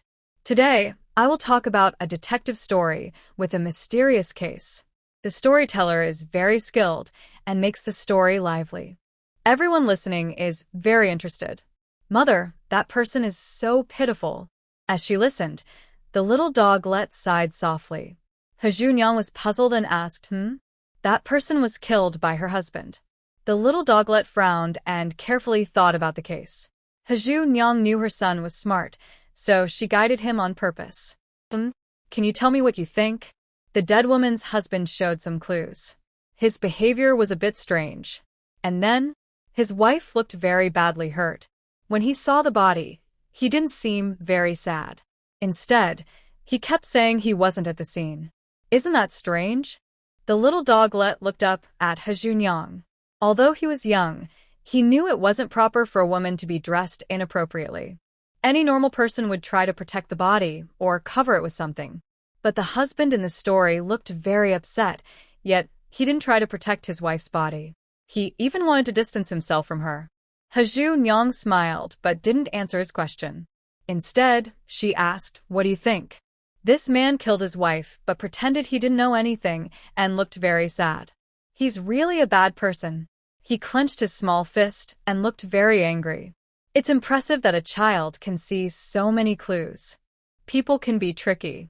He didn't know much, but he was sure that the man was the murderer. He Junyong didn't judge. Her son was still young but could think independently, which was good.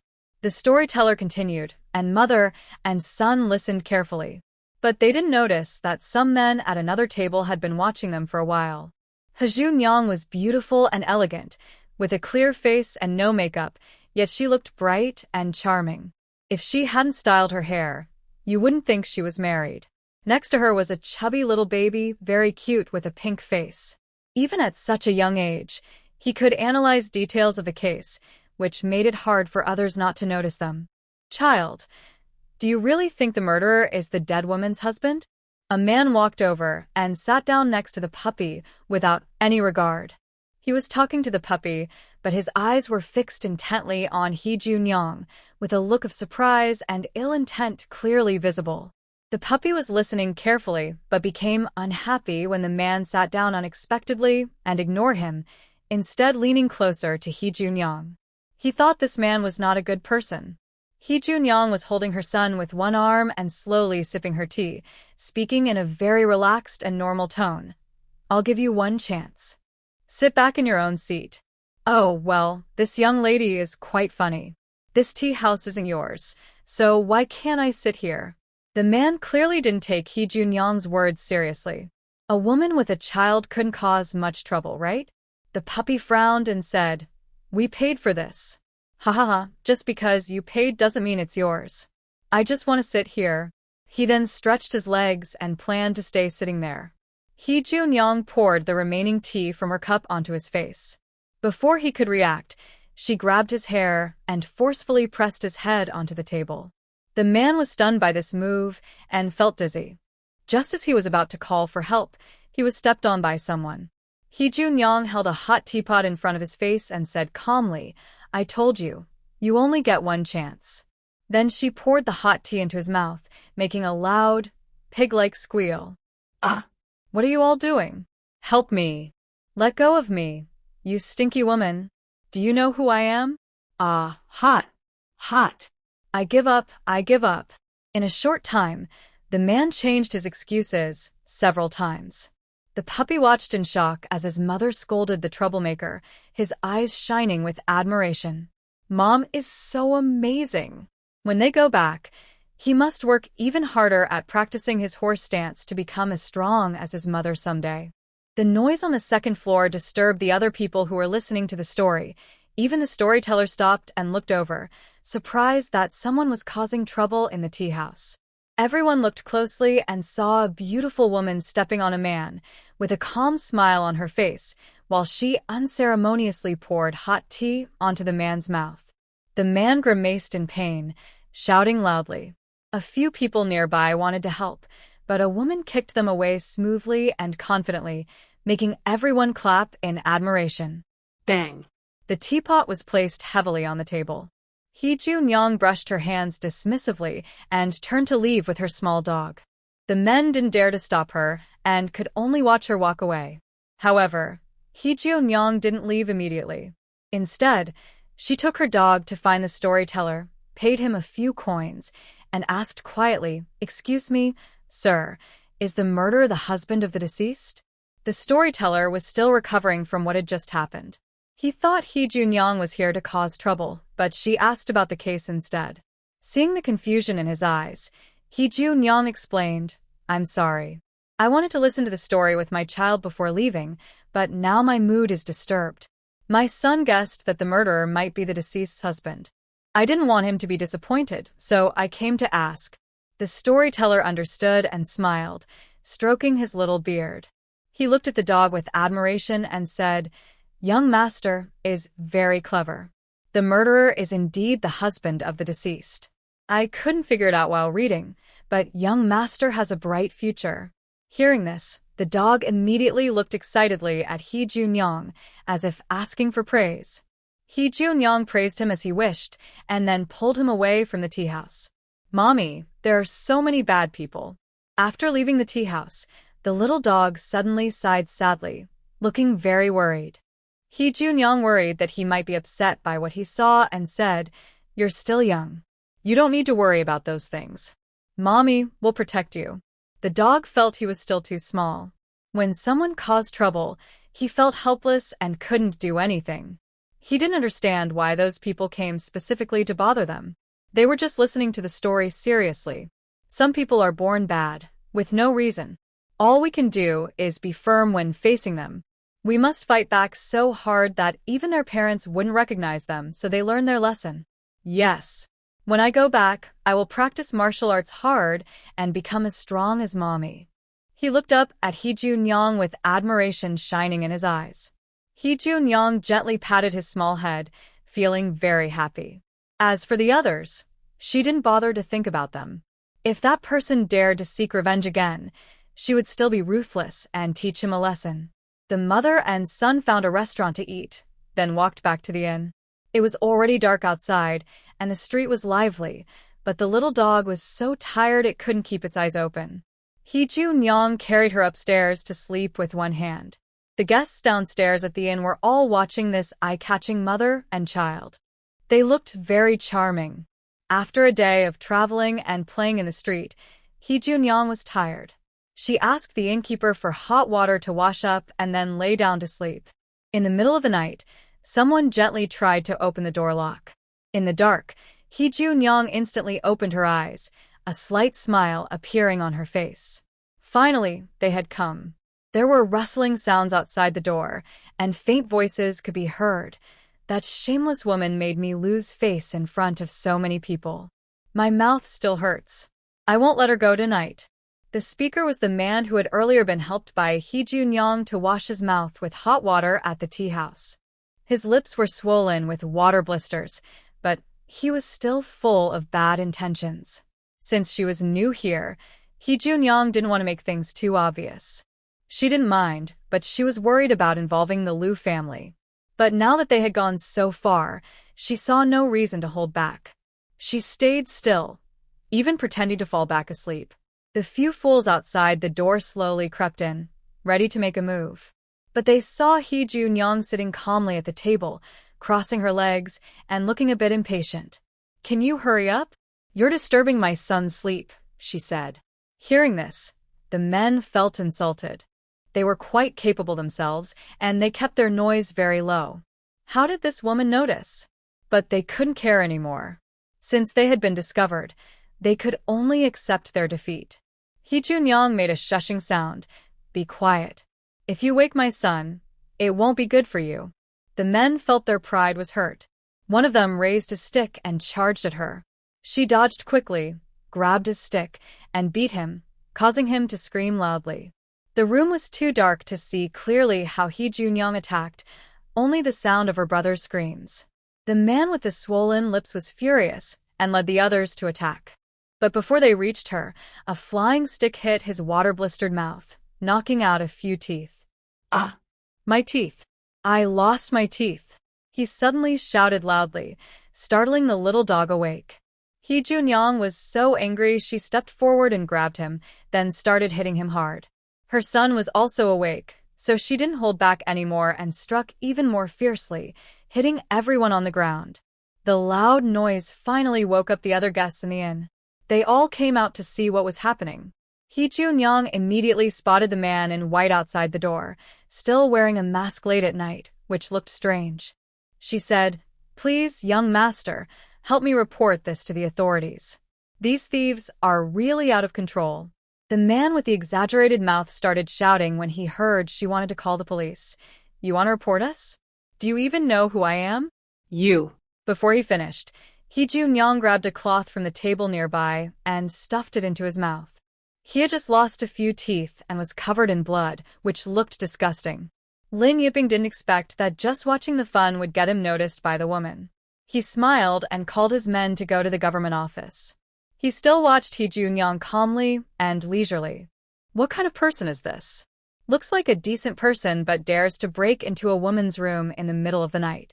The world is really going downhill. Who said it's not? Luckily, this woman is quite skilled, or she might have been in trouble. It's late at night. I wonder if the soldiers will come to help. Listening to everyone's discussion, Lin Yiping crossed his arms and watched Hee Jun-young. He felt that this woman was unusual. Several men had weapons, but none could get close to Hee Jun-young. She kept fighting back and beating them. Among the people who came tonight, except for the one who lost his teeth, the others had some skills but still got completely beaten. "The officials are coming," someone shouted, and everyone automatically made way. When they saw the officials, they were almost moved to tears. The exaggerated-mouthed man hugged the official's leg and cried, "Why did it take you so long to come?" Boo-hoo. The official. Everyone else. The officials quickly took the people away, and the inn returned to normal. The waiter brought food and hot water, looking apologetic. "I'm really sorry for frightening the lady and the young master. This is a small compensation from our inn. Please don't be offended." Hee Jun-young was staying at their inn, and she was worried that this incident might affect the inn's reputation. She wanted everything to be handled perfectly. "Send a meal to the young master in the next room as well, and charge it to my account." Hee Jun-young remembered the man wearing a mask. It seemed he had just gone into the room next to hers. Since he helped her report the case, it was right to thank him with some food. "Okay." The young servant respectfully left, and the little dog hurried into her arms, softly calling, "Mother."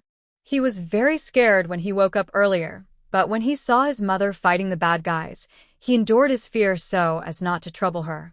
Now that everything was fine, he finally dared to speak. Seeing her son like this, Hee Jun-young felt a little sad and said, "It's okay, it's fine now." If she weren't so worried, she wouldn't let those people go so easily. "Will they come back?" The little dog looked up and asked. "No, they've been taken away by the officials." The young servant brought some food. "Are you hungry?" She sat her son on her lap and showed him the food brought by the servant. The little dog curled up in her arms and shook his head gently. "Not hungry." "Then let's sleep. Mother has things to do tomorrow." Hee Jun-young wasn't hungry either. She blew out the candle, held her dog, and went to sleep. Perhaps from the fright, the little dog didn't sleep well. He kept having nightmares all night, dreaming that someone was bullying his mother and that she was taken away. "Don't, mother." Don't. He cried out and woke up. When he opened his eyes, Hee-Jun-young was anxiously sitting beside him. He threw himself into her arms and cried loudly, "Wah wah wah. Mother, don't leave me." No matter how smart a child is, he was only 3 years old. Growing up without a father's guidance, he often felt insecure and uncertain. That nightmare last night really scared him, which was why he was crying so badly. Hee-Jun-young felt heartbroken. The little guy had a fever during the night and kept talking nonsense, calling out for his parents. If she weren't worried about leaving him alone at the inn, she would have gone to teach those people a lesson and vent her anger. Fortunately, his fever has gone down, and his condition is improving. "Baby, don't be afraid. Mother is here, I won't leave you." She held him gently and comforted him softly. Suddenly, she regretted bringing the little dog outside. The outside world is too complicated and the little dog is too young. If he experiences another scare like this, he might get sick. Hee-Jun-young held and comforted the dog for a while until its mood gradually stabilized. The mother and child ate something before heading to Yuan Hall to meet Dr. Song. The little dog stayed close to Hee-Jun-young the whole time, quietly resting in her arms, no longer lively like yesterday. Dr. Song immediately noticed something was wrong and asked proactively, "What's wrong with the child?"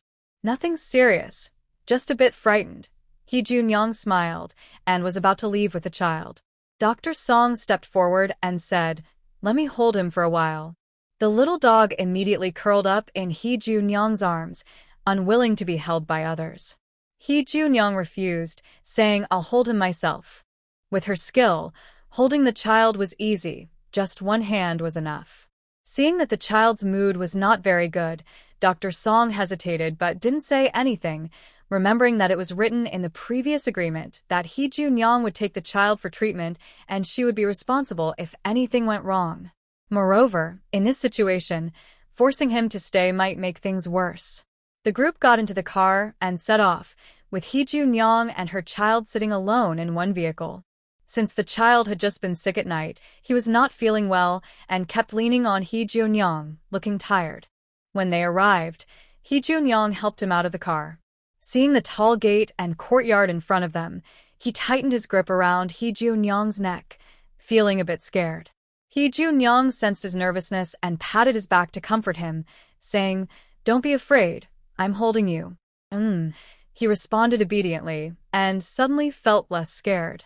The steward who came to greet them saw Hee-Jun-young with a child and looked displeased. He coldly reminded her, "Our Gao residence doesn't allow just anyone to enter." Hee-Jun-young remained silent and handed the explanation to Dr. Song. Dr. Song, who had come from the palace and had been treating Miss Gao for a long time, was familiar with the steward. He smiled and said, "This is our new doctor from Yuan Hall. Her medical skills are far superior to mine, and she can definitely cure Miss Gao's illness. However, her family is not convenient, so she has to bring the child herself. Could you please make an exception?" Hearing that her medical skills were better than Dr. Song's, the steward looked at Hee-Jun-young with some disbelief. He saw that she appeared calm and not at all frightened, confidently accepting Dr. Song's praise. For a moment, he was unsure what to think.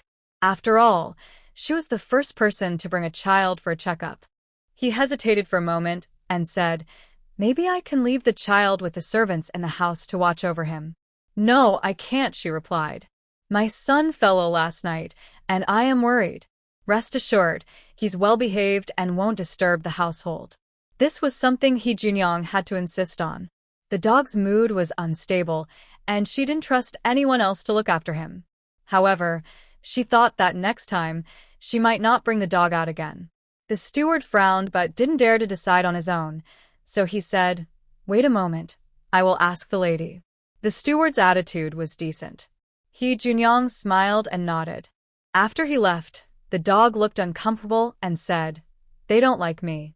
Children are very sensitive, especially since he was already quite smart. Hee-Jun-young felt even more regretful about bringing him and said tenderly, "They don't dislike you. They just don't know how smart and sensible you are. If they knew, they would like you very much." She softly comforted the child, not noticing the gentle warmth in Song Chi's eyes nearby. So this was how she comforted children. Her voice was so nice. She had heard that her husband had gone far away years ago and probably wouldn't come back. So, what about herself? He was the youngest child of his father, learning medicine since he was young. Now he was of marriageable age, but hadn't met the right person yet. He thought he wasn't in a hurry, but ever since he saw Hee Junyoung that day, he couldn't get her out of his mind. He had thought they would never meet again in this life, but unexpectedly, she became his partner by a twist of fate. Song Chi believed this was destiny. Soon, the steward came out and said, "Madam is kind-hearted. Please go in." Song Chi watched them go inside, and then returned to the medical clinic. Since the young lady from the noble family wasn't feeling well, and he wasn't skilled enough in medicine, he had no use going along, to avoid upsetting the main family. Hee Junyoung and Dr. Song followed the steward inside. This wealthy household was different. Courtyards layered one after another, with all kinds of pavilions and towers. It looked like a park to those unfamiliar. When they arrived at Miss Gao's courtyard, Madame Gao and her daughter were already waiting there.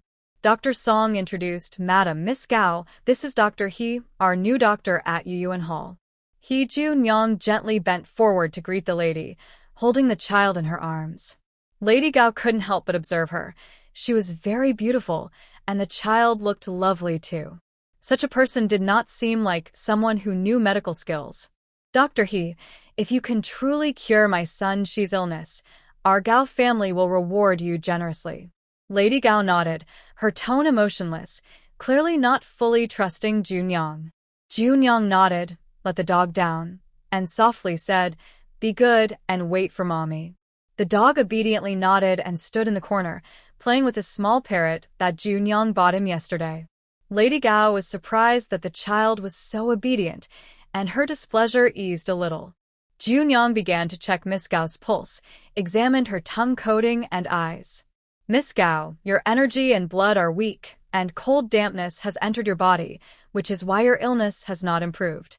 This condition was indeed difficult to treat.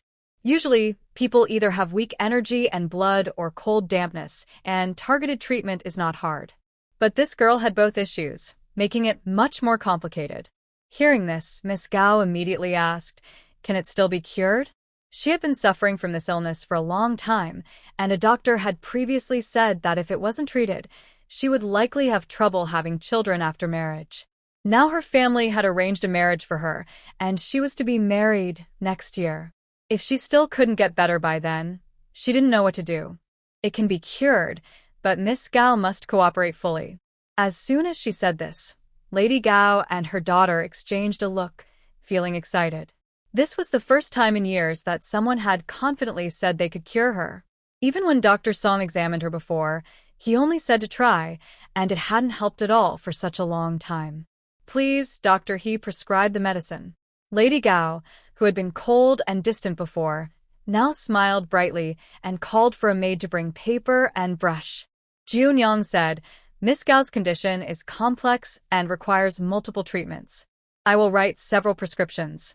Just follow them." She then began to write the first prescription, which was an internal medicine to regulate and warm the. The second prescription was for external use. Grind the herbs into powder, mix with yellow wine, and apply to the navel. The third was for foot soaking. Pack the herbs into a cloth bag and boil it for foot baths. As for acupuncture, she knew best to handle that herself. Hee Junyoung finished writing the prescription and handed it to the young maid, explaining everything carefully. The group listened, feeling quite confused. "I have a stomach ache, so why do I need a foot bath?" Miss Gao was puzzled. She wondered why this doctor seemed a bit unreliable. Hee Junyoung explained, "Miss, your hands and feet are cold because of cold energy in your body. Many points on your feet are very important. Remember, the water for the foot bath should be very hot, and the basin should be higher than your calves." This required a specially made basin, but for the Gao family, it was not a big problem. Mother and daughter Gao looked at Dr. Song. He nodded and said, "Doctor, he makes a lot of sense." He knew there are many points on the feet, but he wasn't sure that a foot bath could cure illnesses. Seeing how calm Hee Junyoung was, he felt a bit excited. He wished he could see the prescription. However, the shopkeeper Ren had previously mentioned wanting to buy the prescription cheaply. He didn't want to lose face by asking to see it now. What he didn't know was that Hee Junyoung's refusal to sell the prescription was partly because she was annoyed that shopkeeper Ren wanted it cheaply. As for Dr. Song, since they both treated patients, sharing the prescription was necessary. Even if he asked to see it, Hee Junyoung wouldn't stop him, but she didn't mention it either. Hurry, hurry, go get the medicine and follow Dr. Hee's method. Madame Gao waved her hand to tell the maid to prepare.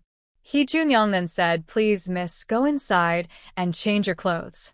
I will give you acupuncture. Since they were all women, Miss Gao had no worries and went inside. Hee Junyoung took a candy from her space and gave it to the dog, then said to Dr. Song, please watch over the child for me. Dr. Song had no reason to refuse. First, he liked small dogs, and second, he couldn't go inside. It was right to watch over the child. Hee Junyoung took out silver needles and began acupuncture on Miss Gao. The speed at which she inserted the needles made Madame Gao stare in shock. She had seen doctors do acupuncture before, but those old doctors carefully inserted each needle slowly one by one. Hee Junyoung, however, seemed to be planting rice seedlings. She didn't look at the points and just stabbed quickly, making it dizzying to watch. Dr. Hee, are you sure you're not missing something? Madame Gao worried she might hurt her daughter and quickly asked. Practice makes perfect, Hee Junyoung replied simply. Miss Gao was like a transparent figure in front of her. She didn't need to think about which point was where or how deep to insert the needle. Mrs. Gao didn't dare ask more, but her face was still full of worry. She had never seen such a doctor before. After the injections were finished, Hee Junyoung said, wait for an hour, and the young lady can rest. I will wait outside. Then she turned and left. Mrs. Gao noticed the pride in her attitude and didn't say anything for a moment. Since she was so confident, it meant she was skilled. She decided to see if her daughter's condition had improved. Mother. When she came out, the little dog thought she was leaving and ran over to her. Hungry or sleepy? Hee Junyoung sat him down. The little dog shook his head and asked, can we leave now? Not yet. Are you bored? The little dog nodded. Hee Junyoung tried to suggest, next time I won't bring you. You can stay at home with Grandpa and Grandma, okay? The little dog didn't answer immediately. He did feel a bit bored and was frightened last night, but he didn't want to leave his mother. Next time, I can bring some picture books. He didn't want to stay at home anymore. Hee Junyoung smiled helplessly. Deep down, she knew the child still lacked a sense of security and was afraid of being apart from her. Feeling heartbroken, she reached into her pocket and took out another picture book, handing it to him. Look, what is this? The little dog's eyes immediately lit up, and he exclaimed happily, when did Mother buy this? A few days ago. I forgot to give it to you. She had taken it from her space, but that didn't matter, as long as it could make the child happy. The little dog started reading the picture book, and he was no longer bored. Dr. Song saw him so absorbed and came over to look. He was surprised and asked, is this a martial arts manual? Hee Junyoung. Not really. It's just some simple moves for children. He's interested in these. She smiled awkwardly. Luckily, the colors of the book weren't as bright as the one at home, or Dr. Song might have suspected. Mrs. Gao came out and saw this. Thinking it was getting late, she told her maid it's getting late. Prepare some food for Dr. Song and his team. Yes. The young maid responded and left. Mrs. Gao smiled and asked Hee Junyoung kindly, my sheer illness, does it require special diet? Hee Junyoung nodded. Yes, she must avoid eating raw or cold foods and keep warm. I will write a few medicinal recipes later that can be eaten together. Madame Gao was delighted to hear this medicinal advice and immediately smiled, telling her maid to take them to eat.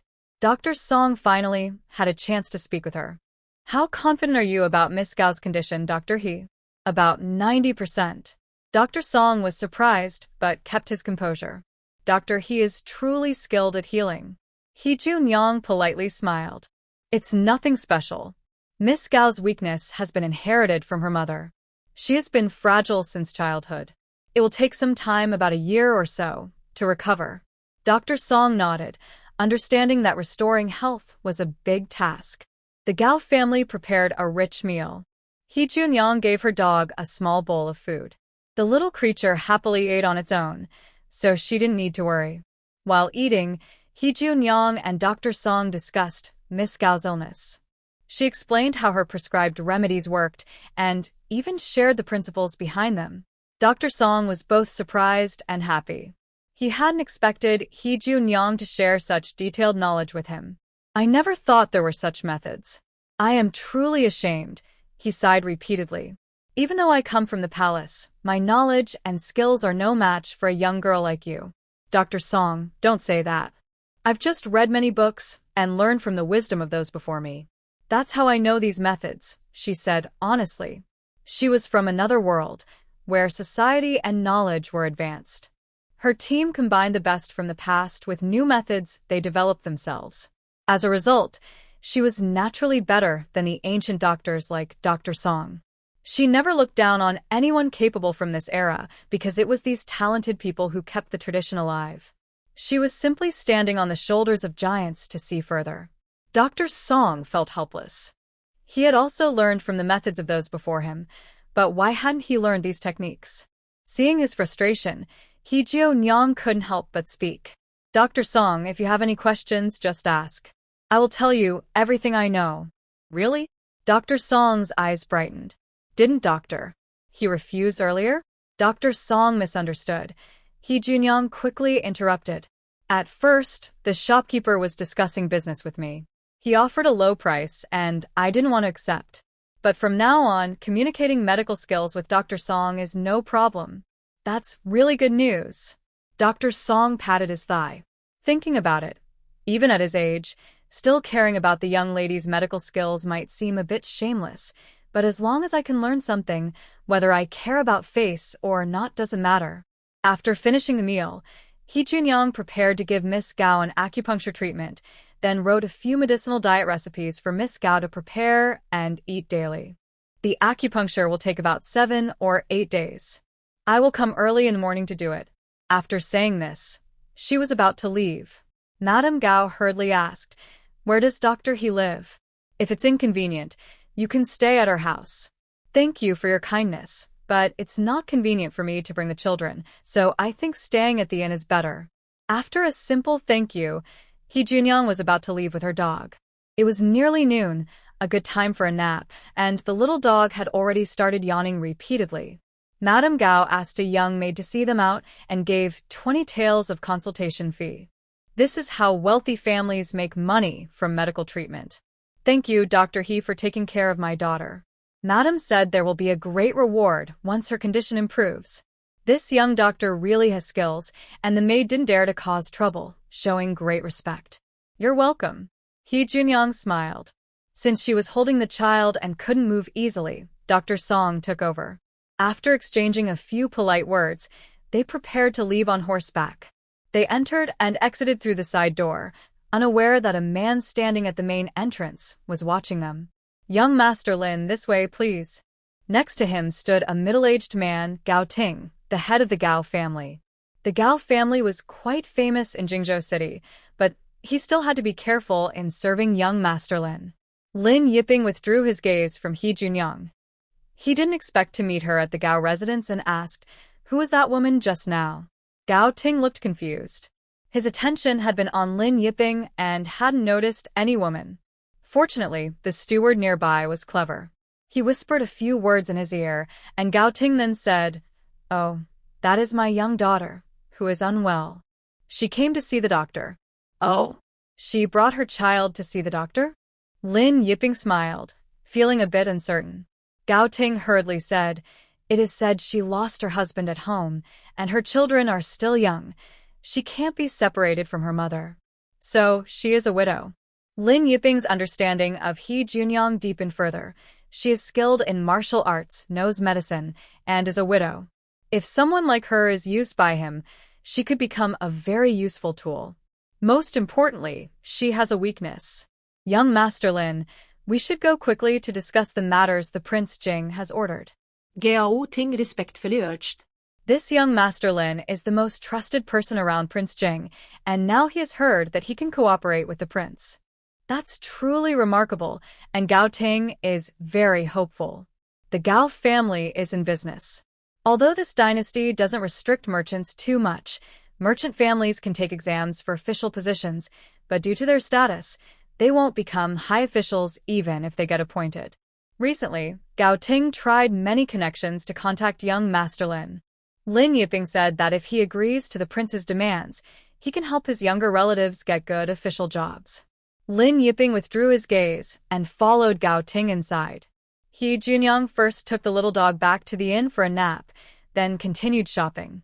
It seemed a bit boring, but actually she was inspecting the clothing business in the city.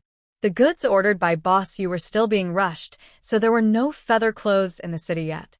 She visited several ready-made clothing shops and found most of them sold cotton clothes. Due to their thickness, they couldn't make particularly attractive styles, and almost every shop had similar designs. Mother, will we also do business here in the future? Following He Junyang through several shops but not buying anything, the little dog quickly guessed some things. You're very clever. Mother is thinking that our feather clothes are so good. How can we not sell them in the city to make money? Will we live in the city in the future? He Junyang hadn't really thought about that. She asked back, do you want to live in the city? The little dog thought seriously and said, yes, that way, Mother won't have to sit in the carriage for so long when seeing patients, and we won't have to stay in inns where bad people might be. He Junyang carefully considered this. The dog was right. She would often come to the city to see patients. Staying in inns all the time didn't make sense. It would be better to buy a yard of her own. Later, when her family came to do business in the city, they would also have a place to stay. And now that she has her own yard, she no longer needs to bring her dog along when she visits patients. It's more convenient for her, and the dog won't have to suffer so much hardship. All right, let's buy a yard in the city. Since she still has a lot of money left, she was the only one who took the money from the fire at the brothel. She thought if she really needed money, she could just sell some good things from her space.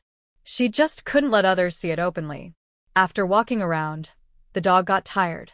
When He Junyang held it in her arms, it quickly fell asleep. She then went back to the Song family medical clinic.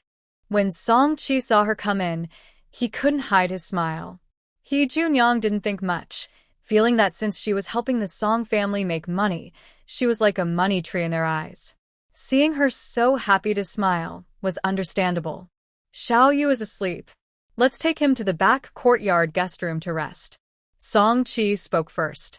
Seeing that He Junyang looked a bit worried, he quickly added, this is our family's yard. It's very safe. He Junyang was still holding the child, which was inconvenient. She also had to discuss things later, so she didn't want to disturb the dog's rest. She agreed. The back courtyard of the clinic was mainly for the doctors and young assistants. There were 2 guest rooms. One was occupied by Manager Ren and the other was empty, just right for the dog to sleep in. The room was very tidy. The bedding wasn't new, but it was clean.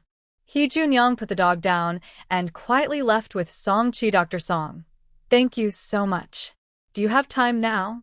He Junyang smiled very politely and thoughtfully, but it still made Song Chi feel a bit nervous. Yes, I do. Please, Dr. He, come with me.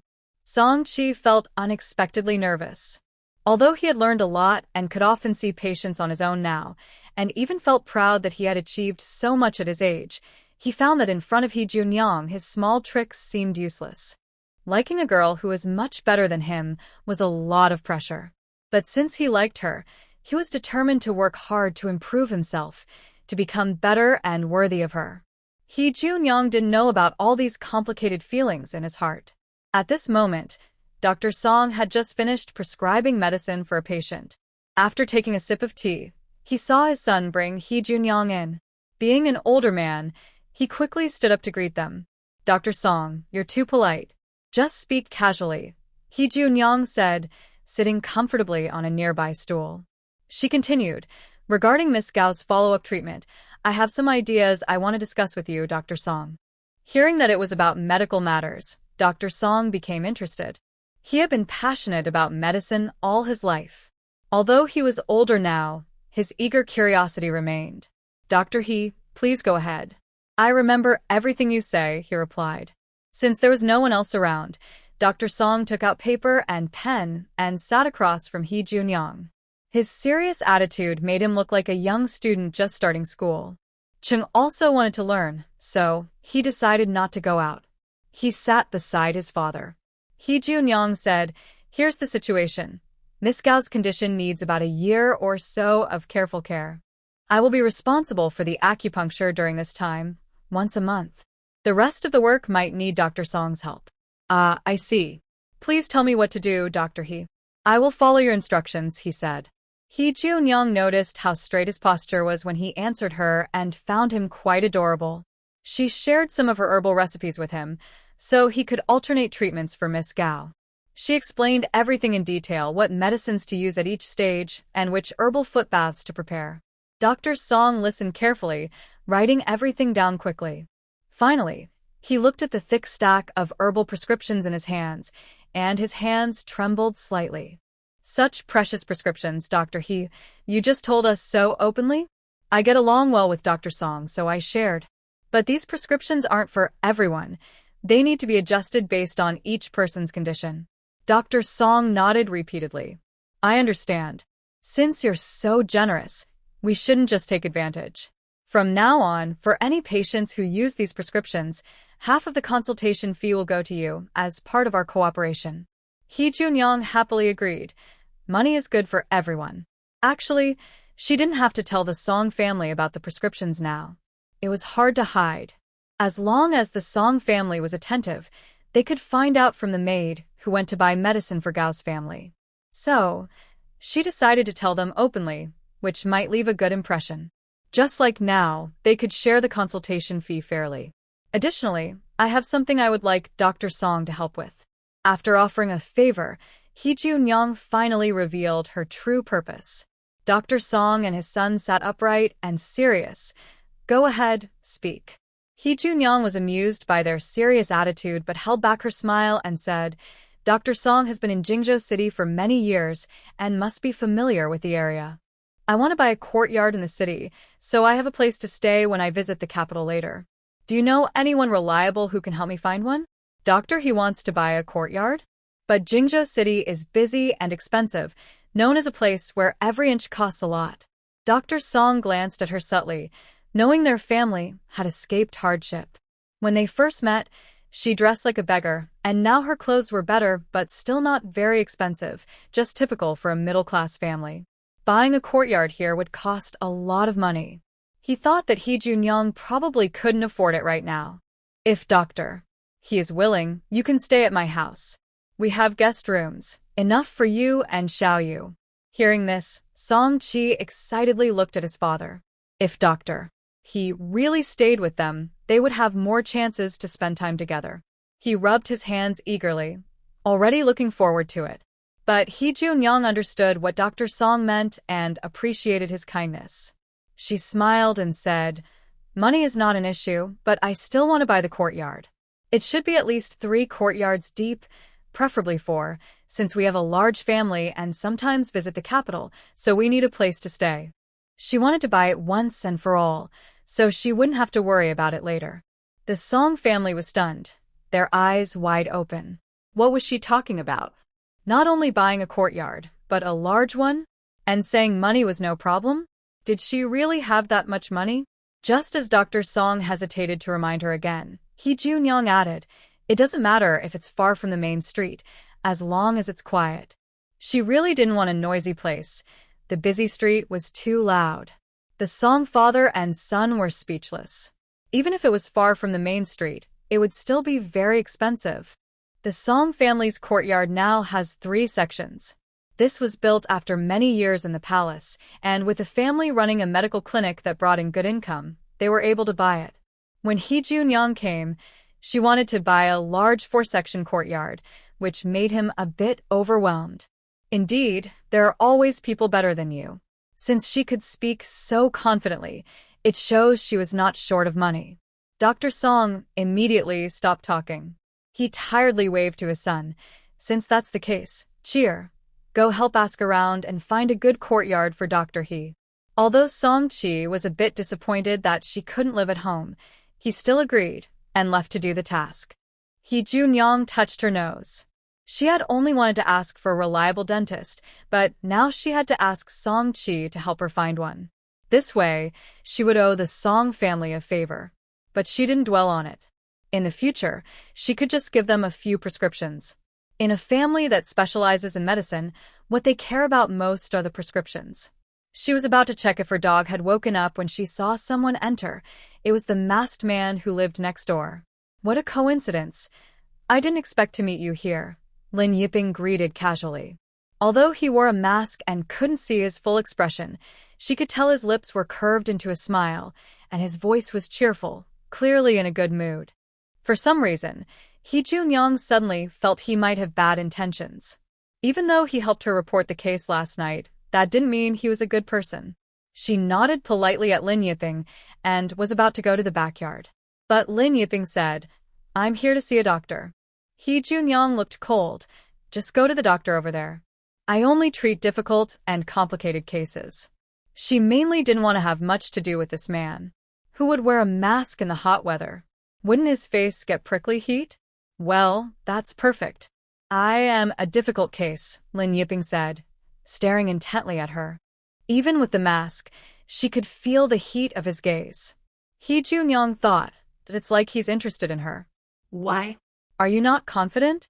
Think you can't cure it?" Seeing her silent, Lin Yiping used provocation. She sneered and turned to leave, refusing to fall for his tricks. Lin Yiping did not speak. He took out a silver note worth 100 taels and placed it on the table. The Dr. Song beside him immediately widened his eyes and quietly said to He Junyong, "It's just a simple checkup. You can go and see him." "You're not buying a house, so you don't need that much money."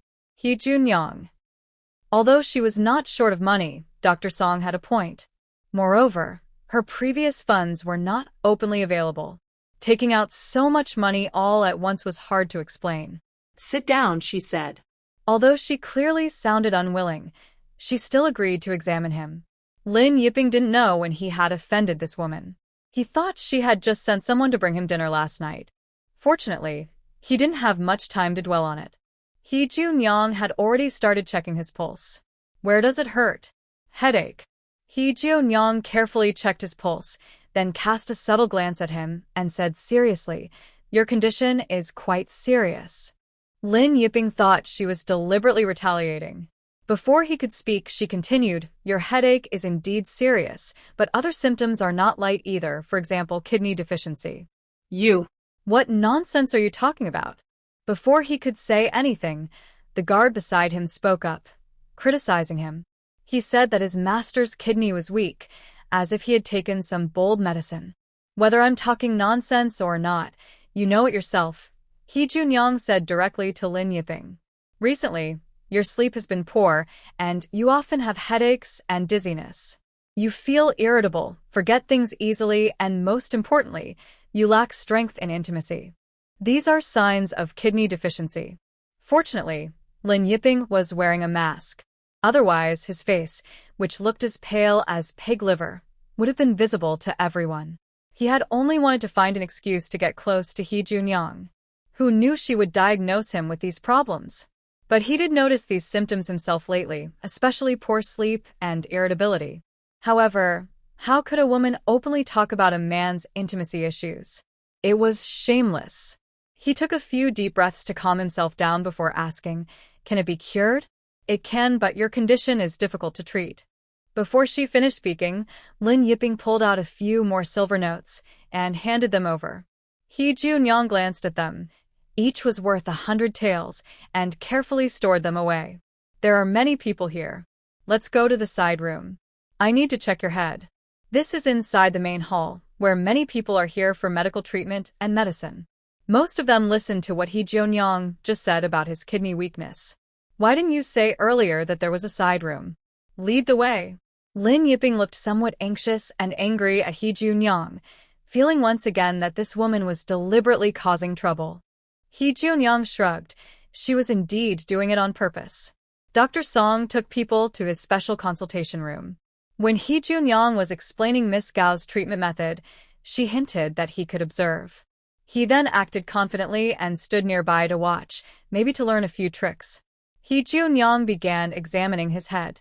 When she looked at the mask on his head, she felt it was a bit inconvenient and asked, "Can you take off the mask?" No. Lin Yiping replied, sounding a bit annoyed.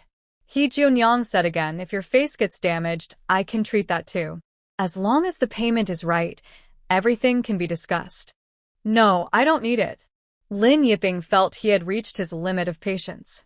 Just then, He Junyang noticed a slight peeling behind his ear. Upon closer inspection, she found it was actually a human skin mask. She frowned. This person was really unusual. Wearing a human skin mask and an iron mask underneath shows he is very afraid of others seeing his true face. In any case, he's probably not a good person. He Junyang didn't want to have too close contact with such a person. She just wanted to treat his illness and then leave, so she said nothing more. "You have headaches because of a serious head injury from earlier years. There's still blood clotted inside your brain that hasn't cleared. As long as we do acupuncture to unblock the blood, it will be fine. As for the kidney weakness, you need to take medicine and rest properly." He Jionyang concluded. The nearby guard was surprised, not expecting this female doctor to be so capable. Lin Yiping also didn't expect her to find out so easily and asked, "Is it really that simple?" He was worried about this illness. Over the years, he had seen many doctors, imperial physicians in the palace, countless folk healers, acupuncture, and medicine, but nothing worked. Those doctors looked bitter and resentful, making him feel his illness could never be cured. But now, seeing He Junyang's calm attitude, he suddenly felt hopeful about life again. It seems that her claim of having kidney deficiency is not as upsetting as before. When He Junyang mentioned needing to do acupuncture, the happiest person was Dr. Song. Previously, he helped Miss Gao with acupuncture outside and couldn't see it, but now he had a perfect chance and naturally didn't want to miss it. He eagerly prepared silver needles for He Junyang. He Junyang picked up a silver needle and kindly reminded him, "Your condition is quite serious, and the needle technique will be a bit strong, so it might hurt a lot. You need to bear with it and stay still, or I can't guarantee your safety. Inserting needles into the head is very dangerous." As soon as she spoke, Dr. Song told the guards standing nearby, "Go find something for your master to bite on. Doctor, he said it will hurt, so it will definitely be painful." Lin Yiping felt like he was being underestimated. He snorted coldly and said, "No need, just do it directly." He Junyang rolled her eyes but didn't argue. She quickly started inserting the needles. Since the head is hard, it was more difficult to needle. She slowed down, but to Dr. Song, her speed still looked dazzlingly fast. Lin Yiping's face under the mask turned red, and he clenched his teeth tightly, with veins bulging on his forehead.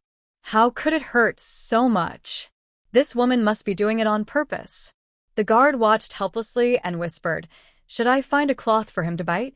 He really wanted to, but he had just spoken harsh words and now asking for a cloth to bite felt a bit embarrassing. So, he hesitated and said carefully, "And no, it's fine." Seeing his awkward state, He Junyang smirked slightly and quickened her hand movements. Sweat was rolling down Lin Yiping's forehead into his eyes. The guard hurried forward to help wipe his sweat and couldn't help but say, "Be gentle." "Being gentle won't work. I just said it would hurt," he replied. As soon as he finished speaking, He Junyang stopped. Dr. Song realized she had finished the acupuncture. Oh my! He watched the entire process as if he hadn't seen anything, clearly understanding everything. The acupuncture points on the head are densely packed, but He Junyang didn't know exactly which point she was targeting, nor did she understand how deep to insert the needles. She was just watching for fun. How long will this take? Lin Yiping took a deep breath, feeling his head ache and swell painfully. He wished he could pull out all the needles. "Your condition is quite serious. It will take about an hour and a half. Just wait patiently." He Junyang clapped her hands, went to sit at the nearby table, and began preparing a prescription for treating kidney deficiency. While writing, she advised, "Avoid staying up late, and it's best not to have intimate relations during this time, or all your efforts will be wasted." "Shut up." 林一丙忍着脾气说：“为什么这个女人这么爱唠叨？开药方就开药方，唠唠叨叨的，真烦。He Junyong truly kept quiet, said nothing, and handed the prescription to the guard before preparing to leave. The guard looked at the prescription and hurriedly asked, "How should this be taken?" He Junyong glanced at Lin Yiping and pouted. "Your master doesn't want me to say." Lin Yiping. If he didn't think this woman was useful, he would never tolerate this kind of treatment. Fortunately, He Junyong was reasonable. She looked at Dr. Song and said, "Dr. Song knows this prescription. You can ask him." After saying that, she left directly. She needed to check if her son had woken up. It turned out the little dog hadn't woken up yet. He was sleeping soundly and drooling. He Junyong gently wiped his drool with maternal love, then yawned and decided to climb into bed and sleep together. Anyway, the person needed 3 hours for acupuncture, and by then it would be dark. She couldn't neglect herself. Lin Yiping's condition was better.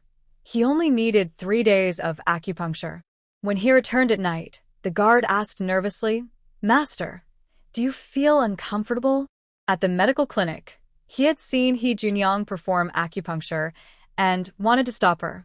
The woman looked like she was crazy, not paying attention and randomly sticking needles. It was frightening to watch.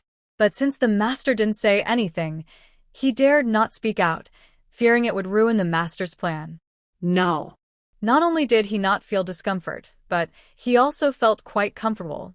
He let out a deep breath and sighed. This woman really has some skills. Dr. Song knew about her. He was a senior doctor in the palace and highly respected. He didn't expect that after leaving the palace, she would end up assisting this woman. It shows that her medical skills are definitely superior to Dr. Song's. I previously asked you to investigate this woman's background. Did you find out anything? The guard hurriedly nodded and shared what he had discovered. This woman is just an ordinary farmer's wife, bought by her current husband's family. Her husband is a courier who hasn't returned in 3 years. He's probably dead outside. The family fled from Changzhou to here and now runs a small business. She was kidnapped when she was young, and it's hard to find out exactly which family she was born into. She was sold many times, and the medical skills and martial arts she has now were probably learned when she was kidnapped. In that case, her background is relatively clean. Lin Yiping nodded and lightly tapped on the table with his finger. It's strange that someone kidnapped and still has such excellent medical skills. The guard quickly said, "It's said she learned from medical books when she was able to read, but she didn't study medicine specifically. She just memorized everything in the books." Really? Lin Yiping still felt suspicious, but her life story seemed fine, which was the problem. No matter who she is, she must be useful to me. Otherwise, she could cause trouble in the future. He looked at her with a fierce expression. Successful people often need to be ruthless. In the next few days, He Junyang's life was quite busy. Every morning, she went to the Gao family to give acupuncture to Miss Gao, then returned to the clinic to treat Lin Yiping. In just a few days, Lin Yiping's headache symptoms eased a lot. With medicine, his kidney weakness also seemed to improve. He Junyang thought that if she cured his illness, he wouldn't bother her anymore. But besides the acupuncture times, she kept running into him wherever she went. For example, that day, she planned to go with Song Qi to look at a house. Before they walked far, she saw Lin Yiping shamelessly chasing after them. Dr. He and Dr. Song are going shopping? He Junyang rolled her eyes without hesitation. You're shopping and your whole family is shopping. Song Qi saw that He Junyang was unhappy and explained, "I wanted to take Dr. He to see the house." Oh? Dr. He wants to buy a house? As far as I know, houses in Jingzhou City aren't easy for ordinary people to afford. It shows that Dr. He's family background isn't ordinary. Everyone could see that He Junyang was upset, but Lin Yiping didn't care. His main goal was to get close to her. He Junyang didn't want to pay attention to him. She just said to Song Qi, "Dr. Song, let's go quickly." The little dog that was pulled along didn't like the masked man either. It felt he had bad intentions and wanted to take its mommy away, so it pulled He Junyang's hand and hurried forward. He Junyang picked up the little guy and said, "Silly kid, we're going to take a carriage." The two daughters got into the carriage. To avoid suspicion, Song Chi sat outside with the coachman. Lin Yiping was not in a hurry and asked the guard to bring the horses. They followed slowly behind them. The guard was confused and asked, "Master, is it worth you personally intervening?" Lin Yiping looked at him with a foolish expression and said, "Otherwise, can you handle it?" The guard immediately lowered his head and said nothing. Whatever the master said was right. The little dog peeked out from the curtain and looked back, a bit unhappy. "Mother, those two bad people are still following us. Do you think they are bad people too?" He made her laugh. Truly, mother and son thought alike. Yes, they don't look like good people. The little dog puffed out his cheeks, his chubby face sticking out adorably. He was so cute that He Junyang hugged him and played with him. Although she knew she shouldn't judge people by their looks, she also felt those two didn't look like good people, so she didn't bother thinking more. Lin Yiping's strange approach to her was definitely not with good intentions, but she didn't know exactly what he wanted.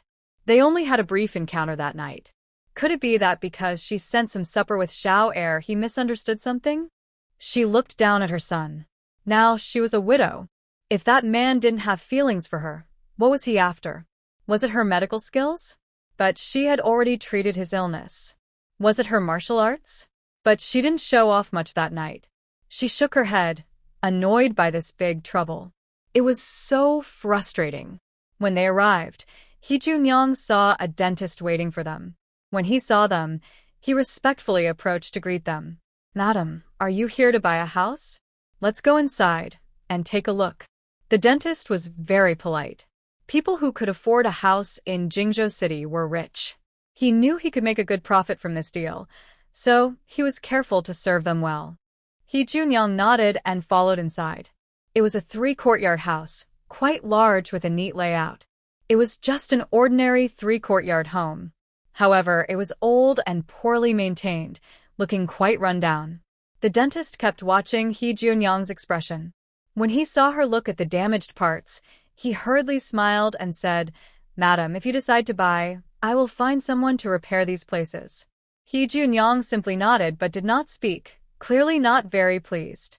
Buying a yard is just for fun, claiming it's been repaired, but it's too run down. She knew that Song Chi probably considered that she might not have enough money, so he tried to find some similar houses, but they didn't suit her taste. Before she could say anything, Lin Yiping behind her laughed. "This yard is so broken. How can it be repaired? Maybe it's unsellable and just a trick to fool people?" Honestly, his words matched He Junyang's feelings. She also wanted to say something but held back to save Song Chi's face. The servant's expression changed instantly. "Young master, you're being too harsh. In Jingzhou City, land is very expensive and there's no reason it can't be sold." Song Chi stood nearby, feeling a bit awkward. He didn't expect the yard to be so ruined and coughed shyly, saying, "That's my mistake. I didn't express myself clearly, which caused the misunderstanding." The servant initially thought he hadn't misunderstood. He came to find him saying he wanted a bigger, cheaper yard and it didn't matter if it was old. That's why he brought them here. But he was clever enough to see Song Chi's embarrassment and quickly added, "I misunderstood. If the lady isn't satisfied, I have a few other yards that I can show you." Now it seemed they could only do that, so they followed the servant to see other houses.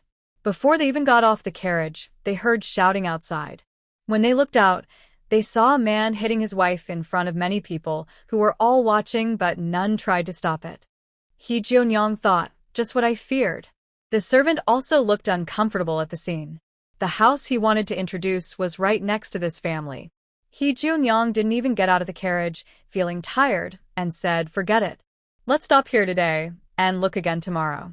Neighborly relations are very important. Seeing that man beat his wife, it was obvious it wasn't the first time. If it happened often, living here would be very troublesome. "Madam, I have other houses, other options." The servant spoke anxiously. This woman had an elegant bearing, not at all like someone who couldn't afford a house. He didn't want to lose this business. "No need. There's no rush to buy. We can take our time." He Junyang waved her hand and returned to the carriage, feeling a bit sleepy. It was midday, the perfect time for a nap. The coachman drove away, without paying attention to what the guard said. Song Chi awkwardly spoke. Dr. He, about today's matter. This isn't something for little Song to worry about. I'm already grateful that you helped me so much. Honestly, I don't like this house, and I don't want you to waste your effort, she said. Since someone was helping her, He Junyoung didn't blame him. She knew he was acting out of kindness. Worried that Song Chi might misunderstand, she took out a prescription from her space and handed it to him. This is a remedy for a child with a high fever that won't go down. Consider it a thank you gift for little Song. Since she hadn't finished her task, Song Chi felt embarrassed to accept the medicine, but He Junyoung insisted, please take it. In the future, I'll need your help with the house matters. He finally accepted it, deciding to help He Junyoung find a good house. She and her dog returned to the inn. As she turned to go inside, she saw the shameless servant and master following her. She wanted to ignore them, but just as she was about to enter, Lin Yiping stepped forward and blocked her way. Dr. He, it seems you have an opinion about me, he said with a smile, as if this outcome pleased him. Young Master Lin, just say what you mean. I'm a widow with a child, not someone you can tease, she sighed, wanting to clarify things so he wouldn't follow her endlessly. Ah. Lin Yiping laughed loudly. Dr. He, you misunderstand. I just want to thank you for helping me with my illness. I heard you're interested in buying a house and doing business in Jingzhou. I can help with that. He Junyoung's eyes immediately turned cold. This man was investigating her. Young Master Lin, you're too polite. Healing and saving lives are what a doctor does. You've already paid the consultation fee, so we're even. Please don't bother me anymore. My son is tired, so I'll take my leave, she said. She pushed away Lin Yiping's hand and pulled her dog into the room. Although there wasn't much to investigate about her past, even if the other person thought she was suspicious, he had no proof. Still, she was a little angry. No one liked being questioned about their identity. Because of this, He Junyoung's impression of Lin Yiping became even worse. Why did she foolishly ask him for help to report an official matter that night? And why did she foolishly ask the servant to bring her midnight snacks? After entering the room, He Junyoung still felt restless. She sat at the table and took a sip of tea. The dog was quite sensible. It took off its small shoes and climbed onto the bed to sleep. It had a habit of napping. Without a nap, it seemed like it had lost its soul. He Junyoung also wanted to sleep, but thinking of the malicious Lin Yiping, she decided to find him again and clarify everything in one go. The dog quickly fell asleep. He Junyoung quietly left the room and saw Lin Yiping's guard waiting outside, as if he had guessed she would come out. The guard knocked on Lin Yiping's door. After hearing a response, he opened the door and gestured for her to enter. He Junyoung went inside and saw Lin Yiping sitting at the table drinking wine, with no side dishes, just drinking alone. Seeing her come in, Lin Yiping shook the wine jug and asked, Dr. He, would you like a drink? He Junyoung ignored him and directly asked, tell me, what is your real purpose? My purpose is simple, I like Dr. He. As long as you agree, I can give you the best house and shop deeds in Jingzhou now. As he spoke, the guard respectfully placed several deeds on the table. He Junyoung looked at the deeds and sneered. She didn't care about that. This man, even if he had a few peanuts, wouldn't be so drunk. What if I refuse? She stared intently at Lin Yiping, not missing any of his reactions. I know, doctor, he is a capable person, Lin Yiping said with a seemingly careless smile, but he was also watching her reactions. However, I know your family is quite ordinary, especially your son, who is less than 3 years old. You seem to only have this one precious little one. Before he finished, He Junyoung suddenly moved forward, one hand pressing his head and the other pinching his carotid artery. The move was quick and seamless.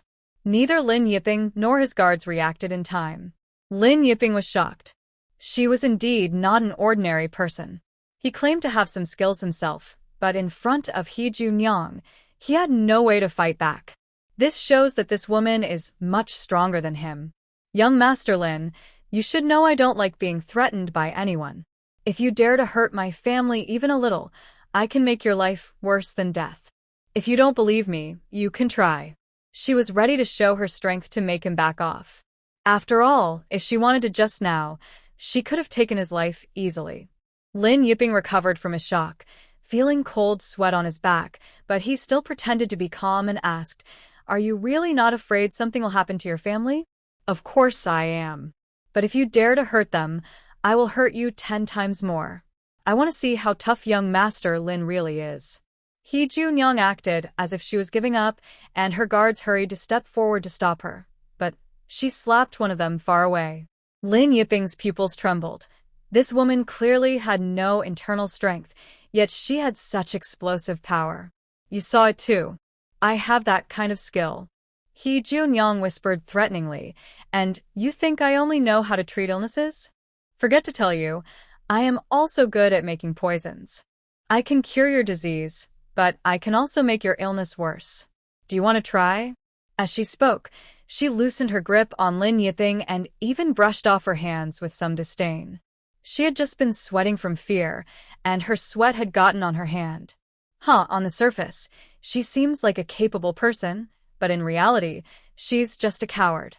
In that moment, Lin Yiping felt like he had survived again. His gaze at He Junyang, though guarded, was mostly excited. She just said she is not only an excellent doctor but also skilled in making poisons, plus her martial arts. He was thrilled. If someone like her could join his side, wouldn't his grand plan be just around the corner? Doctor, he is indeed talented. Now tell me, what would make you willing to work with me? As long as you agree, I can give you endless gold and silver, even secure a government position for your family, freeing you from the poverty of a humble household, and you won't need to work hard at small businesses every day. I'm afraid that will disappoint young Master Lin. I don't lack money, and my family has no grand ambitions of becoming officials. We prefer to live like ordinary people. Moreover, young Master Lin wears many masks. I doubt he dares show his true identity. Working with someone like him, what kind of good outcome can there be?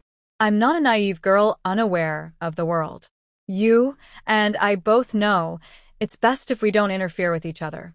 No matter how many masks you wear, I have ways to recognize you." Hearing this, Lin Yiping was shocked. His mask was very well made. How did she see through it? He burst out laughing and praised, "Dr. He, you truly are a remarkable woman." He wanted to slap his own forehead but held back. He said, "Now that we've reached this point, young Master Lin, think it over yourself." After saying that, she turned and left gracefully, just as lightly as when she arrived. Only then did the guards dare to step forward, clutching their chests and whispering, "Master, she's a tough one. Maybe we should forget about it." He believed there were many talented and brave people in the world. His master didn't need to waste energy on this woman, especially since she was not someone they could easily deal with. He could feel that He Junyang was holding back her strength when she struck him. Otherwise, he might have lost his life. He was close to his master and considered himself skilled, but in front of this woman, he couldn't even fight back. He genuinely feared her. What's so special about her? The more stubborn she is, the more she can become a powerful tool for us once she joins us. Lin Yiping snorted coldly. I want to see how she can fight me without any backing, he added. The guard lowered his head silently. His master's attitude was clear. He wouldn't turn back until he hit a wall. If he didn't know his master wouldn't slack off on important matters, he might even suspect that his master had feelings for that widow. After all, she was quite beautiful. Go find Gao Ting and ask him to find a way to stop He Junyang from buying houses and shops. With the Gao family's strength in Jingzhou City, it shouldn't be a problem, he ordered. He was planning to use external pressure. Although he didn't dare hurt her family for now, he could make her life in Jingzhou very difficult. Yes. The bodyguard, clutching his aching chest, left. Although he thought it wasn't good for his master to insist like that, he was just a servant and was following orders. Coincidentally, when the bodyguard went to the Gao family to see Gao Ting, Madame Gao was there too. She was stunned when she heard they planned to deal with Dr. He. Dr. He is just a woman. How could she offend someone as powerful as Prince Jing? After the bodyguard left, Madame Gao asked, "Sir, how did Dr. He offend that young Master Lin?" Gao Ting shook his head. I don't know. When young Master Lin came to visit a few days ago, he just happened to see Dr. He leaving my house. He asked me who she was. Gao Ting was also puzzled. It was clear that young Master Lin didn't know Dr. He at that time. In just 3 or 4 days, how did they become enemies? I think, most likely, young Master Lin has a crush on Dr. He. I heard her husband passed away, and she has to take her child with her when she goes out for consultations. That's quite pitiful. Yet, young Master Lin is making things difficult for her. It's truly a sin. I believe young Master Lin isn't a good person. Sir, you must be careful. In the past few days, Dr. He came every morning to give her daughter acupuncture. Her daughter secretly told her that, following Dr. He's methods, her hands and feet weren't as cold as before, and her abdomen felt warm. This showed that Dr. He's medical skills were excellent. Additionally, the 2- or 3-year-old child would come along every time. At first, she was a bit unhappy, but seeing how well-behaved the child was, so sensible for such a young age, she felt compassion. As a mother, she understood how difficult it was for a widow to raise a child. She had her servants prepare some food suitable for children, so when the child came, she could give it to him. Gradually, her attitude shifted, and she started to favor Dr. He's side, developing a poor impression of Lin Yiping. You, a woman, shouldn't interfere in these matters. Gao Ting scolded somewhat angrily, but Madame Gao was unafraid and continued, Sir, I only want what's best for our family. We are now on the territory of Prince Chen. If you go to pledge loyalty to Prince Jing, our family will be seen as disloyal and unjust. What nonsense are you talking about? Gao Ting was displeased. Why did he become a disloyal and unjust person? I just want Prince Jing to give Daliang a good position. How is that disloyal or unjust? I haven't done anything wrong to Prince Chen. That may be true, but once we get involved with King Jing's plans, can we easily escape? Sir, you are wise, but you must not be confused now. I've heard that among the princes, only Prince Chen truly cares for the people. Young Master Lin is just a subordinate of King Jing. When he came to Jingzhou City, he wanted to do something harmful to the citizens. Can we really expect him to help our eldest son get a good position? Madame Gao snorted coldly, growing more disdainful of young Master Lin's behavior. Gao Ting thought for a moment and said, That does seem to make some sense. But I've already promised to do this, and I can't refuse now. Don't worry, sir. Leave it to me. The next day, when He Junyang went to the Gao family to give an acupuncture treatment to the young lady, Madame Gao called her aside privately. There were no servants around. He Junyang thought the madam wanted to give her some instructions, but she asked directly, Dr. He, does the masked young Master Lin have feelings for you? He Junyang was caught off guard and didn't know how to answer. He did seem to like her, but not in the way Madame Gao meant by like. Madame Gao sighed with guilt and said, Actually, this is partly our fault. The day you came to treat Sheer, young Master Lin saw you, and that caused all these troubles for you. He has someone backing him, and even our Gao family doesn't dare offend him easily. When he learned you wanted to buy a house, he asked my husband to make things difficult for you. He Junyang was surprised. Really? That's what happened? Madame Gao continued, We are grateful for your help in treating Sheer, but we can't offend that young man. That's why I told you privately, if you're not in a hurry, maybe don't buy the house for now. I don't think young Master Lin will stay here forever. When he leaves, I will personally help you find a good place. He Junyang finally understood that this was a warning. She felt a bit more fond of the interesting Madame Gao, realizing she wasn't being bullied just because of power. Thank you, madam. I will keep this in mind. After leaving the Gao family, He Junyang went to find Song Qi to tell him she didn't need to buy a house for now. Song Qi initially thought she was upset because he hadn't found a suitable house yet and became quite worried. He Junyang explained, Dr. Xiao Song misunderstood. I just haven't discussed buying a house with my family yet. I think it's better to wait until I return and talk it over before making a decision. Song Qi then relaxed and smiled, saying, Doctor, he makes a good point. I'll help you keep an eye on things for now. Once you're sure, I can take you to see it directly. Otherwise, it would be unfair to the previous plan He Junyang gave him. He Junyang thought this wouldn't cause any problem and might even confuse Lin Yiping. So, the matter was settled this way. Lin Yiping was still waiting for good news from the Gao family. 3 days later, a guard hurriedly came to report.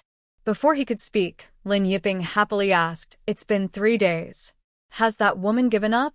The guard hesitated, feeling a bit embarrassed, and said, "She ran away." What? Lin Yiping thought he must have heard wrong. He turned around, looking at the guard with disbelief.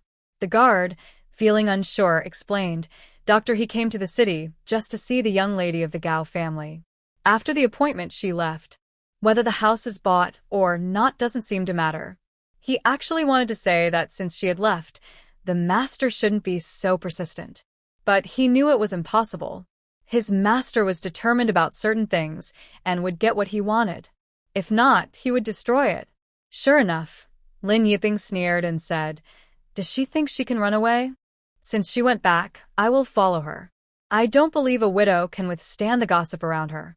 The guard immediately felt that his master was too harsh, damaging a widow's reputation. Even if she eventually gave in, she might not be loyal to them. But he only dared to think this and didn't say it.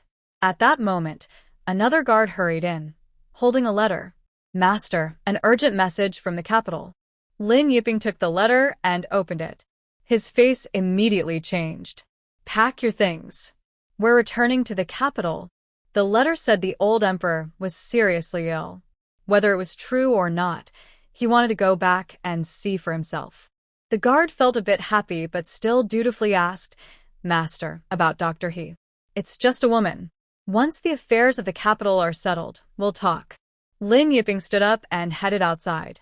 The guards quickly packed their things, and they hurriedly mounted their horses and left. The Gao family received the news. Madame Gao sighed in relief, patted her chest, and said to Gao Ting, "It seems that Dr. He's decision to go back first was right. Young Master Lin isn't the kind of person to be loyal for a long time." She still believed that Lin Yiping was only interested in He Jio's appearance. She thought these young men from the capital were a bit improper, even not sparing widows. Truly, without limits. Gao Ting sighed, feeling there was nothing more to say. He initially wanted to build a connection with the Jing, but recalling what Madame Gao had said earlier, even if the Jing helped his son get a position, he would have to serve the Jing in the future. Their family was on the territory of Prince Chen. If Prince Chen ever became emperor, the first to be dealt with would be the Gao family. After thinking it over, he decided to just endure for now. The old emperor was getting old, and no one knew how many years he had left. Once the new emperor ascended the throne, they could plan again. Meanwhile, He Jio finally returned to Anping village in the afternoon. After being away for 7 or 8 days, she missed her family. The little dog, of course, was especially excited, sleeping from the capital city all the way to the county town, then watching outside the carriage eagerly, claiming he missed his grandparents. He Jio didn't stop him, only paying attention to his safety so he wouldn't fall from the carriage. At the Liu family's door, the little dog couldn't wait and got out of the carriage first, shouting before He Jio could even get down, "Grandpa, Grandma, I'm back." He Jio looked at him with loving eyes and smiled, then asked the coachman to help carry the gifts she brought from the capital. The Liu family had already heard the little dog's voice and hurried outside, especially Sun and old Liu, who almost cried upon seeing their grandson. It had only been 7 or 8 days, but they felt like years. "Oh, my good grandson, you've lost some weight," Sun said with concern, holding the little dog tightly. She imagined the scene of the two of them eating poorly and sleeping badly outside, feeling very distressed. Meanwhile, He Jio saw the coachman off and approached old Liu with a smile, saying, "Brother, please help me carry these inside. They're just some small gifts for everyone. Going far away and bringing gifts. As long as you're safe and back, that's what matters." Although the city is not very far from here for the Liu family, it is considered a long trip. The most important thing is that the Liu family has a psychological shadow. The third son went out and never returned. If his wife and dog also had an accident outside, they wouldn't know what to do. Old Liu was talking as he moved things inside. In the yard, Sun and old Lu were still holding the little dog, feeling very sad. When He Junyang came in, Sun immediately noticed she looked thinner, and her face looked a bit bad. She asked, "Why do you look so thin?" He Junyang honestly didn't feel she was thin. She had been eating well these days. The dog, however, looked a bit thinner because it was scared and sick after the first night. "No, I haven't come back. I will gain weight again in a few days." He Junyang smiled casually and asked, "What about the eldest sister-in-law and the others?"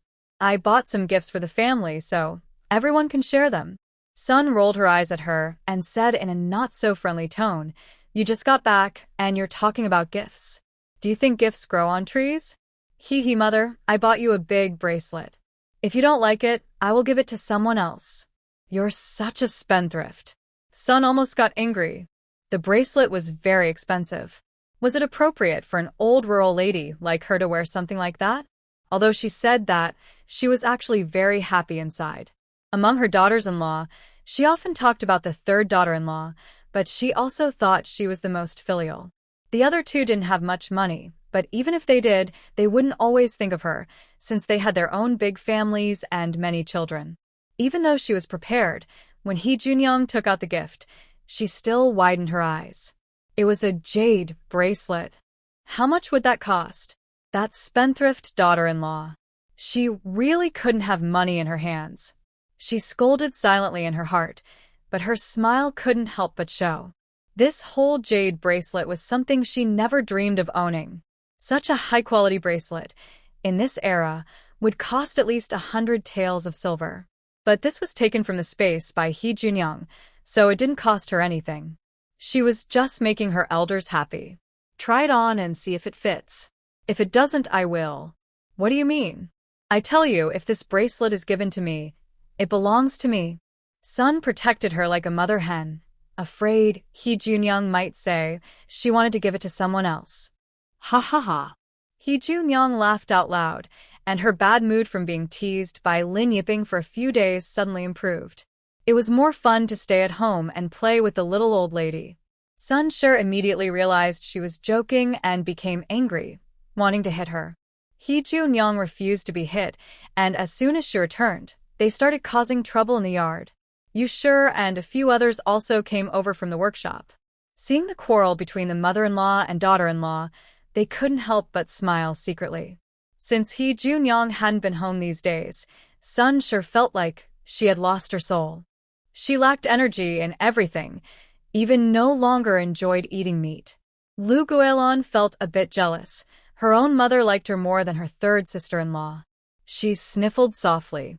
When everyone arrived, He Junyang distributed the gifts she brought back. She gave old man Lu a 3-legged wooden walking stick and a pair of improved shoes she took from her space. The soles used modern high-tech materials, making them soft and light when worn. Old man Lu's legs and feet weren't in the best condition. Although he could walk normally, it wasn't as convenient as usual. Standing for a long time made his feet tired and sometimes painful. These two gifts touched his heart. The 2 brothers of the Lu family and the 2 brothers of the Zhang family also received shoes made of the same material. They often needed to walk a lot, so good shoes were very important. The gifts for the women were mainly hairpins, hair sticks, and various essential oil soaps and balms that He Junyang took from her space. These items weren't usually easy to bring out for use, but since they were going to the city, she took some along. Everyone in the family trusted her, so no one paid much attention. The children received some toys, and the children studying received a few books.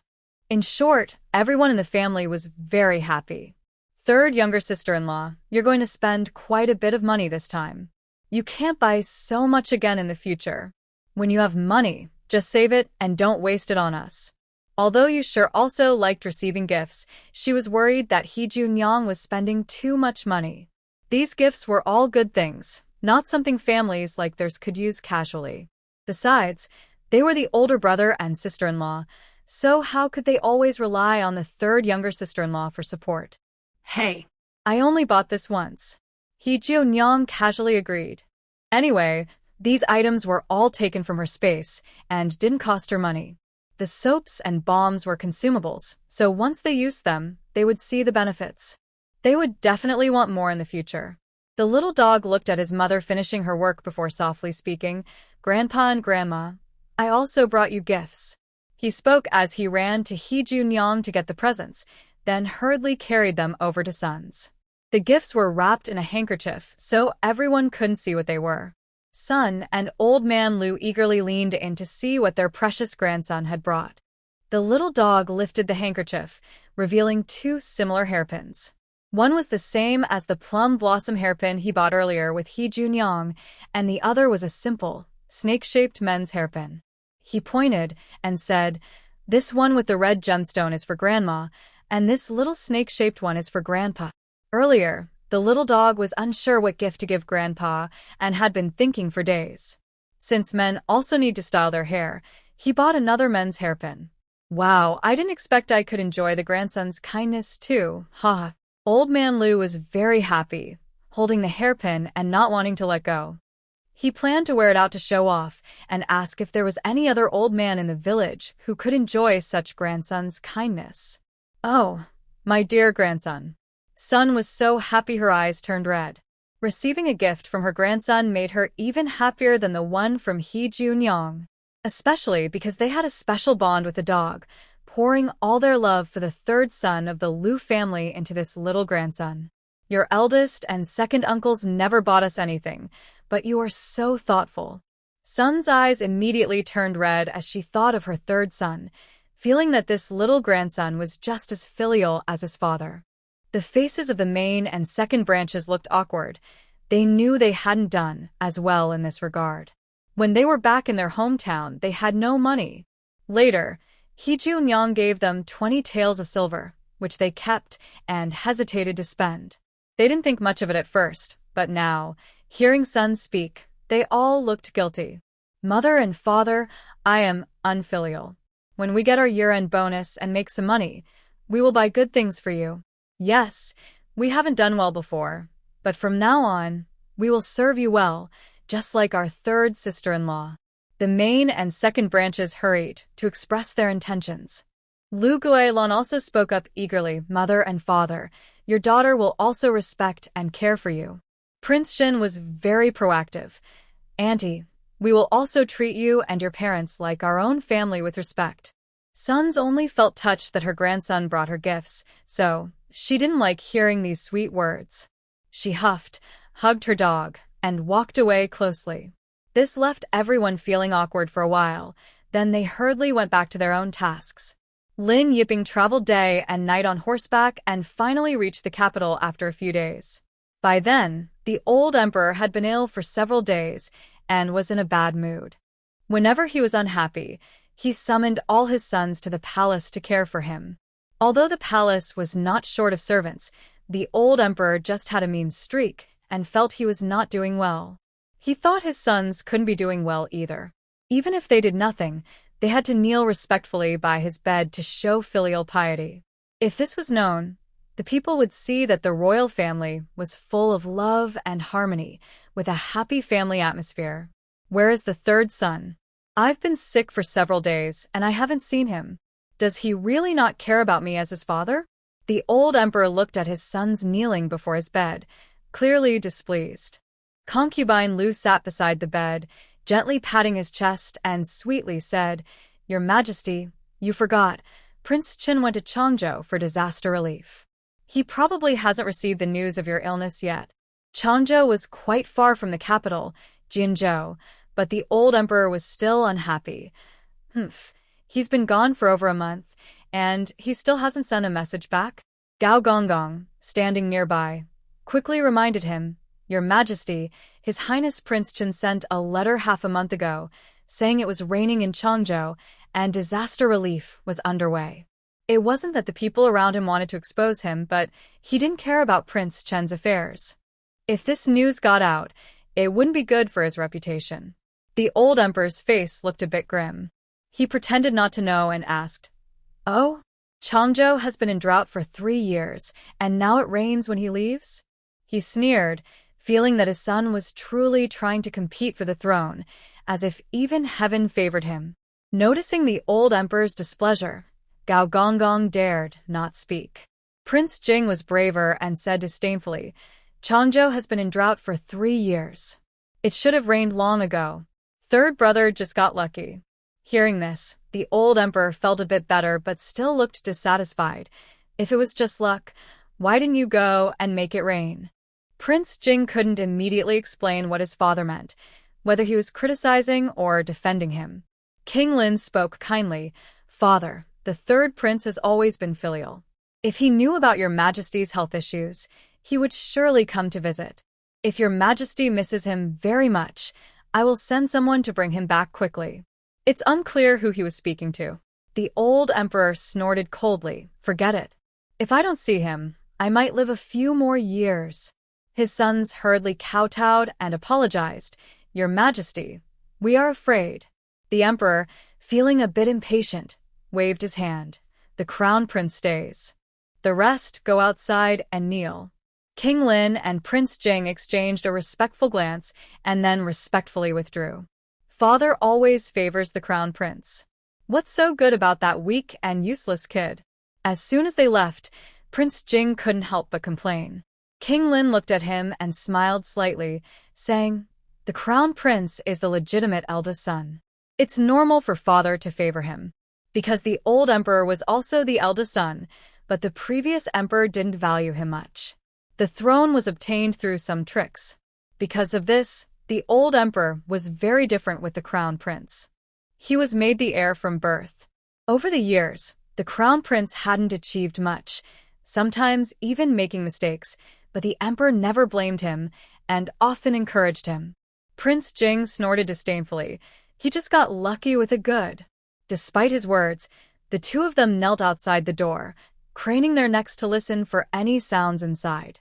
Inside the hall, the old emperor coughed twice.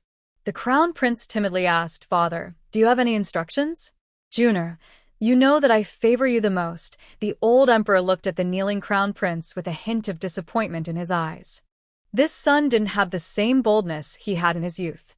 He was timid all the time, which made people feel annoyed. But because the crown prince was like this, the emperor felt he posed no threat and continued to favor him. "I understand, Your Majesty." The crown prince knelt on the ground, too afraid to look at the emperor's face. Somehow, he was very scared of his father. Recently, the third prince has been gaining popularity. "Are you not worried he might threaten you?" The old emperor was frustrated, feeling that he had raised the crown prince, but he was no match for the third prince. He was a bit angry. "I am worried, Your Majesty." The crown prince lowered his head, looking very timid. The emperor, annoyed, grabbed a teacup and threw it at him. "How anxious and worried you are. I have raised you for many years, and now you have become so useless." The crown prince dared not dodge, allowing a teacup to smash against his forehead, with blood slowly flowing down. Empress Lu hurriedly stopped him. "Oh, Your Majesty, the crown prince has such a temperament. Why force him? He's still young. Maybe in a couple of years he'll understand." She then took a golden pill from the drawer and fed it to him, along with some tea. The old emperor finally felt a bit better and looked at the crown prince, saying, "Do you want to live your whole life like this, doing nothing? Do you realize what will happen if you don't take this position? When the third son goes to Changzhou and it rains, how will the people see it? Who will support you then?" "Please, father, enlighten me." The crown prince trembled as he spoke. He also wanted to be outstanding, but he simply couldn't compare to the third son. What could he do? The old emperor was so angry he took a deep breath, thinking, "How did I raise such a foolish son? Now is the time to win back the people's hearts in Changzhou. Why don't you want a share of the credit? How can you be so stupid?" The crown prince suddenly understood.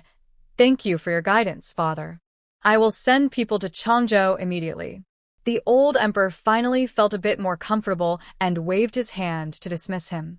After the crown prince left, Prince Lin and Prince Jing were called in again to kneel.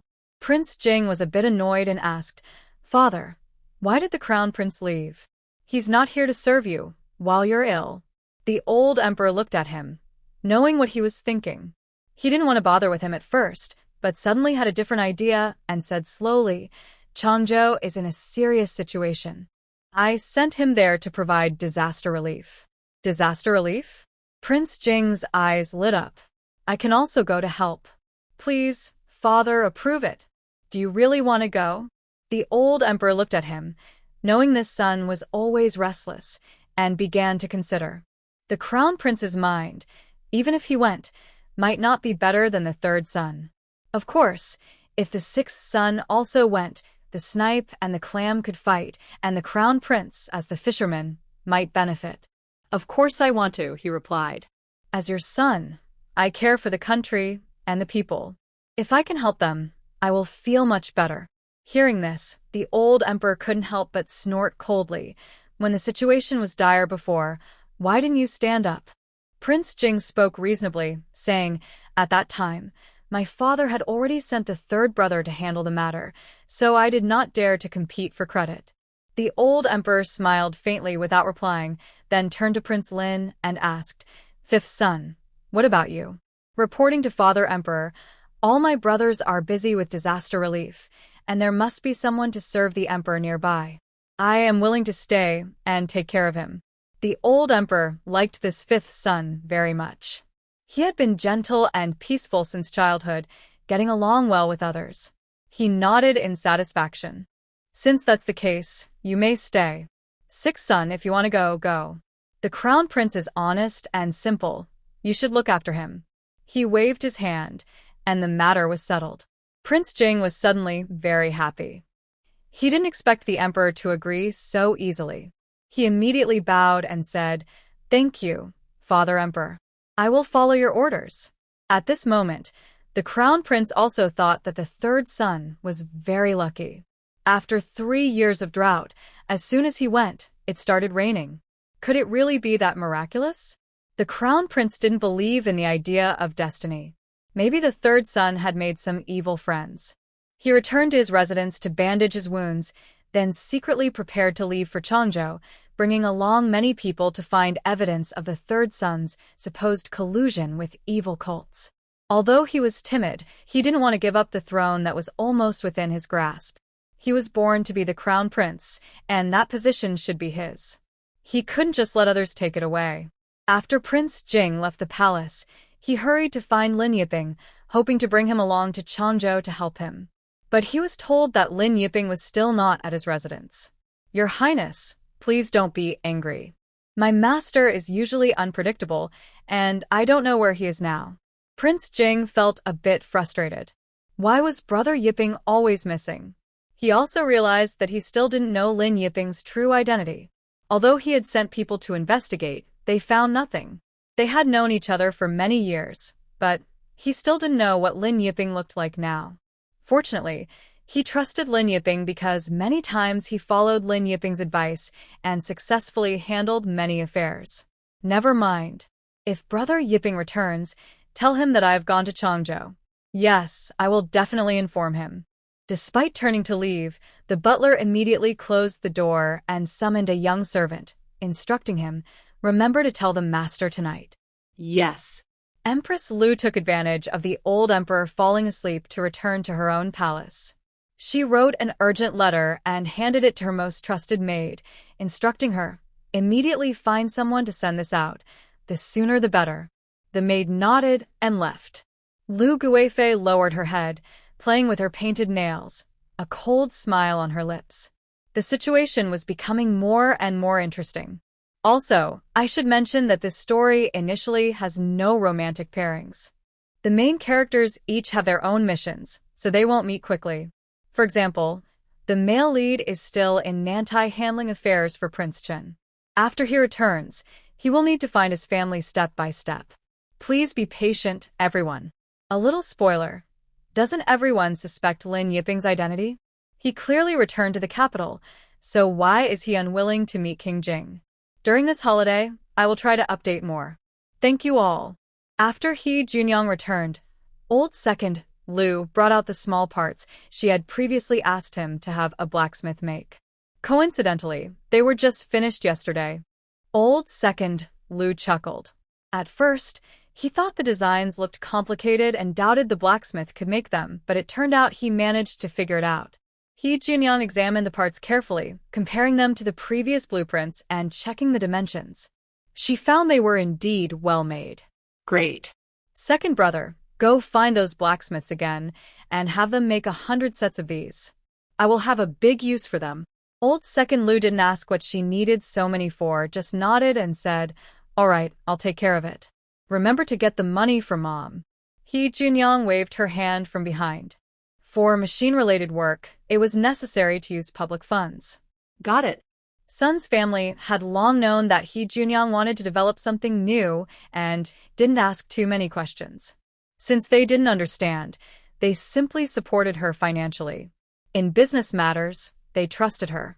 Within a few days, He Junyang handed the remaining blueprints for the other parts to old second Lu. He was responsible for all the parts. According to her plan, the remaining parts should be made into one complete set first.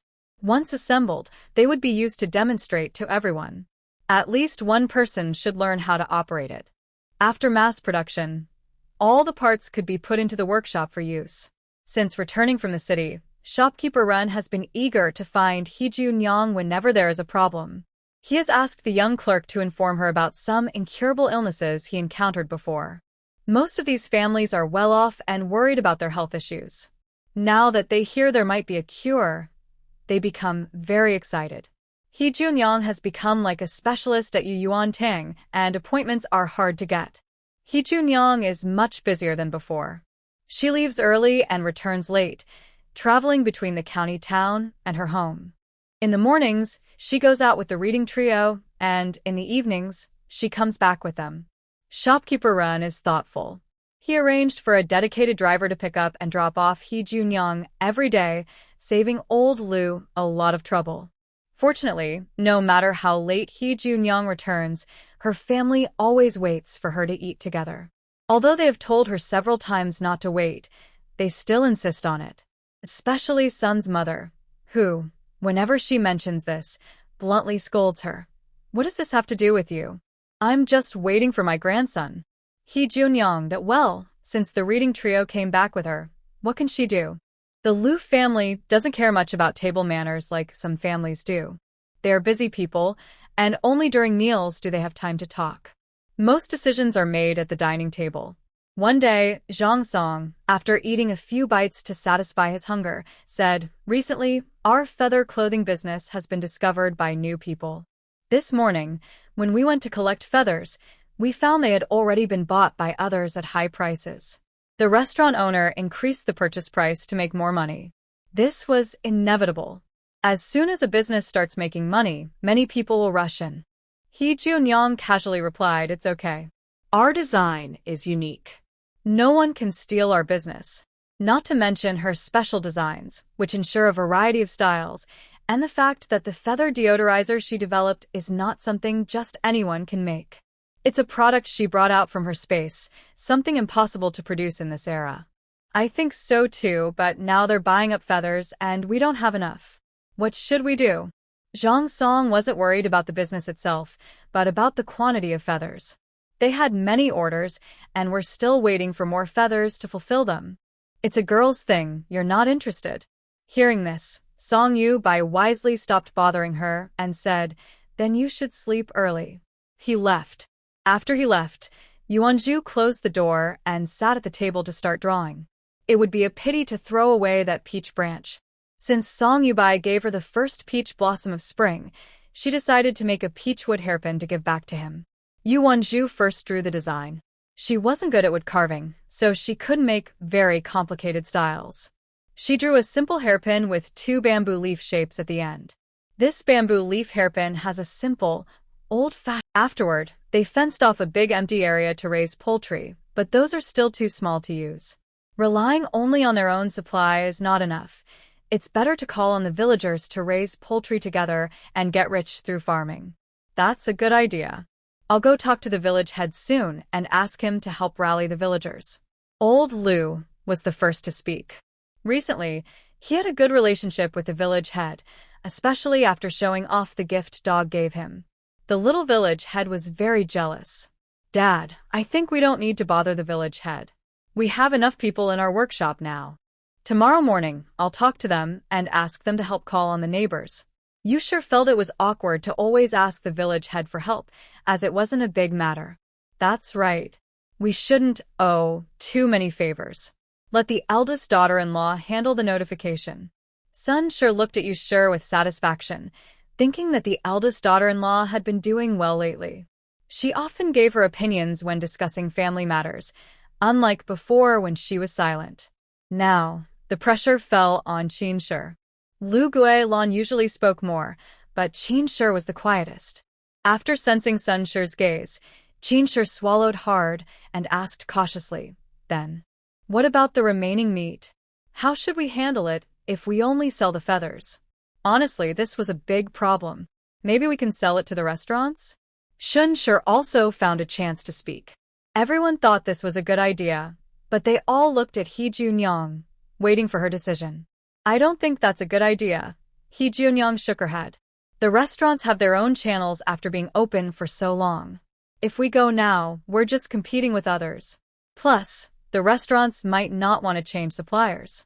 Moreover, we bought the feathers at a price 2 cents higher than in the county, so selling to others wouldn't be profitable. Is the younger sister-in-law already thinking of a plan? Old Master Lu looked at He Junyang's calm and steady expression and guessed she must have a plan. I do have a new idea, but it will require everyone to work a bit harder. Third sister-in-law, just tell us.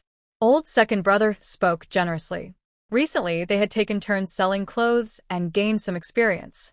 They used to be shy about talking, but now they dared to join in discussions. Here's the idea. I want to start a food business, mainly selling chicken, duck, and goose. We can sell these just like our clothes, and the prices can be a bit higher. He Junyang had already thought of this. In modern times, there are many ways to cook chicken, duck, and goose, and people of all ages love them. Starting a food business might be hard. Old Master Lu hesitated and spoke. Everyone looked at him, waiting for his reasons. Suddenly, with so many people watching, Old Master Lu felt a bit nervous. But he remembered how he used to sell clothes with Lotus and Lu Xiaoyang, shouting loudly. His face grew thicker, and he shared his worries. Well, our family needs a lot of feathers every day, which means we have to slaughter many poultry. If we only set up a stall to sell, we might not sell enough. Besides, not everyone is willing to spend money on meat every day. Sometimes the Lu family has meat for several days in a row, but other times they only get it every few days. Their ability to afford meat comes from the income from the clothing workshop, which makes Sun Shur feel secure enough to spend some on food. Other families might not be so lucky. Especially those who fled here, they struggled just to fill their stomachs, let alone buy meat. Sun Shur was the first to disagree and said unhappily, Big brother, even though you've been going out to do business recently, you lack this kind of insight? If what you say is true, our clothes wouldn't sell at all. But look how well they're selling now. Business has been very good lately. Many places come to place orders, especially high-end brands. They thought not many people would buy them, but the wealthy don't mind spending a little extra. As long as the clothes meet their standards, they're willing to pay any price. Sun Shur and Old Man Lu even feel that the female workers in the workshop are not enough. They plan to build more workshop buildings and hire more workers, or they simply can't keep up with all the orders. You're right, there are many poor people, but there are also quite a few wealthy families. The two stood hand in hand outside Qinghui Tower, attracting the attention of passers-by. The young ladies and wives sighed secretly. Such a handsome young man, but unfortunately, they had no chance. The young masters also sighed regretfully. Such a beautiful woman, but she was already committed to someone else. On the second floor of Qinghui Tower, in an elegant private room, someone stood by the window, holding a teacup and looking outside. A flash of amazement appeared in their eyes. When did such a stunning beauty appear in the capital? Another person leaned over to look down. She said, Let's decide on this. As for the food, I'll discuss with my sister-in-law in a couple of days. We'll make some for you to try first. She said a couple of days because she's busy now. She still has several patients. She plans to ask for a day off then. She can't keep working without end. who can? So the decision was made. The next morning, Yushir told everyone in the workshop about raising poultry. She also asked them to tell their neighbors when they went back. The village chief's wife and daughters, along with Chuer and a few others, were the biggest supporters. When they heard about raising poultry on a large scale and that the Lu family would buy at 2 cents more than the market price, they thought it was great. Raising poultry means the family won't worry about eggs, and the sales are clear. They could make a good profit. This is such good news. I really want to go home and tell my family right now. The more poultry we raise, the more we earn, Chuer happily said. She used to think her family couldn't afford to buy land now. Her husband could only work on a few pieces of wasteland, earning less than her. In the Lu workshop, they don't need male workers. Her husband didn't know what he could do for now. Now, raising poultry is a job, and if done well, it can bring in money. This way, her husband can take care of the children while she's working outside. They don't need to keep going to the county to work for wealthy families. Just taking care of the home is already good enough. That's true, but winter is coming soon. Raising poultry now might be hard for them to survive, someone suddenly said from the crowd. Everyone remembered that winter was almost here. Raising young poultry at this time is very difficult because they're not likely to survive. Fortunately, last night He Junyang specifically advised her about this, so she casually said, "Everyone must keep the young ones warm. You can raise as many as your family can handle, but don't overdo it. Keep it moderate. If something goes wrong, our family won't be responsible." During this time, everyone in the family has grown a lot, mainly because they've encountered more things and thought more about them. So, Yushir isn't worried about these matters at all. The family needs poultry. They could buy it elsewhere, but the village's people are raising poultry together to help everyone earn money. If something happens to their own poultry and they come to the Lu family, it would be very troublesome. "I'm just giving advice," Yushir said. "You can raise them if you want, or not if you don't. My family doesn't force anyone. Everyone start working. If you have questions, ask me privately." After speaking, Yushir sat down to do her own work. Recently, she and Qinshir have been studying hard, reading and writing at night. When her son comes back, he also has to memorize things. She's very serious about it because she doesn't want to hold He Junyang back. "Sister-in-law, you're really amazing." Qinshir quietly gave a thumbs up, thinking she also needs to work hard. Since her sister-in-law has become so excellent, she can't fall behind. Yushir modestly smiled. "I learned all this from third sister-in-law. Second sister-in-law, you should learn too." Third sister-in-law is right. In the future, we all need to be able to handle things on our own. Qinshir nodded repeatedly. The others also sat down awkwardly, especially the person who just asked a question. She mainly wanted to ask if the Lu family would compensate if something went wrong with the raising. She hadn't finished speaking before Yushir silenced her. But most people weren't thinking so much. It wasn't very cold yet, and the young ones grew quickly. When winter comes, they just keep them in the firewood room. In previous years, they raised poultry like this. Thinking this way, everyone was still very willing to do it. In the following days, Amping village became very lively. Every household went to nearby villages to buy young poultry to raise. Curious people found out that it was the Lu family in Amping village buying poultry, and the prices were even higher than in the county town. Everyone was tempted. People with relatives in Amping village asked around at the Lu family about the situation. The main person responsible was Yushir. Her general answer was, "As long as they are healthy and not sick, it doesn't matter how many they raise." But you can't fool people. If someone is found to be sick, their relatives in Amping village will no longer cooperate. If anyone in the family works at the Lu family workshop, they will be directly expelled and never hired again. This statement still has a strong impact. Recently, working at the Lu family has been quite easy. They just sit and make clothes every day, chat casually, and when they go home, they can sit down and eat. It's very comfortable.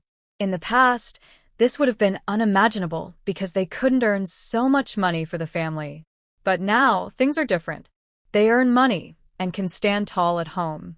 Their income is not less than the men's, and they have even become the main source of income for the family. Doesn't that make them more confident? Originally, the Liu family's idea to raise poultry was well-meaning and helped increase their income. But if relatives from the neighboring village caused trouble and get them into trouble, it would be a loss. So, after work at night, everyone carefully told their family members to take good care of the poultry, avoid illnesses, and also to tell the relatives in the neighboring village not to cause trouble.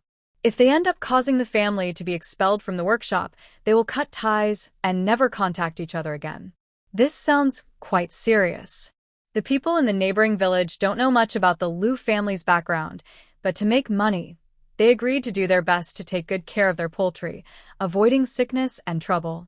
That day, He Junyang finally got a day off. Medical conditions in this era are quite backward. She thought minor illnesses and pains were simple, but here they are considered complicated. The doctors here couldn't help, so they had to come to her, which was exhausting. Finally having a rest day, He Junyang slept until late morning. No one at home disturbed her, and they even spoke quietly to avoid waking her. When the dog woke up, it obediently stayed quiet. When He Junyang naturally woke up, she saw two round little eyes watching her. "Good morning, mother." The puppy smiled and greeted her. He Junyang immediately felt very happy. She stroked her son and kissed him, then hurried to get up and wash up. Last night, Lu Lao Air brought back a complete set of finished parts. The blacksmiths were still working hard to make 100 sets. Today, He Junyang was going to assemble the first sewing machine. After waking up, the mother and daughter went out briefly to eat something. They found a cool spot under the eaves to start assembling. The puppy assembled smaller parts, while He Junyang assembled larger ones. During the process, He Junyang also applied some engine oil from the space to make the assembly smoother. The wooden table and footrests were prepared in advance. Once assembled and the tools placed on it, and the belt connected, it was ready to use. Sunshur took a walk in the workshop to make sure no workers were cheating or hiding fabric. Only then did she return home to get some water. Seeing the mother and daughter fussing under the eaves, she also went over to join the fun. "Grandma, I and mother are playing with toys." Of course, Sunshur knew that He Junyang wasn't really playing, but she still smiled warmly, patted the puppy's head, and asked, "What kind of toy is this?" The puppy couldn't name it at first, but still carefully explained how to play with the toy. "Put this over that, then put this on top of that."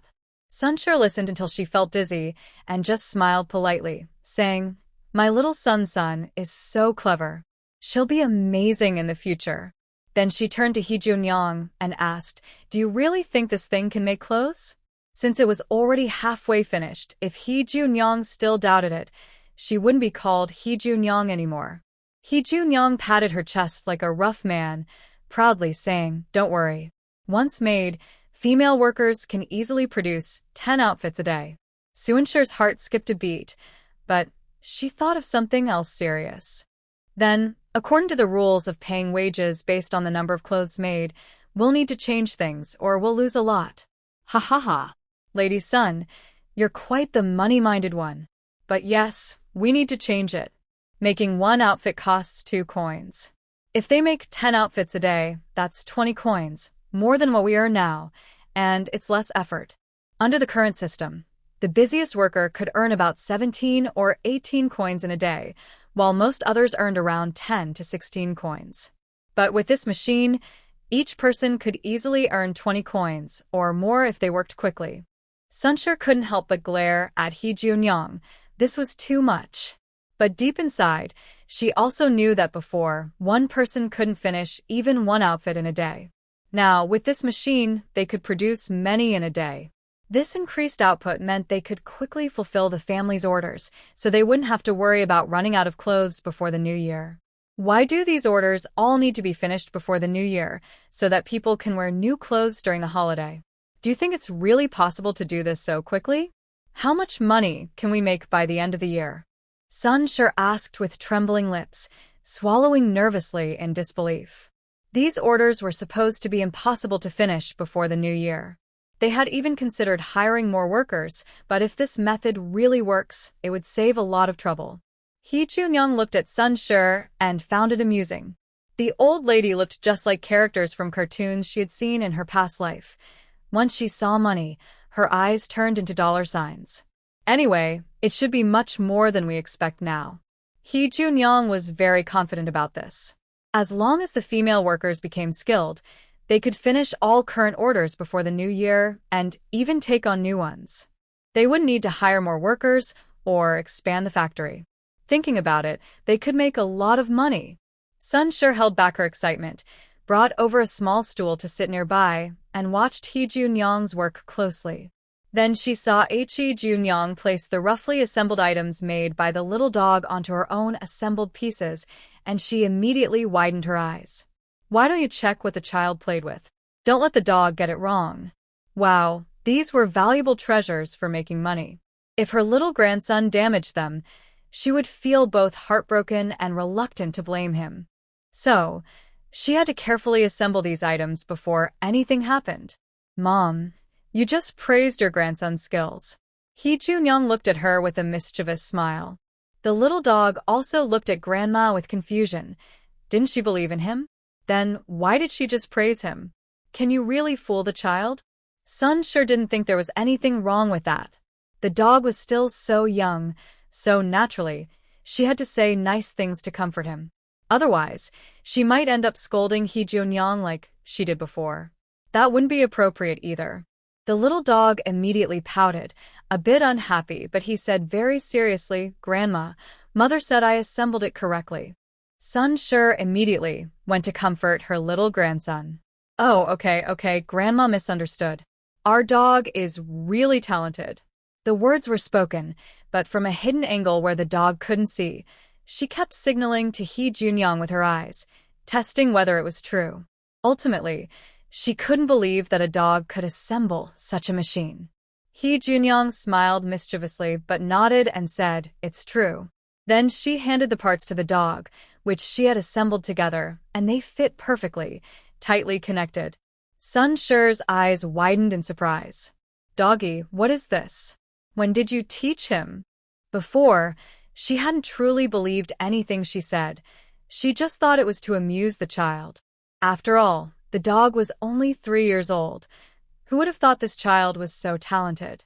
He Junyoung sincerely shook her head and said, I didn't teach him. He just looks at it and knows how to do it, like he's born with it. She said this with a big grin, proud of her son's talent. Sun Shi was stunned, looking at the dog with disbelief.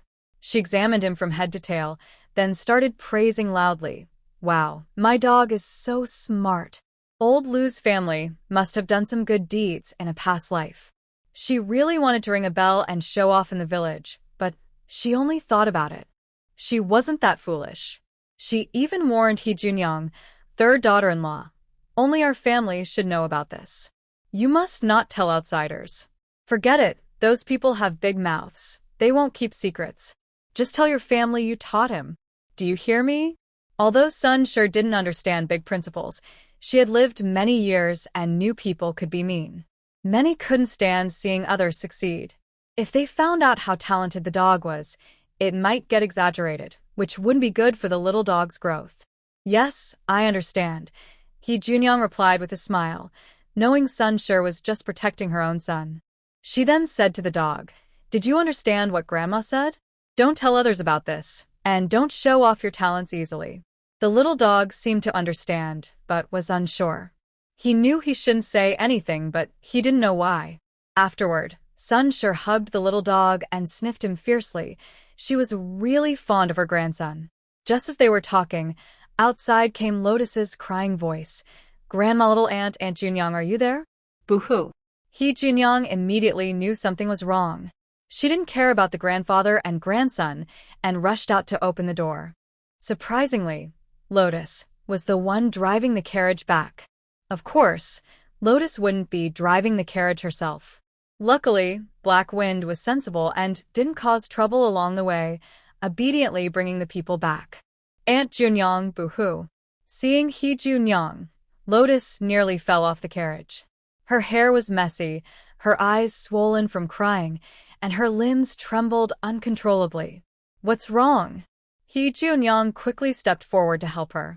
Just as she was about to ask Zhang Song and Lu Xiaoyang about the people, she saw a leg sticking out from inside the carriage.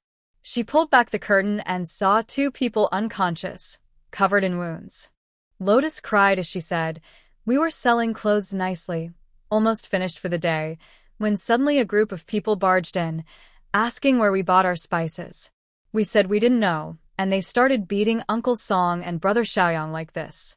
They also robbed us of the remaining clothes, boo-hoo." He Junyang didn't ask further details. Saving the people was the priority now. Just then, Yu's family heard Lotus crying and hurried over to check. Lu Guilin saw her husband unconscious and immediately shouted, "Husband." He Junyang comforted her, "Don't worry, let's get them inside first." The Lu family father and sons had gone to tend the crops at the emperor's farm. Zhang Yong was trying to buy feathers at other town taverns. There was no adult man at home, so only a few women struggled to carry the injured inside. He Junyang touched her nose. She could carry the people herself, but she didn't want to reveal her strength too much, as it might scare them. All right, stop crying," He Junyang said, patting Lu Guilin on the shoulder. "At least they still have some bottom line. They didn't hurt Lotus. If they had, the consequences would be worse. Lotus was a young girl, quite pretty. If she caught someone's attention, the consequences could be terrible." Everyone finally realized that if Lotus also suffered, they didn't know if they could come back safely. "Lotus, are you alright?" Qin's family looked at their niece with concern. She was the only blood relative from her maternal side. Lotus shook her head, "I'm fine." She hadn't expected the situation to escalate so quickly, but now, when her family asked her, she felt scared and trembled slightly. Qin's family hugged her to comfort her, while He Junyang began checking the injuries of the two people. Sun's family looked at her son-in-law's injuries and couldn't help but feel angry. This is truly a tragedy. How did they end up meeting those people? In broad daylight, how could someone be beaten like this? Is there no law anymore? Lu Guilin was crying nearby, and Sun sure looked on with concern, but she scolded, "Stop crying. Third sister-in-law is watching. Go boil some hot water and help clean your husband's wounds." Lu Guilin realized that crying was useless, so she went to the kitchen to boil water. Zhang Song was badly injured. His head was bleeding, his face swollen, and he had bruises all over his body. 2 ribs were broken, and he fainted from the pain. Lu Xiaorong didn't have many injuries, but they were still serious. He was knocked out after being hit on the head by a group of people. His head injury was very serious. He Junyang checked him carefully. During this time, Yu Shi went to He Junyang's room and brought her small medicine box. He Junyang looked at her gratefully and said, "Everyone, please go out. Don't all stay here. I've learned a lot from my master recently, and they will be fine." In the eyes of the Lu family, she was just a young apprentice who had recently learned medicine. If she acted too skillfully in front of them, it might cause suspicion. So, Sun sure called everyone out, leaving only He Junyang in the room. Both of their situations were serious. He Junyang was working tirelessly, busy with both injuries. She never expected that after finally getting a day off, her own family would get hurt again. It was hard to catch a break. She had long been prepared for her business to be targeted, but she didn't expect those people to be so bold as to beat someone in the street like that. It seemed she needed to investigate carefully. Bullying her family was asking for trouble. She quickly treated their wounds and even used high-quality modern medicines from her space, hoping they would recover soon. Everyone had been watching Lu Xiaoyang's behavior lately. Zhu Miaoyi smiled shyly. "Can't be the same, right?" "Fortunately, Sister Yu, you are kind to me. Because of your sincere kindness, I've realized what it feels like to be truly cared for. That's why I can see Chen Yao's malicious intentions clearly." Yu Wanjue didn't comment. People are different when you compare heart to heart. The differences become obvious. Zhu Miaoyi sat up slightly and was about to leave. As she was about to go, she suddenly said, "Sister Yu, the beef jerky you gave me last time, my grandfather and grandmother loved it. They praised you and asked you to visit us next." Lu Xiaoyang has now experienced life and death with Zhang Song. If he continues like this, He Junyang doesn't mind taking good care of him. Just after they finished treating their injuries, Lu Guilin came in carrying a basin of hot water. He Junyang moved aside and quietly said, "You're here just in time. They still have some bloodstains on them. Help clean them up." Lu Guilin nodded with red eyes and asked, "Third sister-in-law, what about Huzi's father?" "It's fine, don't worry. He'll be okay after a few days of rest." Hearing this assurance, Lu Guilin's eyes welled up again. He Junyang was most afraid of seeing them cry, so she said, all right, it's not a big deal. Quickly help them wash up. I'll handle the rest. I won't let them suffer a beating for nothing." He Junyang patted Lu Guilin's shoulder, showing the caring manner of an older sister. Lu Guilin's heart immediately felt at ease. She trusted third sister-in-law. After He Junyang left, Lu Guilin helped her own man and Lu Xiaoyang wipe off the bloodstains. Speaking of which, Lu Xiaoyang was also her nephew, and he didn't have any injuries in private areas, so helping to wipe him was no problem. Once He Junyang was gone, she faced a group of anxious looks. "How is it?" Sun's wife asked anxiously. If the injuries were serious, it could cause big trouble. Her daughter was still so young, and there were 2 small children at home. If Zhang Song really got hurt, how would her daughter get through this day? "It's nothing serious. He just needs some rest." Brother-in-law broke 2 ribs. When everyone heard the first part, they relaxed a little, but when they heard about the 2 broken ribs, their faces grew serious again. Broken bones are serious. How can it be not a big deal? How did these sick animals end up beating people like this? Sun's wife spat in disgust, cursing those people and their ancestors. "I will investigate this thoroughly. If we don't resolve this, our family business will be hard to run." They weren't afraid of losing business, but worried that those people might come back and make things worse for their family. Everyone's expression grew even more serious. Someone daring enough to beat people in the street must have some background. Compared to that, the Lu family was just a simple rural household with no backing. What should they do? Seeing that their life was finally starting to improve, now someone came to cause trouble. Anyone would find it hard to bear. Sun slapped his thigh, thought for a moment, and then said, "Maybe we shouldn't go out selling anymore. First, finish these orders, then work with Boss Yu." That's why Song Yu Bai refers to him as master. Grand Scholar who smiled gently and nodded. As he spoke, he walked toward a pavilion in the courtyard. "I haven't asked yet, has Song Si Yu recovered fully now?" His tone was warm and caring, like a teacher worried about his nephew. Song Yu Bai had no choice but to follow him to the pavilion, and his tone grew calmer. "Thank you for your concern. I am fully recovered." With no one around, they sat at a stone table in the pavilion. Grand Scholar, who didn't seem to mind his indifferent attitude and continued kindly, "Before He Junyang arrived, the Lu family was just ordinary common folks. They didn't want trouble and dared not cause any. They just wanted to live a peaceful life." Now, they still held this attitude because, in this era, ordinary people couldn't compete with those who had background or influence. Everyone felt a bit anxious. Yushir asked, "What should we do? Should we really stop doing business? That can't happen.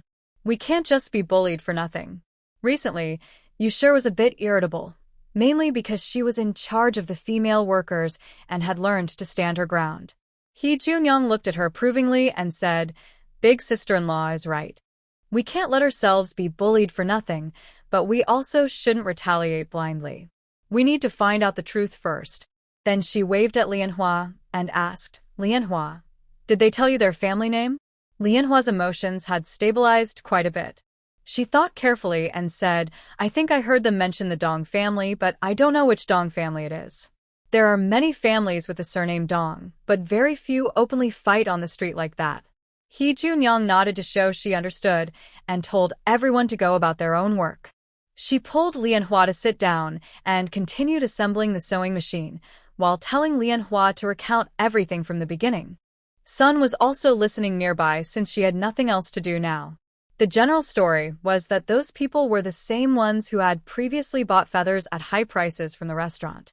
They saw the Lu family making money from feather clothing and wanted to join in. But they didn't expect that no matter how much they washed, dried, or used various fragrant powders to cover the smell, they couldn't hide the foul odor of the feathers. The foul smell couldn't be hidden, and only very poor families didn't mind making clothes with it, selling them at very low prices. Relying on this to make money was impossible. Then they realized the problem was with the powder, so they went directly to Zhang Song and others to ask where they bought the powder. Making things smell good was always He Junyang's job. Naturally, they said they didn't know, but the other side thought they were lying, so they beat them up and even took away the remaining few pieces of clothing. At this point, Manhwa remembered she hadn't handed in the money she earned today. She hurried out, then rushed back in, holding a bulging money bag. But the money bag was covered in something. Horse feed? Recently, the horses had been busy and mostly outside. The Lu family would grind the hay and put it in the bag. When the horses went out, they would put the bag around their necks, so the horses could eat when they lowered their heads. When she saw these people causing trouble, Manhwa worried they would steal the money. She took the opportunity to hide the money bag inside the burlap sack filled with hay. Hearing this, Sun Shi thought more highly of the girl, thinking how clever she was. He Junyang also smiled and watched Sun Shi and the others nervously count the money. Manhwa sighed and said, "It's a pity that 5 or 6 pieces of clothing were stolen. Otherwise, I could earn a bit more. You're such a child." Sun Shi looked at her with disapproval. In dangerous times, safety is the most important. Next time, you can't just think about money and ignore yourself. Those things are just worldly possessions. If they're gone, you can earn them back, but your life only has one.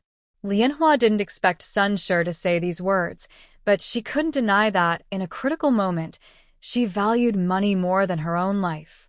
But her grandmother said that money can be earned again, but life only has one. For some reason, her eyes suddenly welled up with tears. She always thought money was the most important. If she hadn't had money back then, her family wouldn't have been able to rescue her from the brothel. All along the way, without money, her family's life would have been worse than death. She even thought that if she could earn money, her family would like her more.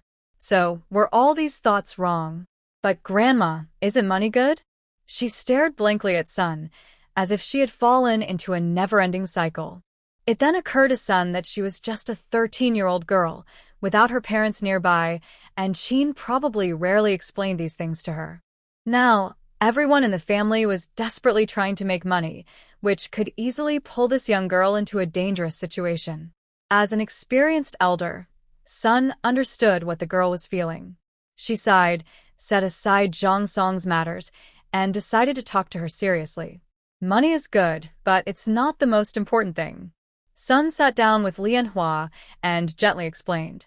The little dog was originally busy assembling parts, but when he heard Sun speak, he looked up curiously at his grandma. He Junyang chose not to speak and quietly continued sewing on her machine. "You've done well recently, helping the family earn a lot of money. Grandma is happy, and the others are happy too. But it's not only you who earns money that makes the family happy. You are part of this family, our loved one.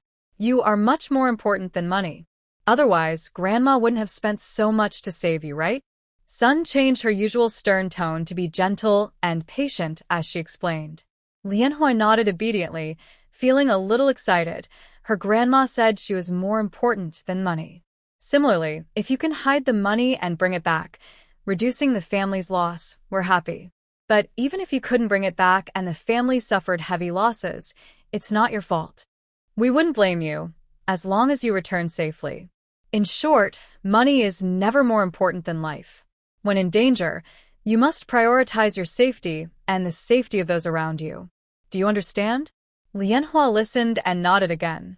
That's why she instinctively threw the money into the feed bag, thinking that even if she survived, she couldn't give the money to those bad people. This money was earned through the family's hard work day and night. If she lost it, even if her family didn't blame her, she would feel very guilty. Now, her grandma's words surprised her, but more than that, she felt excited. Her grandma was so kind to her. "Grandma, I understand." She grinned and clenched her small fist, showing her determination. He Junyang nodded in agreement. "Lotus, your grandmother is right. It's better to live a cautious life than to die bravely. As long as we are alive, there is hope. I would rather spend all our money to save our lives than risk everything for money. Do you understand? I understand. Thank you, Grandma. Thank you, Auntie. The talk about raising the children was over. Sun Sure asked He Junyong, what should we do about the family business? Do you think we can report it to the officials? Let's not rush. I'll find out more first. Looking at the pile of parts in front of her, He Junyong suddenly lost interest. She decided to take everything back to her room and handle the matter later. In the evening, after the men of the family returned home, He Junyong mentioned the issue again at the dinner table. She advised them to be careful when going out, to try to go to crowded places, and to go out in pairs so no one is alone. Everyone looked worried. They hadn't expected this problem. They had been so happy about making money recently that they didn't think anyone was watching them. Third sister-in-law, is the old man selling incense safe? What if those people find him? Yu Sure was most worried about the incense business. The family's income relied mainly on two things, selling incense and He Junyong's designs. Hearing this, everyone realized the danger and looked anxiously at He Junyong. She smiled and said, "Don't worry about the incense. Just don't sell clothes for now. Everyone should do what they are supposed to. Also, don't spread the news about brother-in-law and little sheep getting hurt. If the women in the workshop ask, remind them to be careful." At noon, Lotus came back crying loudly. The workshop was not far away, so everyone could hear her. People started to guess secretly. "Yes, I understand. I'll go talk about it first thing tomorrow morning," Yu Sure replied, but she still didn't know how He Junyong planned to handle the situation. Everyone asked several times, but He Junyong didn't want to say anything. Sun Sure then told everyone to start eating and rest afterward. Zhang Song and Lu Xiaoyang had already woken up about half an hour ago. Zhang Song was being looked after by Lu Guilan, while Lu Xiaoyang's meals were brought by Lei Zi. Lu Xiaoyang looked up, his head wrapped in a cloth. When he saw Lei Zi carrying a bowl of meat porridge, he couldn't help but swallow. He hadn't eaten such delicious food in a very long time. "Little sheep, third Annie asked me to feed you herself. Don't rush, take your time." When Lu Xiaoyang reached out to take it, Lei Zi stubbornly refused. Next to them, Lu Guilan smiled and said, "Xiaoyang, listen to your third aunt." Recently, the family's attitude toward Lu Xiaoyang has improved a lot. In the evenings, when the children are studying, they also let Lu Xiaoyang join in, so things are going pretty well. Lu Xiaoyang knows that now the Lu family is mostly influenced by the third aunt, so even if he's tempted, he doesn't dare to act out. He sits quietly, waiting as Lei Zi feeds him spoonfuls of food. "Brother Xiaoyang, why didn't you run this time?" Lei Zi asked curiously while feeding him. He meant no harm, just genuinely curious, because he had heard Uncle Fugui talk about the escape during the chaos. It seemed Lu Xiaoyang was the fastest to run. Lu Xiaoyang's face suddenly stiffened, unsure of what to say. Lu Guilan glared at Lei Zi and scolded, "What are you saying that for, child?" Realizing he had spoken out of turn, Lei Zi quickly apologized. "Brother Xiaoyang, I..." Lu Xiaoyang shook his head and chuckled faintly, a bit discouraged. "It's not your fault. It was really my mistake back then." Although he never wanted to admit it, the death of so many relatives was a guilt he would carry for life. At that time, he just wanted to go out and find something to eat. He never expected to attract bandits, and when danger came, he instinctively ran away. He even thought that if those people hadn't run, and if something had happened, it was their own foolishness. Maybe if they had run with him, they would have been safe. But after experiencing so much lately, he realized where he went wrong. Of course, young and strong people like himself could run, but what about their families? The elderly, the sick, and the disabled? He ran away, leaving behind his parents, elderly grandparents, and younger brothers and sisters. If he had stayed and fought the bandits with the others, maybe their chances of survival would have been better. During this time, he kept reflecting on himself and tried to make amends with his eldest uncle and younger cousin. Over time, although his eldest uncle still didn't like him much, he no longer stopped him from seeing his younger cousin, which made him happy. So when the Dong family came to cause trouble, he wanted to make up for the regrets of fleeing earlier. Whether or not he could defeat those people didn't matter. At least he didn't abandon his little brother-in-law and sister Lianhua again. He thought for a moment and answered seriously, maybe it's because you taught me to read and understand reason during this time, helping me realize what it means to share both joy and sorrow. I am no longer that self-centered Lu Xiaoyang. Reflecting on how he came to Jingzhou, the journey was much harder than he imagined. When his family left together, he still had some food under his parents' care, but after things went wrong, he traveled alone. During the toughest times, he even drank his own. On the road, he met others fleeing from danger. He didn't dare to cause trouble and could only steal small things when others weren't paying attention. Sometimes he was lucky and escaped, other times he was beaten. He often regretted running away, but didn't want to admit it. He kept telling himself he was right. If he hadn't run, he and his family would have all died there. But later, when he met Grandpa San's family and saw the remaining living family members, he realized deeply that having family around made life better. Otherwise, he wouldn't have gone to confront the Lu family's people just to get revenge for them. Li Zi nodded, agreeing that Aunt San was right. Brother Xiaoyang had admitted his mistakes, and they would give him a chance to change. Lu Guilin also nodded happily, saying that, after all, they were all family children. She didn't want to see Xiaoyang make more mistakes. Xiaoyang quietly finished his meat porridge and stood up to leave. Li Zi said, Aunt San said your head is badly hurt, so you should stay here for now. You and little Aunt's husband can also be looked after. The room was empty, built with extra rooms for guests when the house was constructed. Now, it had become their temporary sick room. Lu Guilin added, Yes, Uncle Song is quite badly hurt. Tonight, I need to look after the children, so I can't do it. You can stay here and help take care of him. Actually, she just wanted him to stay. The boy had grown a lot suddenly, and as his older cousin, she felt relieved. Okay, I will take good care of little Aunt's husband. Xiaoyang knew that this was the family's way of accepting him, and he felt happy.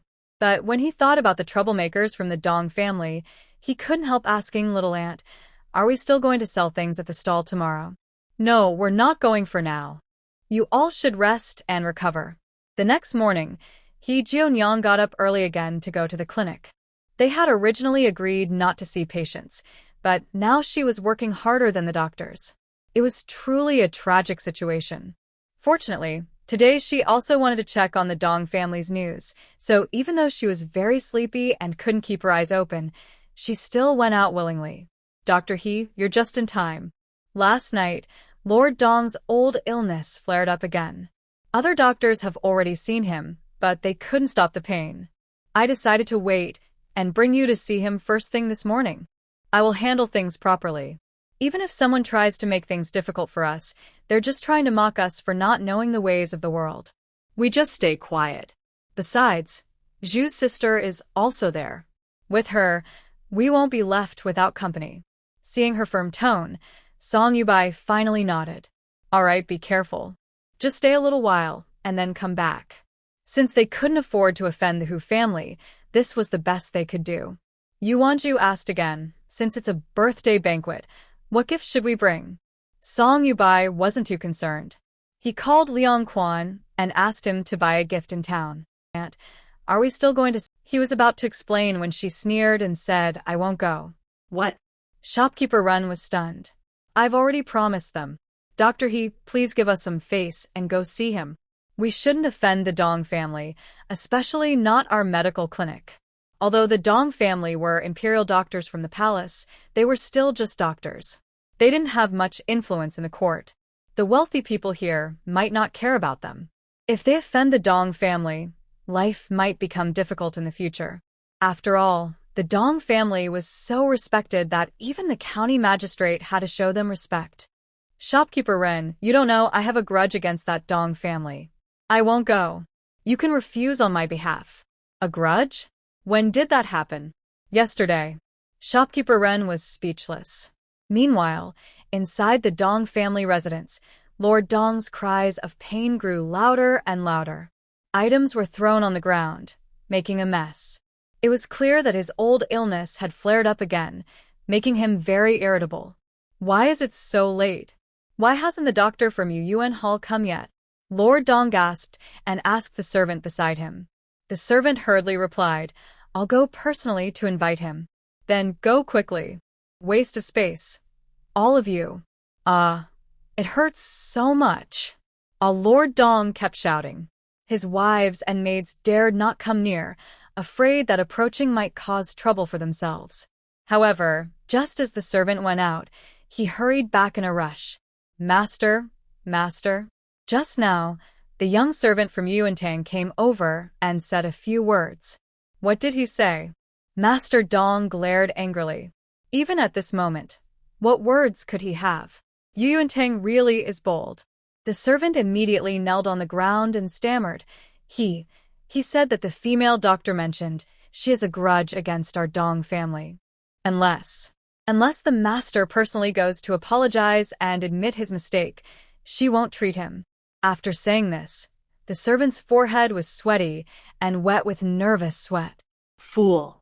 What female doctor? Holding a grudge against our Dong family? She's gone too far. Master Dong was very angry. He grabbed a teacup nearby and threw it on the ground. The servant quickly closed his eyes.